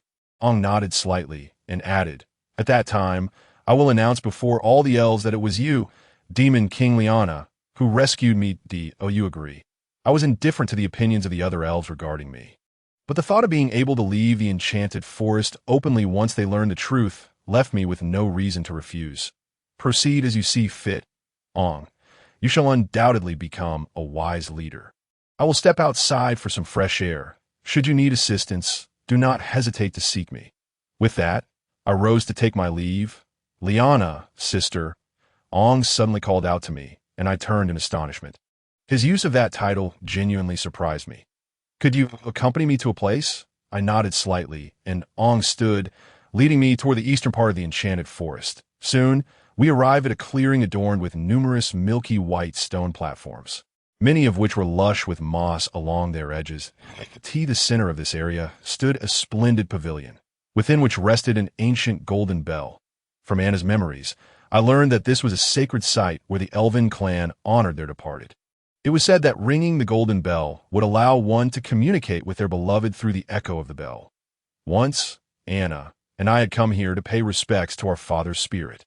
Though the bell did not convey his essence, I understood that the souls of elves who perished in foreign lands could not return to the enchanted forest, yet I still wished to attempt to guide them home through the sound of the bell.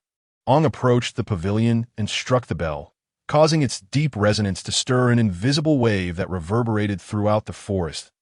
In a short while, I felt the presence of the spirits of the departed elves gathering around us.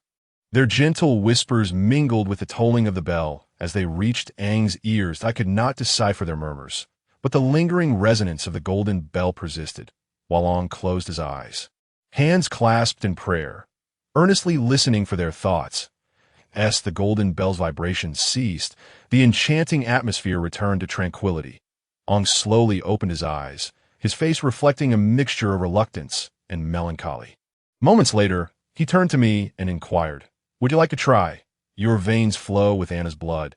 You too could ring the golden bell." That I nodded slightly, following Aang's earlier actions as I struck the golden bell and closed my eyes, awaiting their response with sincerity. The ethereal tone of the bell rippled through the air, yet I heard no reply from the spirits. Everything around me fell into an extraordinary silence, just as confusion began to take hold. I heard a familiar yet distant voice. "Thank you, Liana." I was certain it was the voice of Anna's mother, Avery, and I was astonished that she responded to my prayer after knowing everything. That I expressed my apologies to her and engaged in brief communication. Soon, I opened my eyes to see Aang smiling at me. Aang is just as gentle as mother. Realizing I had heard Avery's response, Aang's cheeks flushed slightly. He averted his gaze and attempted to maintain composure, saying, "Ringing the bell is quite taxing on one's magic essence. Let us return and rest." "Liana, sister." Very well, I returned Anger to his home, where Xena had already arranged for the elves to deliver garments and various necessities crafted for him. These garments were woven from the silk produced by magical silkworms inhabiting the borderlands between the enchanted forest and the magical continent. Not only do they possess remarkable fire and water resistance, but they also exhibit a certain degree of resilience against magic. Moreover, the fabric fashioned from silkworm silk is exceedingly durable. Even a mundane blade would struggle to sever it. The elves, with their deft hands, had remarkably crafted several exquisite white robes and trousers in no time, and even a few pairs of woven shoes made from vine and grass were presented. Observing that twilight was approaching, I exchanged simple farewells with Anger and began to meander idly through the forest. For some inexplicable reason, I felt an overwhelming sense of homelessness. Well, since I had no need for sleep, I might as well take this opportunity to thoroughly explore the enchanted forest. As day transitioned into night, the forest, save for the flickering lights around the elves' residences, grew increasingly dark. However, I had no interest in visiting the homes of other elves. The thrill of exploration lay in venturing into the unknown. Resolute in my pursuit of excitement, I flew towards the deeper shadows without a second thought that it was impossible not to admire the breathtaking beauty of the enchanted forest. Even at dusk, the vibrant green fireflies and the shimmering starlit sky cast enchanting shadows on the trees, transforming the landscape into a mesmerizing spectacle. Listening to the gentle chirping of the insects, my restlessness and anxiety dissipated entirely. I wandered through the forest, relishing this rare moment of leisure. Eventually, I arrived in an orchard where towering fruit trees were laden with translucent fruits. glowing softly like red lanterns that I plucked one and took a bite, the sweet and tangy flavor igniting a desire within me. This tiny fruit was imbued with rich magical essence, its effects rivaling that of a human healing potion. While it held little significance for me, it was undoubtedly a delightful treasure for any connoisseur. I harbored no fears of toxicity, for I possessed a resistance to poisons, and I had seen these red fruits among the supplies the elves sent to anger. I felt confident in indulging. Yet, the thought of food rekindled my fond memories of the delightful little cakes from Dington. Not to mention Charles and Eva. When I return, I must bring some of these fruits as gifts for them. For Charles, these fruits would serve as a potent enhancement to his abilities, and he would surely be overcome with gratitude. Just then, a melodious tune wafted through the air, and even someone as musically challenged as I could not help but find the melody enchanting. I wondered if perhaps this orchard was guarded by a diligent elf throughout the night. Unbeknownst to me, I had consumed quite a few of these fruits already, if they were indeed a vital resource for the elven folk. My actions could be deemed theft. Driven by curiosity, I followed the sound deeper into the orchard, which was vast and filled with fruit trees adorned not only with fruits, but also with tender flower buds, indicating that these fruits were harvested year-round. This realization eased my conscience regarding my earlier indulgence. As the flute's melody grew nearer, I began to imagine that the musician was surely a gentle and meticulous elder sister among the elves. Upon reaching the source of the sound, I discovered a moderately sized clearing within the orchard, featuring a crystal-clear pond bordered by a large stone, for where the enchanting notes emanated. The musician, hearing the soft rustle around, paused in their playing and turned warily towards me. Oh, my astonishment! I recognized at once that they were not human, but rather a familiar creature I had encountered before. "Leave this place," they warned, their tones stern. "This is the realm of the elves. If you wish to avoid peril, depart at once." With a playful smirk, I retorted, "Oh, what if I choose to linger? Then do not blame me." They crouched, preparing to charge at me, but upon getting a clearer look at me, they abruptly slid to their knees in a dramatic fashion. "Master, master!" they exclaimed, their tail wagging eagerly as they rubbed their furry face against my leg. "I have missed you so much, Griffin. Since when can you speak? And you've certainly made great strides in power." Griffin nuzzled against my calf, tickling me, and I noted that he had transformed into a lower-tier demon.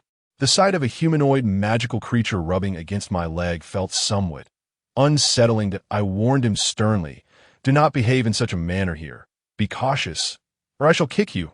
Griffin, ever perceptive, promptly sat to the side, adopting a respectful demeanor as he began to recount his experiences during my absence. "Master, after you left, that insufferable forest lord, Margaret, deemed me too weak, exclaiming, 'Even the demon King Leon has fallen. How can I keep such a pitiful creature as a pet?' She then abandoned me in the forest. I wandered aimlessly, nearly starving, until I stumbled upon a few kind elves who offered me these fruits to eat, and, seeing my plight, took me in. Initially, I merely enjoyed the taste of these fruits, but before long, I evolved. They taught me to speak, and, fearing I would be bored, even showed me how to play the flute. In gratitude, I offered to guard this orchard, and thus, I have remained here. That I had indeed been somewhat worried about Griffin, but it seemed he had not attracted Margaret's attention, or he might have already met a cold fate. A foolish creature with unexpected fortune. Yet his transformation into a lower-tier demon made me hesitant to keep him by my side, for he had once been an adorable big cat. Even if he reverted to his former self, the thought of how he had changed left me feeling uneasy.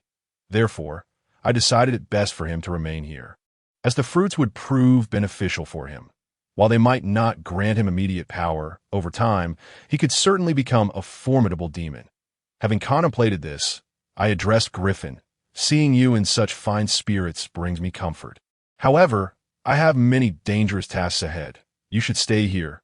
Griffin hesitated momentarily, but ultimately accepted my decision with enthusiasm, for he preferred a carefree existence in the orchard over a perilous life by my side. Not only were there nourishing fruits for him to consume, but various elven sisters visited daily to play with him. What an ungrateful creature! Nevertheless, it was indeed for the best that he did not accompany me. I briefly explained the current situation among the elves to Griffin, urging him to maintain good relations with them.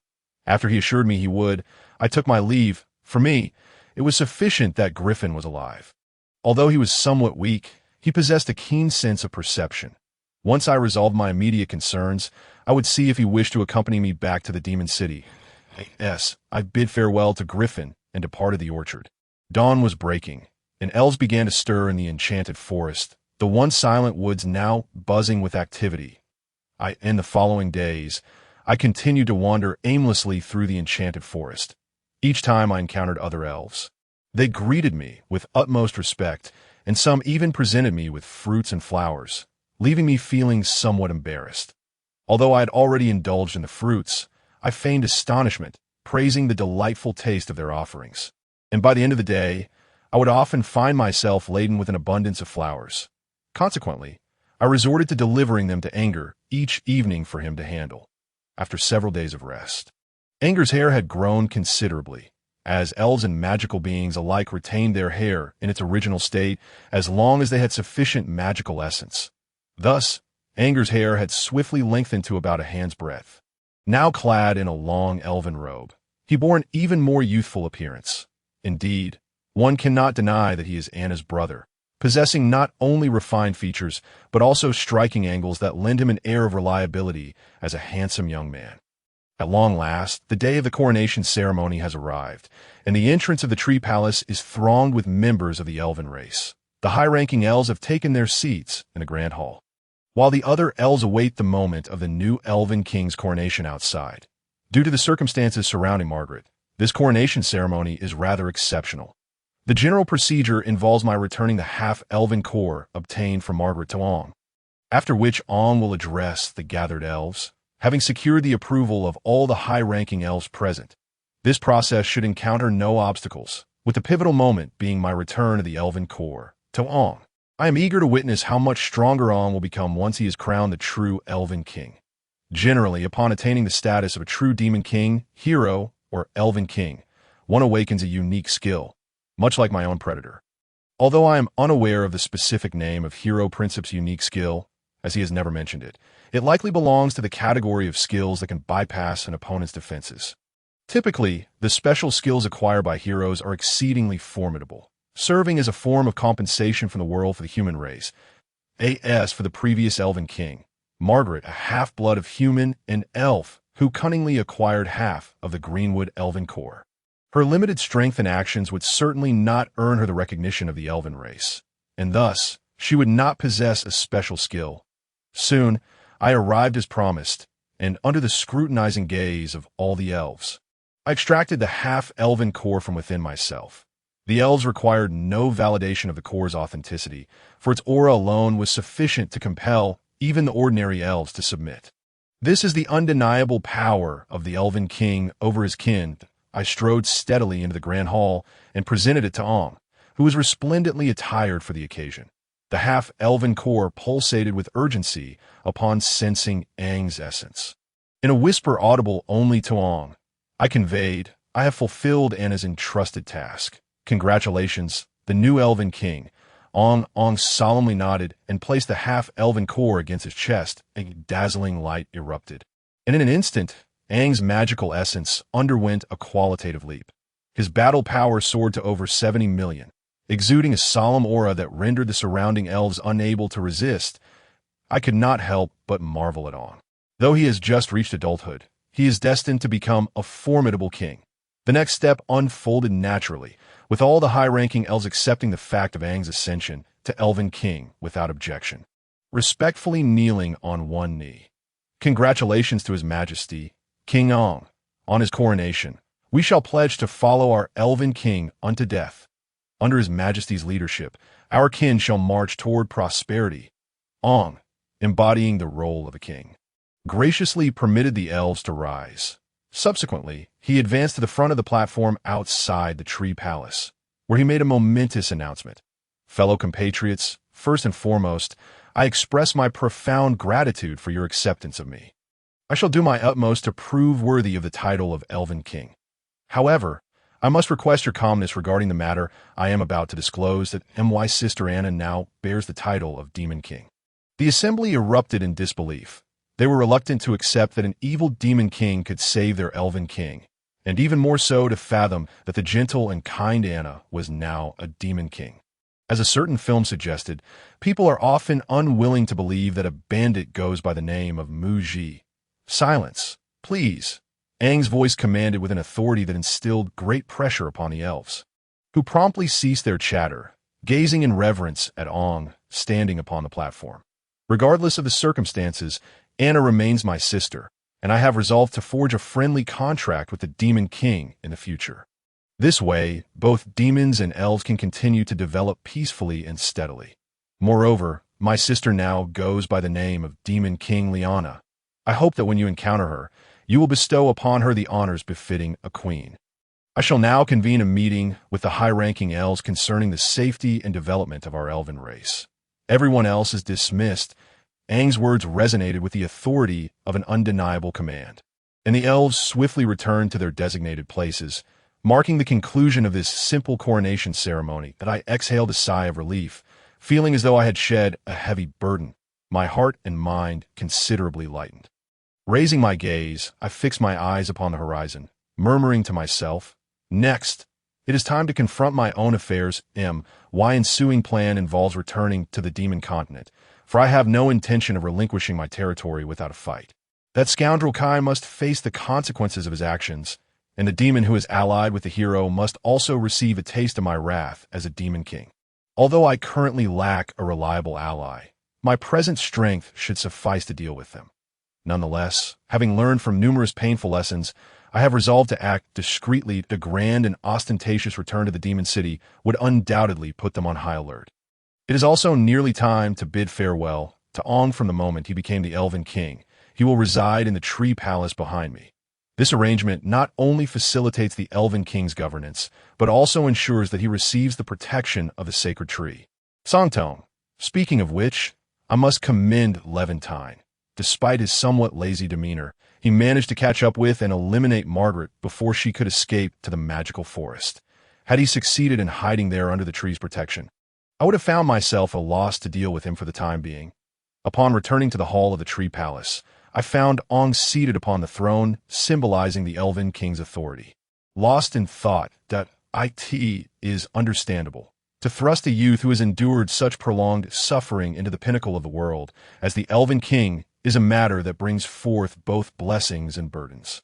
With greater power comes greater responsibility. The age-old truth remains. Those who are capable must bear the greater share of the labor. Aang, catching sight of me from the corner of his eye, quickly dispelled the look of confusion from his face and, with humility, addressed me. "Sister Liana, what brings you to seek me?" I hastily clarified my purpose. "I have come to bid you farewell. On I intend to return to address my own matters." Upon hearing that I was leaving, Aang immediately set aside the airs of an Elven King, leaping from his seat to grasp my wrist. "Sister Liana, are you leaving so soon? There is a grand banquet this evening. I hope you will stay to attend." "Even so, I must prepare to return for my own affairs," that I replied. "From here on, the matters of the Elven race will require your direct involvement." "Wait, did you say banquet?" I recalled hearing from Charles that this was a lavish gathering hosted by human nobility, known for its abundance of delectable food. Aang nodded, his expression tinged with regret as he said, "If Sister Liana insists on leaving." No. I shall attend the banquet." I interrupted before he could finish that if there would be an abundance of food, then I had no qualms about staying for one more night. Aang looked bemused by the sudden shift in my demeanor, scratching his head while observing my eager expression, and then asked in bewilderment, "Could it be that Demon King Liana has never attended a banquet?" This question struck a deep blow to my pride as a demon king.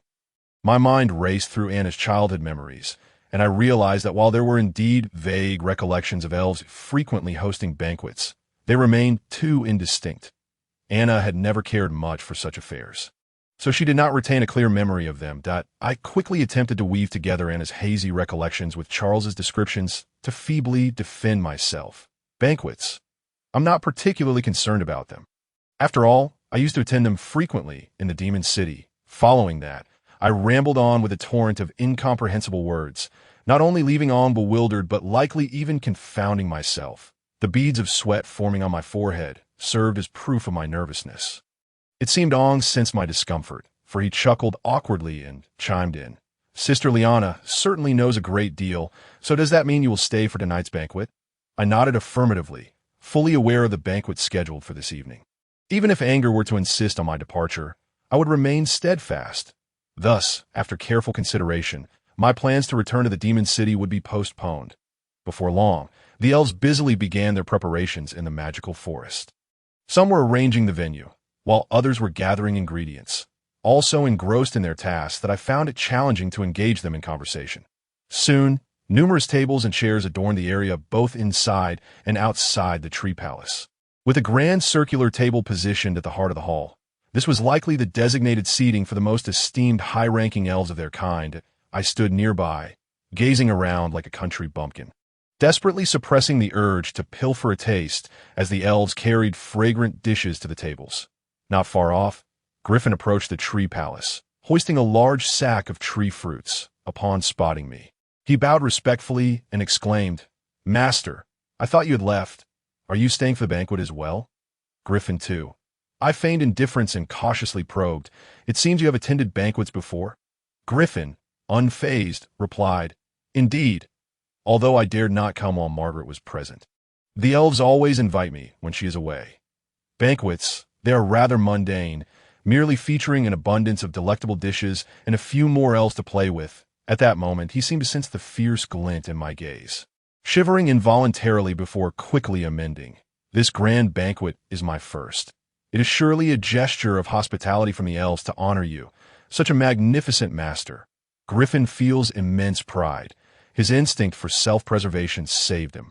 Especially as I had briefly contemplated whether to castrate him before departing, leaving him amidst a throng of females in the magical forest, I decided to let him off this time. However, I had a small favor to ask of Griffin, so I leaned closer and whispered, "Later, could you return to your dwelling and gather some fresh tree fruits for me to take along?" Naturally, Griffin could not refuse. He entrusted the sack of fruits to a nearby elf and swiftly dashed back to the orchard. Once I acquired the fruits, I intended to visit Dishin Town, for they had cared for me so well. Bringing them gifts would be a fitting gesture. Additionally, I found myself longing for the culinary delights of Dishin Town. It would not be excessive to treat myself to a few meals hosted by Charles in gratitude for such precious gifts. I could see that moment. Anger found me, tapping my back and saying, "Sister Liana, it is nearly time to commence the banquet. Let us return to the tree palace." Hooray! Soon, the elves of the magical forest gathered at the base of the ancient tree, Santong, apart from Griffin and me. The two foreign entities, nearly all attending, were elves. The sun had set, and the elves ignited bonfires, hanging glowing insects in glass jars upon branches and walls, illuminating the night forest in a warm, inviting light. Griffin remained outside the tree palace, mingling with the ordinary elves, while I was invited to take my seat at the central round table. After all, I was not only the current demon king, but also a benefactor who had saved Anger, the newly crowned elven king. Moreover, according to Anger, the dishes at the main table were the most sumptuous, which was another compelling reason for my attendance. Before entering the tree palace, I activated my holy magic armament. Donning an elegant black Gothic gown with lace sleeves that were relatively loose, allowing me to indulge in the feast with ease, I decided to unabashedly display my dragon horns, thus proving to the elves that I was indeed the true demon king. If I presented myself as amiable during the banquet, it would help alleviate any concerns they might have about me. Upon taking my seat, the round table was already laden with a plethora of delectable dishes. Although none of the offerings contained meat, the elves were all strict vegetarians, typically subsisting on fruits and vegetables from the forest. The variety of dishes was in no way diminished. The majority of the delicacies were entirely unfamiliar to me, as I was merely a humble mutt residing in the depths of the demon continent. Just as I was lost in contemplation over the dishes, two elegantly adorned elves approached from behind, holding 2 bottles of fine wine. They gracefully poured the wine for Anger and me, then introduced it with utmost reverence. "Demon King Liana, this is a wine crafted from our magical forest specialty, the Ningzhu fruit. Please enjoy." The Ningxu fruit must refer to the fruits from the grove that Griffin oversees. I lifted the wine glass to my nose, and the sweet aroma of the wine immediately wafted into my nostrils, evoking a dreamy, ethereal sensation. While I was still enraptured by the enchanting fragrance, Anger stood and raised his glass. Elven citizens, I thank you for recognizing me as the new Elven King. I shall strive to be a worthy ruler and lead you all to a life of happiness. Furthermore, we are fortunate to have my sister, Demon King Liana, with us today. She saved me from my torment. Therefore, I propose we toast to the esteemed Demon King Liana at the outset of this banquet. With that, all the elves raised their glasses, and I quickly stood to join them, downing the fragrant wine in one gulp. After the toast, Anger set down his glass and resumed his seat, and now I was ready to indulge in the banquet, my favorite part. I poked Anger and whispered, may I take some of this wine with me? The magical essence contained within the wine was exceptionally rich, and its effects would far surpass simply consuming the Ningxu fruit. Since I needed to bring gifts for Charles and Eva, it was no issue to take extra. Upon receiving Anger's affirmative response, I eagerly began relishing the delectable food. The magical forest specialty, the magic core grass salad, was incredibly fragrant and refreshing, while the stewed leaves of the fragrant tree were delightfully tender. Though entirely vegetarian, each dish possessed its unique flavor. I must mention the forest berry millefeuille cake, crafted with plant-based cream by the elves. Its sweet and tangy taste was remarkably layered, and I inadvertently devoured 3 or 4 pieces on my own. The elves continuously refilled my glass, and before I knew it, I found myself slumped in my chair, clutching my stomach. Ever since my last encounter with Eva, I had been particularly cautious with alcoholic beverages. Through my impeccable self-control, I had mastered the art of maintaining a tipsy state without succumbing to inebriation. I glanced at Anger and the other elves, who were eating elegantly, taking small bites and sipping delicately, unlike my unrestrained indulgence. Embarrassed, I straightened up in my chair, striving to uphold a dignified demeanor. The elves exchanged amused glances at my carefree demeanor, finding me endearingly boisterous rather than impolite. Clearing my throat, I addressed the high-ranking elves present. Dear elven sisters, I wish to temporarily entrust Griffin to your care.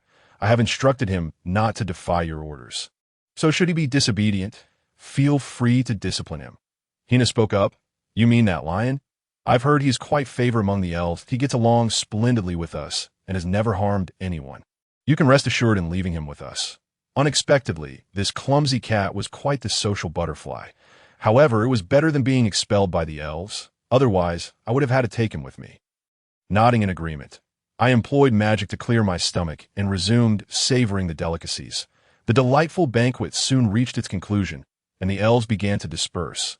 The elves would handle the cleanup. And the fruit wine I requested from Anger was prepared in bottles. While Griffin had packaged the Ningxu fruits for me, I gathered them all into a bag and carried it in my hand.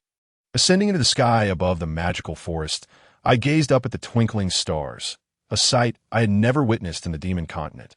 What challenges lay ahead, I could not say for certain. Sister Liana, as I turned to glance back, I saw Anger soaring towards me.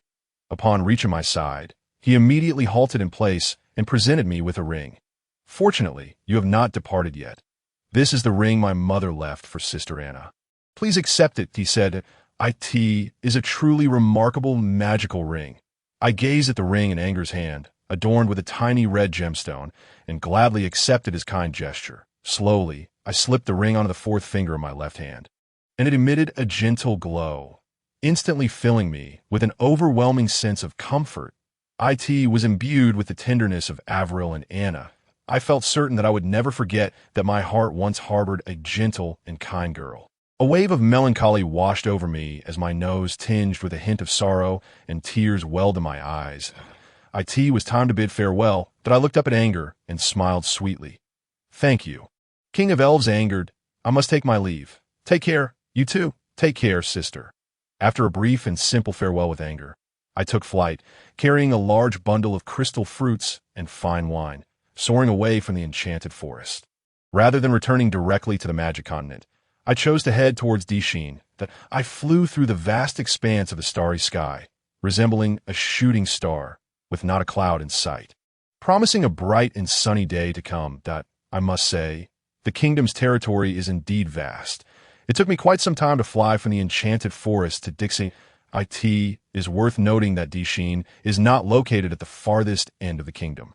Should I venture from one end of the kingdom to the other, even I would require a full day of flight. The kingdom's extensive domain can be attributed to its remarkable diversity of races. As far as I know, the kingdom's army is primarily comprised of humans and various subhuman races.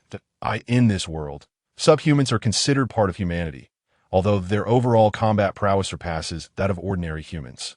Their potential is rather limited. They consume human food, work, and live like humans, and their core is fundamentally similar to that of human hearts. The only distinctions lie in their appearance, lifespan, and the deeply ingrained prejudice and discrimination humans harbor against them. Unlike humans, elves, and monsters, they lack the existence of heroes, elf kings, and demon lords, leading to their conquest and absorption by humans long ago. These subjugated races are undoubtedly perceived as failures in the eyes of humanity, and those unwilling to submit and seeking to resist face extermination by the kingdom, resulting in a significant decline in subhuman populations. In fact, the blacksmith Byron, who once gifted me the branch of ruin, has dwarven ancestry, albeit diluted.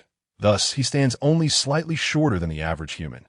Dwarves excel in various crafts, and Byron inherited this lineage's exceptional traits, becoming an outstanding blacksmith capable of forging the branch of ruin.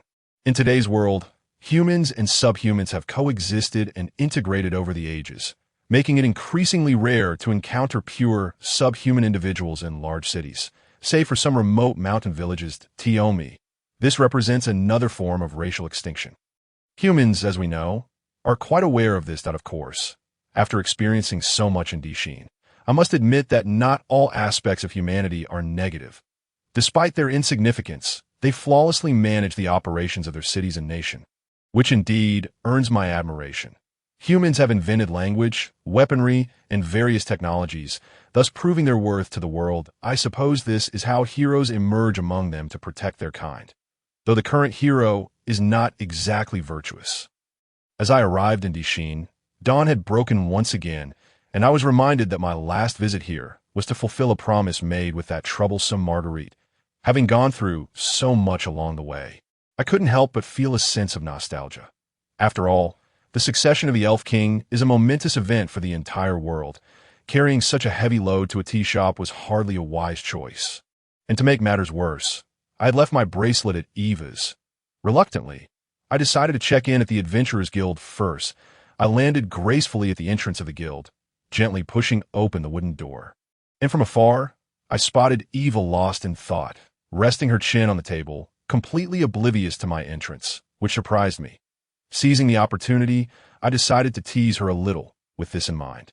I quietly placed my bag beside the door and tiptoed over to the bar. I intentionally muffled my voice, adopting a deep tone as I spoke. "My dear, are you daydreaming here? Thinking of me?" Startled by my sudden strange voice, Eva let out a yelp, and upon realizing it was me, she scolded, "You nearly gave me a heart attack." I stuck out my tongue and sat on a high stool at the bar, admiring the beauty before me. Eva was still in her signature dress, her makeup refined and mature. I had to admit she was truly a woman of great allure. It had not been long. But had little Liana grown up? Eva was mirroring my actions from behind the bar, her sparkling eyes fixed on me, a curious look on her face that I proudly lifted my chin and declared, "Of course, I am now a genuine adult." My physique had nearly matched Anna's, and I had grown quite a bit. In the eyes of humans, I was now a blossoming young woman. Unexpectedly, while I spoke, Eva seized a moment and swiftly attacked my chest with her hands, then further intensified her assault by squeezing.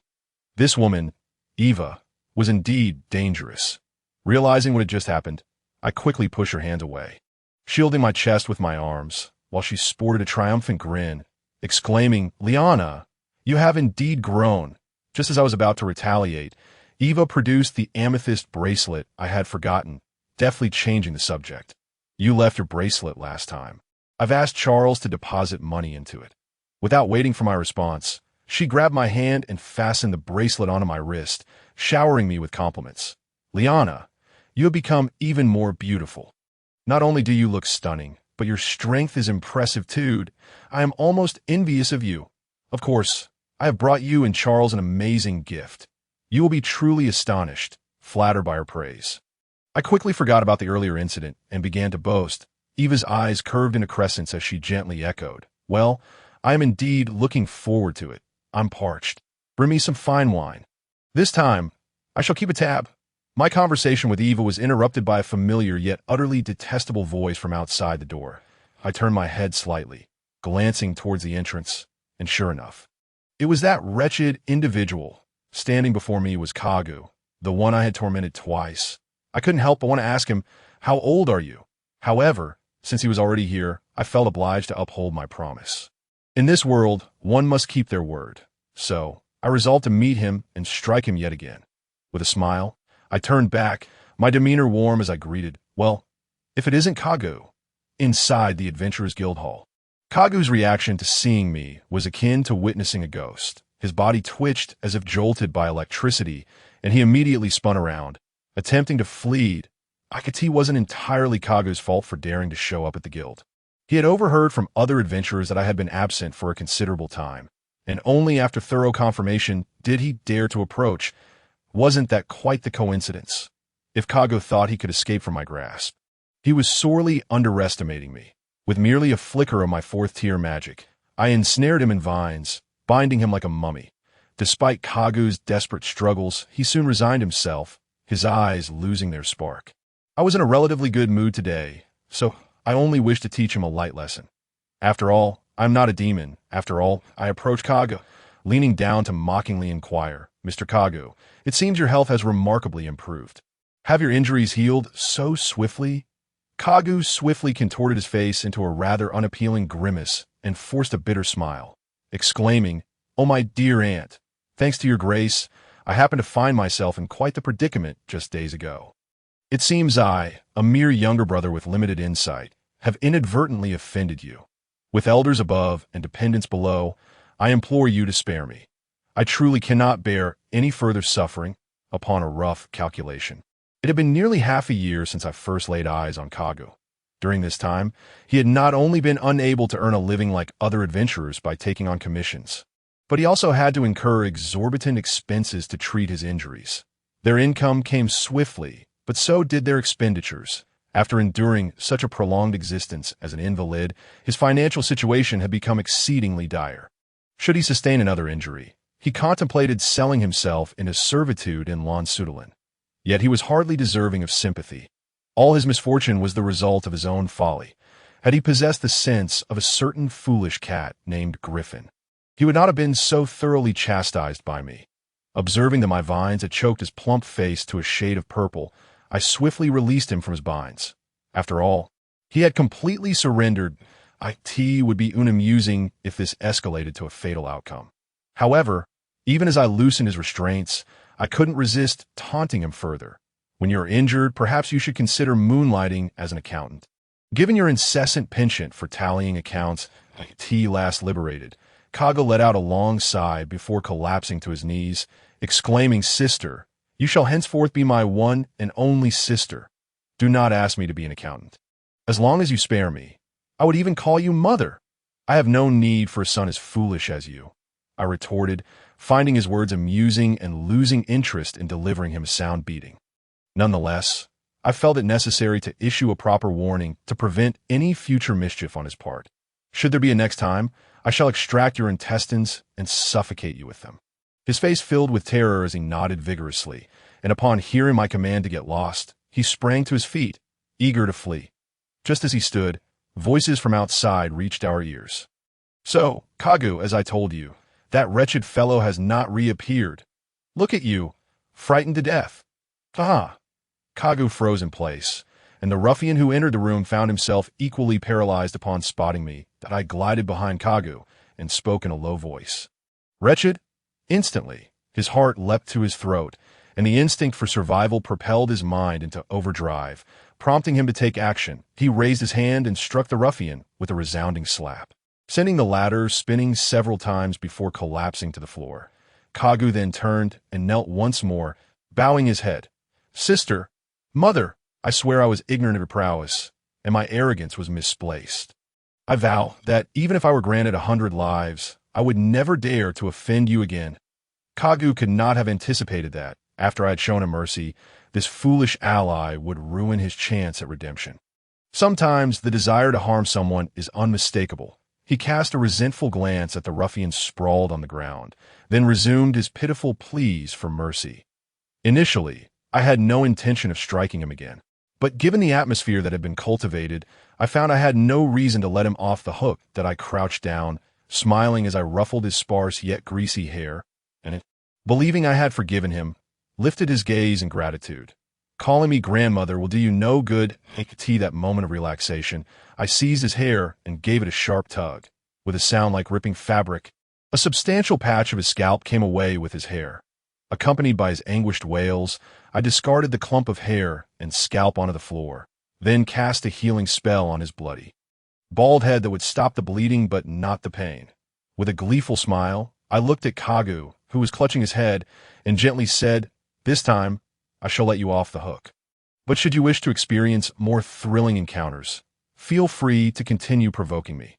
Kagu immediately declared that he would never dare again, and without a second thought for the ruffian, he hurriedly fled the scene. Witnessing the entire exchange, Eva erupted into delightful laughter after I had tidied up Liana-chan. "You're so young, yet already a mother," she teased. I shrugged in resignation, replying, "Please spare me. If I truly had such an ugly creature for a son, I would go mad." Eva gazed at me with sparkling eyes, then began to vent her frustrations.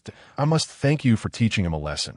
That fellow always brings unruly company to the shop, bullying new adventurers and causing havoc when they drink too much, often damaging our tables and chairs.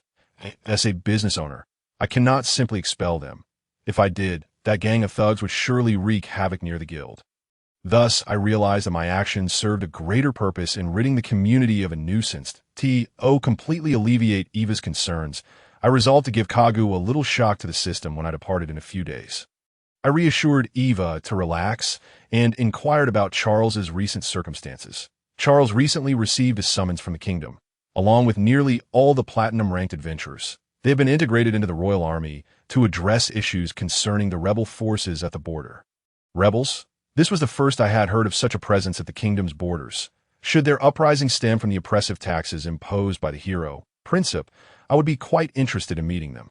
At the northernmost edge of the kingdom lies a city named Goldenton, once inhabited by demi-humans. Surrounding this city were the Frostwolf clan, the Great Fawn clan, the Finfolk, and other minor demi-human races.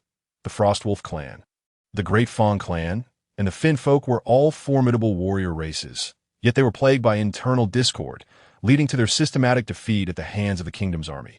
The defiant Finfolk were swiftly annihilated through brutal means. The Great Fawn clan, due to the unique structure of their teeth, had once traded them as commodities but ultimately vanished from history due to population trafficking and their inability to interbreed with humans. In the end, only the Frostwolf clan and a few lesser races managed to survive. Although the Frostwolves were also targeted for trade, their remarkable reproductive capacity allowed some demi-humans to escape and thrive in the primal forests, effectively preserving their lineage. Additionally, the Frostwolf clan exhibited remarkable unity. Not only did they share a profound understanding among themselves, but they also possessed excellent teamwork, making them prime candidates for integration into the royal army. As long as they adhered to the kingdom's laws and obeyed the king's commands, they would not face extermination, and the Frostwolf clan became a successful example of demi-humans integrating into human civilization. However, due to the extensive exploitation by Hero Princess following his defeat of the Demon King, particularly the cruel persecution of demi-human races, the flames of rebellion were ultimately ignited within the Frostwolf clan. A powerful leader emerged among them, the strongest figure in their history, capable of transcending racial boundaries and leading his kin against human leaders. He dubbed himself the Guide and led the Frostwolves, along with other demi-human races and the oppressed, into Goldenton, publicly executing the Duke there and brazenly seizing control of the border city. Unlike humans, the Guide did not resort to slaughtering or pillaging the townsfolk. Instead, he abolished their exorbitant taxes and assisted war-displaced civilians in rebuilding their homes. Consequently, Goldenton transformed into a beacon of hope for the oppressed, attracting countless individuals unable to bear the kingdom's heavy taxation. This influx further bolstered the ranks of the rebel forces. As the rebellion expanded, the flames of conflict spread to neighboring cities, where the beleaguered populace, equally exhausted from oppression, rallied in support, allowing the rebels to swiftly capture several key towns. Initially, the kingdom paid little heed to the existence of the rebels. Having suppressed numerous uprisings among the lower classes in the past, in their eyes, it was sufficient to merely dispatch troops, and this ragtag group would instantly crumble. However, the forces sent forth vanished as if they had never existed, with not a single soldier returning alive. This alarming development inevitably drew the attention of the kingdom's higher echelons. The kingdom was already grappling with the issue of the insectoid menace at its borders, a situation that had drained considerable manpower and resources. Now, faced with an uprising in the border city, they found themselves stretched thin. Out of sheer necessity, the kingdom resorted to conscripting adventurers, led by the Grand Commander of the Royal Guard, Sabonis, to quell the rebellion in Goldenton. I learned of the uprising's general intelligence from Eva, and I found myself intrigued by this audacious insurgent group daring to defy the kingdom. I had no intention of aiding either the kingdom or the rebels. After all, I had my own myriad of troubles in the magical continent awaiting resolution. However, if our objectives aligned with those of the insurgents, perhaps I could discuss potential collaboration with the individual who called himself the Guide. Most of the adventurers summoned this time were lured by the kingdom's generous rewards, but Charles was invited by the state due to his previous completion of a contract to slay the Viper. Singer's son. I genuinely feared for his safety. It dawned on me that Charles's involvement in this affair stemmed from my act of killing Singer's son. Observing Eva's worried expression made me realize why she had appeared so distracted and lost in thought of the bar when I first arrived.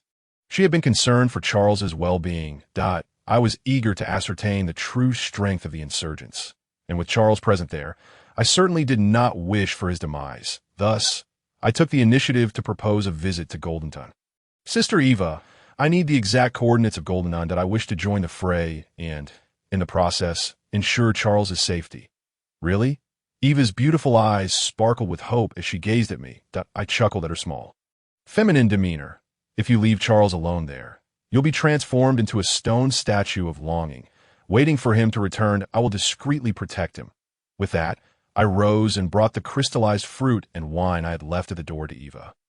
The moment she sensed the magical essence emanating from it, her jaw dropped in astonishment. Is this the scent of crystallized fruit? Did you raid the magical forest? I found myself momentarily at a loss for words. I refrained from disclosing the matter of the elven race to her, and simply explained that these were gifts from the elves, assuring her to accept them without worry. After all, if I were to confess that I was the Demon King, who had simultaneously vanquished both the underground Emperor, El Capone, and the Forest Lord, Marguerite, while also being the sister of the current Elven King and having attended the Elven banquet, such a tale would be met with disbelief. Even by a dog, this kind of narrative belongs solely to outdated Isekai novels. Therefore, it would be best to wait until they were psychologically prepared before revealing my true identity. Once I had calmed Eva's astonishment, I began to inquire about the coordinates of Goldenton. With Charles absent this time, I could not brazenly waltz into the municipal hall to utilize the teleportation magic. Relying solely on flight would take me at least a day. So I resolved to set off immediately to locate Charles in the shortest possible time, as for warning Kagu, that could wait until my return. Given his recovery rate, he wouldn't be leaving his quarters anytime soon. What troubled me most was that I had yet to savor the delightful little cakes. Nonetheless, pressing matters took precedence, and I could only suppress my cravings, intending to resolve this situation first. Once I retrieved Charles, I could rightfully expect him to treat me to a feast, and I would merely need to remind Charles of his affluent status to enjoy a variety of delicacies. Without further ado, it was time to embark on my journey. Just as I had reunited with Eva, I was to part ways once more. "Hey, Levinton, can you pick up the pace a bit?" I chided, voicing my grievances to Levinton. Ever since my last experience with Levinton's astonishing speed, I had taken to summoning him whenever urgent matters arose this time. However, it felt as though he was slacking off, despite lacking concrete evidence. I knew this precious creature needed occasional motivation. A fleeting aura of resentment passed over Leviton. Had I misjudged him? I did not care. I was convinced he could fly faster. After all, he had pledged his allegiance to me, and it was his duty to exert himself fully for my sake. Besides, I had never treated him poorly. After flying for half a day, Leviton finally approached Goldenton. The journey deepened my appreciation for the kingdom's vast expanse. It was evident that the kingdom had once been governed by remarkably powerful leaders, enabling the acquisition of such extensive territory. Thankfully, the kingdom had a leader capable of uniting all human-inhabited lands, allowing them to contend with monsters and elves alike. However, no regime can maintain eternal dominion. Even the most stable monarchy cannot withstand the prolonged reign of an inept ruler. Moreover, there was a hero, Princip, who acted like a parasite. The insurgent forces were a manifestation of the kingdom's internal discontent. Before I could ponder further, Leviton hovered above Goldenton. I gazed down. I was astonished to observe the city thriving, with no trace of the conflict that had once plagued it. Humans, demi-humans, and various mixed races populated the streets, while the garrison was actively repairing dilapidated buildings. Most strikingly, I could see the longing for a happy life reflected in their faces, alongside their affection for the insurgents, and why curiosity about this guide grew ever stronger. For rulers, winning the hearts of the people is worth far more than gold. However, there is little use in speculating about him before meeting him, so I elegantly descended onto the main thoroughfare of the city, hoping to catch the attention of those nearby. To my surprise, the local citizens appeared entirely unfazed, as if my presence was of no significance. Had I become a jester? Thankfully, no one seemed privy to my thoughts, and I quickly composed myself, pretending to stroll nonchalantly down the street. Just then, a soldier with wolf ears came sprinting toward me, bowing respectfully. "This young lady is a stranger, I see. Your prowess is remarkable. May I inquire if you would be interested in joining our insurgent forces?" At last, someone had noticed my exceptional abilities, lifting my spirits considerably. Observing his courteous demeanor, I noted it was far superior to that of the soldiers guarding the city. I politely responded to his inquiry. "I appreciate the offer, but I am not interested in joining the insurgents. However, I am very eager to meet your leader. Could you assist me in making an introduction?" I had anticipated that expressing a desire to meet their leader upon my arrival might come off as impolite, so I endeavored to phrase it delicately. Oh, my surprise! The soldier did not take offense. Instead, he spoke with immense pride about their leader. "Our guide, Lord Herbert, is the greatest leader our Frostwolf tribe has ever known. Surely, you are aware that while demi-humans possess greater strength than ordinary humans, our potential is still quite limited. Lord Herbert is different. He is not only powerful, but also deeply cares for the people, that we willingly strive to build a realm of equality and freedom under his wise leadership, even at the cost of our lives, to fulfill this grand ideal." The soldier completely sidestepped my question, fervently extolling Herbert's grand vision. Yet as I listened to his passionate praises, my desire to meet this leader of the insurgents only intensified. Seizing the opportune moment, I interjected to remind him of my original inquiry. Only then did he seem to recollect himself, a hint of guilt in his expression as he said, My apologies that we were simply so enamored with Lord Herbert that I got carried away. Recently, the kingdom has organized troops intending to wage war against some cities we have peacefully occupied. Lord Herbert is likely occupied with those matters. As ordinary soldiers, we do not possess the authority to know his whereabouts. But you may inquire with the staff at the municipal hall." After thanking the soldier, I departed and made my way toward the municipal hall. Due to the relatively consistent layout of the kingdom city, I swiftly located the municipal hall, which once served as the emblematic center of local power. However, this hall has now been transformed into the headquarters of the insurgents.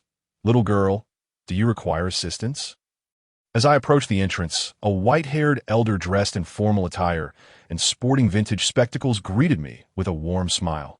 "Good day, esteemed elder. I am seeking Lord Herbert. May I inquire as to his whereabouts?" I politely expressed my intent. The old man scrutinized me for a moment before cautiously inquiring. "I am Setchins, the Minister of Affairs for the insurgents. May I ask what business you have with our leader?"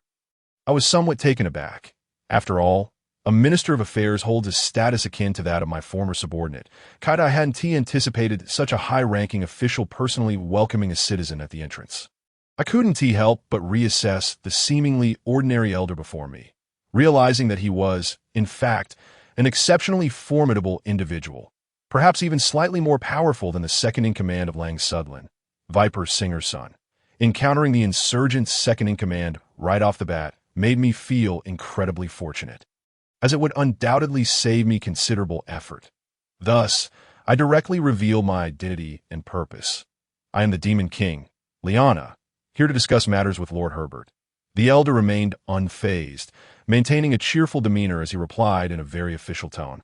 Forgive my frankness, but our leader is currently quite occupied. Even if you are... No, wait. You are the Demon King. I regarded the elder with amused interest as he finally grasped the situation, nodding as I affirmed. Indeed, I am the Demon King. If you doubt me, feel free to test my strength. Rest assured, I shall graciously forgive your impudence. The elder pondered for a moment, then, still maintaining his composure and respect, stated, I would very much like to ascertain the authenticity of your claim. Should you truly be the Demon King, I shall personally escort you to our leader. I nodded slightly and assured him, feel free to exhibit your full capabilities outside the municipal hall in Goldenton. Setchins' originally amiable gaze gradually turned icy. He assumed a fighting stance, his muscles tensed, emanating a palpable aura of danger. This was Setchins' final test of my abilities, as a mere pretender might easily be overwhelmed by his imposing presence. I clapped my hands nonchalantly, chuckling, impressive. Your aura is indeed quite intimidating. Observing my lack of discomfort under his pressure, Setchins retracted his menacing energy, feeling considerably relieved. After all, anyone who could remain unfazed in the face of his aura would likely possess a combat strength approaching 30 million. Such individuals could withstand a punch without fear of demise. Once he had confirmed my prowess, he signaled his intention to attack. Very well. I shall come at you without reservation. Prepare yourself. No sooner had he spoken than the muscles in his legs unleashed a tremendous surge of energy, propelling him towards me like a cannonball. In the blink of an eye, he was upon me, raising his hand, a fist the size of a bowl coalescing with magical energy and launching a powerful swing in my direction.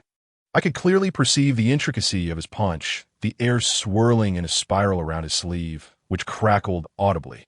Those familiar with martial arts understand that a swinging punch requires greater distance and arc than a straight or hook punch, generally resulting in a more potent strike, capable of seamlessly transitioning into an elbow strike. Clearly, Setchins was a master of combat, and the force behind this punch was undeniably substantial, aimed directly at my temple. Even Viper Singer's son would hesitate to take such a blow head-on, and Charles would likely meet his end here. However, I am the Demon King, and my reaction speed far surpasses that of Singer's son or Setchins. Instead of dodging, I leisurely raised my left arm, just before his fist made contact, skillfully blocking his strike. With a resounding thud, Setchins quickly distanced himself, fully aware that the impact he felt was not upon my temple. He was astonished. Aside from their guide Herbert, no one had ever withstood his punch. The individual before him, even if not the Demon King, possessed strength comparable to their leader. Setchins abandoned his fighting stance, bowing sincerely as he said, Please forgive my rudeness, Your Excellency, the Demon King. Your strength is beyond question. With his acknowledgement, matters became considerably easier. I straightforwardly requested, Then let us hasten to meet your leader. There's a friend of mine within the kingdom's forces, and I do not wish for him to perish there. Certainly. Setchins promptly acquiesced, summoning a capable subordinate to introduce to me. This is our insurgent advisor. He will guide you to Lord Herbert. I apologize, but I must remain here to oversee operations and cannot escort you personally. That is of no consequence.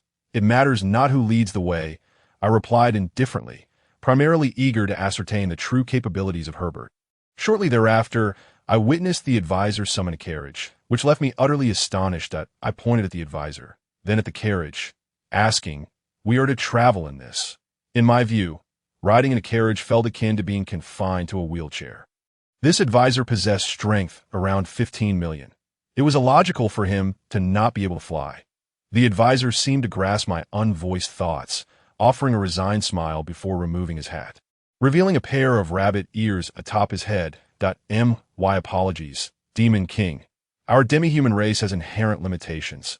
Even for a powerful rabbit man such as myself, flying is beyond our capabilities, thus I must resort to this method.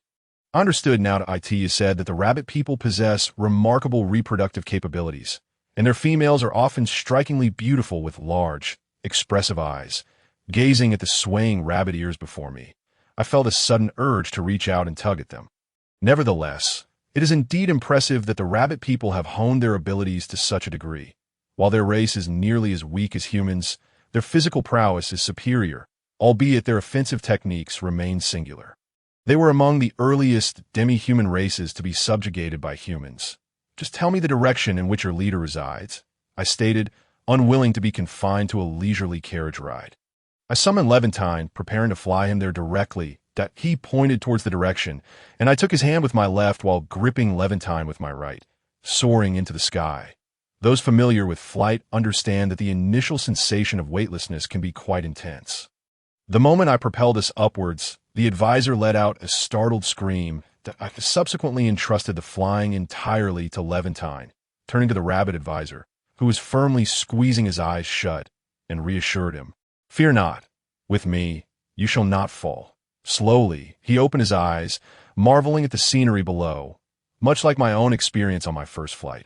Observing his awestruck expression, I felt an inexplicable sense of satisfaction. Since arriving in the human world, I had often felt uninformed. At last, I had an opportunity to showcase my prowess. Noticing his rapt attention, I called out, "Don't just gaze at the scenery. Remember to keep an eye on the path."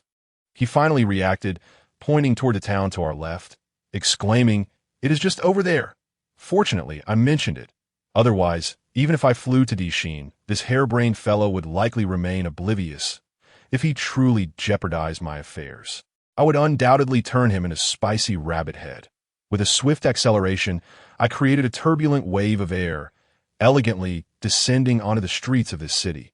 The rabbit man, caught off guard by my sudden burst of speed, became disoriented and fell to the ground, struggling to steady himself, retching yet unable to vomit, caught in a fit of dry heaves. Consider this a minor punishment for him. As soon as we landed, we were spotted by patrolling soldiers on the street. Unlike the amiable soldiers of Gold Newton, these men surrounded us with a sense of caution, demanding, "Who are you? Why have you intruded upon Harold Newton?" I chose not to hastily respond to their inquiries, knowing that once the rabbit-eared aide regained his composure, he would naturally provide the explanation. I took a moment to observe the soldiers before me. Their gear was considerably more robust. In addition to their swords, they were equipped with practical firearms. Though these weapons held only a single shot, they proved remarkably effective against formidable foes, if I were to hazard guess. The bullets were likely specially manufactured, possessing certain magical properties that, in truth, firearms were invented long ago, but due to their limited firepower and single-shot nature, they were not favored by the mighty. It is worth noting that the force exerted by a casually flicked pebble I picked off the ground far surpassed that of a firearm. Moreover, no matter how sharp the bullet, it would struggle to pierce my skin. Besides, magic holds far greater utility than such contraptions. Thus, this world remains firmly entrenched in the era of cold weapons, and it will likely continue to do so. The military's methods of siege consist of simple cannons, magic, and the erecting of ladders. Yet, even when faced with adversaries outnumbering them by hundreds, the presence of a singularly powerful individual can instantly turn the tide of battle. This is a realm where quality far outweighs quantity. I calmly sheathed Levantine and turned my gaze towards the rabbit-eared aide, who had finally steadied himself and was now rising unsteadily. He produced a small card symbolizing his rank from his pocket and said, "I am an aide from headquarters. I seek an urgent audience with Lord Herbert." Upon seeing the card, the soldiers immediately offered a respectful salute, and we were led by the chief soldier to the city tower of Harold Newton.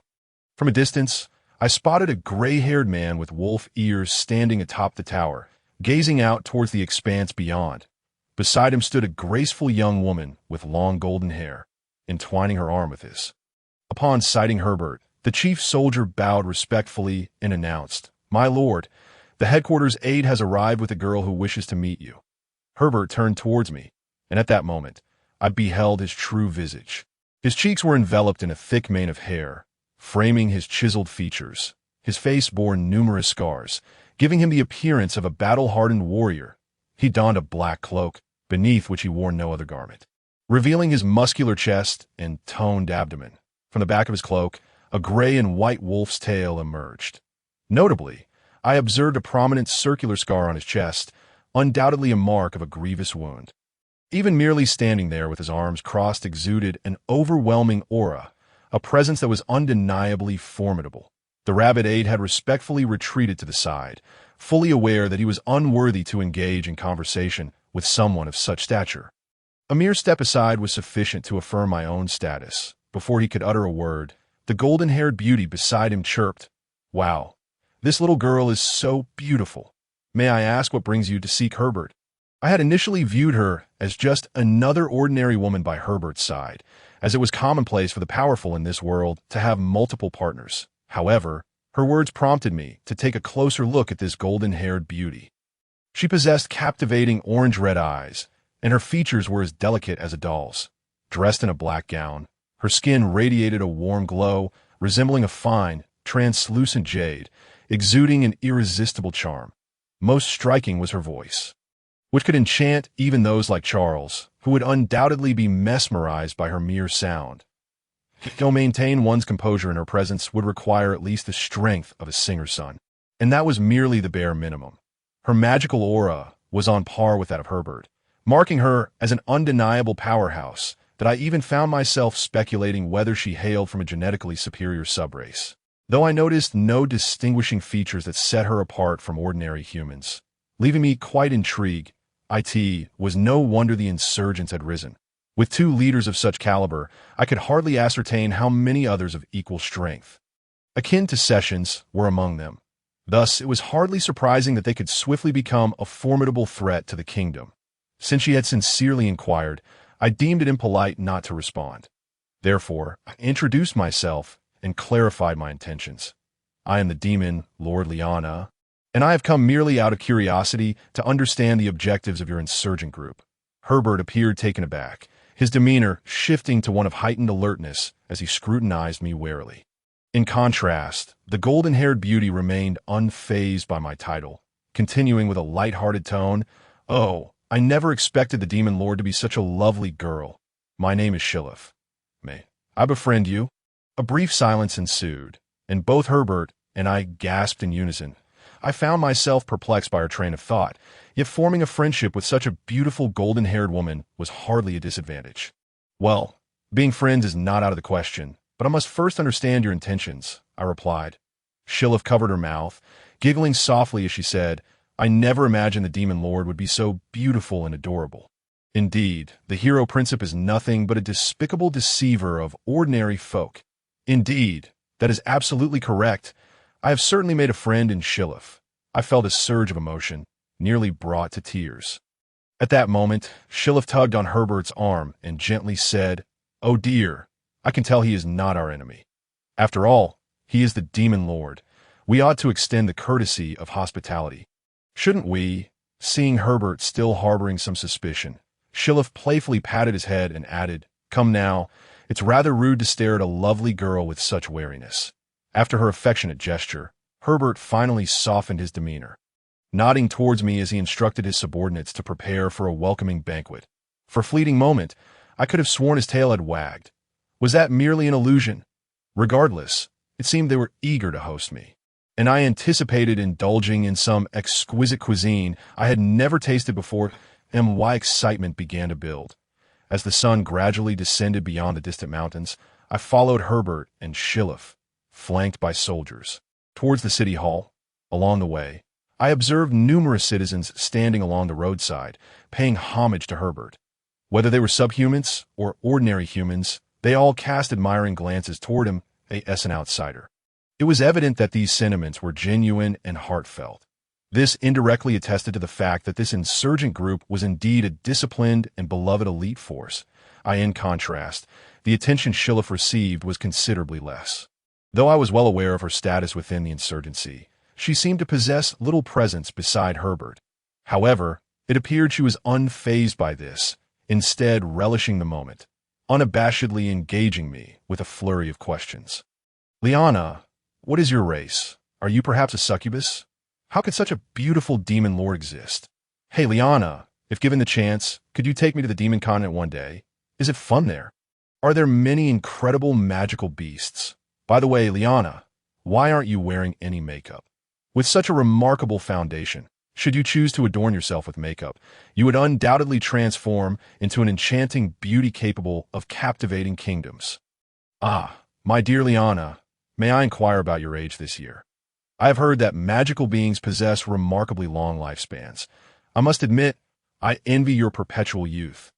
Although I have been making an effort to feign indifference, I find myself somewhat dazed in the presence of the seemingly overly excited Shirafu, who has taken to poking my cheeks and stroking my hair, examining me as if I were an extraordinary novelty she had never encountered before. Fortunately, our larger party soon arrived at the municipal hall, where everyone was well acquainted with Shirafu, prompting her to temper her exuberance somewhat. The dishes laid out upon the tables were already prepared, and to my astonishment, each table displayed a uniform simplicity in their fare. Should these dishes have been presented to the noble class of the kingdom by a chef, it would likely have cost them their heads. Herbert spoke with a hint of apology. My lord, please forgive our lack of hospitality. Within our rebel forces, there are stringent regulations that dictate our leaders and officials must dine at the same standard as the common folk. So we hope for your understanding. While I felt a twinge of disappointment that it was not as extravagant as an elven banquet, the simple meal was nonetheless quite appealing. It seemed the chefs here possessed considerable skill.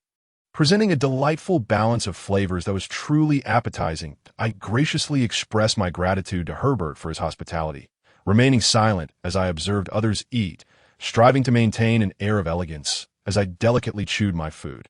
However, I couldn't help but ponder why this promissoire felt so somber. After a lengthy silence, the attendees gradually set down their bowls and chopsticks, and some officials who had finished their meals began to engage in hushed conversations. Having dined as if I were a chick pecking at grains, I now found my bowl still brimming with food, and regret began to wash over me for not having eaten more swiftly. At that moment, Shirafa leaned in and whispered in my ear, "Oh, Liana, you chew your food so slowly. No wonder your figure is so splendid." With that remark, I felt compelled to restrain myself from devouring my meal with abandon. Yet, an idea struck me. I spoke to Shirafu in a pleading tone. Although your dishes are quite fragrant, I find myself unable to eat much. As magical beings, we don't actually need to consume food." Shirafu immediately understood, instructing her subordinates to clear away the remnants of my meal. Why sincerest apologies to the diligent farmers, but the thought of sitting in silence while everyone conversed around me was stifling. "Thank you, Shirafu." I expressed my heartfelt gratitude for her understanding.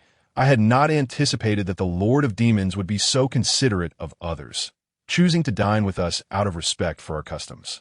It seemed the Demon Lord was not as malevolent as they claimed. However, it was indeed regrettable that the Demon Lord did not require sustenance, as there would be many delectable refreshments during the upcoming meeting that I had hoped he could sample. Delectable refreshments? What kind of welcoming soiree are you hosting? This seems more like a cruel jest.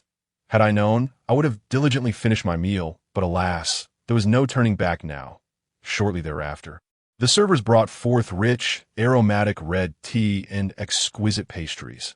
Although the pastry chefs here may not rival the dexterity of the elves, the green tea confections before me were so fragrant they nearly made my mouth water.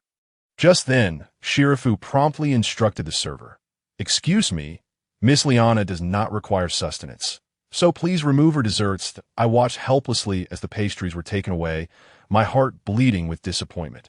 How I regretted my earlier words. Could I retract them now?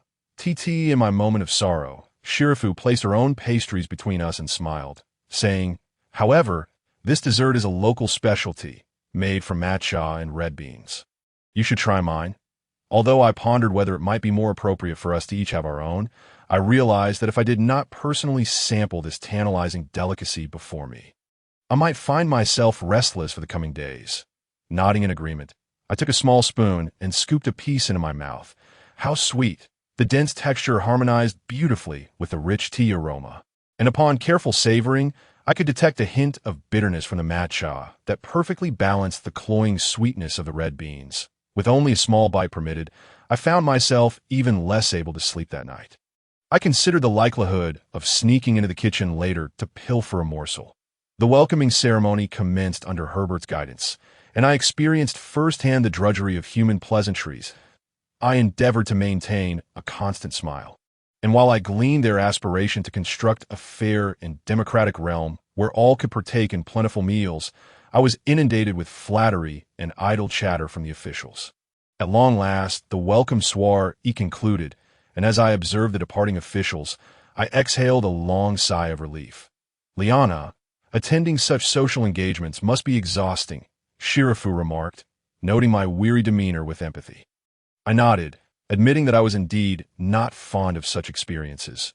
Shirafu turned to Herbert, who was carrying 2 trays of pastries in the distance, and asked, "Herbert, have you finished your tasks?" "I have completed them,"